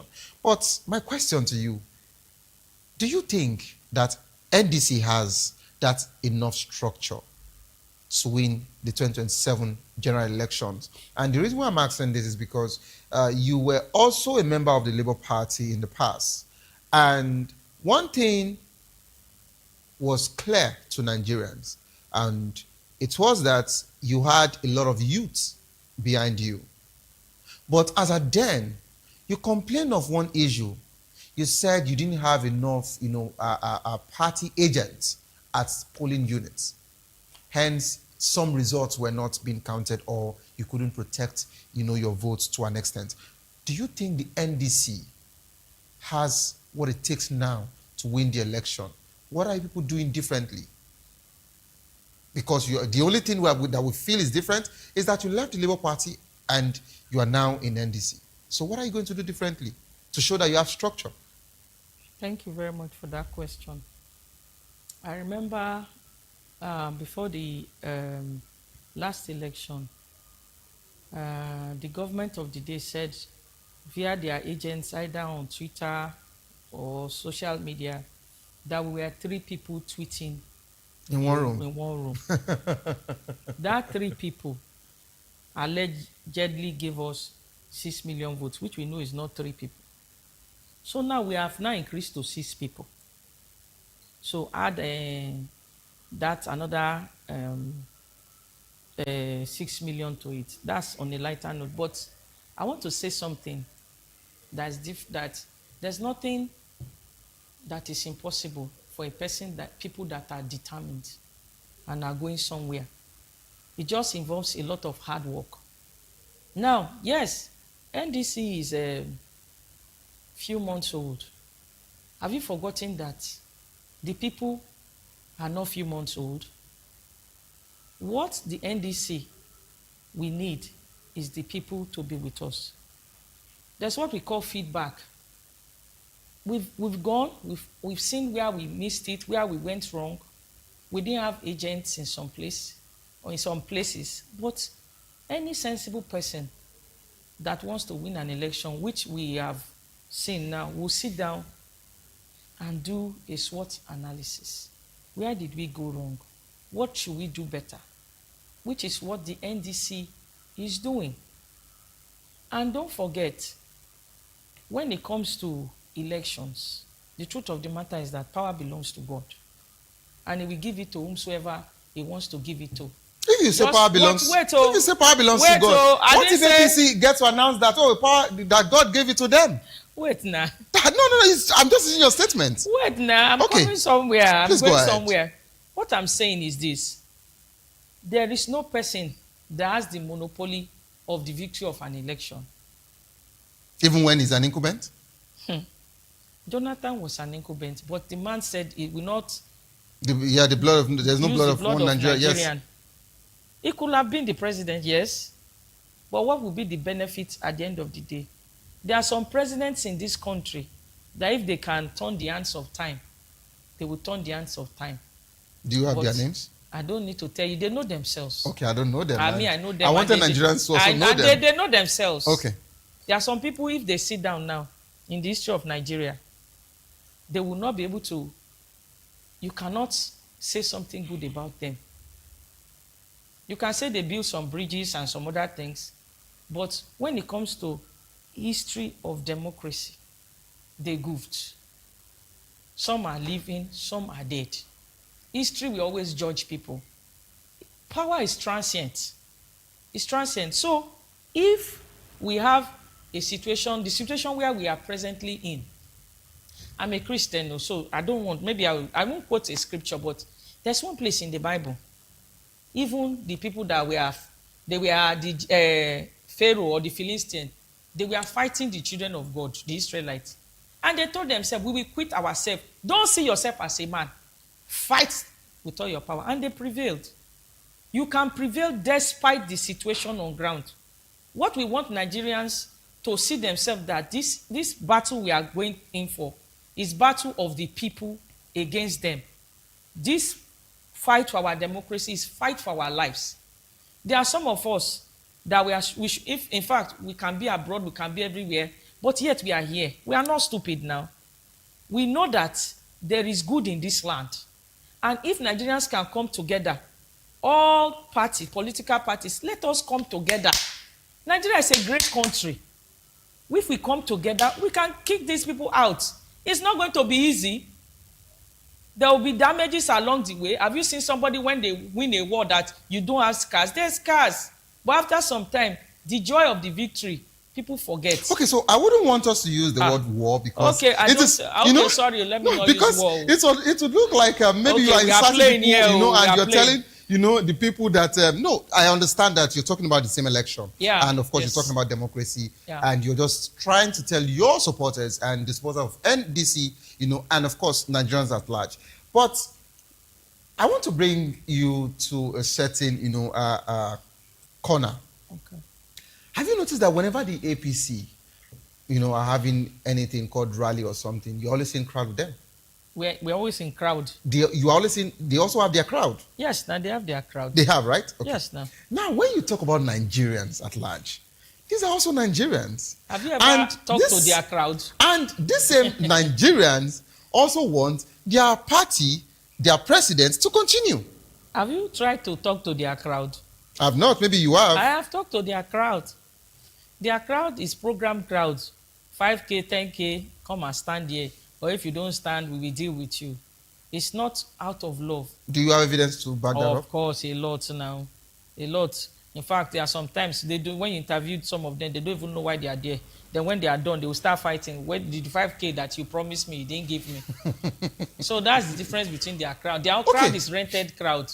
Okay, doctor, since you're talking about, the 5K, that's just how Nigerians call it, that's 5,000 and all of that. Let me bring you to that particular, eye now. Let's talk about it. We have what we call voter apathy in the country. Yes. Because so many people feel that their votes, are not being counted, and that's the reason why they don't want to come out to vote anymore. After the 2023, we saw what happened, and some people just feel, the rigging is, is too much. I don't think my vote would count. But we saw it live, in Osun, showing that truly vote does count. Yes. And that's the reason why a political party can decide to pay 30,000 naira, 20,000 naira, 50,000 naira to a voter to say, come and vote for us. Now, we've had, a different revelation and, of course, analysis as regards to what happened in Osun, where, of course, I also had, I covered the Osun from here. I also had a certain honorable from the APC as a chieftain, of course, Accord Party. But there was this statement that kept on, appearing in most of their conversation, which you just mentioned as regards to, the program supporters, where you get to give people money to, either vote for you or to, appear at your rallies. Now, it is said that vote buying has come to stay in this country because almost all political parties, or rather all political parties, gets to buy votes, but it is just about the game of the highest bidder. It was said that Accord allegedly spent roughly 40 billion, but the APC even came with 100 billion. That's, someone blew a whistle by saying that about $1 billion was still remaining in one of the APC leaders' house, even after post-election. But the main conversation was the people of Osun decided to just go with the Accord. Otherwise, the highest bidder could have won again. When we get to a point where we hear dollars, pounds flying here and there, Are we saying that we should be bracing ourselves and getting ready for the biggest vote buying, the most rigged election in Nigeria in 2027? Will your party also rig as well to get their way somewhere? Will you also rig? Will you also buy votes? It's just a question. Nigerians need to know. Okay. The question, the way we answer this question. You have to be plain. I'm plain, as All right, plain as doctor. possible. Okay. There's poverty in the land. Okay. There's a lot of hunger in the land. People need money. So is that the yardstick for you to give them? No. Wait. Okay. I'm not saying you cannot stop a hungry man from collecting money. A very hungry man. Some people are hungry, but their integrity is still higher than that money. Okay. But a very hungry man, you may not be able to stop them. But when you explain to people the consequences of selling their vote, then they might still be able to collect the money and do what is right, which is what we saw in Osun. Now, in terms of my party, will my party buy votes? Now, what I will say is this. I'm not expecting my party to buy votes. But what I can say is that elections involve a lot of money. It involves setting up meetings, speaking to people. And so before I hear you, you have to give money. Should we give that money? We cannot say we will not give any shish. But your principal No. has been saying that. No. No, Mr. Peter B has saying, I know they give shishi, and that's what was built around him. Wait, see, there's what we call justified spending. Look at the man has spent several billions building. Let me use the health sector, at least I know that one. Building people. If you, as a man now, and you have children, you will not rather continue spoon feeding your child. You want your child to get to the point where he is developed that he can build his own business. Now, when he says he does not give shishi, does not mean he will not bribe you to vote for him. That means you were never really interested. Because if you bribe you to vote, then when you don't come back, then you will still be shouting, where's my money? So, and if we start on that note, we cannot outspend APC now. Somebody that has the key of the treasury, he will be giving it directly. But you don't have the key of the treasury. So you can't do that. We cannot compete with APC. So what are people doing if you're not competing? We cannot, in terms of finances. Yes. We can't compete with them. But you just mentioned that some people would mention that before you speak with me, they want to take money. Okay, let me use evangelism. Sometimes you want to evangelize. They say before I hear the gospel, buy Coke for me. Sometimes you tell them you buy it after the preaching. Yes, sometimes some people will agree to. And when they agree, when you finish preaching, they give their life to Christ and you go. Yes, but one day the word will enter their spirit and soul. That's the same thing. We are talking to Nigerians.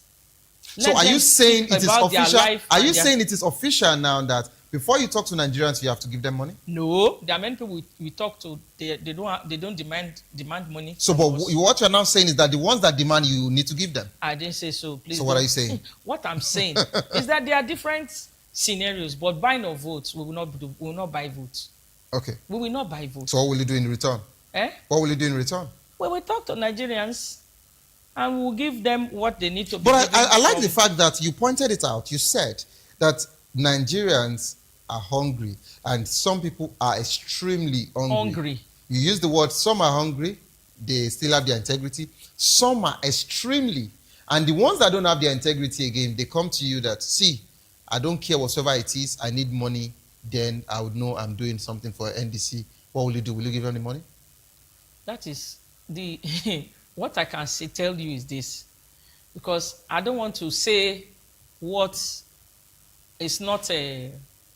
I want to say that every scenario requires different situation. I just want to confirm. For that particular scenario, will you give? We for don't that have extreme money now. We don't see for so the will you tell that particular person to go to the APC to collect? Is that what you're saying? In Osun, let me tell you what Osun people did. Okay. 50,000 in Osun is not small money. It's not in Lagos. 5,000 we prepare stew in Osun State. Really? Yes. I don't know about it. I can tell you, we go to market. Please educate I'm me. explaining to you. So now, for somebody to be giving 50 and still said, this 50,000 is the money that will have been used to secure good road for my family.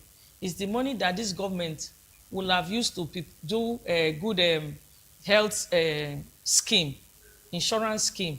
This is the money that this government will have used to do good roads for us. This money is part of the money that will have been used to curb insecurity. Now, they decide to take it. However, after taking it, they still say, the man that is here presently, what has he done for us? He has built good roads. We can go to our farms. He has built good schools. He has made accommodation affordable. Why don't we allow him continue? That is the difference. It's like collecting money with sense. Collecting money with sense. So I cannot tell Nigerians when they come with the money, don't collect. I'm just saying when you collect these monies, please remember that you have another 5 years. It's either you have sold your birthright for good roads, for security. Look at what is happening now. There's security votes. Yeah, there's a lot of kidnapping. If they kidnap any person now, the person is in what we call Oyo, on your own. May the Lord have mercy upon that person. There are so many things that are just wrong because the government has misplaced priorities. Take, for example, when this government got into power, I don't know how many millions that was given for bulletproof cars and all that.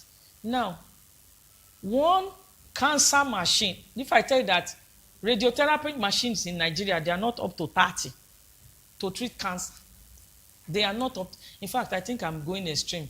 Let me try and be moderate, maybe 20. These monies, the money that they took to Osun, can buy radiotherapy machines.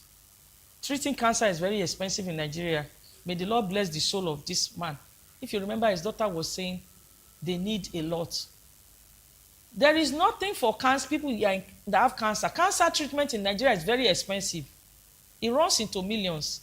There's no government help. There's no government subsidy. The place where they are supposed to put subsidy is in the area of people's health, treatment of cancer. There's no subsidy there. So what are you telling me? So the government, if a government cares about the people, it does not take much. People will vote for you. You don't need to intimidate people. But we know that grab it, snatch it, run away with it is their agenda. But before they grab it, snatch it, and run away with it, Nigerians are ready now. Now, I love the fact that you delve into, the health sector a little. Yeah, thank you, sir. In 2019, President Muhammadu Buhari, commissioned about 6 cancer centers, you remember? Yes. And in 2026, they still lack the radiotherapy machine. Yes. Till date. Yes. Now, that being said, about 78,000, thank God you're also a practicing doctor, in as much as we should be looking at you with 2 arts now. They call me honorable. I'm a doctor. You understand? You're a practicing, doctor, which you still go into the theater every day. Yes. And of course, you are also a politician. Now, okay. I want you to actually clear the numbers. I am told through NCS that about 78,000 Nigerians die of cancer yearly. Now, while you were talking about the Osun election, the money that was taken to them, this money can also work with health scheme and all of that. We have what we call NHIS. Until date, Nigerians don't have any health scheme that covers them or that is made very accessible and easy, aside from the private HMOs that people use. Now, is it so difficult? Because we have gotten to a point now where Nigerians now depend on crowdfunding. Whenever there is an issue, of blessed memories to Taiwo Hassan, popularly known as Ogogo, whenever there is an issue, and it's not just the only one, we've seen several, the likes of, Sound Sultan also, died, I think Rachel Onega, a lot of them, in the past. Whenever anybody has an issue, the next thing is they reach out to Nigerians, and the government don't do anything. How did we get to a point where our government cannot cater for our health system? Now I'm getting somewhere. In Parkland Hospital in Enugu, presently, about 500 plus actually has kidney disease, and they are literally begging people to help them as we speak in the same country where billions exchange hands in the just concluded Austrian election, which we don't even know how many trillions will exchange hands in 2027. That being said, African leaders in 2001 came together. They said their national budgets for every country should actually be about 15% should be, taken out for the health sector. Nigerians, the Nigerian government, inclusive. But guess what? We have not been able to ascertain up to 15% between the 1999 till date as I speak with you. The highest we have done is 4.5%. I'd like Nigerians to actually check whatsoever I'm saying right now.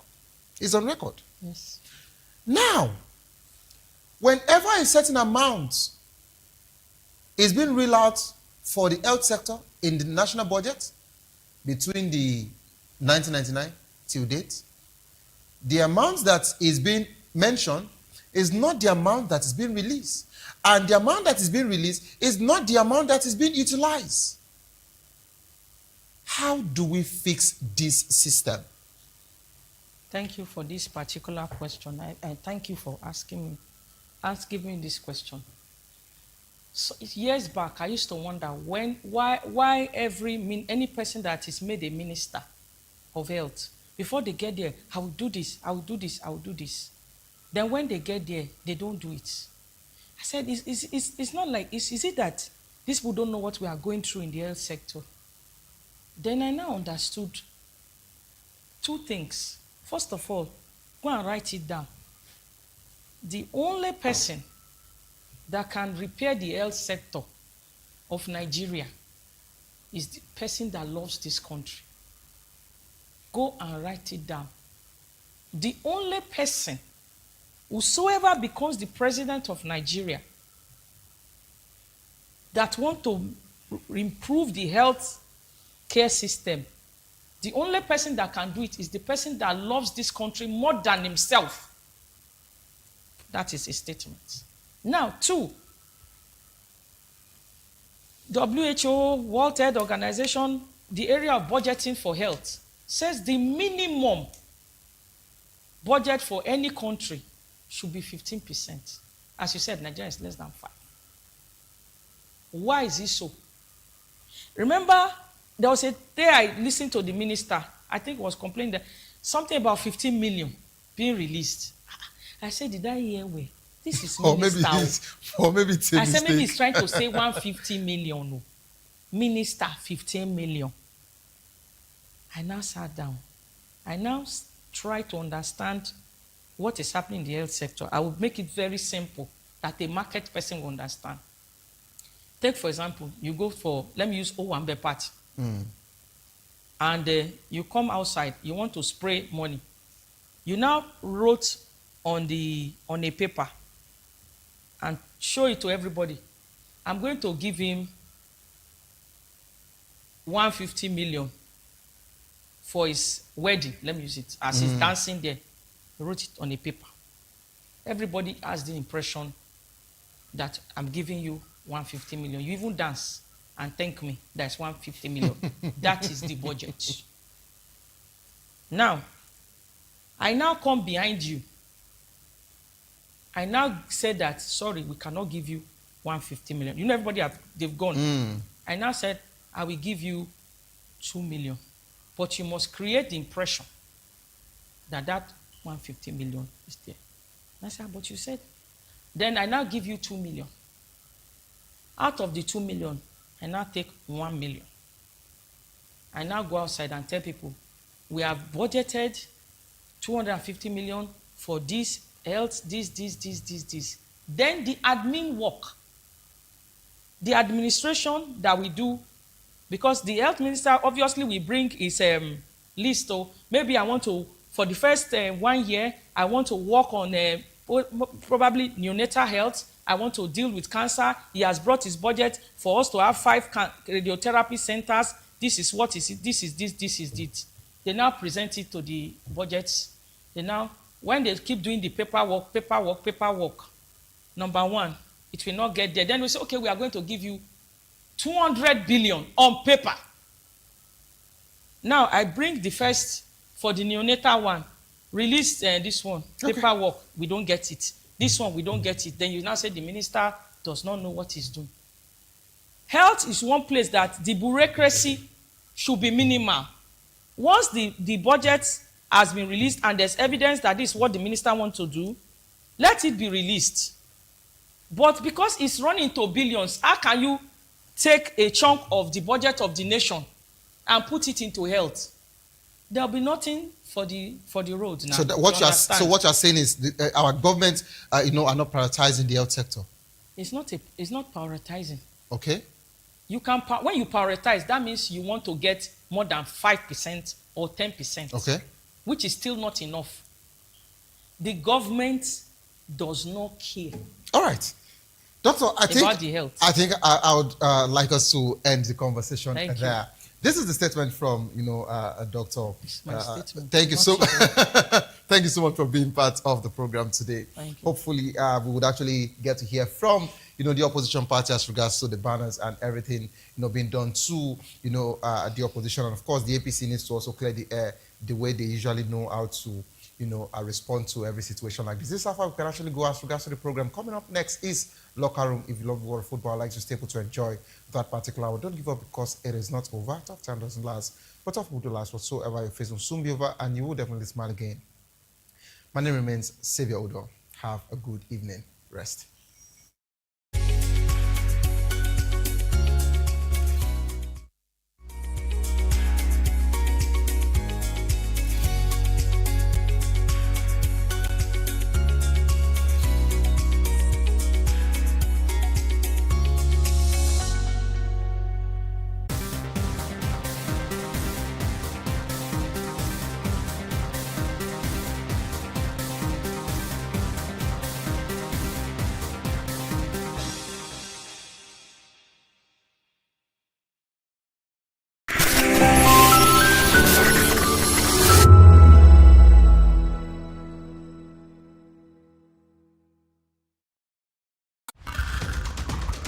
Every day strike, ASU strike, market women strike, even Kule people they strike. We don't become country of strikers. Even light self, they no fit give us. Don't run for motor. Even leg self, they get accident. Why una dey complain? Why una dey complain? No una dey collect bribe, dey vote Sokoloko Bango ṣe. Ìṣèjọba tó dára, òun là ń béèrè. Anyị chọrọ ọchịchị onye kwuru uche ya, anyị achọrọzi ọchịchị nchigbu. Ala ndeze teme ka muna so mekio. Wetin we want na make the rule us well. Don't take it for noise. It's the people's voice. They have made their choice. Respect that voice for all to rejoice. VOP 90.3, Voice of the People.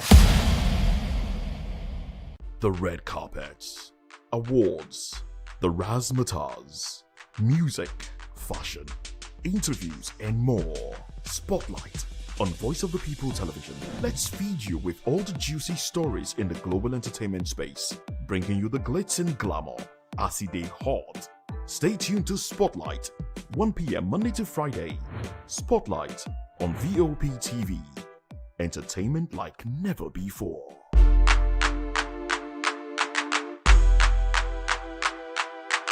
To know the happenings in the maritime sector, join us on the program Maritime Frontiers on Voptv as we discuss key areas in the maritime sector from aquaculture, maritime transportation, maritime labor regulation, oil and gas exploration, ferry and passenger insurance, marine pollution and prevention, port operations, and lots more. Maritime Frontiers, exploring Nigeria's blue economy.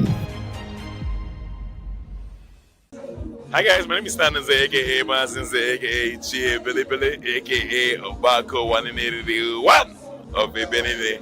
and this is VOP TV. Keep it locked. Hi everyone, my name is Akil Tabela, and a big shout out to VOP TV. Yeah, please keep watching. God bless you. My name is Adeyola, executive producer at Joshiko to the Garden. Shout out to VOP TV. Thank you for having us. Hi guys, big shout out to VOP TV. Akim Ogara say so. Hi, my name is Michael Ejo. I'm an actor, a director, and a host, and you are watching VOP TV. Hello everyone, my name is Anita Oluwole. Keep watching VOP TV. Stay subscribed. Do not change that dial. Hi, it's your girl, it's no side Demodia saying keep watching VOP TV. That's the voice of the people TV. Hi, my name is Heaven Sobule. I'm an actor, a film producer, and a casting director. And shout out to the best of the best of the baddest, VOP TV.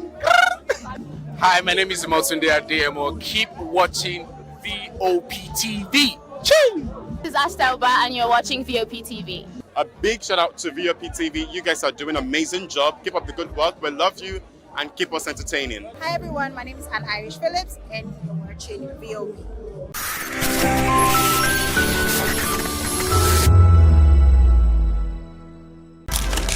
In a world where power shifts with every headline, In a nation full of questions. in a world filled with noise, the truth needs a voice. The policies that shapes our world and the economy that determines our future. Every hour, every day, the grapevine keeps buzzing. And together, we are committed to telling the stories that shape our world because your voice is our focus. Don't forget, our voice matters the most. Let us come together and share our concerns.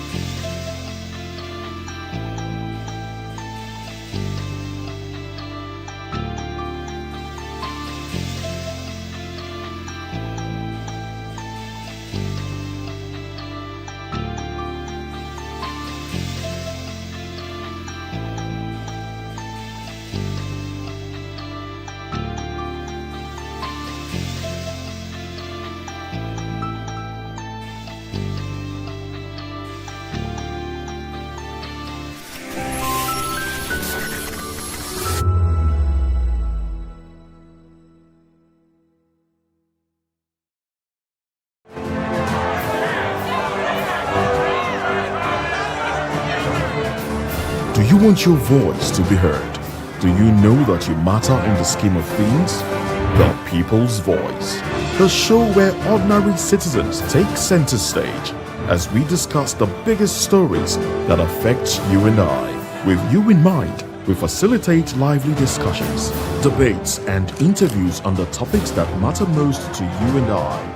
From social justice to economic empowerment, education to healthcare, governance, and more. Tackling tough topics and amplifying your voice. Join the conversation and make your voice count. The People's Voice. Make your voice count. VOP TV. Now, you have more than a voice. In a world where power shifts with every headlines, news breaks and events happens, we bring you unbiased and explicit information on politics, economy, and state of the nation. We break down the chaos. Facts, not fluff. Truth, not spin. We discuss not just politics, but a glimpse into the future. Voice of the People Television. Now you have more than a voice. Are you looking for where to buy quality and original studio and musical equipment in Nigeria? Welcome to Iruka Online, Nigeria's biggest musical and sound equipment warehouse. Your trusted home for top global brands, reliable low-priced alternatives, and 100% original musical accessories. With over 60 locations nationwide and open 7 days a week, we deliver unbeatable service and customer support you can count on. Shop online at iruka.com in partnership with world-renowned brands like Wolfdale Pro, Prisoners, Twile Keyboards, Fender and Jackson Guitars, Marshall Amplification, Mapex Acoustic Drum Set, Tech Electronic Drums and Accessories, Evans Drumheads, Ashdown and...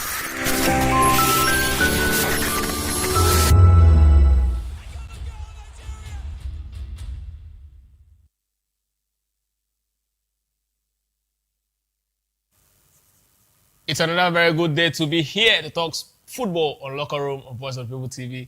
I'm Ikechukwu Agwagu. So much happening in the Nigerian football world as the latest around the NFF glass house. Fani Amun resigns just after submitting his report about what's happening with the Super Falcons. It's quite an interesting year, and of course, I must say an interesting season to be a football lover in Nigeria because so many drama is unfolding as, we break into another day. It's been a very long day as well, I must say, for people who are actually trying to, look if they can actually invest in the Nigerian football. It's quite so funny that we're having this sort of, drama at this time. And of course, we don't even know what we'll definitely be hearing tomorrow. Yesterday, it was, the glass house being summoned to the Aso Rock, for resignation and all of that. And today we're having Fani Amun. I don't know what this particular conversation about, but then we'll definitely break every single thing down, just like we always do right here on Locker Room. Of course, we'll also be looking at, Eric Shell's demand of the very Nigerian, the German-born Nigerian, talking about Francis Onyeka, who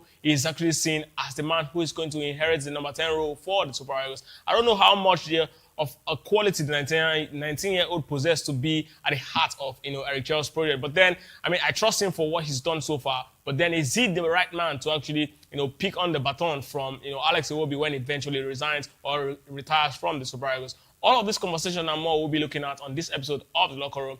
Of course, I am not here alone. I'll be doing this alongside the man who joins me, virtually talking about Femi Faraway. We'll definitely be looking at all of these conversations today and, of course, breaking every single time. Femi, it's good to have you join me on this very auspicious day. Hello, Shagun. It's good to be here. I've never been here before, so it's my debut. I'm excited about it. Thank you so much for having me. Absolutely. And of course, I don't know what the mood is like for you about, everything that's happening in Nigerian football, but then we'll definitely be looking at every single of this story as we look at every single one of them, bit by bit. Let's start from, the big one that actually rocked the glass house this early afternoon, and of course, it's still very much gathering momentum. So maybe by tomorrow, we'll definitely get to understand what's in that report that made him decide to actually step aside. But then the man in question is Fani Amun, who has given reasons why he quits as the chairman of the NFF Fact-Finding Committee set up to probe the Super Falcons' dismissal performance at the recent WAFCON soon after he submitted his report. The NFF set up a face-saving panel to look into the root cause of the Super Falcons' failure to qualify for the Women's World Cup for the first time in history through the WAFCON in Morocco. Former NFF General Secretary Amun headed the committee and he quit the position soon after he submitted the committee's report. And of course, he said he resigned because he did not wish for anyone to influence the report of the Super Falcons. And that's exactly why I have a lot of issues. But help me understand this, Femi. Looking at what's happening in Nigerian football at this point, and of course why this man in question, talking about Fani Amun, decide to actually step aside and saying that I'm actually doing this because I don't want the reports to be influenced. Does it really change anything? If he resigns, does it mean the reports will not be influenced? What does it, help us understand what he really meant by saying, I don't want it to be influenced, that's why I actually left. Well, Fani Amun is a very respected person in Nigerian football, and anyone who's followed Nigerian football will mention his exploits in the 80s and the 90s generally for Nigerian football. This assignment of trying to fact-find in terms of what went wrong with Nigerian football generally was one that we thought would take about 2 weeks. But his response obviously comes forward by telling us that, look, we've gone through it, and on that list, there's seasoned experts. In the field of football, we've got former Super Eagles player, Mutu Adepoju, former Super Falcons player, Desire Paranozi, former women's coach, Adam Bosso. He's also coached some of the men's teams. So I think that people who understand Nigerian football, and I like the fact that the report has come forward. So whatever that report says, whatever is in the report, he's concluded, he says he's submitted. Now it's left for the Nigerian Football Federation and the NSC to sit down and look at that report and say, is there a way for us to pack or pick one or two things or pick a way forward and cut a new way? I like it. We always complain about committees taking so long, Shegun, that it takes so long for us to even get an answer. It takes so long for us to get a response, something positive. But this one has been done. Now it's over to the NFF. And I believe, this is my belief now, that the Nigerian Football Federation would have to act on this, because not only is the Football Federation under a lot of pressure, the elections are coming up next month, and they need to show they are working to ensure they repair some of the challenges Nigerian football is currently facing. So I'm optimistic about it. I like to see the reports, right? To at least get a sense of what they arrived at. But I think this is the positive thing for me.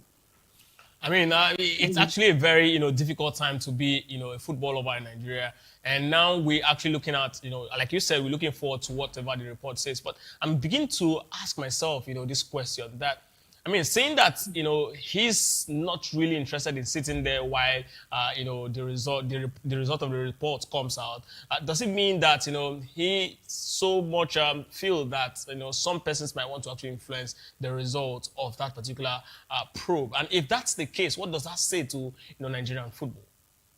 Well, I don't think, and I'm not thinking for Fani Amo, he's been in Nigeria football at the highest level. But what I believe is, we're currently at a very critical period of our football journey, at a time when the Super Eagles failed to qualify for the 2026 FIFA World Cup, a time when the Super Falcons are not going for the 2027 FIFA Women's World Cup. It shows there's a problem, there's a lacuna in our football.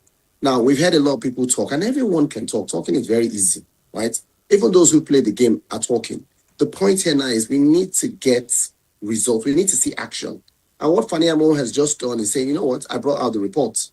Except that report is tampered with, which he's already clearly said, I've done it early enough before any influence comes. Because the Nigerian Football Federation are currently facing heat from the Nigerian public.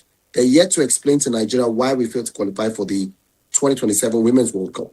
So, Fani Amo, I don't want to be in the middle, and I'm assuming this is what he's thinking. I don't want to be in the middle. I've gone through all things. We've picked out what is wrong. This is what is wrong. This is what you need to do to solve what is wrong. And this is what will help Nigerian football move forward.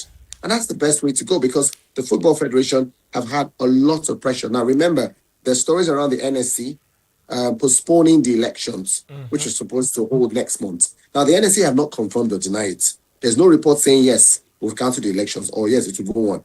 Yesterday, there were stories emanating that some members were planning to resign, although all of that is false. But the point is, currently, there's a lot of rumors going around. And that's why I respect what Fani Amo has done, because he's obviously said, I've done my job.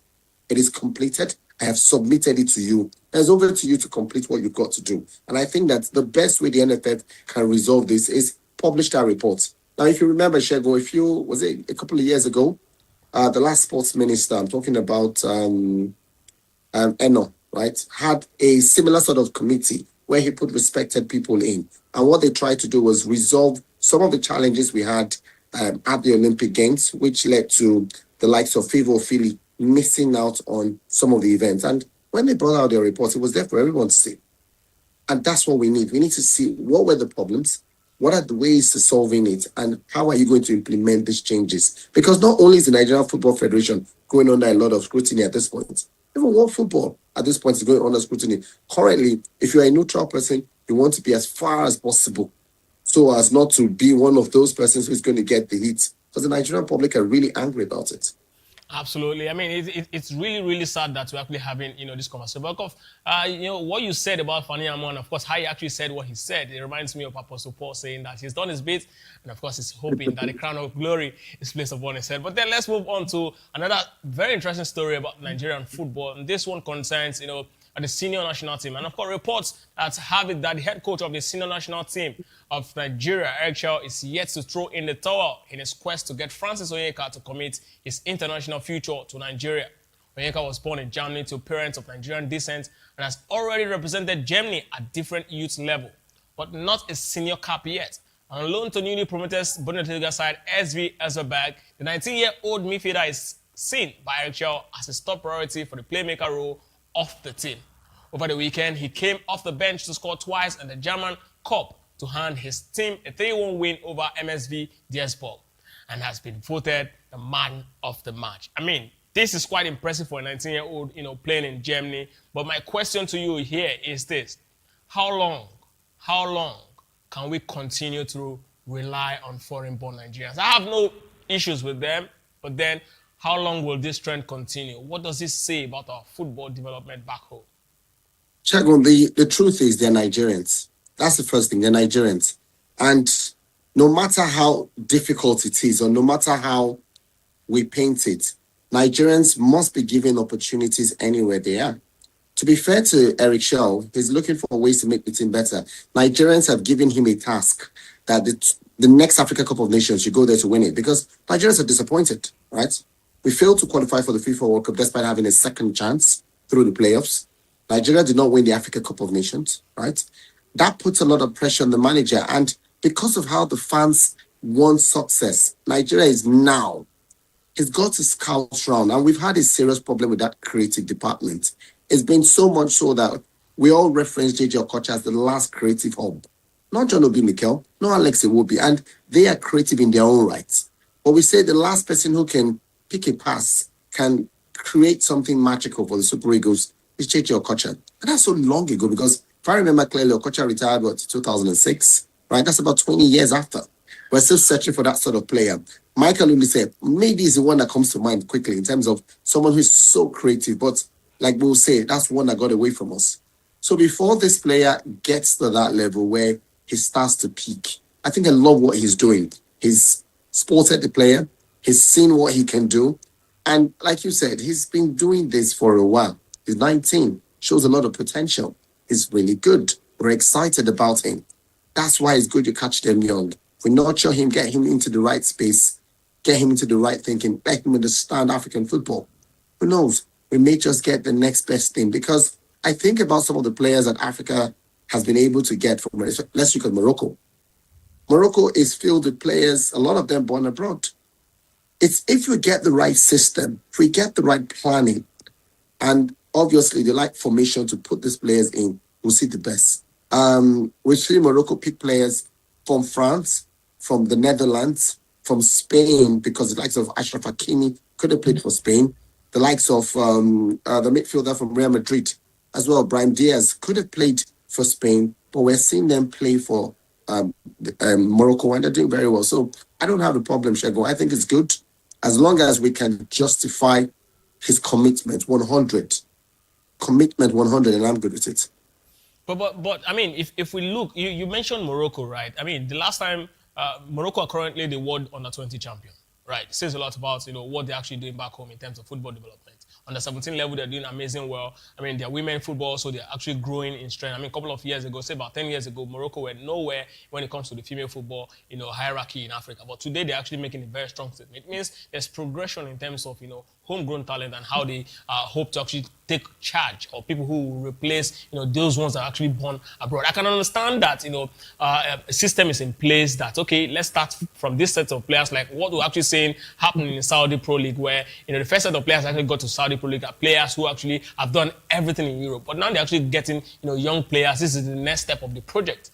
But here in Nigeria, I mean, it actually doesn't even look like that. We're having all of our players, even our 8th grade system, seems like it's non-existent. That's exactly what I'm saying. Well, you make a point there, and that's some of the challenges that, you know what, we're very hard set for people to please. I don't know if you remember the period when we were always winning the under-17s, and we said, we complained about it, that look, we don't want to win the under-17s anymore. We want to go higher. We want to win the Olympics. We want to win the Africa Cup of Nations. We want to win the World Cup. That's our targets. Now, it's that win at all cost syndrome that's affecting us. And I agree. I would love to see our school sports return. I'd love to see our MPFL improve, right? And I'm saying MPFL improve because a lot of the players currently in the Super Eagles did not even go through the MPFL. In time past, you'll find out that, the JJs, the Canos, right? A lot of them went through the Stephen Keshi, may so rest in peace, all went through the league system, right? So there's some form of maturity, development, right? They've gone to the African scene. We've seen what Rashidi Akini did as well on the African scene. We currently don't have that. Victor Osimhen never played for an MPFL team, right? A lot of the players who even went through the local system did not play for MPFL team. Maybe Stanley Wabali will be the most recent that comes to mind because he featured prominently for a few MPFL clubs before going abroad. But a lot of the other players do not understand And that's the sort of thing that you aspire to.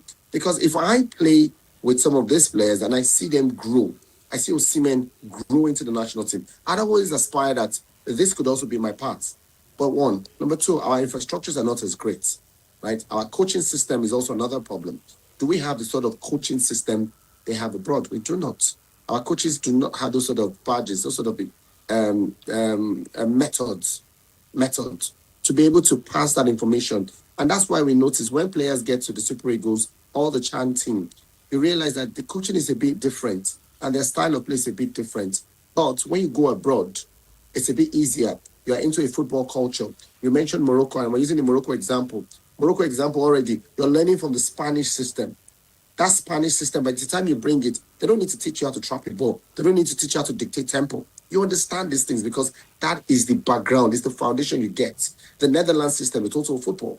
You understand all of these things, and you sort of bring that experience and exposure into your team, and that's why we see Morocco fight really hard, because Morocco may not be getting the sort of results people think their investment should be, but what they're doing is building football dominance. Male football, they're really good. Female football, we saw the last WAFCON, they're really good. And that's the most important. I think for me, that would be a target I want to see Nigerian football. That from our local scene, CAF Champions League, CAF Confederation Cup, CHAN, we put out a team and we know that team is difficult to beat. That's what I love to see. Well, it's quite very, interesting that you actually told this particular line. But then, I mean, if you look at other countries that are actually succeeding, from France to Argentina to Spain, every single country, you understand, even England, right? Before 2012, England was almost nowhere, when it comes to reckoning in recent times in football, across Europe. But after 2012 that they started the English project, you've seen the progress that they've made, both the national team in the male and, of course, the women category. So I'm actually looking for something that is going to actually help us also gain, some sort of grassroots. Because the truth is, football that we play here in Africa, football across the world, everywhere you have identity. And then when we have players having scattered identity across the world, coming from different parts of the world, it's definitely going to hamper and having, its adverse effect in our team. I'm not against all of these players. I'm not saying they don't have the quality, but then it's really, really not going to be helpful to us in the long run. And of course, it's been obvious. I mean, looking at the last AFCON that we actually played right there in Morocco, at some point you see that, a good number of the players really don't really understand what it feels like to actually play at that particular pressure, in Africa football. I feel that if we get a football system, we get an identity. Football is about 11 people thinking like one person. Yeah. And that's the coach. They're all thinking like what the coach wants. You mentioned playing all around the world. The truth is, we look at the Spanish national team. Yes, a lot of players featured for Barcelona. But there's also a large number that came from Atletico Madrid. There are a few players from Arsenal. There are a few players here and there. You can come from any part of the world. And that's why I always say, it doesn't matter where we get our players. Femi, I'm even talking about their formative years, right? I mean, they can actually get... I agree with you. Yes. Their formative years can play a big role, but we also need to remember that there's the Jackpot syndrome. We cannot remove the Jackpot syndrome from our football now. Yeah. A lot of people are going abroad, right? England currently have Bukayo Saka, Eberichi Eze. Those names are not English names. Mm-hmm. It meant their parents went abroad, right? And they stayed there. And now they have converted to British athletes. And that's a great thing. So we'll also have to fight that. If a player gets the choice of picking between Nigeria or England, which one will he pick? Why will he pick the options he picked? Because you think about Ademola Lookman, and remember the time, and that's why I say I agree with this Onyeka story. We got Lookman at a very good period. Yeah. If Lookman had hit the heights he hit afterwards, that hat-trick in the Europa League final, I'm sure England would probably have gone over to say, you know what, we want you to come over and play for us. A clear example is Gabi Agbonlahor many years ago.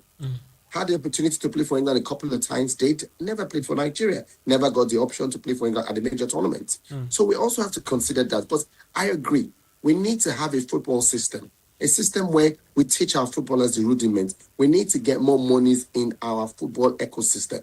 Because the only reason why people in South Africa and people in North Africa do not trump out is because the system works. There's monies, you get paid for what you do. A few South Africans, yes, go abroad. But how many South Africans, when we saw the last World Cup, a lot of players came from Mamelodi Sundowns because they are well paid, right? So you give me that option of, do I want to go abroad or do I want to stay back? And that's why I say we need monies and infrastructure in our system.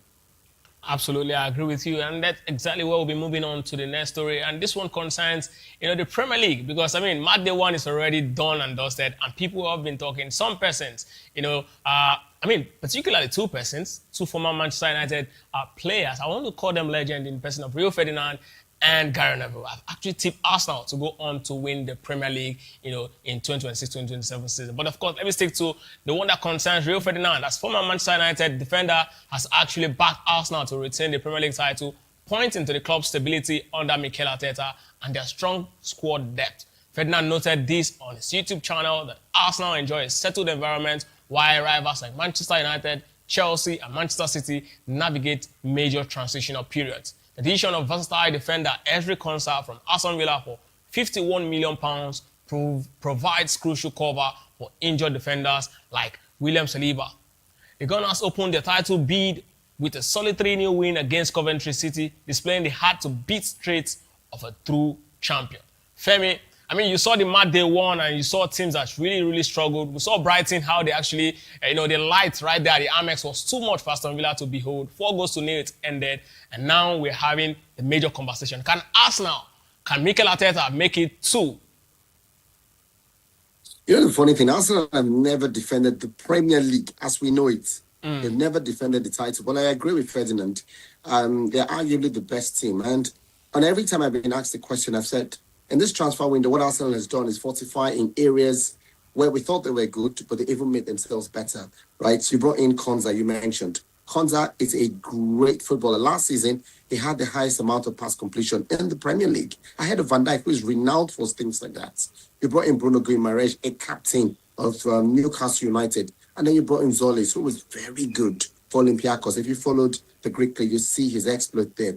I think that these players have come in to fortify certain departments. And that's very good. This is a side that got to the Champions League final, right? With the exception of Zolis, with the exception of Trossard, who's moved on, and Martinelli, who's probably moving on.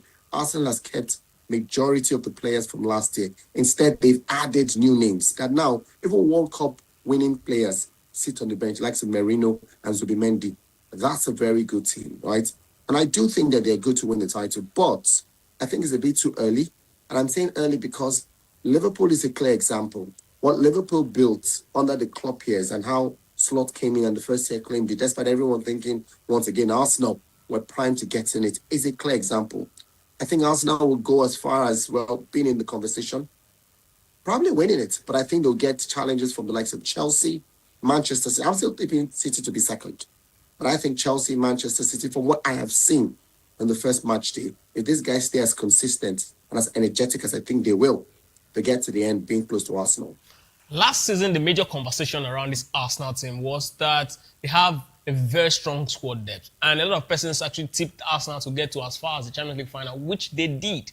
Now, looking at the players that have moved on and the ones that they've actually added to this team, can they go all the way to even pick the Holy Grail, which is the Champions League?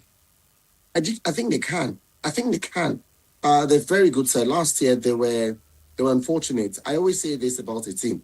No matter how difficult you are to break, whatever you post at the end of 90 minutes is what will determine. So Arsenal played well in that final. But the fact that you lost, right? You lost. No matter what your system is, you lost. Because if you had played open football, you lost. If you played close football, you lost. This year, Arsenal have added quality in key areas. And I think that it's not just quality as footballers, but quality as mentality. Because Bruno Guimaraes is that kind of player. Mentality monster. Konsa is also a very good player. Played in the World Cup semi-finals and the third place game. And we saw what he posted. So that tells you he's been exposed. Europa League winner from last year with Aston Villa. That is amazing. I think they've got the character. They have tested victory. And once you taste victory, it's so sweet. You want more of it. I think they can go once again for the Premier League. I think they've got the squad depth for the Champions League. Now, barring injuries, because why we mentioned this, there's still the concern that injuries may affect them. I want to say injuries, right? The backup to Raya is not the greatest. Both of them, we've seen both of them, Mele and Kepa. That's a key position. I also think the worry for Saka, minutes have to be managed because while he's got cover in Madueke, I don't think Madueke and Saka are on the same level in terms of quality. We've not seen Arsenal pick up an injury for the likes of Declan Rice. that keeps him out for a long period. Mm. What happens when that because the combinations look good, right? There's Guimaraes, there's Zubimendi, there's Odegaard, there's Merino, but what Rice brings to that team, is there anybody else who can offer that same sort of expertise? I think that injuries will play a key role, and how Arsenal manage them this season will determine how many fronts they challenge him. So without injury, does it look like Arsenal's got any Achilles heel? Yes, I think they do. The attacking line. The difference there is they're a very good side. Score goals as they need to, not a lot of goals, because we can talk about defensively. Arsenal is solid there. I think they're covered there. But the combinations that they've got, and there are games when it doesn't look like Havertz is having the best of time. Who's on the bench? Victor Gyökeres. Last year he hit double digits. But I think generally, any Arsenal fan who watched how Gyökeres played will know that he's still in a state of becoming. He's not where they want him to be. He's not the sort of striker who gave 20 goals this season, right? I thought last year was flattering in terms of how he scored a lot of goals. Now, there's just a disconnect.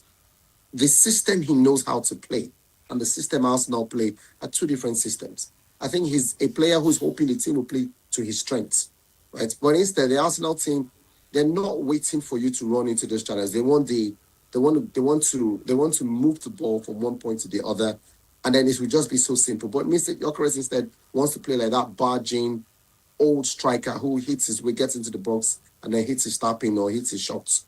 But I think that this year he would have to evolve, and that for me is the problem.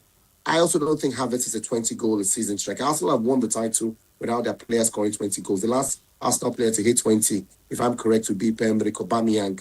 But outside of that, I think if Arsenal want to win things, they need more goals. In the Champions League final against PSG, if Arsenal had 2 goals, maybe that game could have gone into extra time, or it could have gone into, they could have won the game in 90 minutes, right? But it finished off, went to extra time and penalties. That extra goal, that extra thing, that's what I thought the team was lacking.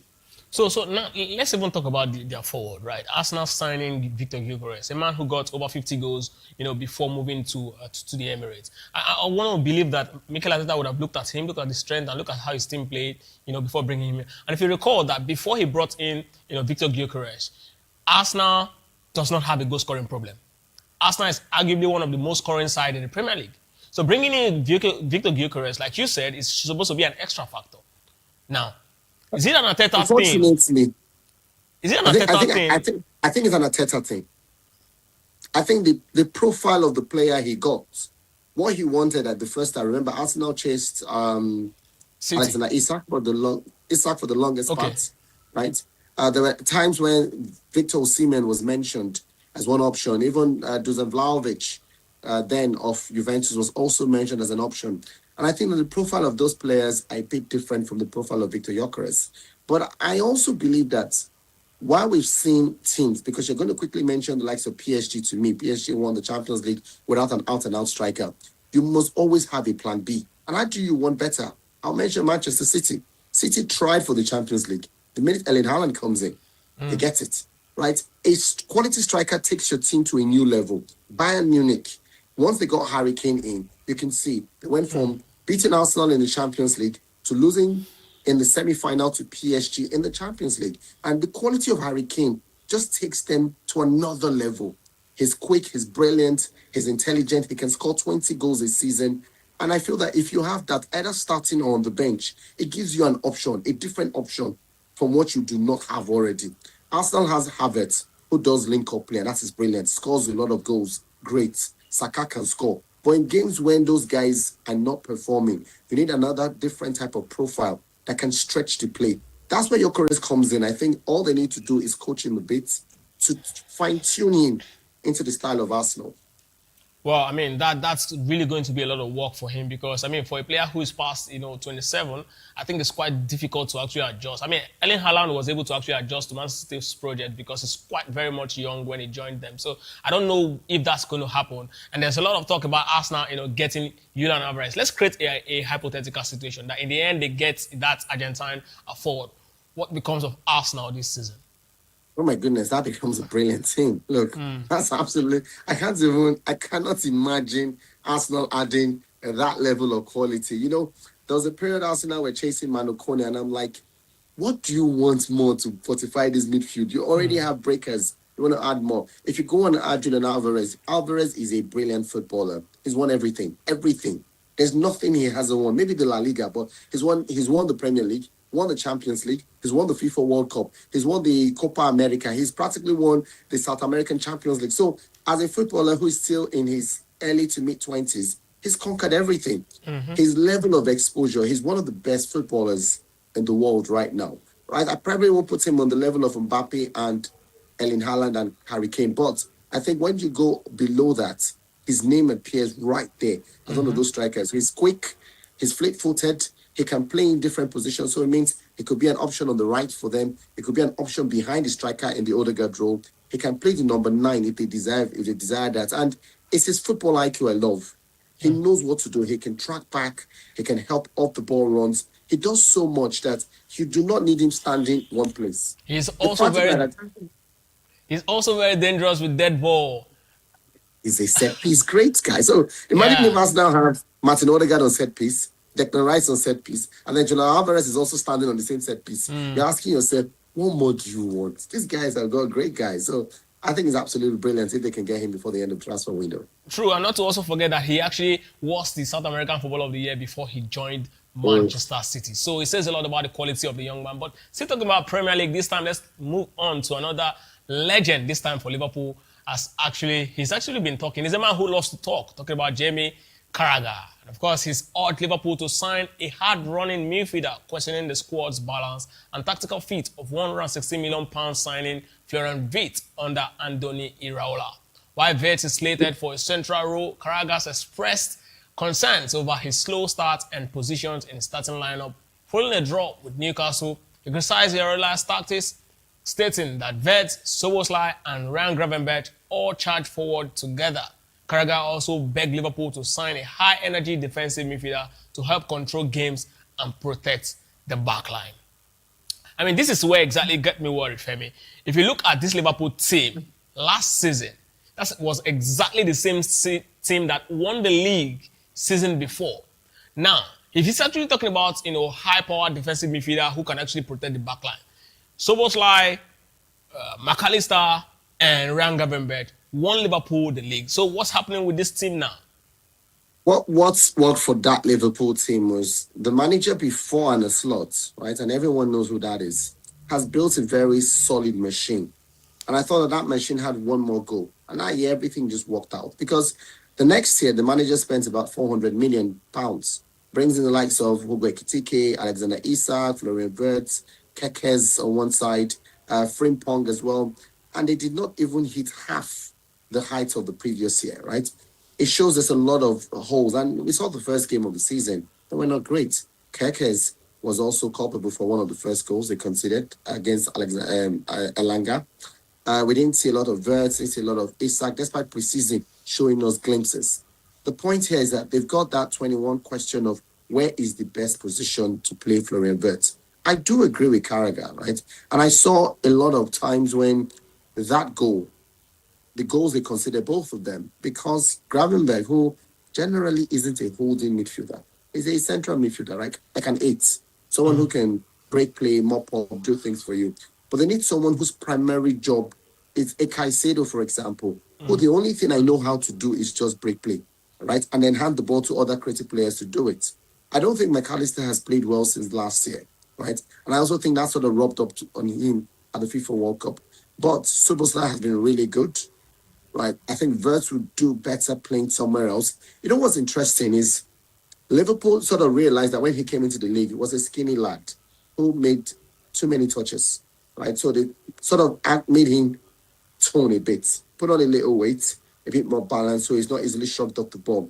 But I still think that that's football knowledge he's got from the Bundesliga. He needs to unlearn it. And I think that the best manager to help him is Andoni Iraola. He's brilliant. We saw what he did with Bournemouth. For those who don't know, what he did with Rayo Vallecano was also very good back in the day. So I do believe that if there's anyone that can unlock his expertise, it will be this man. I don't use one match to judge anybody.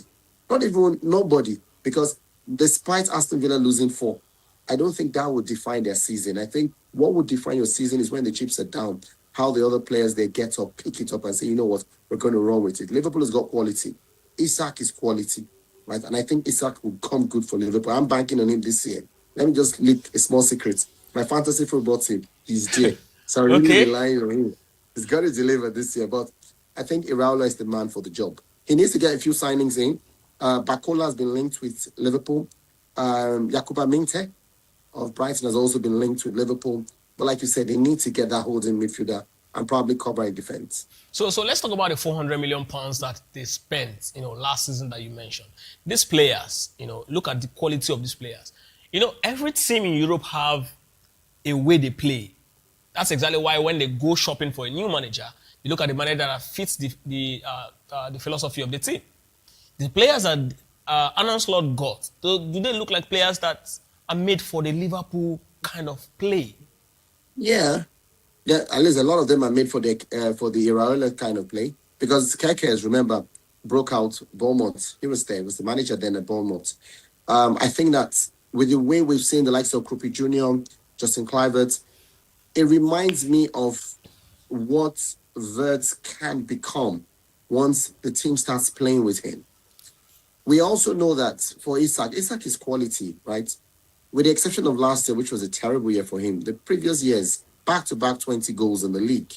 That's no means feat, right? And I also think young players like Ngomoha can ride on this. Frimpong is also very explosive, goes forward a lot.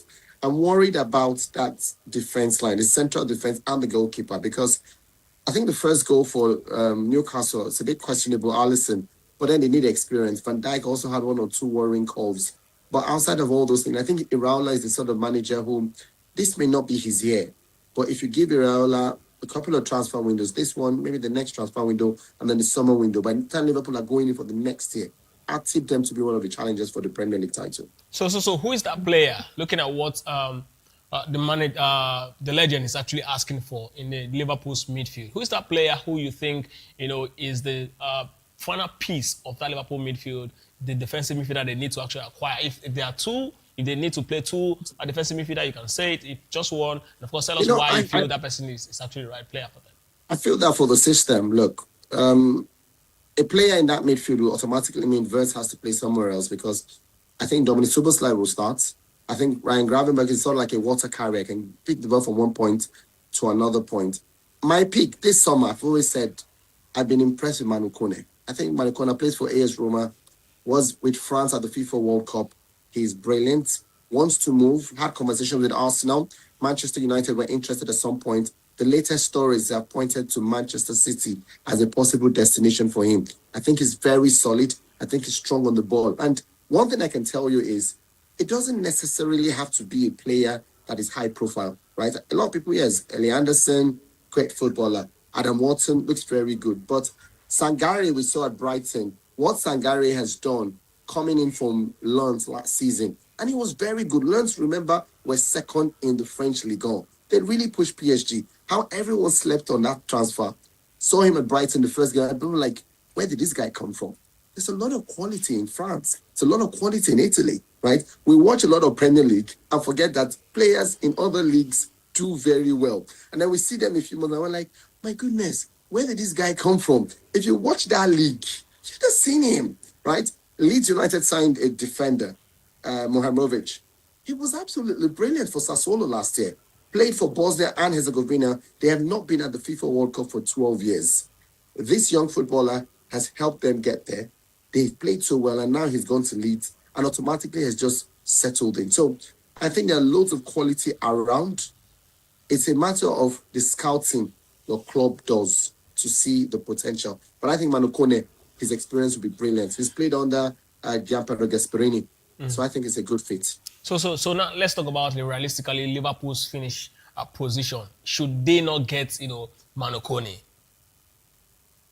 I'd say I'm still giving Liverpool the top four, and I'm saying the top four because of the manager, right? Okay. I think in that top four, obviously Arsenal at the summit. I think City will be right there as well. I'm sort of going for Chelsea as one of the teams to make it there. I feel that Liverpool's manager is one who is very astute. He did not lose his first game, right? They drew that game, and that tells you that they've got late winners. They've got players who can come off the bench. Victor Munoz came off the bench. This is a guy who played for Osasuna last year, right? And the football knowledge you mentioned from Barcelona to Real Madrid, he's now exploded at Osasuna, taking him to Liverpool. If they are the likes of Yakuba Minte or Bacola, Liverpool have got a good manager who can bring out the best from this guy. So I'd say number 4 at the end of the season. Number 4 at the end of the season. Of course, with big conversations about question mark around, Cody Gakpo, he might also be moving before the transfer window shut. I mean, Tottenham Hotspur is looking at raiding every single talent in the Premier League around the Big Six. Of course, that's exactly where we'll be moving on to our next conversations about Tottenham Hotspur, who have actually signed the Brazilian winger Savinho. And of course, by now, you should know that he's actually changed his name from Savinho to Savio for Tottenham. I don't know if he's trying to wash everything Manchester City away from him, but yes, from Manchester City, and of course, the initial fee is £75 million with £10 million add-on. That's quite huge. And the 22-year-old has joined Spurs on a long-term contract with Roberto De Zerbi's side, potentially paying further. And of course, Savinho's move to North London has been more than 12 months in the making, with Spurs failing in the bid to sign him last summer. Savinho opted to remain at Etihad, but his game time was limited under Pep Guardiola. He made just 7 Premier League starts last season. And now, he's definitely under a manager who is very brilliant. I think Robert De Zerbi is one of the most brilliant minds, in England right now. And yes, the project is not clicked yet. I saw the last game; they were very much, off, top team quality. Yeah, and that also gives a lot of question about the quality of players on the pitch, because I mean, about 7 of the key players were not on the field. So again, he's moving, and there's also the potential of Cody Gakpo also joining that particular team, and as well as Omar Mamouche. So let's say at the end of the transfer window, these 3 players actually join, Tottenham Hotspur. Where would Roberto De Zerbi's side that managed to escape relegation last season finish in the Premier League? I was going to say that Spurs will be in the top 6, but the first game of the season sort of just knocked me back to reality. I think the additions are better, because while Mickey Moore is a good footballer and I think he's got loads of promise for the future, he's not on the same level as Savio. Got to learn to start calling him Savio. I think Savio is obviously a level above him. Omar Mamouche, look, I don't need to tell you about Mamouche. We've seen him at AFCON. We've seen him at Man City. We've seen him at Eintracht Frankfurt. He's a very good footballer. Cody Gakpo also. A friend always says this to me, that when you watch Cody Gakpo, it may not do the most, or may not be the most flamboyant, but there's one thing he will guarantee you. Every game he'll get a shot on targets. Just make sure that you bank on that, and you're guaranteed. And to be fair, he always does that. Last game was also key as well to the goal Liverpool scored. So I feel that sort of addition, because they need a striker. Sri Lanka isn't the best, and I think that's where Spurs are lagging. I think defensively they've got good cover, right? They brought in Senesi, who was brilliant last year. Van Hecker was very good. They brought in Robertson, that's some form of experience. Tonali, Mateus, those guys are good. And when they click, I think they will click well. You've got a World Cup winner in Pedro Porro. That's also very good. But how the manager demands of them, or what he demands of them, is the big question. He likes the high press. I like his squad depth, because it means they will not tire. That's my fear always with a De Zerbi team. And if you followed Marseille last year, you realize that De Zerbi's team always sort of tire out, because they were the closest chasers to PSG. And then somewhere along the line, they just withered away. And that's why we saw Lens get a bit closer. But I think if he gets the large squad and he can rotate as much as he wants, I think they'll be right there, top 6, end of season. But is it possible for that particular this team? Because I mean, I'm looking at the huge number of players coming into that particular team. Is it possible for them to actually click before mid-season? Because the Premier League is quite competitive, and De Zerbi's more like Pep Guardiola. Their style needs time to get familiar with the players, and some of these players, yes, I know he's actually moving. The transfer policy for Tottenham is deliberate, moving for players who actually play around teams that actually like to put the ball on the ground. But then, how soon can they actually get it, to match what De Zerbi actually wants? Because I saw him at Brighton, I saw how beautiful the team plays. But then, if these quality players can actually click and play the way we saw at Brighton, I think they can actually, for me, in my opinion, the quality they have, they can really break into the top 4. But then, it's a matter of how soon can they actually do it. Well, we don't know, and to be fair to you, it's a matter of how well the players get the instructions. I think he's got some brilliant players. I think Tonali is sort of like the bedrock of what he's trying to build, because he's central to it. We've seen Senesi is a very brilliant player under Andoni Raiola, and I think that He's also one of those sort of players that they will build this team on, depending on what sort of system he plays. 4 at the back, 3 at the back. It all depends. I want to remind you of last season. Manchester United started with a different manager, and things were really rough for them. But guess what? Another manager comes in and then had a crazy run. Loads of wins. United finished up in the top 4. I'm making that as an example because Spurs can start bad, but somewhere along the way, just click it. Another example I give you is Antonio Conte. Remember, with Chelsea started and then sort of just lost their way. It changes system, and then from there, things just go up. I think once it gets the right balance of this team, this Spurs team, especially with a finisher, because primarily, whoever plays up front, if it's Mamouche, if it's Gakpo, if it's Solanke, he needs someone who generally can always get the ball in the back of the net. I think once he picks those positions right, his team will be very good. So what looking at this team now, which part of the field do you think Tottenham still needs, an addition? A striker. Just a striker. I think a striker. They were linked with Osimhen at some point, and in my heart, I kept saying, Spurs, go for him. You know what? You're taking a wild gamble, but you're already taking a lot of gambles already. So why not go with a gamble of someone who will hassle defenders, who would ensure that he's right there? Champions League scored 6 goals, and we saw what he did against Juventus. That, for me, was the option I thought Spurs would just go out of their way and say, you know what? We're going to take a punt, and our punt is on this guy, and this guy will deliver it. I think if they get a striker, because Solanke cannot show me a CV of scoring 20 goals twice in the Premier League. Obviously, they can't get Harry Kane. I'm still going to say that, if you can go back and bring Harry Kane, then maybe that completes the pick. But how many world-class strikers are out there now? And I think Osimhen is one that if Spurs wanted to break the bank, that's the player. Maybe on a short-term contract. Then see how it goes from there. Maybe 3 years, 4 years. See how it goes. But a striker will be the pick for me. So with the quality of transfer that we've seen so far in the Premier League, right? I mean, the last time we saw an All-English Championship final in the Champions League was in 2019, where Liverpool actually played against Spurs in that particular final. Give me your projection. How soon are we expected to see that with the quality of players we've seen in the Premier League, and of course, the level of transfer and quality of play we've seen in the last couple of seasons? It's crazy. It's a crazy thought. It could be this year. But when I think about this year, I remember that Real Madrid now have a new manager with a lot of players, right? Bayern are 1 year older, a bit better than where they were from last year. I think about Barcelona. I think about teams all around Europe, PSG. But I can say as early as next year, I think next year, there's the possibility if everything goes according to plan. And I say this because there are loads of new managers in the Premier League in the top sides. Raiola, Xabi Alonso, right? Enzo Maresca. I do believe that many of these managers we have said had been at the future. And I think that this future can do wonders for their sides. So next year. So finally on the Premier League, I was having this conversation, behind camera about Mikel Arteta. Because, he seems to be like the only team that's really, really ready in England as we speak. And so that's exactly why I feel like, the idea of Champions League final between 2 English sides this season, it's not possible. But let's look at Mikel Arteta. Should he win the Champions League, is he going to be the greatest Arsenal manager? No. And my reason for saying no is, again, we're in a generation where data stats is what controls everyone.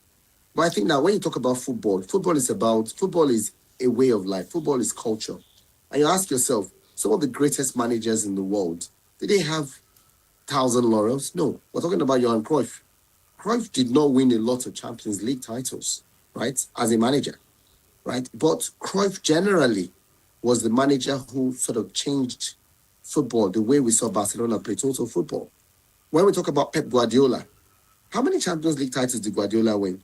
I know he won a couple with Barcelona, right? One with Manchester City. He has not even won more than Zinedine Zidane.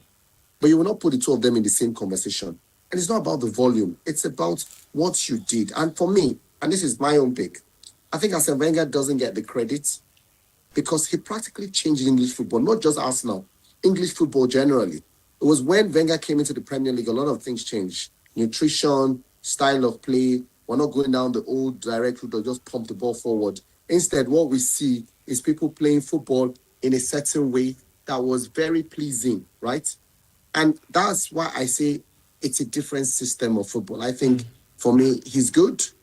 I think he's really good. But overall, I'm going to still put my target on saying Arsene Wenger. Sorry for that. Arsene Wenger for me stands as the most illustrious for me. Thank you very much, Femi, for being a part of this edition of The Locker Room. Thank you so much. All right, so that's exactly where we'll be leaving it up. But before I go, I just need to actually give you the latest, information I've got about transfer. Cameroon international Carlos Baleba is set to sign a deal worth €75 million, and of course for Manchester United. And there seems to be an agreement between Newcastle and Nico Gonzalez. We'll definitely bring you up to speed tomorrow as regards this particular conversation. And of course, do well to actually stick around for the next show with Chukwuma Okoro, and of course, it is Political Lens. I am Ikechukwu Agwago.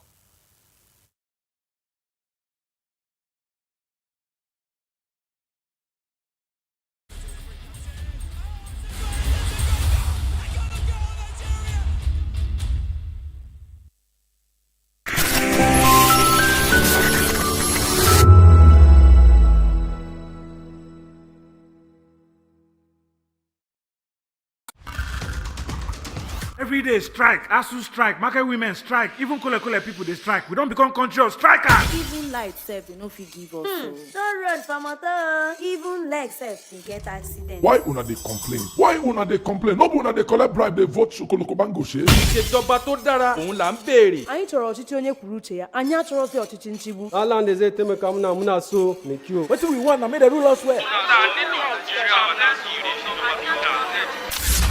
Don't take it for noise. It's the people's voice.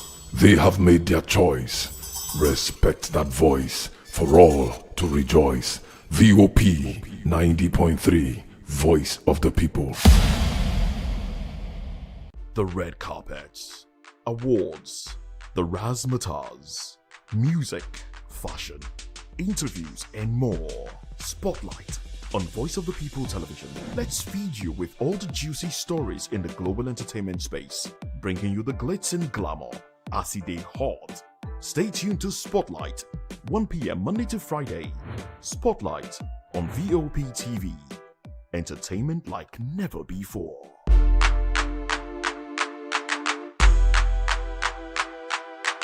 To know the happenings in the maritime sector, join us on the program Maritime Frontiers on VOP TV as we discuss key areas in the maritime sector, from aquaculture, maritime transportation, maritime labor regulation, oil and gas exploration, ferry and passenger insurance, marine pollution and prevention, port operations, and lots more. Maritime Frontiers, exploring Nigeria's blue economy. Africa is on the move, a continent of rising voices, untold stories, and powerful transformations. From the streets of Lagos to the heart of Nairobi, from the mines of Congo to the tech labs of Cape Town, the African story is being written every day. Bold, dynamic, unstoppable. This is African News on Voice of the People television. We don't just bring you the news. We analyze and bring you Africa's heartbeat, the politics that shapes our nations, the economies that drives our future, the cultures that defines who we are, the voice that must be heard. Africa News, Africa's voice, Africa's future. Where Africa speaks, the world listens.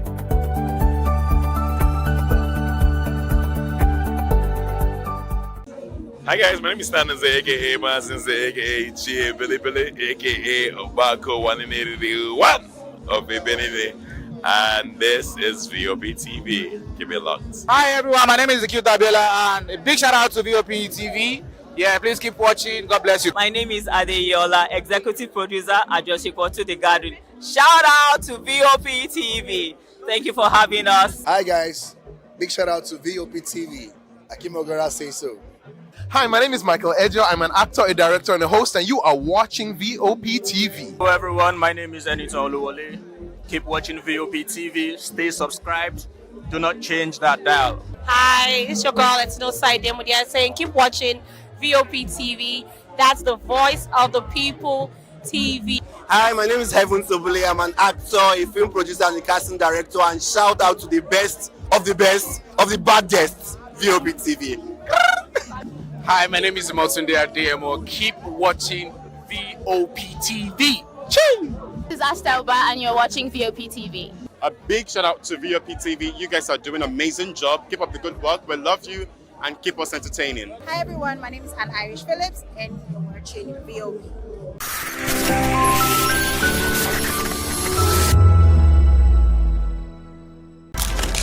In a world where power shifts with every headline. In a nation full of questions. In a world filled with noise, the truth needs a voice. The policies that shapes our world and the economy that determines our future. Every hour, every day, the grapevine keeps buzzing. And together, we are committed to telling the stories that shape our world because your voice is our focus. Don't forget, our voice matters the most. Let us come together and share our concerns.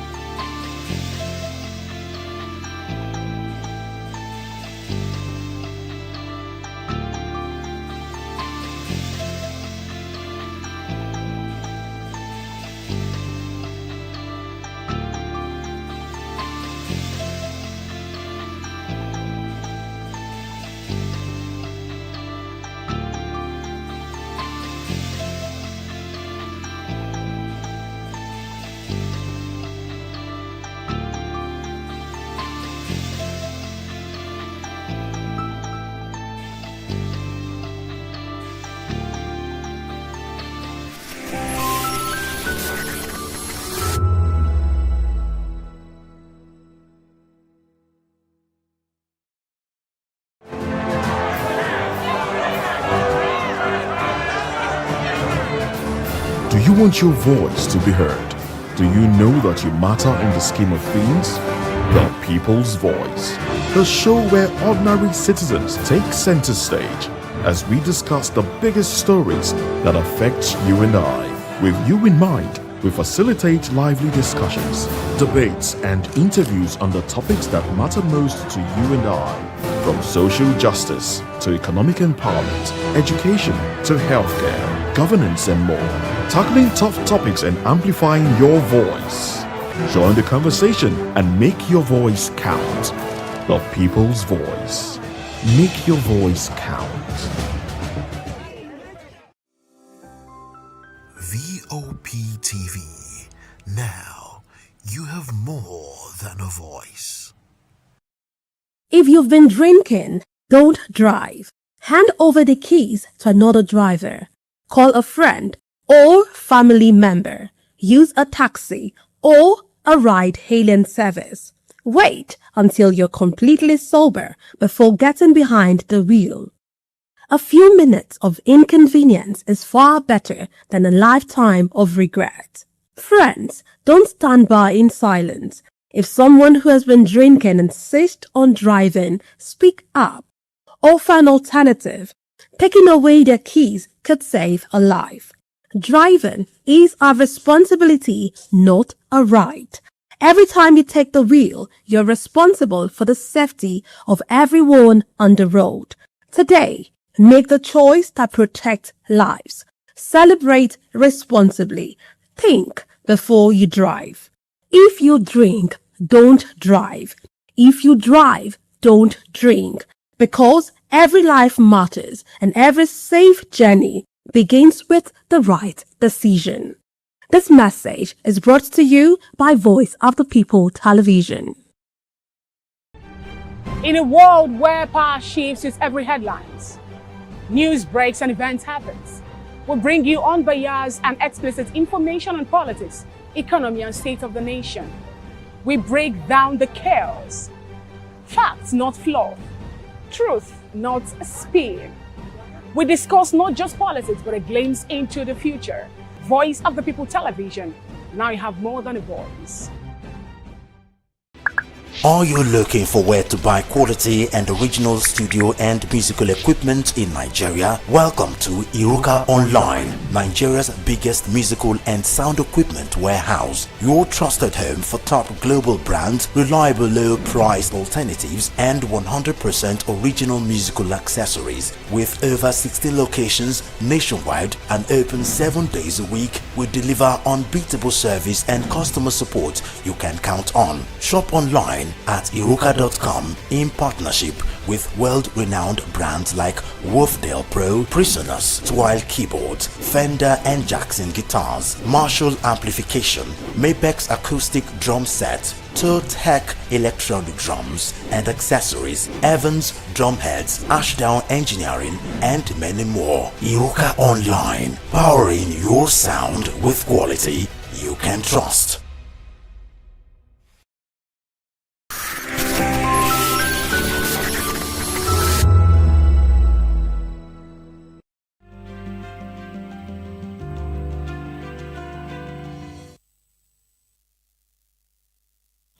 Hello there, good evening and welcome to Political Lens on Voice of the People Television, Voptv. I am Chukwuma Okoro. Many thanks for joining us. Tonight, Nigeria's political road to 2027 appears to be gathering momentum, with major parties and opposition camps already laying the groundwork for what promises to be a fiercely contested election.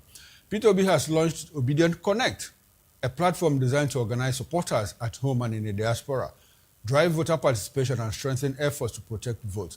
Well, Atiku Abubakar and Obi, however, have both resisted calls to step aside for a single opposition candidate, raising fresh questions about whether Nigeria's opposition can overcome its divisions before 2027. Well, on the other side, the APC is already building a formidable campaign structure for President Bola Tinubu with a 223-member presidential campaign council spanning the country's geopolitical zones. The appointment of Defense Minister General Christopher Mutar Sayers as Secretary One of the council has also generated debate about the intersection of military responsibility and partisan politics.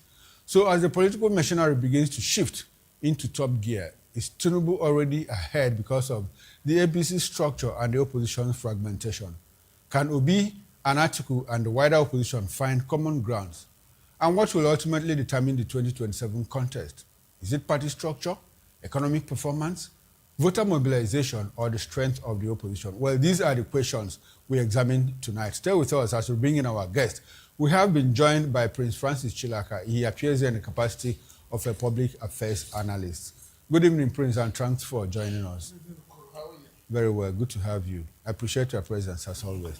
Now, let's quickly run into Peter Obi has launched Obedient Connect to organize and mobilize his supporters in Nigeria and the diaspora ahead of the 2027 general election. The platform will focus on grassroots coordination, voter participation, and protecting votes, while also seeking donations starting from $10 to fund Obi's campaign. Meanwhile, Atiku Abubakar and Obi have rejected calls for the opposition to unite behind a single presidential candidate to challenge President Bola Tinubu.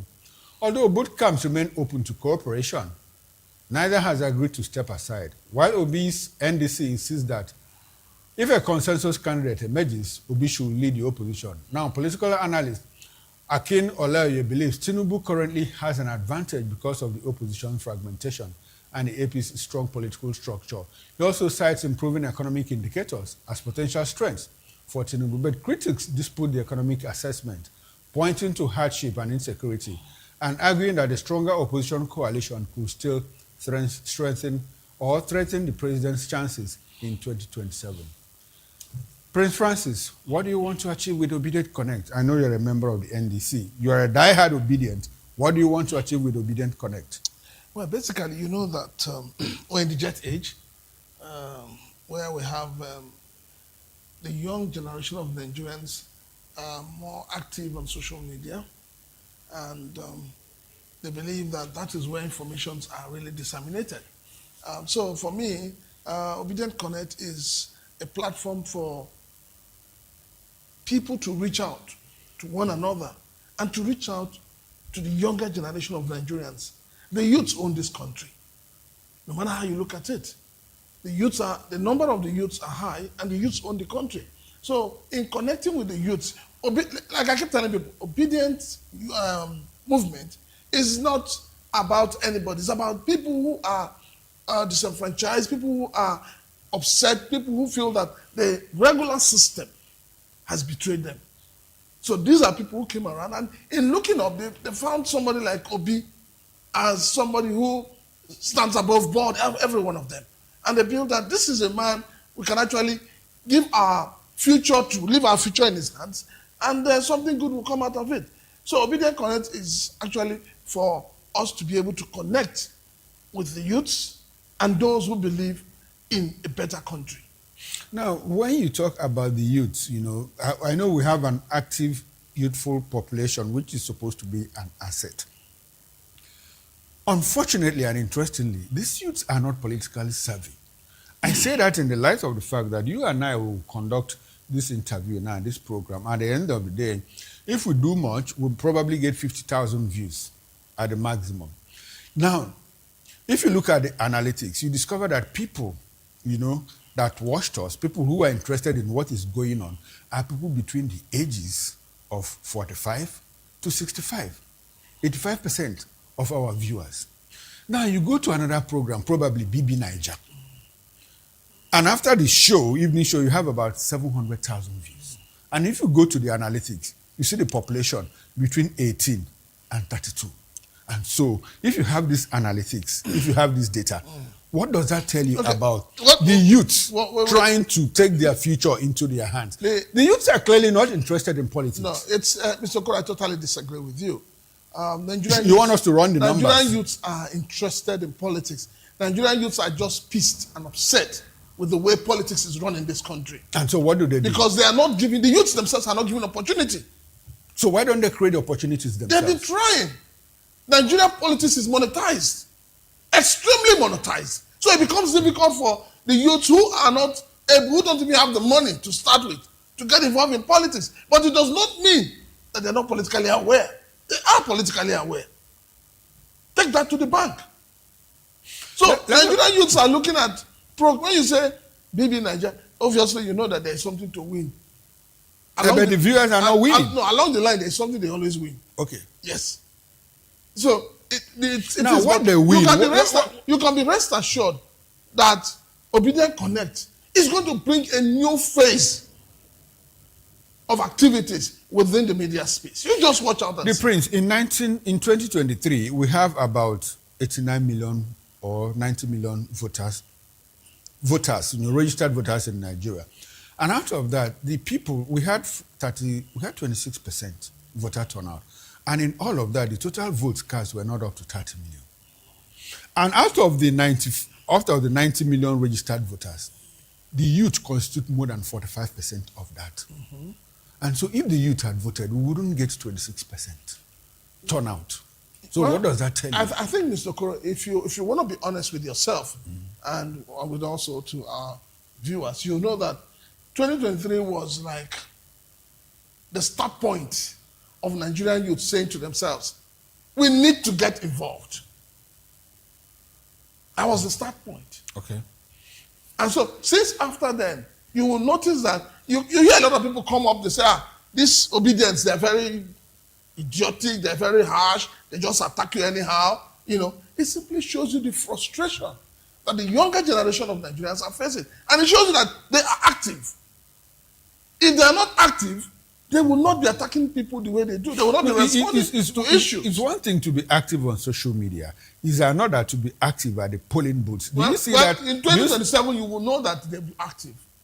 Okay, what has changed between 2023 and 2027? Well, bad governance. Hunger in the land. Lack of employment.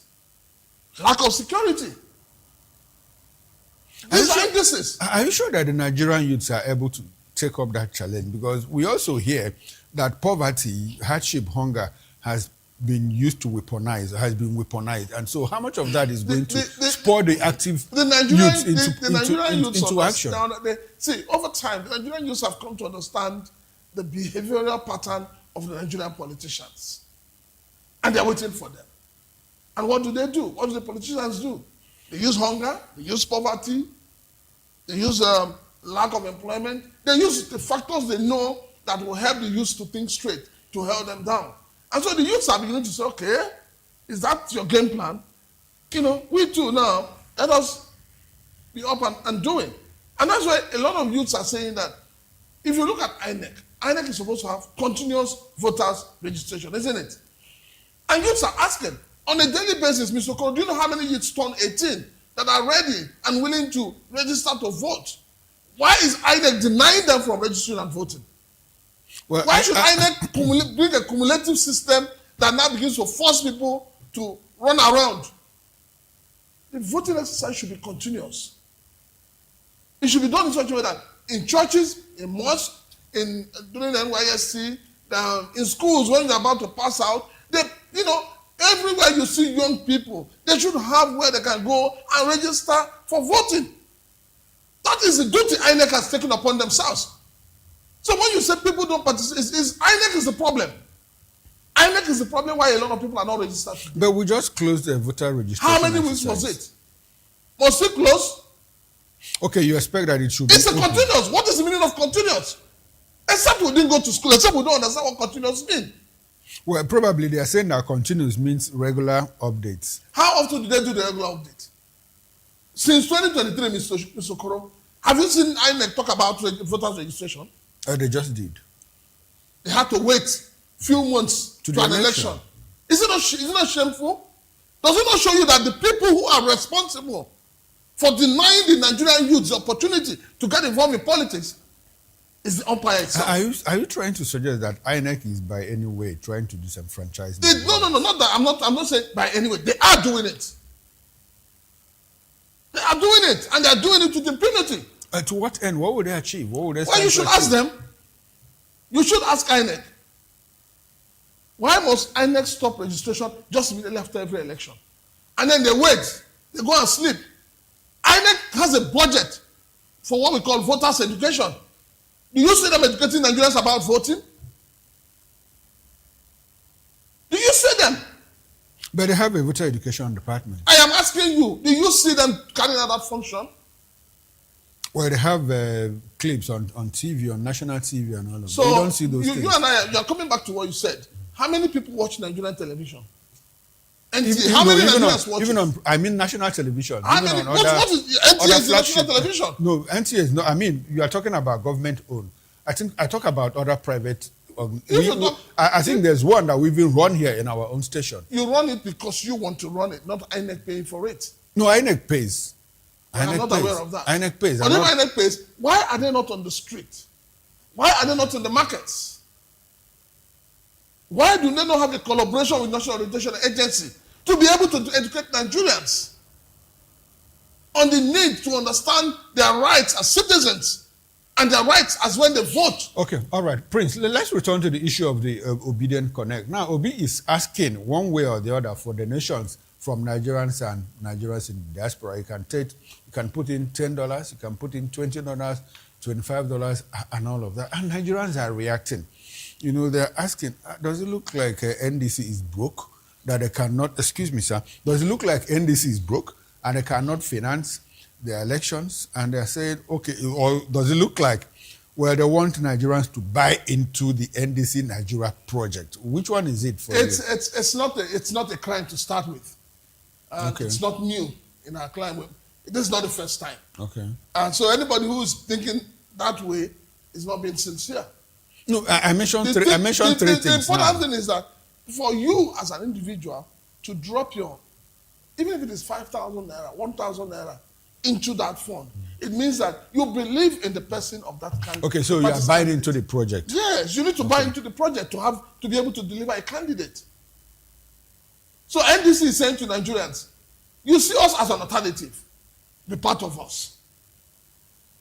Just don't be part of us by lip service, but be part of us in spirit and in action. And so Nigerians are also saying,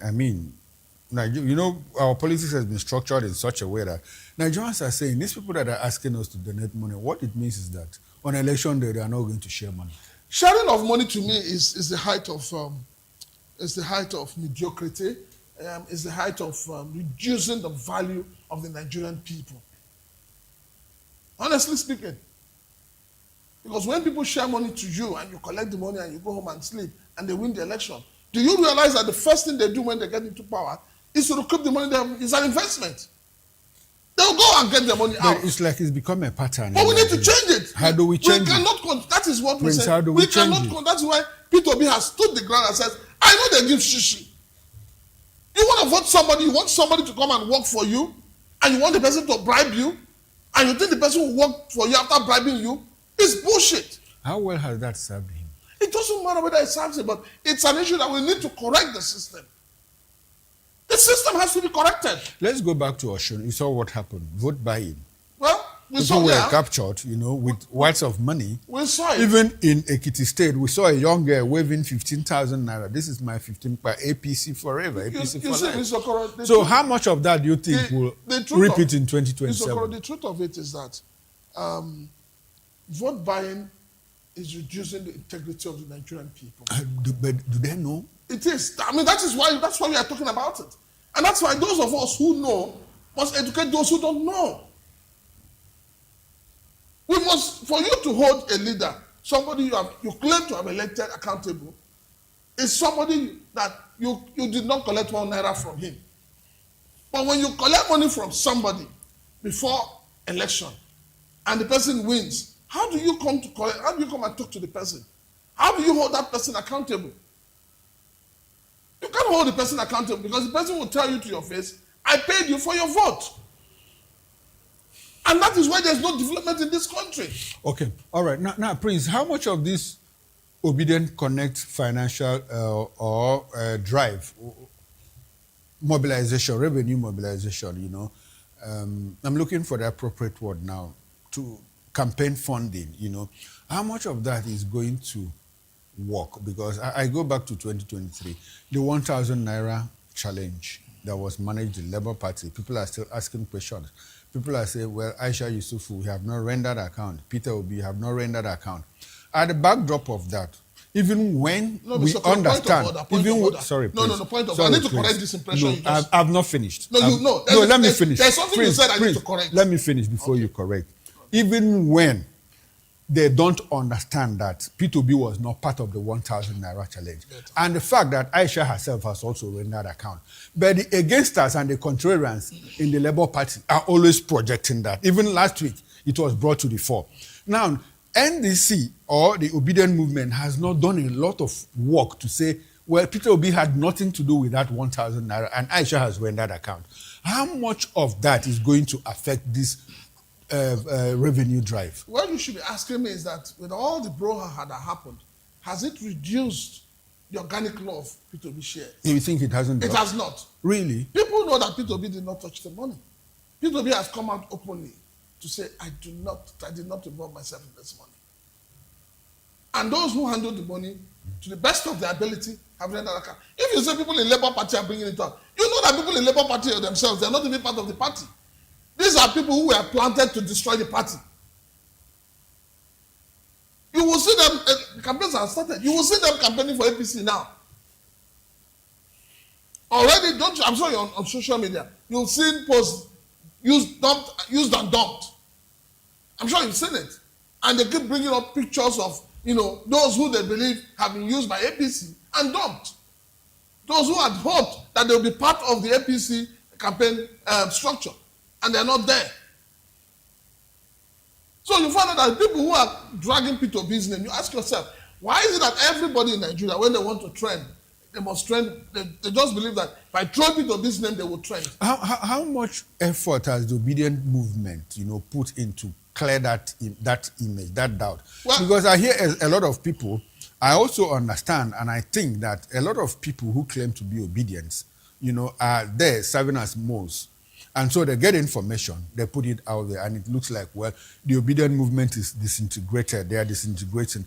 How much cohesion do you have in that Obedient Movement? Because it's a factor. It's a factor for the NDC and Peter Obi. Obedient Movement is intact. If you recall, just after the 2023 election, and during the period of the courts going to court and all of that, I'm sure you heard a lot of people say, oh, Obedient has been broken into two. And even recently, you saw a group of people saying that they have sacked P2B. If you recall, that they have sacked P2B from the Obedient group. And where are they today? And I keep telling people something. People need to understand when you say Obedient. Obedient is not a political party. Obedient is not a group that that revolves around anybody other than P2B. So how will you? It revolves around Alhaji Kwakwanso. So this is you talk of structure. This is his own structure. So if it is a structure built by people who believe in the integrity and ability of P2B to give Nigeria a better country. So if they sack P2B from the obedient and remove Obi, the dent belongs to who then? Well, I don't know. But they coined their name into something, Obi as well. But then, at the end of the day, they have fizzled out. Okay, so Prince, you think that in all of this revenue mobilization, this drive is going to be successful? It is going to be successful. Okay. The last time it was successful, it is not, nobody's being coerced. We're just saying, buy into the vision for a better Nigeria. Be part of this history. Be part of those who would put their names in the book to say yes. It's like when they were building Imo State Airport. It was the people that contributed money. Did you contribute? My father did. But I did. My father did. But I did. Well, congratulations. Thank you. But my father did. And the point is that everybody from Imo State wanted to make sure that their name entered into that record. Okay. And so that's the thing with obedience. Okay, so now are you able to, with this, is going to be some kind of, it's going to complement whatever NDC and Kwakwansia, movements have. But you know that in all of that, it shouldn't exceed 10 billion naira at the presidential level. Are you able to generate up to that amount? We should be able to. We should be able to do that. We should all right. Now, I think the bigger problem for people in the NDC, the Obedient and the Kwakwansia, is the fact that over the weekend, we heard Atiku Abubakar say, well, this idea of single presidential candidate, forget it, is not going to work. And the Obedient movement has saying, well, if it is not Peter Obi on the ballot, then we are not in. So it looks like there is opposition fragmentation. The Badr declaration is practically dead. The G100 plan and all of that. The conference that they are going to hold on August 35, I don't know what they are going to talk about. Probably they will refer to the Port Harcourt Accord, where you have the SDP, the AAC, and the Accord Party. And so where would the Obedient future in all of that? You see, Peter Obi says no, Atiku Abubakar says no. So practically it's dead. When you talk about opposition, Mr. Okoro, we have only 2 opposition parties in Nigeria today that are viable. Oh. Which is NDC and ADC. Okay. You don't reckon with PDP? PDP, where are they? Okay. Where are they? I mean, I don't know if PDP still exists. Even in the minds of Nigerians, there's nothing like PDP anymore. Okay. You don't reckon with SDP? Oh no, leave those words.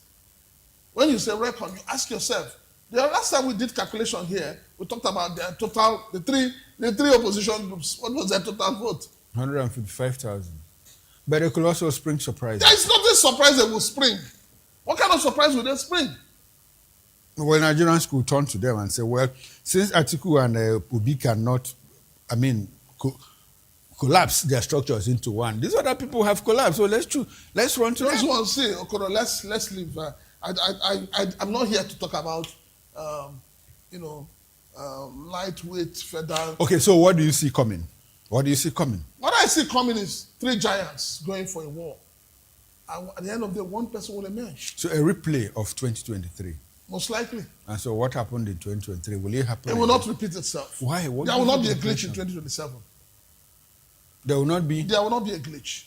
In 2027? Yes. Okay, was it the glitch that...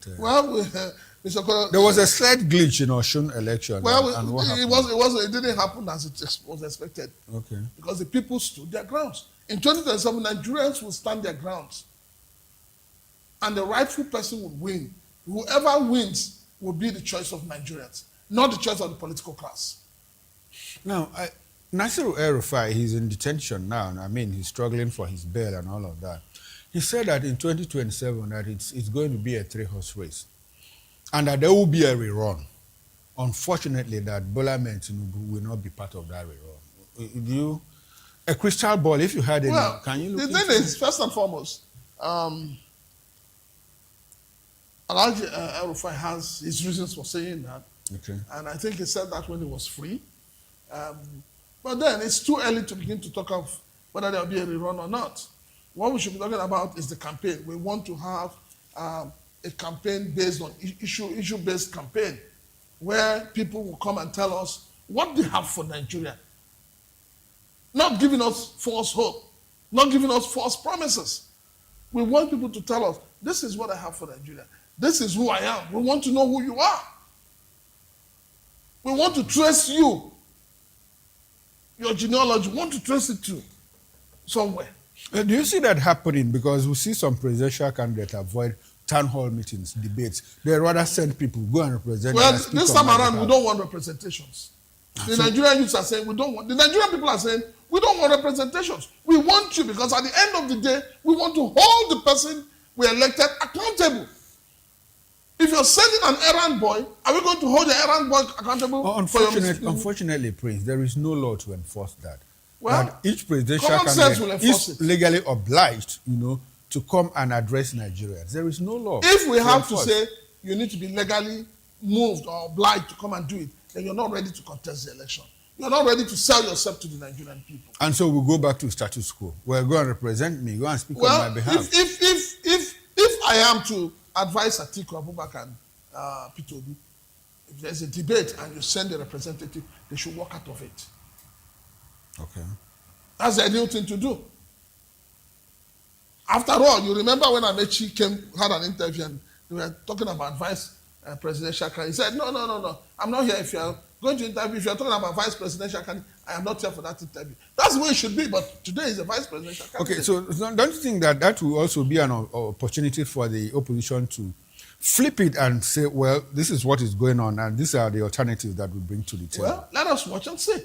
But the truth of the matter is that if there's going to be a town hall for the presidential candidates, and any presidential candidate that decides to send maybe his vice, other parties should send their vice. Okay. If they decide to send their spokesman, other parties should send their spokesman. You don't expect a presidential candidate to come and start debating with the DG of a campaign organization. That is belittling. That is belittling. Now, let's go back to the issue of obedience, because one ex-obedient, Ake Olaya, I don't know if you know him, has given 5 reasons why Tinubu will win 2027 election, including opposition fragmentation, which is what we just talked about now. Now, he also added improving economic indicators.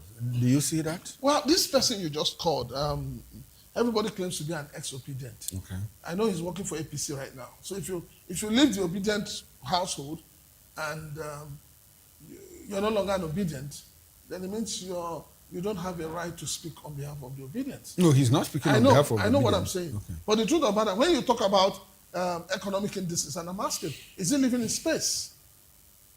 Is he living in space? When people come and say, oh, the economy is getting better, I say, where is it? Is it in your house? I'm happy that you say people say, because Ake is not the only one saying Is it in your... People who said are all together, they're all from APC.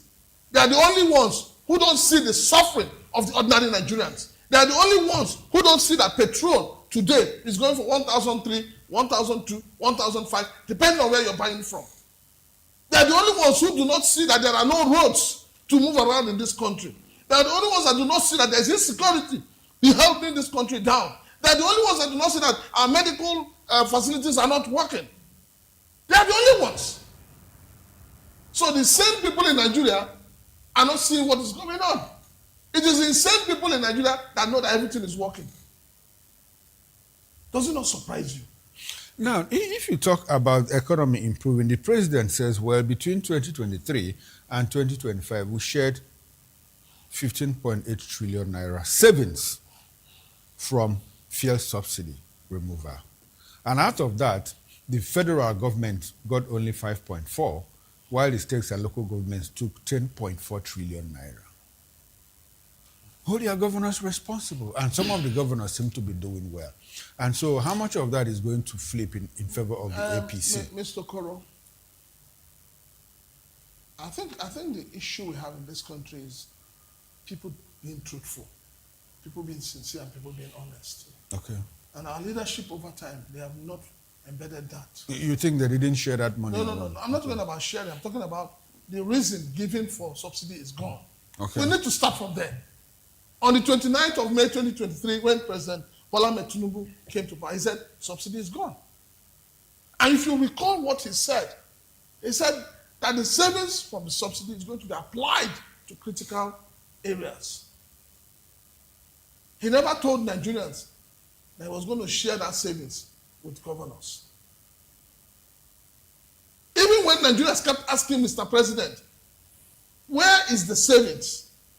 It took Mr. President 3 years and a half to now tell Nigerians that he shared the money with the state governors. Is this political posturing? It is what it is. So why would you say you're gathering something that you want to use to build a house? And when it is time for you to, people are now saying, why is this foundation not started? You now say, oh, I shared that money amongst people.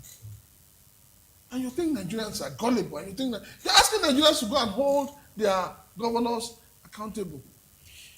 Is it the same governors that most of them don't stay in their states? Is it the same governors that all of them abandoned the party that brought them to power and they come to a new party?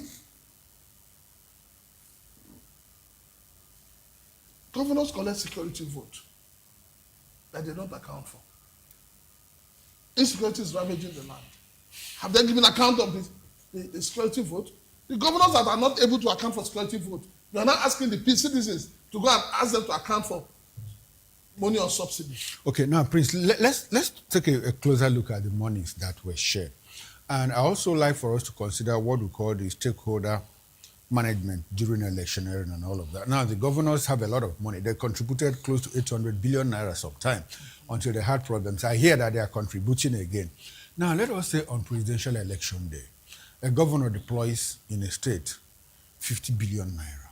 And he says, well, party leaders, state chairman, state executive committee of the party, state working committee of the party, he begins to dole out each local government area. Take 2 billion naira, go and deliver, go and deliver, go and deliver. What do you think will happen? We should be. I want us to be realistic. I'm going to be very honest with you.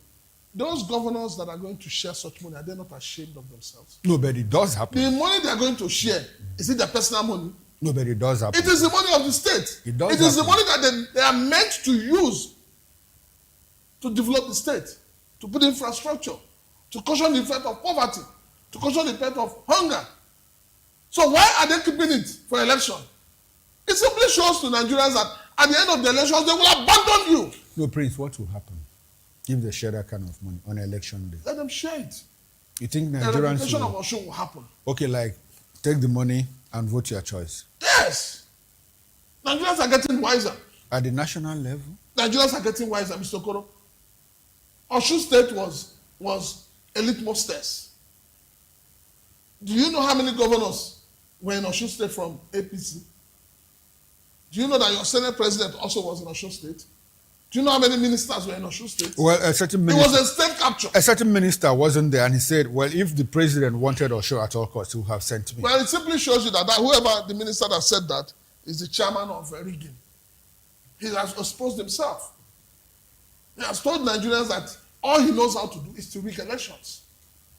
If a minister can say that, then that minister is the master rigger. But up until this time, he's not been called to question. Who calls anybody to question in this administration? So, like, the president likes what he's doing or what he said. Silence is what? Acceptance. Simple. It's not the first one. And so, do you think that will repeat in 2020? I'm trying for us to understand what will happen in 2027. Mr. Okoro, for me, 2023 is still, 2027 is still far. It's still far. But I can assure you that as the campaigns unfold, just 4 months. As the campaigns unfold, okay, in another 2 months from today, we will know where we stand in 2027. Okay, now before we leave this conversation, do you think that the obedient movement, now they have another brother, the Kwakwansia, which they call the OK movement, do you think that they will be able to reenact the 2023 momentum? They will do more than that. They will do more than that. Yes. 2 heads are better than 1. 6 plus 1 is just 7, and the president did almost 9. When you say 6 plus 1, where did the 1 come from? From Kwakwanso. From which state? From Kano. Now, you know that Kwakwanso, as it is today, is spreading the entire north. Okay. You may not agree, but I can assure you that in the north today, between Kwakwanso and Alhaji Atiku Abubakar, Kwakwanso seems to have more grounds. But I also hear that Atiku is sweeping. Well, let's watch and see. Let's watch. I didn't know when Atiku started using broom. No, I mean sweeping popularity and mobilization and all of that. Well, let's see how it goes. Let's see how it goes. For me, I have always said something, and I say with all sense of responsibility. I say it as a Nigerian, as a passionate Nigerian, as a patriotic Nigerian, that Alhaji Atiku Abubakar should not contest 2027. It is not the turn of the North. Okay. He must learn to respect that gentleman agreement. Now that you mentioned Kano, let's talk about Kano in a bit. I hear that Popanso is gradually losing grip of Kano politics. Why? Because, I mean, his godson, Yusuf, didn't join him to the NDC and to the ADC and to the NDC. And I hear that there's this kind of a split, you know, in the Kano state because the governor is waxing very strong, organized weddings for how many people, and a lot of people are following him. They're all spotting the Bola Ahmed Tinubu insignia in the cab. All those people, you know, the bride and the groom, and every other person that was there had that. Looks like there's some kind of mobilization. When you talk of political settlement, okay. You know that people would always gravitate to where there's settlement, temporary settlement. Temporary, you say? Yes. Okay. You know, and you know, you should ask yourself: is it the responsibility of a governor to begin to organize weddings? I bet he did. It shows you that he has nothing to do. He has nothing to offer the people. Prince, you more like live an idealistic life. This is not what it's supposed to be. But that is what we see happen. And so how do we deal with that? We must change it. Okay, we must change it. We must change. We cannot continue this way. Okay, so how do For we this nation to move change forward, it? There are certain things that when people do it, we must condemn it. It's one thing to condemn. It's not the responsibility of governor to begin to wed people. When you wed them, are you going to help them run their families? Do you know what it means to run a family? Mr. Koro, you know yourself. Marriage is not what a family is. What comes after it? So when you get people wedded, you're going to be the one to provide them everyday meal. You're going to want to provide them when the woman gets pregnant. When the woman puts to bed, you keep. I mean, come on. These are just political gimmicks. Well, Prince, when you talked about marriage, someone once defined marriage as one room where the people inside are trying to come outside. The people outside are struggling to enter. Well, let's see how the Kano people are able to manage their affairs and all of that. Now, let's move on to our second topic of conversation. The All Progressives Congress, APC, has released the 223-member Presidential Campaign Council for President Bola Tinubu's 2027 re-election campaign. Tinubu himself, that is the president, my president, your president, will chair the council, with Vice President Kashim Shettima and APC National Chairman Nentawe Idwata as Vice Chairman, while Senator Abdul Aziz Yari will serve as Director General. Well, former Kano Governor Abdullahi Ganduje, former National Chairman of the APC, will lead stakeholder mobilization, while former Lagos State Governor Rajiv Batunde Fashola will coordinate stakeholders in the Southwest. The structure also assigns campaign responsibilities across all 6 geopolitical zones and provides for state-level campaign councils involving APC officials, candidates, ministers, and local government leaders. Meanwhile, Defense Minister, retired General Christopher Musa, has accepted President Bola Tinubu's appointment of him as Secretary 1 of the APC Presidential Campaign Council for the 2027 elections. Defense Minister. Well, Musa described the role as a call to higher service and pledged to work diligently towards the party's victory, while urging APC members and Nigerians to remain united behind the Tinubu administration. Despite his new political assignment, Musa said his constitutional duty as Defense Minister remains unchanged. He assured Nigerians that military operations, defense reforms, and interagency security cooperation efforts will continue with full vigor, stressing that protecting the country and its people remains his highest priority. Now, Prince, Tinubu is chairman of his own campaign council.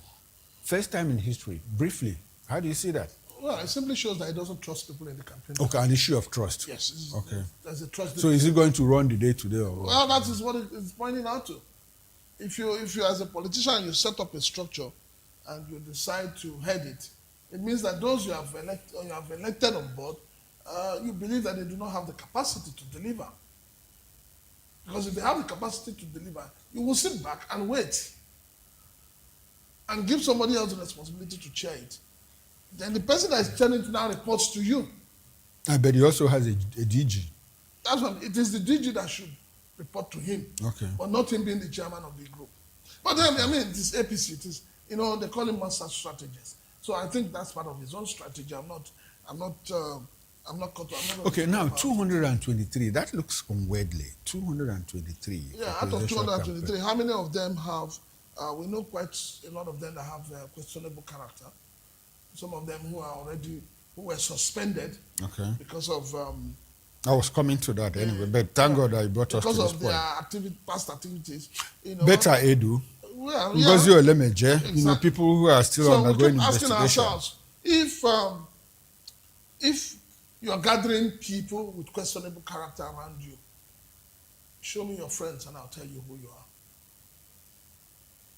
Prince, Zach Adedeji, the chairman of our National Revenue Service, more like Nigeria's taxman, is a member of that campaign council and he heads the fundraising subcommittee of the APC campaign council. What does that tell you? Well, it simply shows you that this government has not been able to draw a line between politics and governance. And that's the truth. You're bringing ministers and you're giving them positions of authority. You're bringing, at that age, everybody knows that he will do whatever Mr. President wants. But people are shocked at Christopher Musa, at the Minister for Defense. People are shocked. I know how Nigerians stood up for him when he was when he was removed from the army. And the way he spoke, Nigerians felt, this man has a solution to the whole myriad of insecurity in the country. Don't forget, he talked about, securing our borders. How many borders has he secured? Since he became Minister for Defense, has he been able to stop the killings of Nigerians by terrorists, bandits, and headsmen? Has he been able to do that? Suddenly he has forgotten everything he said, the promises he made. He has turned into a politician. But he also said that, accepting that position is not going to deflect him from his responsibility. There are two different things. The military is all about discipline. He's not in the military anymore. It doesn't matter. He's a defense minister. He just coordinates. He has the chief of family staff. He has the chief of navy staff. We shouldn't be creating escape routes for people in government. We shouldn't. If he's a man of honor and proven integrity, he will reject that appointment. To return a government where he's serving as a minister. He will reject that appointment and say, Mr. President, let me face the issue of insecurity. And how do you think the president will take lightly to that? The president must understand that this man believes in him. And so if the president does understand that he's going to more like obstruct his performance as Minister of Defense, why appoint him as a secretary one of that council? He has been turned, that's what I'm saying. He has become a full-fledged politician. That's the truth. He has suddenly forgotten. Suddenly forgotten his early beginnings. I just mentioned two people now. Beta Edu, member of that council. Ngozi Elemeje, National Social Insurance Trust Fund, member of that council. People who have been fingered at one point or the other. People who are still undergoing investigation and prosecution. Well, and they are members of that I said, council. show me your friends and I'll say who you are. Does it look like the president didn't run a check on that list, or he was not properly briefed? Is the president himself, is he in control? Is he in charge of what is happening around him? Do you see him removing some members of that council, especially when Nigerians raise an uproar? Well, Nigerians have raised an uproar. Nigerians talked about the fact that somebody died in a minister's house, and Nigerians said this minister should be arrested. And the minister came out and said, Mr. President says, go and build more roads.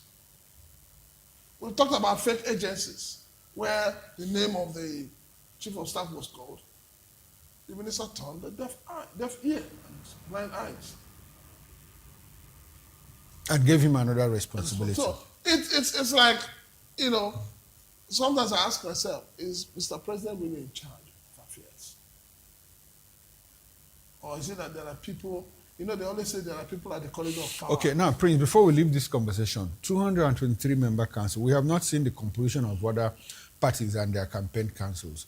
Now, because of this huge, massive mobilization, and tomorrow the APC wins, should people begrudge them? Because I see them when they have elections, they assemble 10 governors in one place and they win, and people say, "Whoa!" Let me say something. If there's a free and fair election, okay, and the president wins, Nigerians will clap for him. Nigerians will say, "Okay, we have not suffered enough. Okay, continue suffering us." It's as simple as ABCD. All we're asking for is for there to be a credible, free, and fair election. With what happened in Osun, do you see that coming in 2027? Well, like I said, Osun is a litmus test. Okay. I've heard some people say, don't take what happened in Osun, that it cannot happen again. It won't repeat itself. It will repeat itself. Yes. All right, now, Prince, at the Democracy and Governance Forum on August 24, that is today, several Nigerian presidential candidates said they will reject the 2027 election results if the process was not free, fair, and credible. We just talked about free and fair, credible elections. Well, Adewale Adebayo, Donald Duke, representatives of Seyi Makinde and Atiku Abubakar and Omoyele Sowore all stressed the importance of electoral fairness. Peter Obi gave a confident response when he was asked if he was going to accept the results of 2027 election if it was free, fair, and credible. Peter Obi simply responded, "I will win." Now, this took place at the opening of Nigerian Bar Association 2026 Annual General Conference holding in Port Harcourt. They had to go back to Port Harcourt after what happened last year.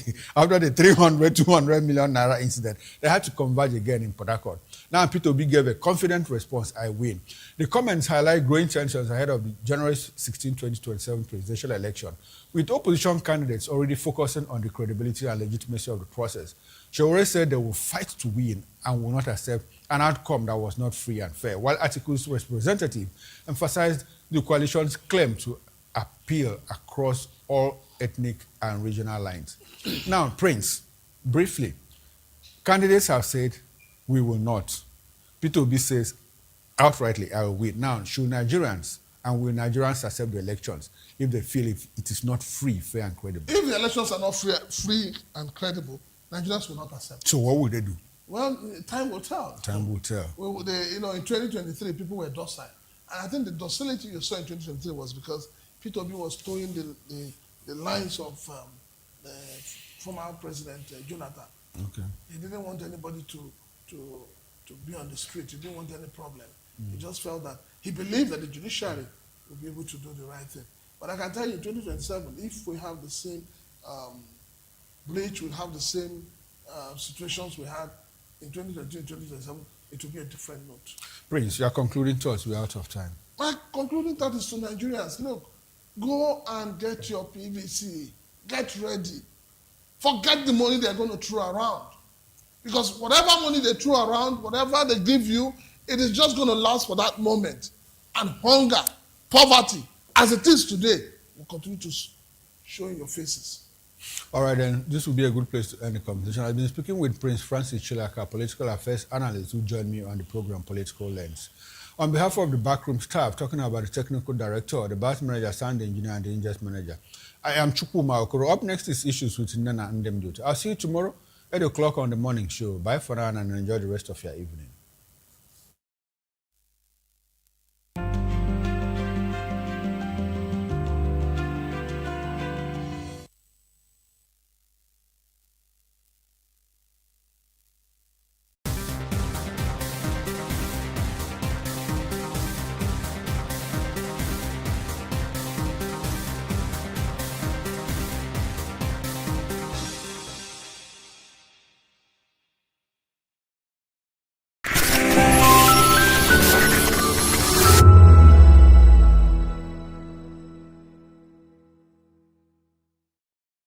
From the views on the street, we go to bed empty hunger, to the blaring horns of a hustling city, the loudest voices of the common man got a medium to be heard. This particular administration, they were coming unprepared. It's not a bad thing to renovate the president's lodge. Through top-notch programming, unbiased reportage of news, sports, business, entertainment, and cultural documentaries, Voice of the People 90.3 FM became a symbol for 21st century media.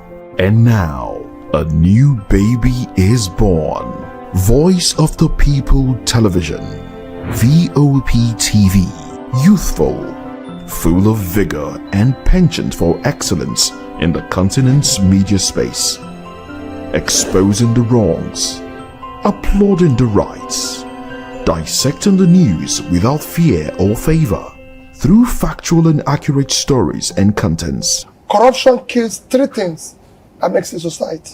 Representing the interests of the people and giving them a voice. Voice of the People TV is here to stay towards building a fair society. VOPTV, Voice of the People Television, truly a voice for the people.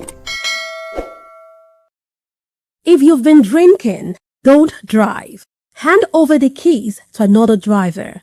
Call a friend or family member. Use a taxi or a ride-hailing service. Wait until you're completely sober before getting behind the wheel. A few minutes of inconvenience is far better than a lifetime of regret. Friends, don't stand by in silence. If someone who has been drinking insists on driving, speak up. Offer an alternative. Taking away their keys could save a life. Driving is a responsibility, not a right. Every time you take the wheel, you're responsible for the safety of everyone on the road. Today, make the choice that protects lives. Celebrate responsibly. Think before you drive. If you drink, don't drive. If you drive, don't drink. Because every life matters and every safe journey begins with the right decision. This message is brought to you by Voice of the People Television.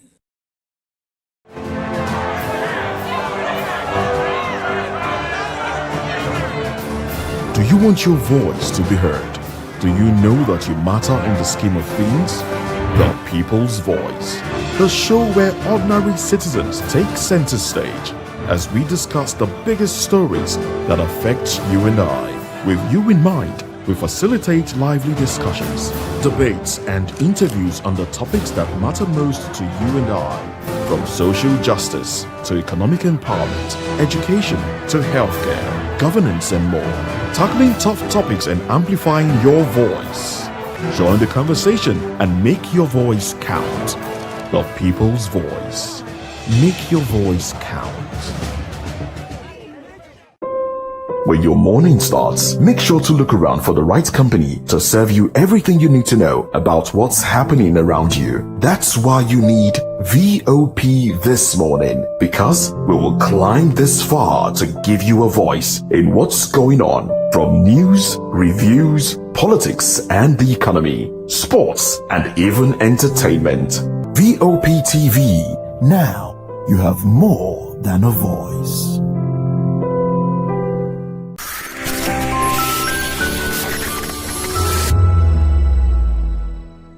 For many Korope and Keke Marwa drivers, fuel is the backbone of their daily operations. With the steady rise in fuel prices, drivers say sustaining their business has become increasingly challenging. They explain that the cost of running their vehicles has gone up significantly, leaving them with little or no profit at the end of the day. Many also say they have been forced to increase transport fares, a move they claim is necessary to stay afloat in the face of rising expenses. The fuel price is too exorbitant. We cannot abide to it. Look at us. Formerly, when we used to buy fuel at the rate of, let's assume we fill our tank with 15, 18, 19. Then when we come work, we can make 10,000 naira. If you make 10,000 naira and pay the agboro money for, let's assume, 2,000 naira buy fuel, at least when you get to home, you go with at least 6,000 or 5,000 naira. But for now, before you fill up this keke now, you spend almost 10 to 11,000 naira.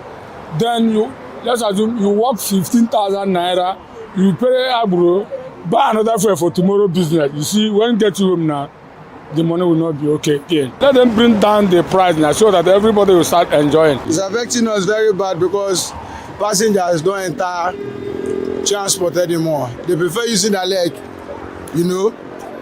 And if we work money now, like about, let's just say maybe 8,000. If we buy about 5,000, 5 liter, is almost everything. So the only money you just left with maybe just change. Unlike before, we'll use like 5,000 to fill our tank and we'll still have extra. 8,000 cannot fill your tank. Oh. It's very, very crazy. So we are begging the government if they can look into it and do something so that the fuel price to come down, so that everything will be okay, because it's really, really affecting a lot of things. While drivers struggle to cope, they say the increase in fares has led to tension with passengers, many of whom are also battling with high cost of living. Some drivers note that fewer passengers are willing to travel frequently, which has further reduced their daily earnings. Others are calling on the government to intervene by providing support or implementing measures to cushion the effect of the fuel price hike. Before we normally load 200 naira, but now we are loading 300 naira due to the fuel price. We can't buy fuel 1,350 and we carry somebody for 200. It won't work out. So that is why it affects our business in anywhere we go. Sometimes, luckily we see passengers. Luckily we did not see passengers. Because sometimes we may stay here for 1 hour. I've been here for 1 hour 30 minutes now before getting to my turn for loading. So it affects us. We are begging the president to do something, to please assist us by bringing down the fuel price, to consider the country. We used to carry 300, and the other package carry 400. So, and we're trying to pull money to 400. So, but if the fuel is going down now, we will still carry 300. So please the government to at least lower the price so that everything should come down. As fuel price continue to rise, both drivers and commuters are left to navigate the growing economic pressure, with many hoping to relieve in the near future. Oyindamola Olukuto for Voice of the People TV.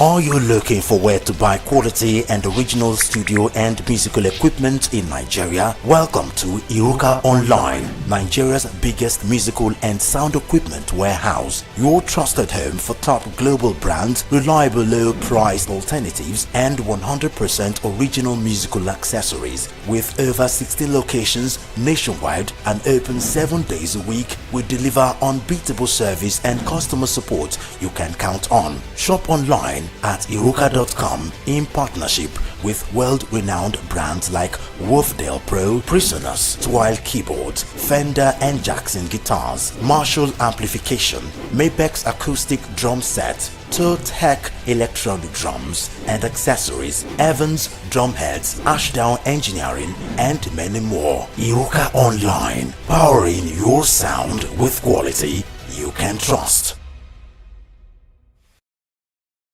I'm Sarah Nystrom from Sweden, aka Chief Omobawale, Communication Queen. Keep watching VOPTV. Hi, I'm Samantha Jacobs, representing the States. Miami's in the house, and I want to make a shout out to VOPTV. I'm a humanitarian, and I'm also a rep in the film industry and the art industry. I help dreams come true, and I help you keep on that path. Shout out to VOPTV because you're helping people stay on their path too. Cheers. All right, my name is John Odibo. Keep watching Voice of the People because it's a fantastic station to be with all the time. Thank you very much. My name is Pastor Elvis Ciro, the convener of the Voice Achievers Award, and keep watching VOP. Yes, that is the channel for all the people. No color, no race. Thank you so much. Yo, ladies and gentlemen, this is Abasunkan from the Netherlands. I am a designer and I'm here in Eco Hotel and Suits. Keep watching VOP. The voice of the people. Don't touch that dial. Nigerians, your voice matters, and in 2027 it starts with your permanent voter's card, your PVC. If you're 18 and above and you're a Nigerian citizen, you have the right to choose who leads your community, your state, and your country. But that right only counts if you have your PVC and your name is on the voter register. Here's what to do. First, check if you're registered. If you're not, or if you've moved, lost your card, or turned 18 since the last election, go to the nearest INEC office or an INEC registration center. Second, it's free. Don't pay anyone for any registration or collection. Third, collect your PVC early. Don't wait until the week before elections. INEC will announce dates. Listen to radio, TV, and follow INEC's official pages. Your PVC is more than plastic. It's your power to hold leaders accountable. It's how you decide on roads, schools, hospitals, and jobs for your community. When you vote, you decide the future of your children. Get registered. Get your PVC. Vote in 2027. For Nigeria to work, you must be a part of it. Your vote, your future, your responsibility. This message is brought to you by Voice of the People, VOP Media.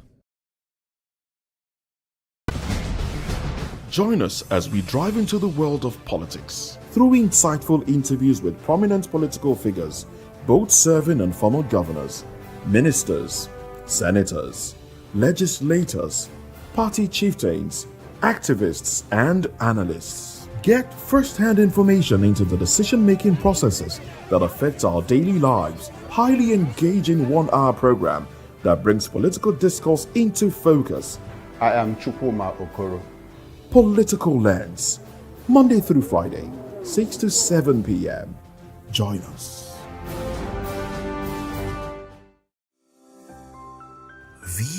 Voptv. Now you have more than a voice.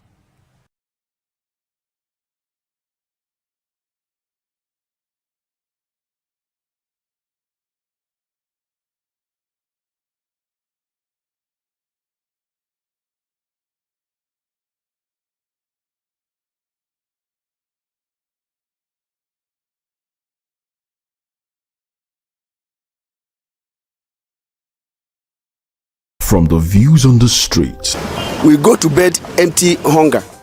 to the blaring horns of a hustling city, the loudest voices of the common man got a medium to be heard. This particular administration, they were coming unprepared. It's not a bad thing to renovate the president's lodge. Through top-notch programming, unbiased reportage of news, sports, business, entertainment, and cultural documentaries, Voice of the People 90.3 FM became a symbol for 21st century media. And now, a new baby is born.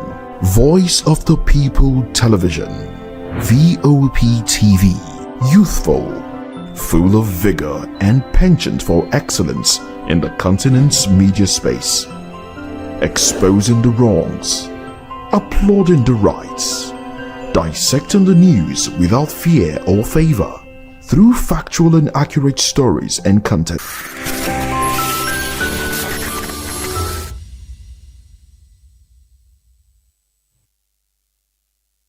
A very good evening to you and welcome to another exciting episode of the Issues on Voice of the People television.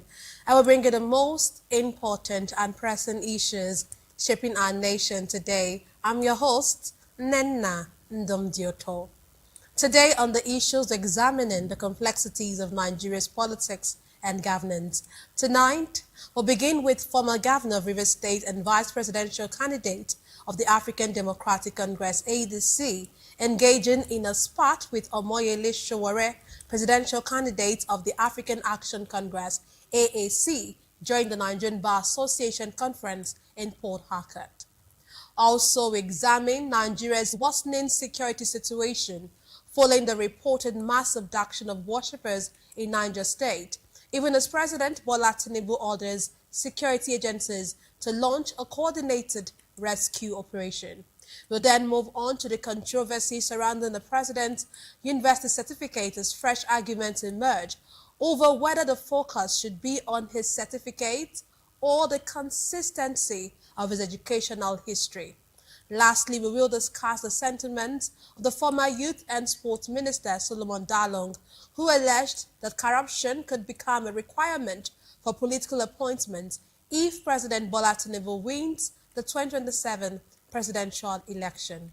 Join us to break down the fact and provide context to help you stay informed. We'll take a short break, and when we return, we'll dig deeper into these topics. Don't go away.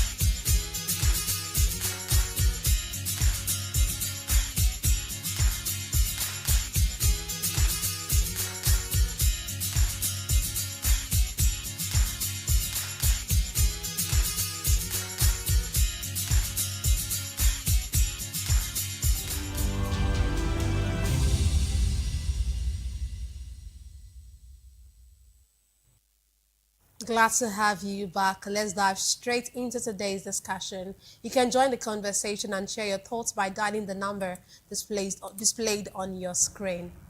The political temperature surrounding the 2027 election is spilled into the Nigerian Bar Association conference in Port Harcourt, where former Rivers State Governor Rotimi Amechi and presidential candidate Omoyele Sowore engaged in a heated verbal exchange.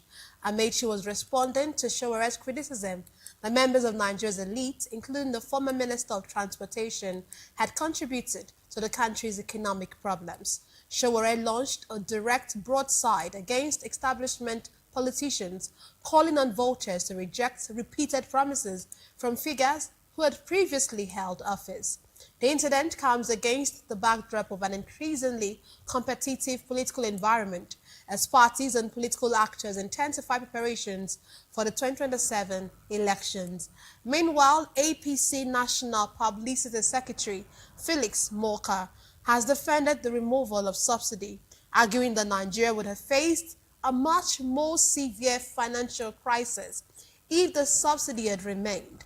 Moka maintained that the decision was necessary to prevent the government from continuing to spend scarce public resources on subsidizing petrol consumption. Today, I'm delighted to be joined by two distinguished guests. Here in the studio, we have Dr. Peter Anosike. He is a philosopher, an economist, and an author of the best-selling book titled Abuse of Power, How Democracy Turned into Tyranny of the Few. Glad to have you join us, sir. Thank you for having me.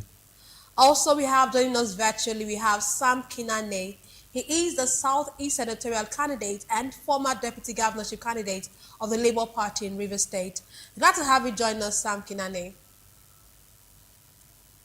Thank you, Nena. Thank you, Dr. Peters. Welcome on board again. Yeah, it will actually be very safe for me to say welcome back. But let me start with you before I come to the Anosike. You know, I'm sure you followed this, the debates that happened yesterday actually. You know, when you have a political debate that turns into a clash of words, you know, you see someone say you have no business coming back, the other person says, close your mouth and all of that. What does that tell us? And what do you make of this, of this, or how the debate actually, what it descended into really? For me, a debate is supposed to be free for people to express their opinion, and the expression of their opinion, whoever is being concerned should also listen carefully, because it is another time for us to be corrected of what we are doing wrong and also to learn from what we need to do right. Just for the fact that everybody have their own opinion and how they begin to view and see people. When we begin to shut down people at a debate, then it shows us that we are not matured in leadership, because leadership is all about criticism. Leadership is all about listening to the people and hearing from the people. And if a leader cannot hear from what people feels about him or her, then there is a problem. That brings us to almost where we are now, which is tyranny, that the people must always listen to what you have to say. And when people continue to listen to what you have to say, be rest assured that they will tell you what you want to hear. And that will not give you any sense of good leadership. So for me, I think it wasn't a very good one. It should have been better than that. That will also make people shy away from reality. It will make people not to be able to air their views for fear of maybe offending a leader who probably could have taken advice from a good criticism. So under situations like that, it wasn't good. And particularly at the events where we expected that the people are learned, the people are exposed, and the people are open for us to be able to talk to them and also learn from them. In my own opinion, there was not much for us to learn, and it wasn't a very good one. I want to stop at that for now. Okay, thank you very much. Let me come to you, Anosike. I want to know what you make of the showdown, if I could use that phrase that we had. You want some would applaud the NBA for putting up, something of that nature. But we saw how what he descended into. Yes, there were clashes of words really, and we saw how I looked like Amechi was, talking down on Showore and trying to shut him up. Though Showore stood his ground really and was able to even speak irrespective of what Amechi was saying. So what do you make of that before we even go further into our discussion? Well, I want to appreciate MBA for not singing on your mandate will stand, like the judiciary. Understand? So I want to start from there. At least we didn't hear that on your mandate will stand. But there's a very big difference between a debate and argument. So what they were doing was not a debate, rather argument. A debate is bring your own points. I will bring my own points. Understand me? So there's no so then let people now judge, understand, where our presentation and know which one has more merit. This is a debate, but argument is you must hear from me. I don't want to hear from you. So what that we are doing wasn't really a debate, rather an argument. And I know that is really what Showore had in mind before flying down to Port Harcourt. Let me go and mess these corrupt politicians up. Understand? So, because I know his mindset for over 30 years ago. Understand? So, but Amechi refused to be intimidated. So okay, let me come in here. That was okay. So you're saying the person who actually went to the mindset of intimidating others was Showore, not the other way around. No, that's Amechi was reacting. So yes, to what Showore said. And I said before Showore went to Port Harcourt, his mind, let me go and shut these corrupt politicians up. Okay. Understand me? Let me go and talk truth to power. Understand me? So Amechi was mainly reacting and was pointing to some of the things that he did as a governor. Understand? But Showore has never managed even a kitchen. Understand? So all he has is a talk. Understand me? But Bill Gates, no, I don't want to bring Bill Gates in here. Understand? Experience. There's a very big difference between knowledge and wisdom. Understand? Knowledge comes from studies, from research, but wisdom comes from experience.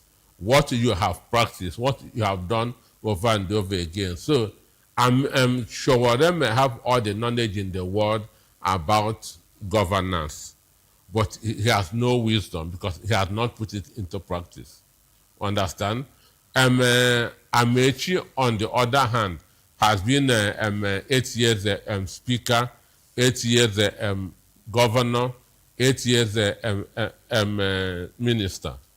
Understand? So he has experience of governorship. Understand me? Even so, the issue now is, did he do well or not when he was in the office? Understand me? So we can assess Amechi from what he has done. He has a record. Understand? For Nigerians to look at and say, we want this guy, we don't want this guy. But Showore has nothing to show except all the statements that he has been, that's activism. Understand me? But the truth is that all over the world, charismatic leaders, charismatic speakers don't make good leaders. Okay. Charismatic speakers, charismatic leaders don't make good leaders, not just in Nigeria. Why is that? You think because they just talk and then there's really no action to their words? One, or they talk, but most of the time there's no environment for them, and those that are sad or the environment has failed. Okay, but let me come in here. It looks like, wouldn't you want to give Showore, cut him some slack? He has not been given any opportunity to lead. And here you are saying you're actually supporting Amechi. Leadership is not a gift. I know leadership is not a gift, but what I mean is, in Nigeria today, he has not been opportuned to really, be in that place of authority and be part of the government, have that experience, in quote. But you're actually supporting Amechi's statement that's saying that, governing experience gives you the authority to speak. But is that a legitimate argument, really? Excuse me, there's what I don't always want to understand. Politics is local. Politics starts from the word. Okay. Understand me? Politics starts from the word. You cannot, instead of starting from the root, you go to the leaves and start, which is what Showore did. Chris Okotie is my very good friend. When he come out with his fresh party, understand? I told him, excuse me, sir, I'm just coming one time, running for the president. He cannot bring the work. Understand? You have to go to the grassroots. Understand? You have to go to the grassroots. The elites know you, but where you, the Abraka, where you are coming from, understand? They just know you as a very wonderful musician. Understand? Which is different from leadership. Understand? So there must have been 1, 2, 3 areas that your leadership must have been tested.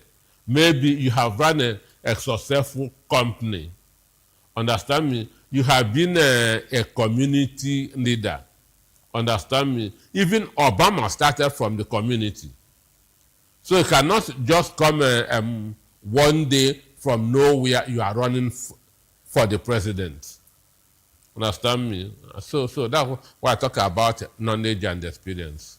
Okay, let me come to you, Sam Kinane. Dr. Masike has, taken us into another, angle to this. And he's talking about Showore, and he's saying that Showore should have been better off, starting from, the grassroots, starting from the wards. And, I don't know if you actually buy this idea that, yes, he should have, started from that spot and not, or that point rather, and not just, zoom off into presidency. What do you think? Please unmute your device if you're speaking. We can't hear you. It could start from anywhere. It could start from the world. It could start from the state assembly. It could as well start from the presidency, depending on available opportunities. There's nothing to say he must start at a level before he can be a good leader. But to be frank, activists are never good leaders. Let me say about 99% or 98% of activists are never good leaders. Why is it so? It is easier for activists to come to the street and say things the way they want, but when it comes to leadership, it is different, just like it happened in the debate yesterday. A good leader wouldn't act and speak the way that Showore was speaking. A good leader will have a better way of presenting his issues in a way that is not going to offend the other or the next person. But if you see, activists believe that they must put it in your face the way it is to embarrass you and to actually put you off point, which is not the way of a good leader. A good leader will look at how to manage a situation depending on the environment as at that time. Just like Dr. Anoske said, Yes, he may have had the mindset of coming to mess up leaders or bad leaders, and when he came into that place, he actually demonstrated that by putting up statements that is worthy of igniting people's mind. So that is not a very good quality of him as an individual and as an activist. Of course, that is what we expect of him, because he's used to being confrontational. And so what I'm trying to say is that to be confrontational does not show a very good sign of good leadership, which of course Shore is always demonstrating. But on the other part of Amechi, yes, I have to say that when Amechi was the governor of Rivers State, the people of Rivers State loved him. The people of Rivers State still count to him till tomorrow as one of the best performing governors that we've ever had in Rivers State. But at a situation like this, I never expected him to take up an argument with Shore. Rather, he should allow us or the people to judge from what he has done. He should present his own facts and leave it at that fact, because we have them available. That is what I've expected of him. So if you look at it, put them together, it was like a bait was set and somebody just fell to that bait to put it up in a way that it brought about the argument that was no longer a debate. So that's my view. It does not really matter where you start from as a leader, but it depends on the opportunity you have and your demonstration to show that yes, you are knowledgeable enough of what is around you and how to handle it to the benefit of the people. That is what leadership is all about. It does not matter that you must have. In fact, there are people who have started from the grassroots, even starting from councillor down to governorship level. History has shown that it does not a good lot of what you have in you and what you have acquired over the period that you've been able to internalize and work upon yourself. Of course, a leader should be able to work upon himself, and a leader should be able to tolerate people. A leader should be able to listen, and you can only do well when you listen. And when you are listening, you shouldn't be listening to hear what you want to hear, but you should be listening to hear what people feels about you and how best you can change if you can change, and how best you can explain to them some of those things that you cannot change to make them understand it is for their benefit that these things are happening. So I do not agree directly that a leader must start from the grassroots or the lowest level and grow in rank. No, it does not always work that way. Okay, thank you very much. Let me come back to Dr. Anosike. Dr. Anosike, you know, when you look at our politicians and when you look at the Nigerian political system, it looks like we've been recycling our politicians. But can we actually afford to keep recycling these politicians with, you know, governing experience and quotes, if the citizens, if Nigerians are not satisfied, are still not satisfied with the outcomes of their experience? One, why the recycling is happening is for two reasons. These people are those with money. They have stolen money. They have stolen so much that you cannot do without them for the next election. Understand me? They have stolen so much, and the young ones cannot compete with them monetarily. Look at the current Yari of Zamfara State.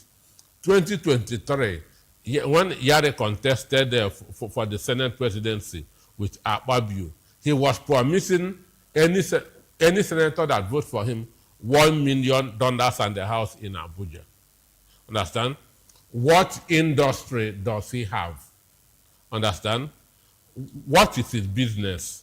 For him to be able, and he said he needed 40 senators. That is $40 million and houses. Understand? So with that, he has shown that he is a money bag. So any wonder why Buhari Tinubu said that man should be a real asset.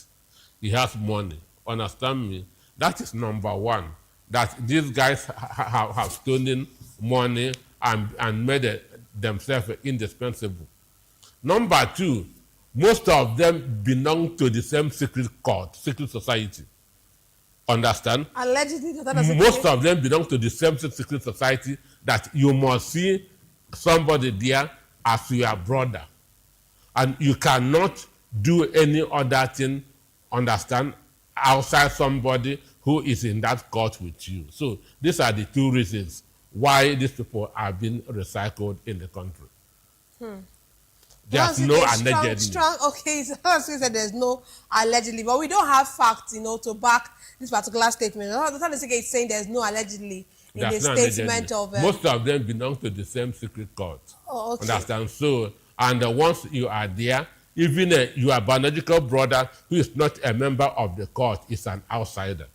Okay, and let me come to you, Sam Kinane. When, like I asked Dr. Nosike, do you think that we should get to a point, like, give opportunities to younger people? Nosike is saying that these politicians have the money.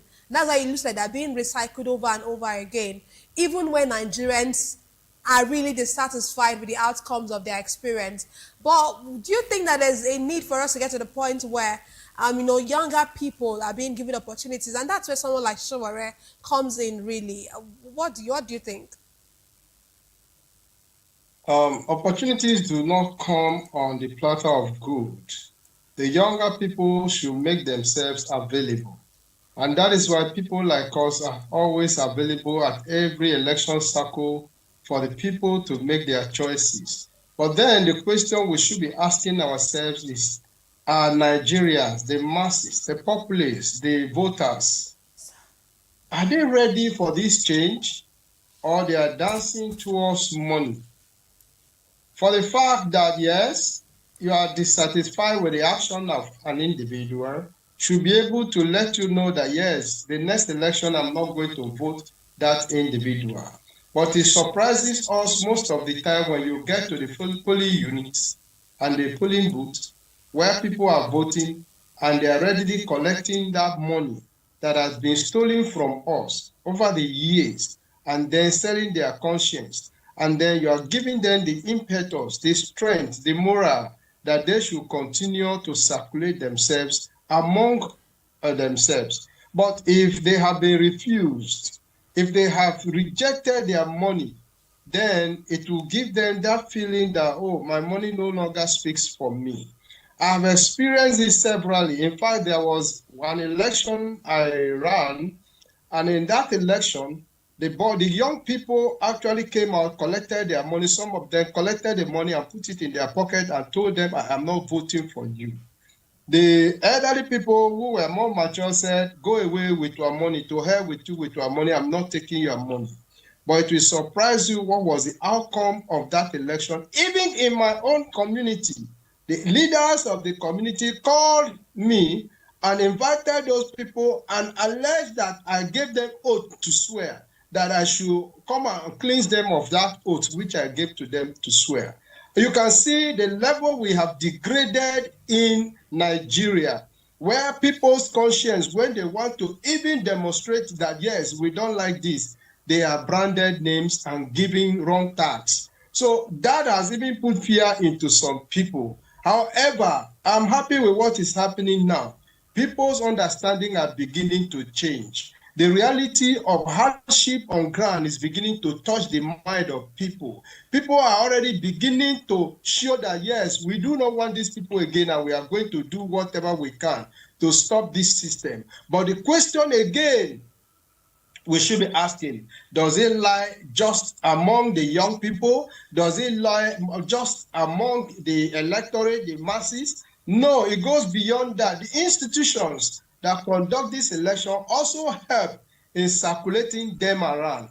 Take, for instance, even during primaries, before you're able to scale through a primary, if you don't have much money, it will be very difficult for you. Even the INEC themselves are playing a very key role in helping to circulate them around, where they will be replacing names of people who have contested and won primaries with people whom they want. Some, they will come out outrightly, they did not witness that primary, so they are not going to accept it, and before you know, names are submitted and published at the ADNEC level. So there are so many factors to this recirculation. Some of it, outrightly, they will tell you, go to hell, come to court. And so when voting has been done, the young people have said, we don't want them around again. We want a new set of people. They will do what they can do, and after they publish these names and they announce your result, let's meet at court. And when you meet them in the court, again, another issue comes up. Do you have enough money to see your way through? So some of these put together will tell you that, yes, they are recirculating themselves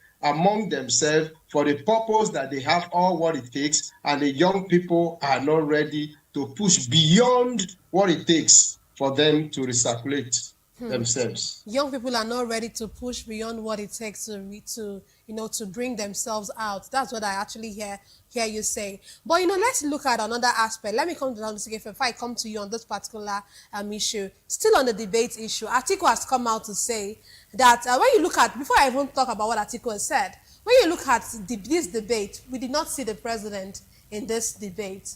When we saw the peace pact that was signed some weeks ago, the president was not there, but he sent a representative.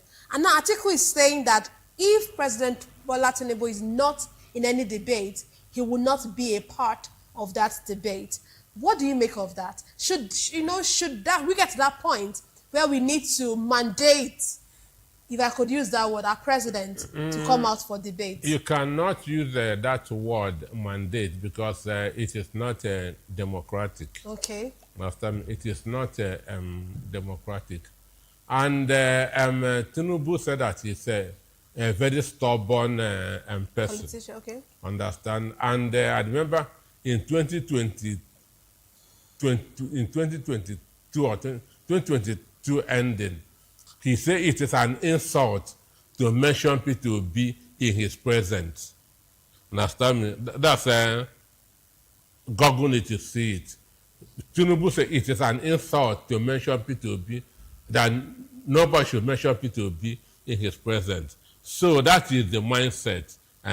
What am I going to do with these no-graded people? What am I going to do with these shoe shiners? Understand? So that is why during the peace accord, he sent a secretary to the government of the Federation. Understand? Those people are not in his class. Therefore, he shouldn't go there. So it is that mindset. But Hadley Chase had a series which he called Soccer Punch. And in the story, he said when a guy gets overconfidence, he is hit with a soccer punch. And that is friendly what happened to him in 2023 with P2B. Because he never expected to see what he saw. Understand me? So, but this, in America, a presidential candidate or debates with his fellow presidential candidates. Understand me? And from there, you listen to their mindset, you listen to their worldview, you make a decision. Understand? What finished Biden, that was the debate that he had with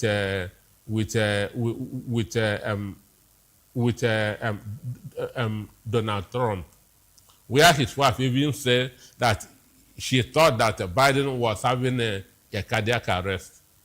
Understand?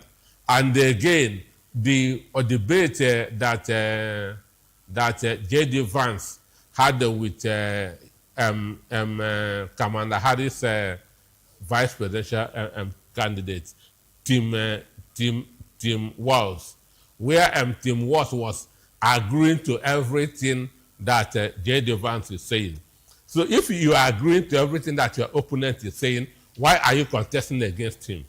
You leave him now, understand? You leave him to go, since whatever he said, you nod your head. Whatever he said, you know. So, which means you have accepted what he's saying, why are you still contesting against him? So, debate exposes a lot of things, understand me? Now, we have seen Showare's temperament, understand? It is from this, it is from what happened in Port Harcourt that those who did not know, understand, who will have seen this. Because there's a saying that a wise man is the person who speaks only when he knows that his words will be more important than his silence. Understand? So we don't know a wise man with talking.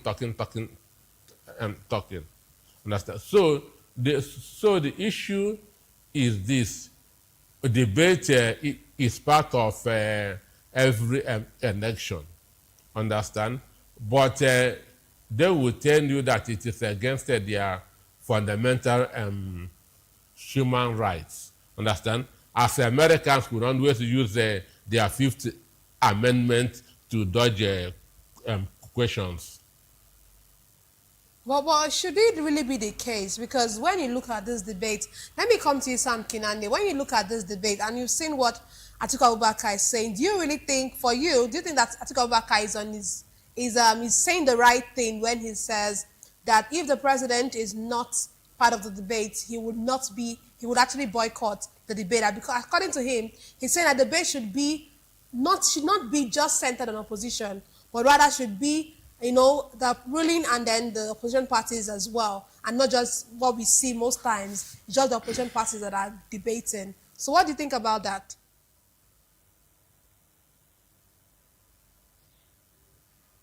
Unmute your device, please, if you're speaking. Yeah, Nena, I would want to ask you, how many of our elections have been contested based on debates? Debate in Nigeria, as far as I'm concerned, is irrelevant because it has happened in almost every election cycles. And yet, people are chosen or elected. What I would prefer any candidate like I am now, if you call me for debate, yes, I'll be ready to come and tell the people what I can do. And the people should make their choice from what I'm able to tell them. The person that is not able to come and tell them, they should also know that that person does not have anything to tell them. And so you boycotting because the other person boycotted, then who is to lose? You are an opposition that wants to sell your intention to the people. And when you are given such an opportunity, you cannot come out to sell your potential to the people. You are the one to lose. He's there as the president of this country. And whatever he's doing, people are seeing, no matter the criticism, he's still there as the president. So we should not base on the appearance of the president before we will agree for a debate. And in almost every election cycles, we have known that incumbents hardly attend the debates. And when they even attend the debates, do they have anything to offer more than what they have been doing in office? Are you going to tell them something new, something different? Even when you tell them something different, they already understand this is what you do. You are saying something different. So I think it is an opportunity for the opposition to come, talk to the people, convince them to vote for you. So if you don't have anything to show, you better don't bother discouraging other people who are ready to come and do a debate and tell the people, feeling that because you do not go, they too will not go. It doesn't make for me, and it is not a choice for him. I think if he has something, come and talk to us. We will listen to you and let us see if we can buy into your ideas. Leave the president. He's there, yeah? He has a lot to do. And if he chooses to send somebody, who are you to say no? What about if he was ill? Will you say because he's ill and he could not come, you are not going to present your own debate to the people? No. So, in fact, he has even honored by saying he wants to send somebody. I'm okay with that. Let him come and tell us something or whatever he wants to do differently. And Atiku should also come and tell us what he wants to do differently from what we know him to have done before. So all the presidential candidates and other contestants on every other different platforms should be able to come and stand and debate and tell the people what we want to do different from what is happening at the moment. I think that is my stand on it. Oh, okay, okay. Sorry, before I come to you, so you're saying that it doesn't matter if the ruling party, if the president is actually there. That's what you're trying to say, right? Yes, because he has nothing to lose. He is already the president. You are the one who wants to sell your ideas to the people. Okay. He can decide to say it's not coming. All what they do is what they know how to do best. So what is it that you are doing differently? Coming to tell the people, this is the way I want to make it. So it does not make any difference whether he comes or not. We already know how he is ruling or leading the country. So he is coming to tell us, just like it happened in America. What else are you going to say differently from what we understand? It does not make any difference. Rather, we who wants to take power should take it upon ourselves that it is our duty to talk with the people and convince the people and let them understand that these people, in fact, it's an opportunity for you to even expose some of those things that people do not know about the ruling government. So it does not matter for them, but it matters for us as opposition to come and then see how best we can convince the voters to vote for us. Thank you. Okay, thank you very much. Once again, good service. In a democracy, debate matters. And in a democracy, debate is very, very, very, very important. And sending somebody is a deception. Understand? Because that guy is not the president. One day I was watching an interview where a legal advisor to APC, excuse me, was asked which secondary school the Tinubu attended. Understand? And the guy is saying, I'm not Tinubu. If you see Tinubu, ask him. Understand me? So he cannot answer that question because it's not Tinubu. Understand? So if Tinubu send somebody and they ask him, why is the state of the economy so poor? He is not Tinubu. Understand me? He's not. So the person that has the right to defend his government is the president. Understand? Because it is him that Nigerians voted for. And again, people may tell you, I don't want to do debate. Rather, I want to do town hall meeting. You can control town hall meeting. You can come with a prepared speech in a town hall meeting. You can arrange your own people to be asking questions in a town hall meeting. But in a debate, you don't know what your opponent is going to ask. Understand? So that's how we know the sharpness of mind of somebody who is contesting for a political office. Understand? How he reacts to issues, how he responds to questions. That is the degree of his intelligent quotient. You can only know this through a debate. So somebody saying that debate is not important, debate is very, very important in a democracy. Even though in Nigeria, as we speak, we don't vote based on debate. 2023, one man who I was respecting then, understand, told me that even though he did not like Tinubu, but Tinubu is his brother, and he cannot leave his brother and vote for another person. That's a mindset. Understand me? And that is how most Nigerians vote. Understand? Until at a point when we will evolve, understand, to a stage where the character of the person becomes important. But for now, it's not important in Nigeria. For now, the character of the person is not important. No. Okay, but this your last line takes us to our next conversation. You talked about the controversy, talked about the certificate, and someone was questioned. The person said, ask him, ask the president. Let's look at the president, the controversy.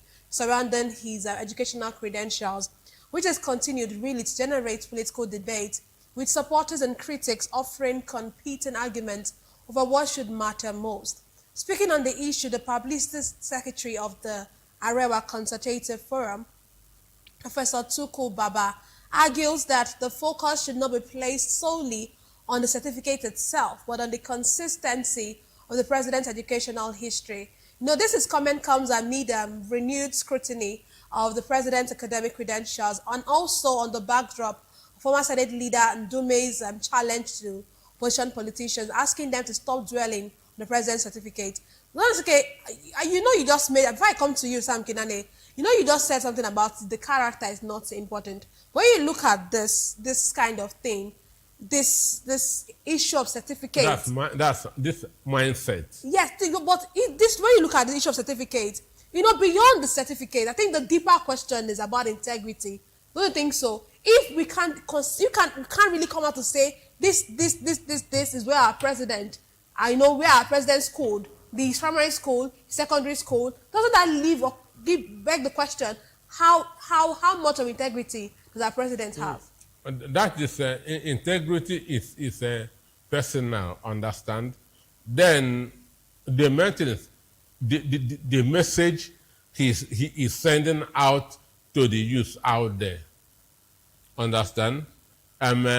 School is not important. After all, the president did not go to primary school, he did not go to secondary school. Today, he's the president of the country, understand? So the message there, when we read that Buhari had the F9 in mathematics, I know that Nigeria is gone. Because you cannot do anything without basic knowledge in mathematics. Even to cook food for 4 children is mathematics. Yes. Understand? To cook, because you need to know how many cups of rice or how many cups of beans will be enough. Otherwise, you can undercook or overcook. So there's nothing you can do on earth without basic knowledge of mathematics. So when we saw Buhari say results, F9 in maths, I said, no, Nigeria is gone. And today, what is his name? Akpabio said that Nigeria, Tinubu, inherited an economy that was in shambles. Understand? So how do you expect somebody who doesn't understand mathematics to build an economy for you? So the issue is this: assuming we have very honest and sincere people in Nigeria, understand? Nobody should be debating, even if Tinubu has turned Nigeria to Dubai. The basics, the process, foundation is key. Understand me? Foundation is key. The process is key. And when the foundation is wrong, whatever you put on it will fall. So anybody telling you that he has contested election 4 times and won, therefore we shouldn't be talking about certificates. Nazi war criminals are still being hunted today. Okay. Understand me? So crime does not grow old. Wow, crime does not grow old. Saying that 33 years is no. Nazi criminals, 1945, they are still being hunted till date.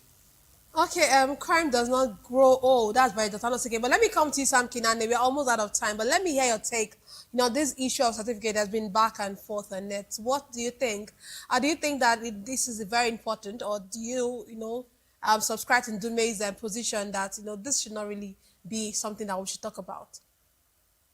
Okay, I want to be very brief on this because it's been on since 2022 down to this time now, and it has not taken us anywhere. Debating about his certificate or his qualification has taken us nowhere. And then we could have also seen, if it doesn't matter in his leadership, the rulership of the APC and the effect on Nigeria. Though it matters, but what I'm trying to say is that it's not going to take us anywhere. When he was not a president, we were not able to stop him from contesting with all the allegations about his certificate. Now that he is the president, is it now that we can stop him? So what I'm trying to say is that we better dwell our time on something more important that we can talk to Nigerians, that Nigeria will listen to, than on an educational thing that neither me nor you can decide. That matter has been taken to court. And if we have an effective judiciary, it should have been a thing of the past. If we had an effective legislature, it would have been a thing of the past. So you can see the way Nigeria and Africa allows things to go unfettered. That's why you are seeing this thing happening. If it is in the Western world, of course, we've gotten enough information that would have been able to let us understand that, yes, he has a certificate or he does not have a certificate, he can continue or he cannot continue. But the present day of Nigeria, well, I think we cannot stop him as the way it is now. He has the court, he has everything that he needs. We are only making noise, that is to me, on the pages of newspaper and in the social media, but it's not going to have any direct effect on the forthcoming election, except we plan well, strategize well on what to do better than what we've done before. So let's not dwell on that, because there's nothing you nor I can do about it. It was already in court. The court should have decided that. It is not by discussions here that will make them take any other action beyond what they have proposed to do. Yeah. Okay. Thank you very much. We could speak on and on about this particular issue, but we have to go at this point. Thank you very much, Sam Kinane, for being a part of the issues. And thank you as well, Dr. Nosike, for being a part of the issues. That's all we have for today's episode of The Issues Explored, the challenges facing Nigeria's politics and governance. Thank you so much for joining us. Don't forget to tune in next time for more in-depth analysis and discussion. Follow us on social media to stay up to date on the latest news and insight. Until next time, stay informed. I am Nnenna Ndomdioto. This has been The Issues on Voice of the People Television, where the future faces forward. Please don't forget to stay tuned for Hashtag with Vivian by 8 p.m. Don't go away.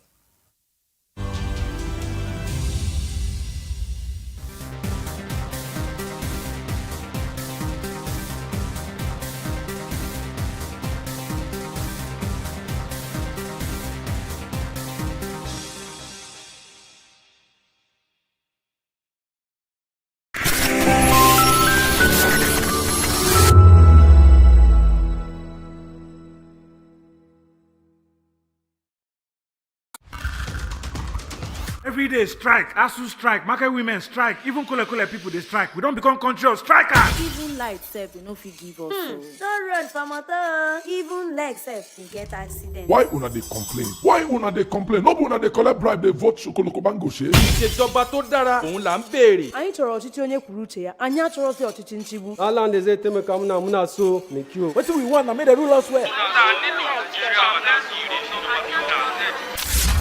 Don't take it for noise. It's the people's voice. They have made their choice. Respect that voice for all to rejoice. VOP 90.3, Voice of the People. The red carpets, awards, the razzmatazz, music, fashion, interviews, and more. Spotlight on Voice of the People Television. Let's feed you with all the juicy stories in the global entertainment space, bringing you the glitz and glamour as it is hot. Stay tuned to Spotlight, 1 p.m. Monday to Friday. Spotlight on Voptv.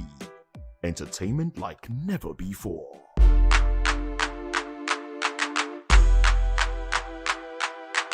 To know the happenings in the maritime sector, join us on the program Maritime Frontiers on Voptv as we discuss key areas in the maritime sector, from aquaculture, maritime transportation, maritime labor regulation, oil and gas exploration, ferry and passenger insurance, marine pollution and prevention, port operations, and lots more. Maritime Frontiers, exploring Nigeria's blue economy. Africa is on the move, a continent of rising voices, untold stories, and powerful transformations. From the streets of Lagos to the heart of Nairobi. From the mines of Congo to the tech labs of Cape Town, the African story is being written every day. Bold, dynamic, unstoppable. This is Africa News on Voice of the People Television. We don't just bring you the news. We analyze and bring you Africa's heartbeat, the politics that shapes our nations, the economies that drives our future, the cultures that defines who we are, the voice that must be heard. Africa News, Africa's voice, Africa's future. Where Africa speaks, the world listens.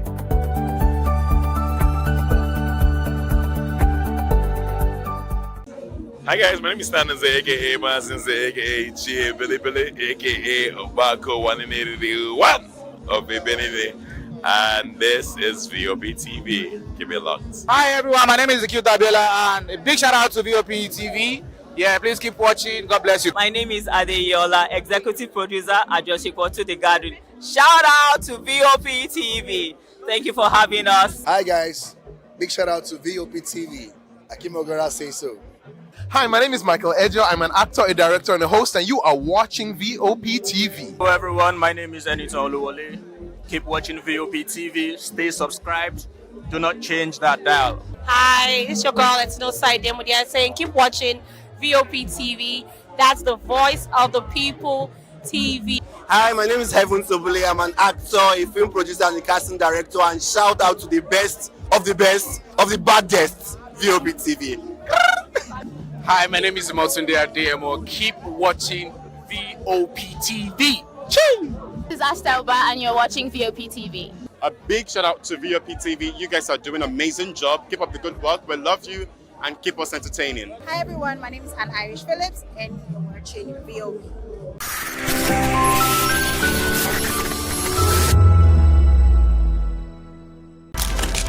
In a world where power shifts with every headline. In a nation full of questions. In a world filled with noise, the truth needs a voice. The policies that shapes our world and the economy that determines our future. Every hour, every day, the grapevine keeps buzzing. And together, we are committed to telling the stories that shape our world because your voice is our focus. Don't forget, our voice matters the most. Let us come together and share our concerns.